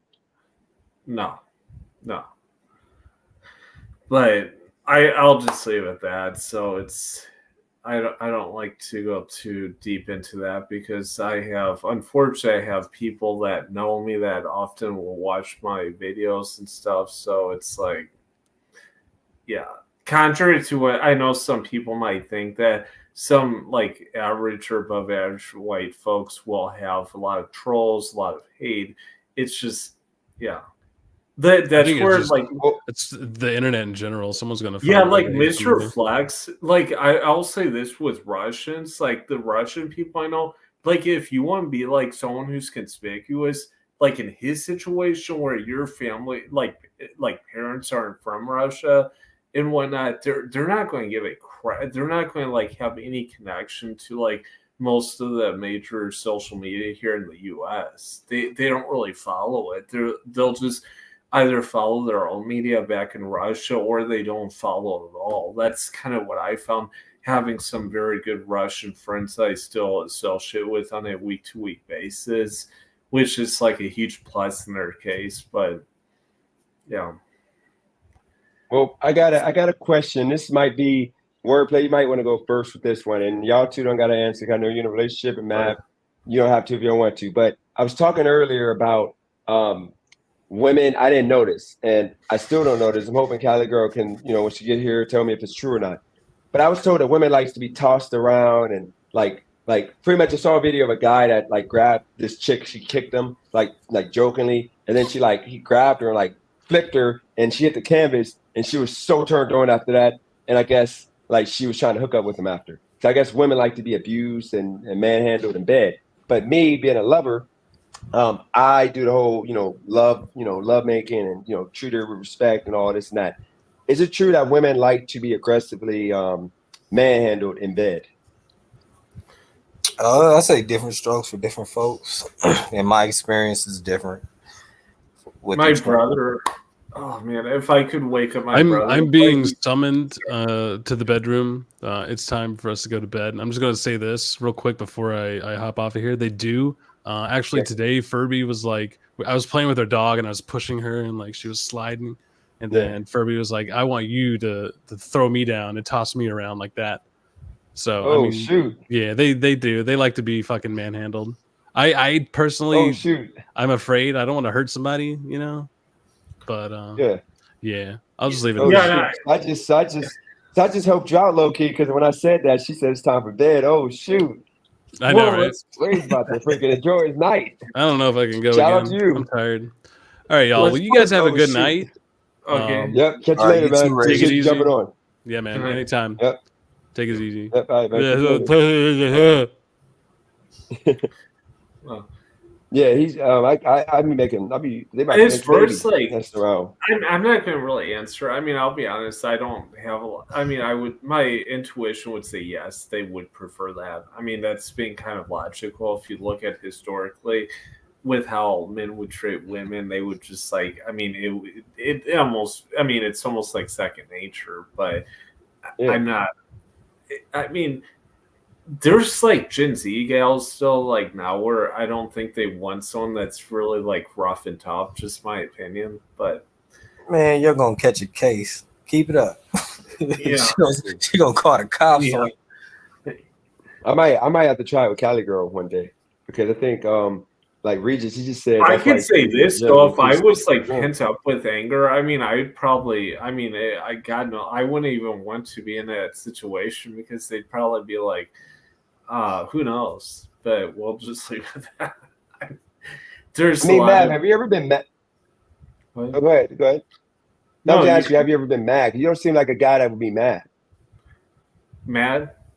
Shit, he looks like you. I can't imagine you mad. Do you get mad?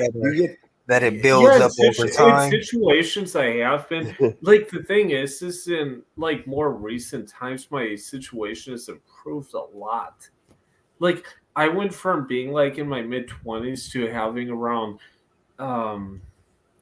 low seven-figure net worth based on a business evaluation to having like nothing. Like 2.5 years ago, I was completely broke.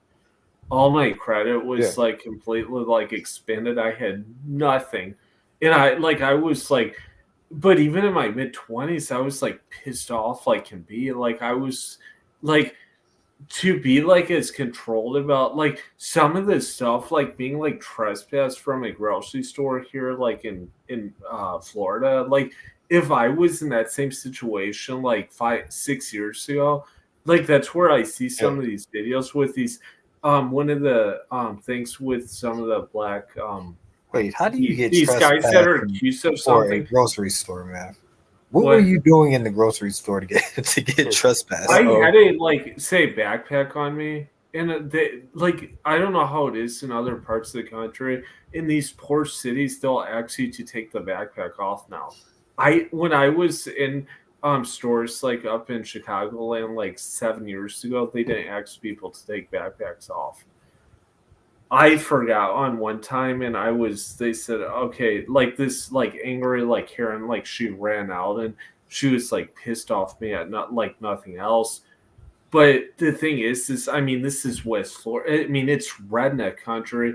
I'm not a redneck. Obviously, I don't talk like a redneck. I don't, and I'll just be honest on that point. Like if black people have problems with like some of these Southerners, well, I do also as a white person. So it's not like you're like, in some ways, it's not any different. Like they're jealous of me, maybe because they see me as more intelligent.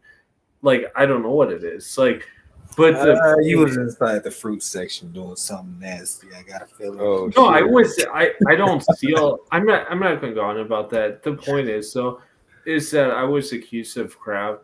Wasn't true. I mean, Florida's like a trash state at this point in many ways, and I wouldn't want to raise a family, and certainly wouldn't want to be married to someone like living in this country, or it's certainly not in this part of the country. And I would much prefer them to be somewhere like Argentina, or possibly in Russia or Belarus, or just somewhere that was more normal. Like in how the U.S. is right now, it's not normal. That's the point. At least like in Mexico. And if we go to war, and yeah, you're talking about going to Argentina, don't you think that since everything is like a global economy, don't you think that if something happens to the United States, it's going to affect the rest of the world, even Argentina? Possibly, but I'm at least going to enjoy the time I have down there.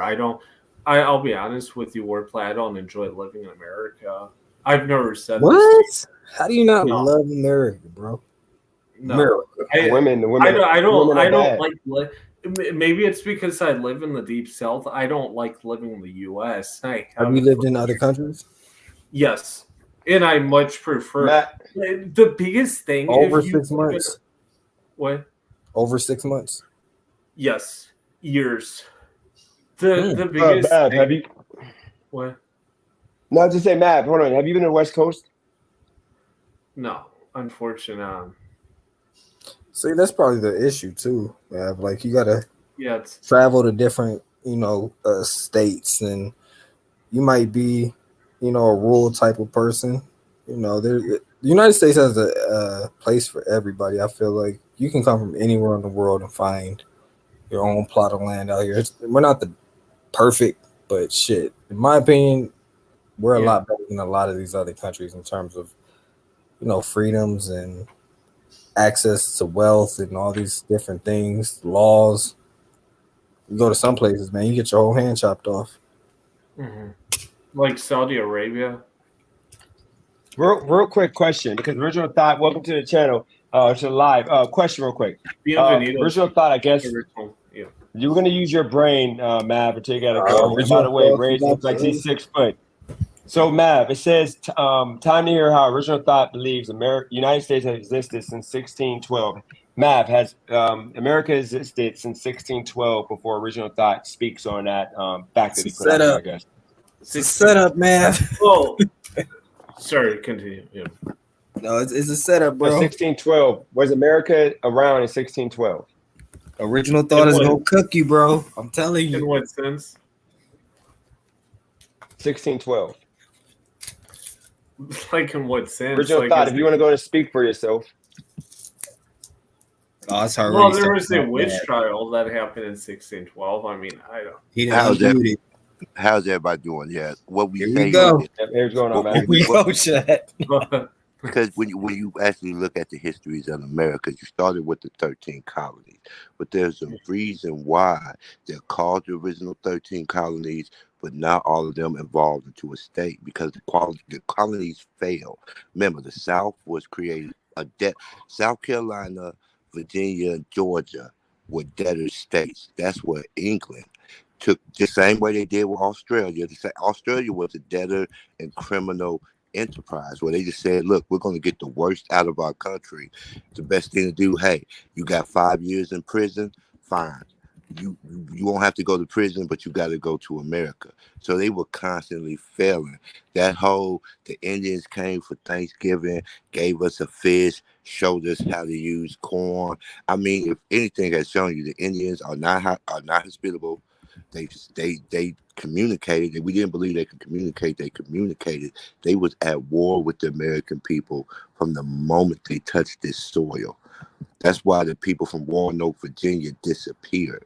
This was a thriving colony on the coast. They got dropped off.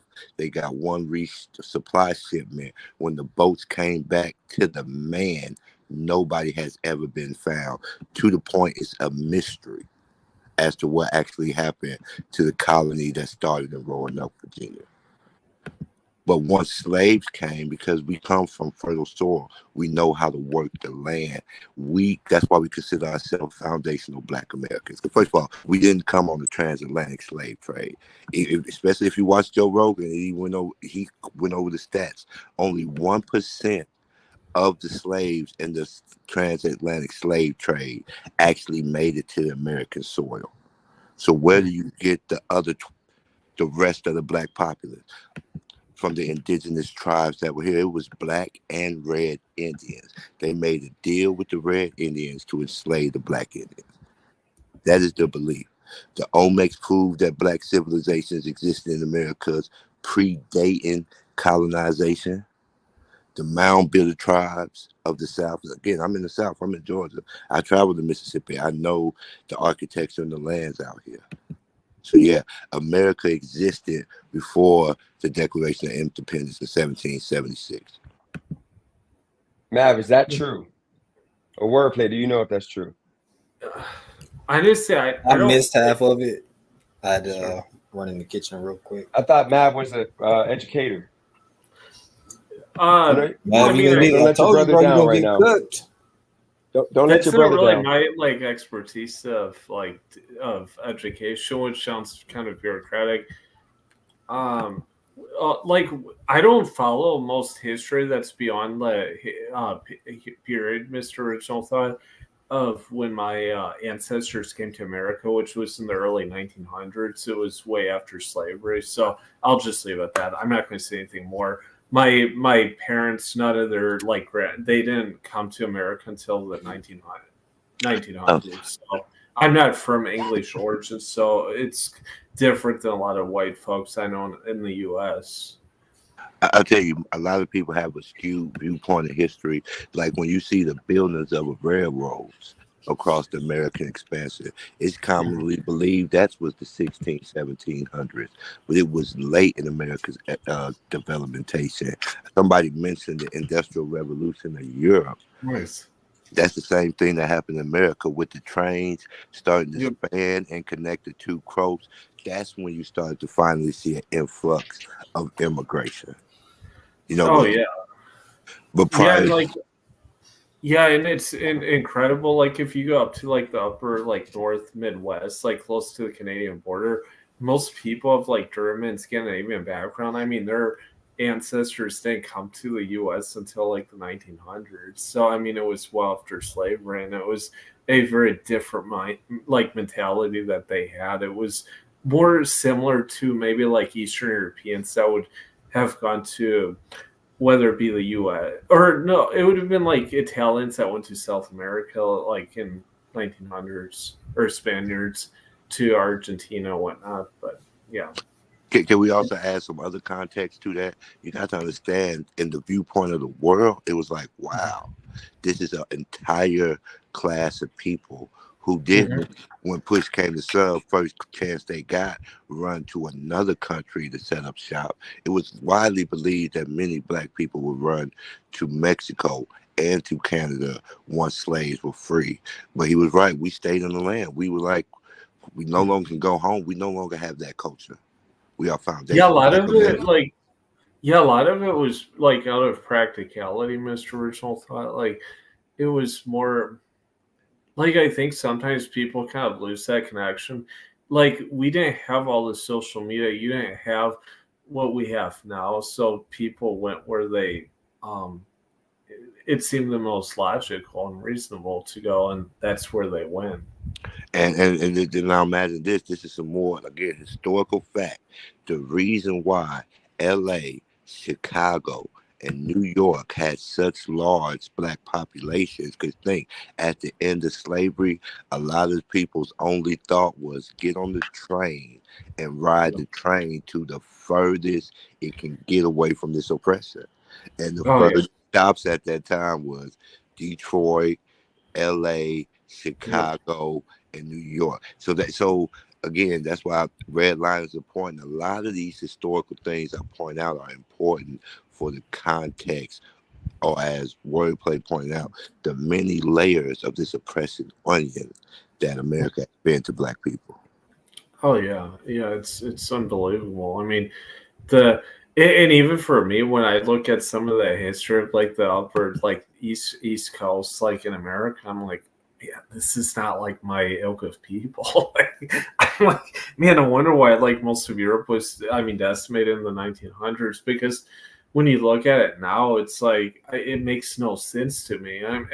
Like I'll even ask like family members, like, or I mean, their parents, like, how would people have supported this? And I'm like, it doesn't make any sense. But it like, I mean, like I said, the times were different. I guess people could say the same thing now. Like, how would you have supported like those kind of situations now? But with that said, I will say I think people now, it's a lot more aware of like situations than ever before. So if people are like claiming there's like excuses, I have one of my best musicians, Mr. Original Thought, is actually a black musician. I'm not going to say his name.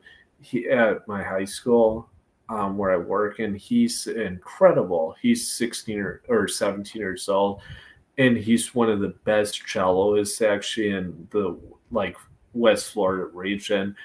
And it's interesting because like I've mentioned this to Dennis when you discuss like speak to him and stuff, he doesn't make a big production. Like he's very like calm about it, and he's like like yeah, he can just like play any kind of music and stuff.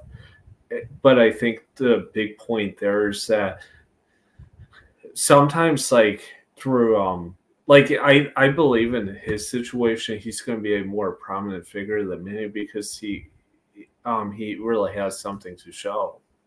I mean, I think you raised Appreciate better. that. I think you raised a. Oh, sorry. You want to go, Dennis? I was gonna ask you with what you guys said. Let me throw a little bit of heat at you real quick. Original Thought. Yeah. You know, let's hit Original Thought. Let's hit you with the reparation conversation. Do you think we deserve anything? Let me give you some figures that's being discussed by Foundation of Black Americans. We are actually asking for $11 trillion payable to anybody who can trace their lineage to the original census. Remember, the first black census didn't come out until 1910. So if you can trace your lineage and you've been claiming to be a black person, meaning I don't care if you are mixed. If you mixed, but you've been claiming mixed race the last 10 years, or you've been claiming white the last 10 years, then you do not qualify for reparations. You have to be a Hold on. black. So, wait, I won't. Hold on. Would I not qualify? A couple of times I put Caucasian on the application only to pass because I told him I was mixed, white and black. Would that eliminate me, or can I get the pass? We're not worried because people are lying on application. But what do you identify? Okay, good. I just want to make with? sure. Go Yeah, ahead. what do you identify with publicly? Like if you know you're a black I'm man, African American. So we don't say African American because what that allow is, like he said, immigrants who are from Africa who have no connection to slavery. We are not African people. We are foundational black Americans. We don't have to have no hyphen. Yeah. We never lived anywhere else. We don't share the same culture. We are etymologically different than the people from the continent of Africa. We're all black people, but we are not African. You know, so yeah, we'll ask for Black American. Yeah, black American. You're just an American. You know, Okay. and truthfully, like I So said, what? Okay. I'm sorry, not that I'm sorry, because I want to get this before Calico gets in. When she gets in, I gotta go get off here. I gotta go to bed, or I'm in trouble. How do we pay? How do America? How do pretty much the whites and whatever? How do they pay this $11 trillion to us? The same way that they pay everybody. Where does the money come from? The same way they pay everybody else with cold hard cash. We don't want no lift-off programs. We don't want no college loan forgiveness, because all that does is take our money and put it into the pockets of banking elites, because the college is starting to prove to be a scam, but it's not here nor there. No, give us cold hard cash, allow us to pull our money. Because think, we're not talking about agreements that occurred 5 or 6 years ago and we're waiting for a class action settlement. We are talking about a history of oppression that has been documented throughout the American history that has never been satiated. Like I said, we've seen the Japanese get satiated. We've seen the Jewish get satiated. We even, as of recently, with the Stop America anti-Chinese hate bill, we've seen the And Chinese. the Mexicans have also basically, right? Yeah, especially with the influx at the border, I believe that they should still be. Listen, but for some reason, we can't give it to the blacks. It's what are they going to do with the money? When they talk about giving these reparations to everybody else, nobody said what are they going to do with the money. We gave them the money. We didn't even ask years later, hey, what happened to all that money we gave you? But for some reason, when it comes to the blacks, we can't give them nothing. Why? Because white supremacy is a global oppression system, and the same way blacks throughout the world, as we say, Africans in the diaspora, was looking at us and how we attained our freedom. They're also to look at us and see how we attain these reparations, so they can go to the countries that owe them and get their money as well. Yeah, and I mean, have you thought about going to like the Middle East, like Dubai? And so, I mean, some of those Middle Eastern countries were super treacherous.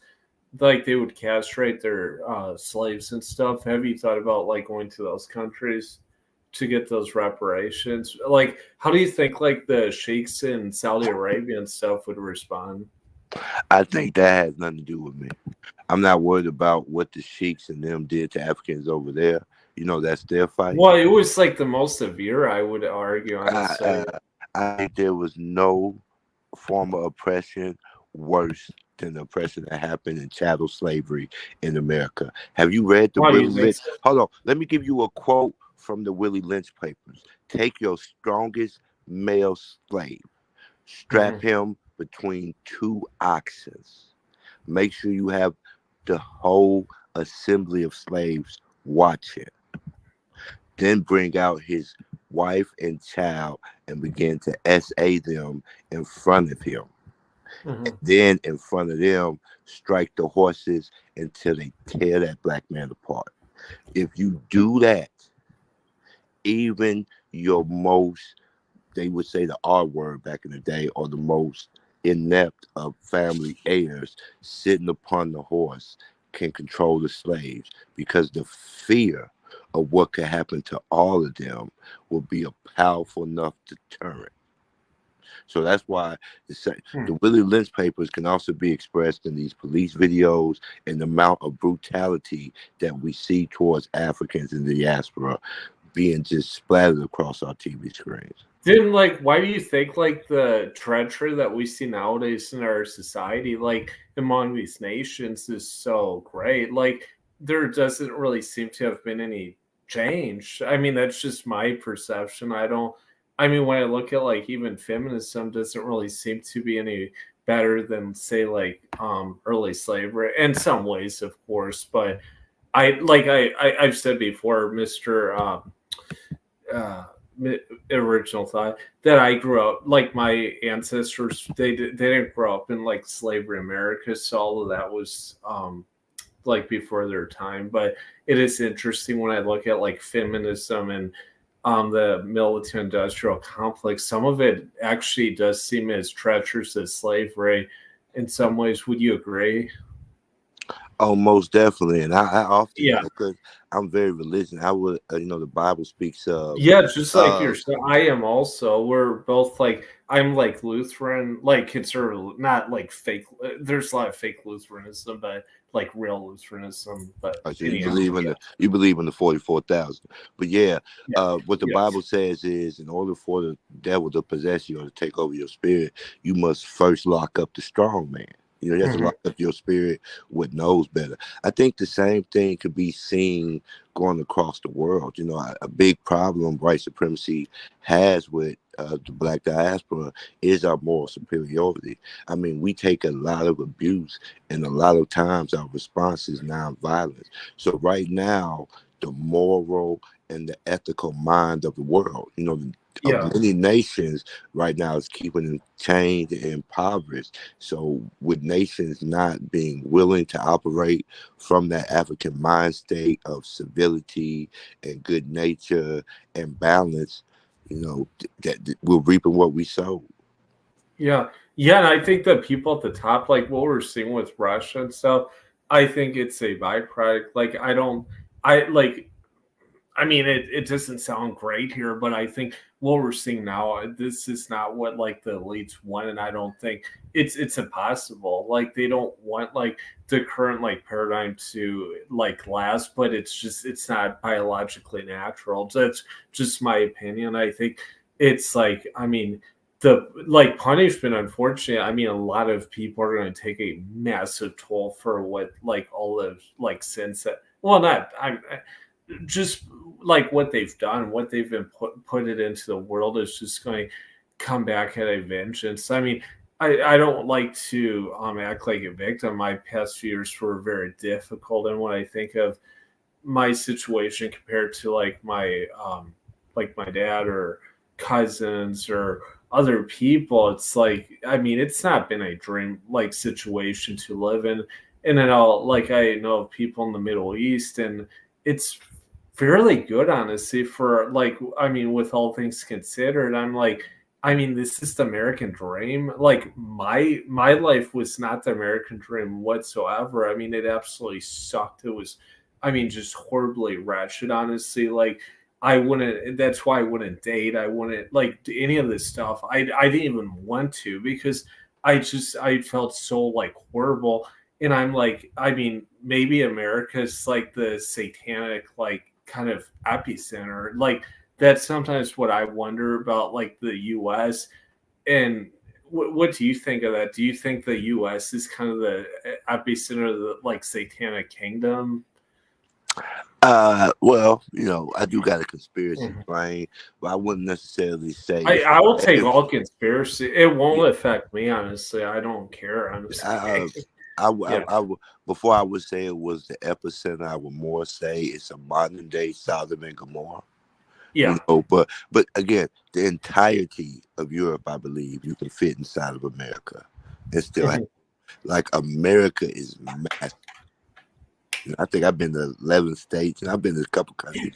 I've been to. Can I interject one thing also? Like what I was going to say, the people like the top, they would despise me. They would hate me. I mean, I don't have any connection with the highest people I've met were when I lived in Eastern Europe in Estonia, like 9-figure net worth people. Like I can't even meet super wealthy people here in the US. I could probably go to other countries and do it, but it just kind of shows you these people. I mean, they are nothing like me as like a person. But I think you have a misconception of, because you know, because right now you got the most expensive thing on the screen. You got about $10 million worth of white skin. You know, but the problem, because you got to think in America's history. I wish I could think that, but I'm not. I'm gonna give you in America's history, Irish, Italian, and several other white classes of Americans wasn't considered white. That's what the whole movie Gangs of New York is about. You know, so I would have been heard of that then, I guess. Yeah.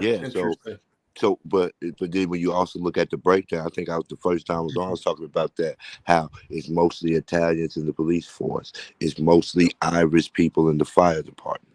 You know what I'm saying, or the vice versa.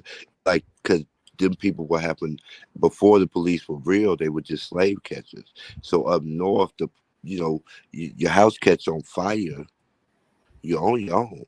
You know, people don't know. I think Chicago burnt down 3 times, and I think New York's burnt down twice. Yeah. You know, Original Thought, I got a question for you, Original Thought, based off what you just said. So if I put on that makeup like the one dude be putting on my channel, to have white skin, how much would that be worth? Would my value be worth more? Well, it wouldn't. Or if I take Mav and if I kidnap Mav and I like embalm him or whatever, and I got his white skin, would that be worth money? Like, can I sell his white skin to somebody and make, if he's worth $10 million?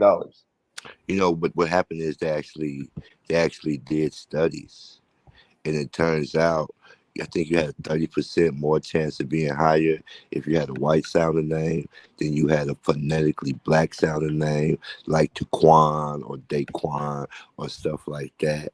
You know how people were marking white on interviews and how the Mhm. interview percentage went up, I think 10, 15%. Now, naturally, you put white and you show up and you're a black guy. The Mhm. job might not necessarily be hiring you. But like it's been statistically proven that if you're applying as white, you have a more chance of benefiting than you do as applying as black. But does that guarantee you a job that makes your so two questions? Does that guarantee you a job that would make your skin worth 10 million? And then also, my last name, me finding out that my great grandfather was a slave. Um, you know, his last name that I got was a slave last name, or the slave owner last name, Page. So can I go with X like Malcolm X? And my first name was the name of the slave owner, that was passed down on my dad's side of the family. So Well, should I, change my whole name? So two questions there. So let's first off start with the history of surnames. Okay, what's Prince Harry's last name? What's Queen Elizabeth's? They don't have last names. Prince. Surnames are a sign of poverty. Most people would say my name is Christopher, the Duke of Essex, or the Viscount of Romania. So surnames are a poor person thing. And as they taught us in I Know What You Did last summer, Black Son came from John the Black. He was John. He was a forger. He was always black, so they called him John the Black. And his son was John, and he was John the Black son. Certain names really don't matter. My last name is Dow, but it's spelled do well in my mind. Yeah, when I was a slave, or when my people were slaves, they just always said they do well. So when they asked my grandfather his last name, he just put do well because he thought it was his name. Slavery was a horrendous monster in America, chattel slavery. To completely strip the identity of a people is monstrous. So I think, in the words of Shakespeare, a rose is still a rose, no matter the name, it would still smell as sweet. I think no matter what your name is what you identify, believe in, and associate with that defines who you are, not the name. Okay. Now what about I guess one of before Cali go walk through this door. Okay, real quick, you said no $1 million change. worth of Go white. ahead. $1 million worth of whiteness. Yeah, if I took Mav and I put him in trash can and I had him, how much would he be worth? Now let's for skin. Let's look at Kyle Rittenhouse. Kyle Rittenhouse had the judge telling people what he was throwing out, what wouldn't be allowed to court. This was nothing that Kyle Rittenhouse's lawyer was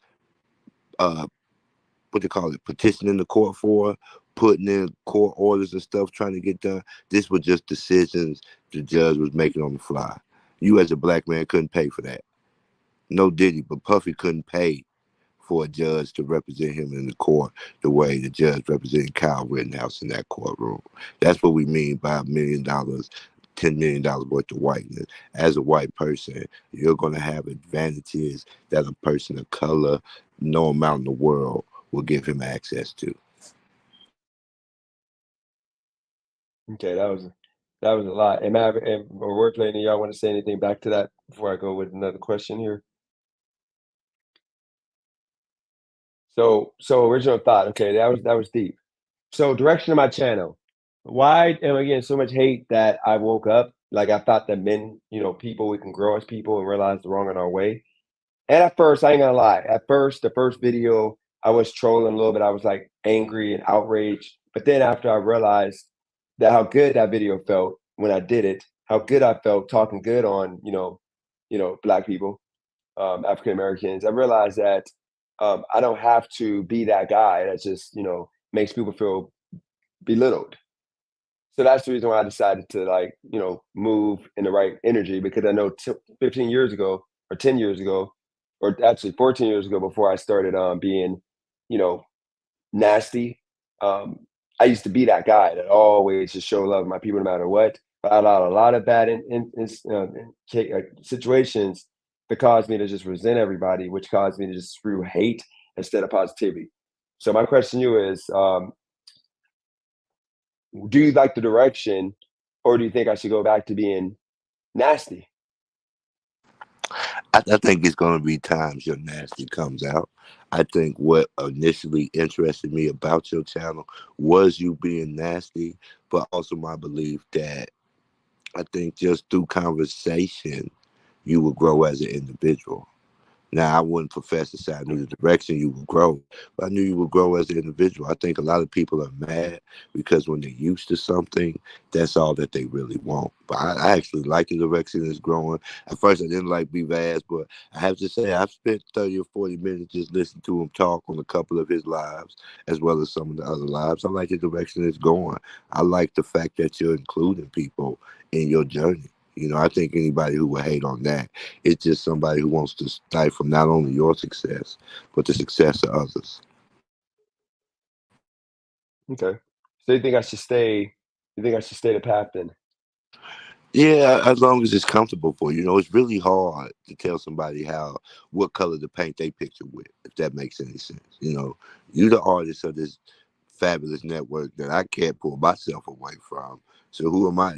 Like what I said the other day, if I didn't like it, I go make my own channel. When I like it, I continue to come back. I continue to participate and engage. So Appreciate that. I would stay the course. Okay. I just think that I hope people understand that, you know, I'm being genuine. I'm not, you know, at first, like I said, I told Cali girl, I hate that I got to do this. But then after I did that video and I saw the racist people come on my channel bashing me, going off, but they had nothing to say when I was like talking crap on black people. They were all for it. They were laughing and giggling and happy, but now, you know, the truth. Now everybody's mad again. Now everybody's, you know, angry. And I think that I'm just spreading positivity. You know, that's all I'm doing, spreading positivity.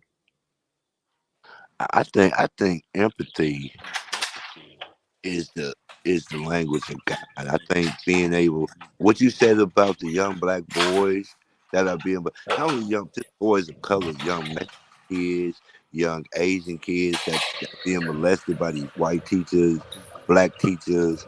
You know, I'm like, you know, yeah, it's a silent tragedy. Just so to hear you speak empathy to that situation, you know, to me it just showed me your growth as an individual. So I was impressed to see. Yeah, I mean, you got to grow as a person. And I tell people, like, I don't get it right all the time. And my thing is, you know, like, I was just angry. Now I'm not angry. So it's like, you know, I'm just like I changed my stance on women. You know, I'm changing my stance on people. But don't you think that, you know, we need to, what do you think in regards to Chicago? You know, I was talking about that. I was breaking it down, the fact that, you know, we don't have the resources to ever change that. And there's white people that were getting slaughtered in a city like that, like in Memphis or Detroit. I was saying, I think that they would fix that by now. They would have did something. They would have like put one of those plants that they need to build bullets or whatever. They would have put that in, you know, one of these communities. They wouldn't be allowing people to kill each other every weekend. 10 plus people die in Chicago. Can I, Dennis? Go for it. May I ask? Okay, so they're not willing to build these like ammunition plants in those cities that you described. Bullet plants. Okay, like that's an area I don't really know too much about, but it is interesting that you bring it up. I myself would definitely not work in one of those kind of facilities. I mean, in any kind of position, but that's just me because of the kind of industry that they're supporting. But that's, I mean, every person's different at the end of the day. So I like, yeah. I mean, there's so much money to be made from the military industrial complex, but for me, that's one of those things where I'm like, well, actually, I don't know if it really makes much difference if it's coming from them or from like other sectors, because it's like, I mean, does it really make any difference? Yeah, I don't know. I mean, do you remember just now, Matt, how the guy came on and nonchalantly said that, you know, they can't, what is the difference going to make hiring crackheads? Like he literally associated, you know, black folks to, you know, pretty much being crackheads, like people that need jobs. Well, yeah, I mean, that was the problem is Well, this is what's stupid though about that. Then when someone goes and flies on an airplane and they have like some situation, some women like it's always a women. Obviously, I don't care the race. Some Karen's going to be like, "Oh, look at what like that like XYZ person. Look what they caused." And then guess what? Then the government's going to be like, "Oh well, we have to introduce all this regulation or something." Like Yeah. it's actually like it's a big like circle jerk of just like stupidity. Honestly, like it's like I don't know. I mean, that's kind of like how I see it. But yeah, you're right, Dennis. But Yeah. I mean, I'm just saying, like, we like to associate a whole, like, you know, when I said the job situation, like a solution, and then I hear because of, you know, they can't hire crackheads. What is that going to make? So you pretty much think that black people are crackheads. Not saying he's racist. I'm saying that was some detestable work. To is say that what that's what people. Mr. Is that what he thinks? Or No, he said that's what he said. He said, you know, what are they going to do? Hire a bunch of crackheads. Oh, So that was some nasty work because that's what. No, it's a lot of black people that are educated, skilled. They just don't have jobs there. Like if you were born in that hood, you know, like what do you do? Because we need more babies in America. We need more people in America. You know, where population's decreasing. One, the problem is how the military thinks. They think that like, okay, so like it's so outdated. It's so stupid. Like for example, if you have a low credit score, you in all branches of the U.S. military, you will not get like appointments in the U.S. military. Like the financial credit score is a big deal. It's not just like a criminal background check. It's the like. But it's based on outdated premises. That's kind of the point because I told you I was going to go into the Air Force, become an officer last summer. I took the ASVAB. I got I took the ASVAB after the matter. I got a 72 on the ASVAB, which is pretty high on the Air Force ASVAB. But with that said, all of this stuff is based on outdated premises and. Like I guarantee you, in the case of that, like one factory, we can't bring the Hey man, y'all gonna kill me? I apologize, but I told y'all when Khalil got here, had to get off here, and I can't be disrespectful because I was already. I made her go shopping by herself. She got all these goodies. She got towels. She got like a wireless charging pad. Like she's freaking like spoiling me. All these comfortable like new towels. So I apologize. If you want to go ahead and make your extra long. If you want to make that point, but after that, I'm gonna end this live because okay, I got it. Well, what I was just going to say is that with with these like factors and stuff, what they're looking at, they have to see all these compliances and all this regulation that's like followed. And if like I would see like in a more like inner city area, most of these people are not going to follow. I mean, drug tests. Can you pass a criminal background check? Can you pass even like a credit background check, as stupid as it sounds? All of this stuff you have to pass. And a lot of like people in the inner city are not going to pass all those like tests, especially that have those competencies, because not all of that work is like unskilled. Some of it is pretty skilled, like with weapons and stuff. But definitely, that's just what it is. So.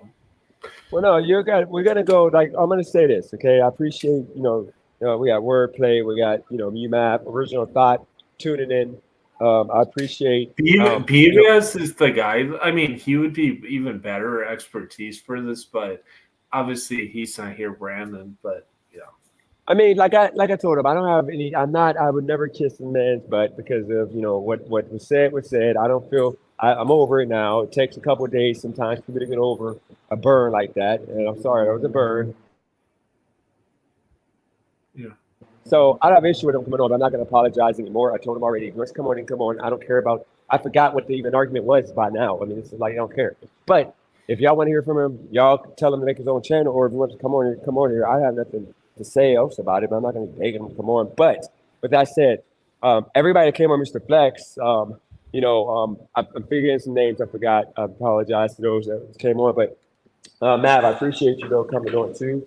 I'm going to be on again, maybe not as long tomorrow because I got to work, but I'll be back on tomorrow. you know, go. You want to say your last words? I know Wordplay's kind of busy right now, but you want to say your last words, Matt? Go for it. I got to end it. No, I mean, of course, it's great having everyone on here. Just understand that what you think now may be different in 10 years or in 5 years. Things change, obviously. I know, like I'm not going to name anyone, but some people think it might be boring. But the main point is just understand things change over time. And I don't think you're like boring. You're a bucket of information. Yeah. Yeah. And I mean, that's the thing also, Dennis, for you. Like what? Like not all white people, they don't think the same thing. Like I've had like really heated disputes, honestly, with like say family members, and it's like I know some like other ethnicities think that these white folks don't have beefs, they don't have issues. Yep. What? No, go ahead. I'm sorry, I got you. Sorry. But no, I mean, we certainly have our issues. It's just a little different, honestly, how they occur. And yeah, I mean, like what I said before, just know what you're supporting and stuff, because it's like I didn't know that you're Mr. Fit or Mr. Flex. I didn't know that he was from Russia. That's really interesting to know because he brings something that's like totally different to the picture than say like others. Well, I'll tell you this. No, I appreciate that sentiment. I just want you to understand. The only reason why I debate and I talk about these issues now, like I'm going to go the other route, is because when it comes down to it, you have a city full of black people that are dying in these, 3 or 4 cities. That if there's white people in the same situation, they would have been sent help. There's no way they're going to have, 2,000 people dying or getting shot, whatever, in a city without somebody showing up to save the day. So that's all I'm saying. Like until we do you think there has to be serious like gun control in those cities? They got gun control. All the cities I'm talking about, you're not allowed to have guns. But okay. Yeah, they allow them to still shoot each other and kill each other because they don't care. And that's the reason why I go hard, because I think that ultimately when it comes down to it, until that changes, nobody's gonna understand, because to be, labeling people as bad people because they're in a bad situation because of the fact they were born there and they don't know any better. They never seen anybody make it out. They never seen a real man before. Because I never saw before moving to Vegas. I never saw a black man that was successful. I've had certain addictions. I won't say what they are. And I mean, when you're like last summer, I was in like the peak of the addiction. Hey, not that Matt. Yeah, you gotta hear me. Not to cut you off. I gotta go off here because Cali guy was already on here for 8 hours. I apologize. Okay, no worries. Come back on tomorrow. Yeah, for sure. I'll be on tomorrow. I'll be probably working at the same time. So yeah, just jump on. We can finish this tomorrow. Put on punishment. Yeah, I have an addiction story for that, but yeah, thank you. It's fine. I'm sorry. No, it's all good. Yeah. Thank you, Dennis. Okay. Well, I appreciate you. Appreciate all y'all for tuning in. Appreciate your wordplay. Shout out to everybody who came on. I have no issue with Flex. Nobody that came on, so let's not take it there in the future. Thank you for being part of this long live. Christina's gonna be on at midnight today. Doing her thing. I'll be sleeping. I got a long day tomorrow and this whole weekend. But with that said, appreciate y'all for tuning in. That's all I got. I'm out. Peace.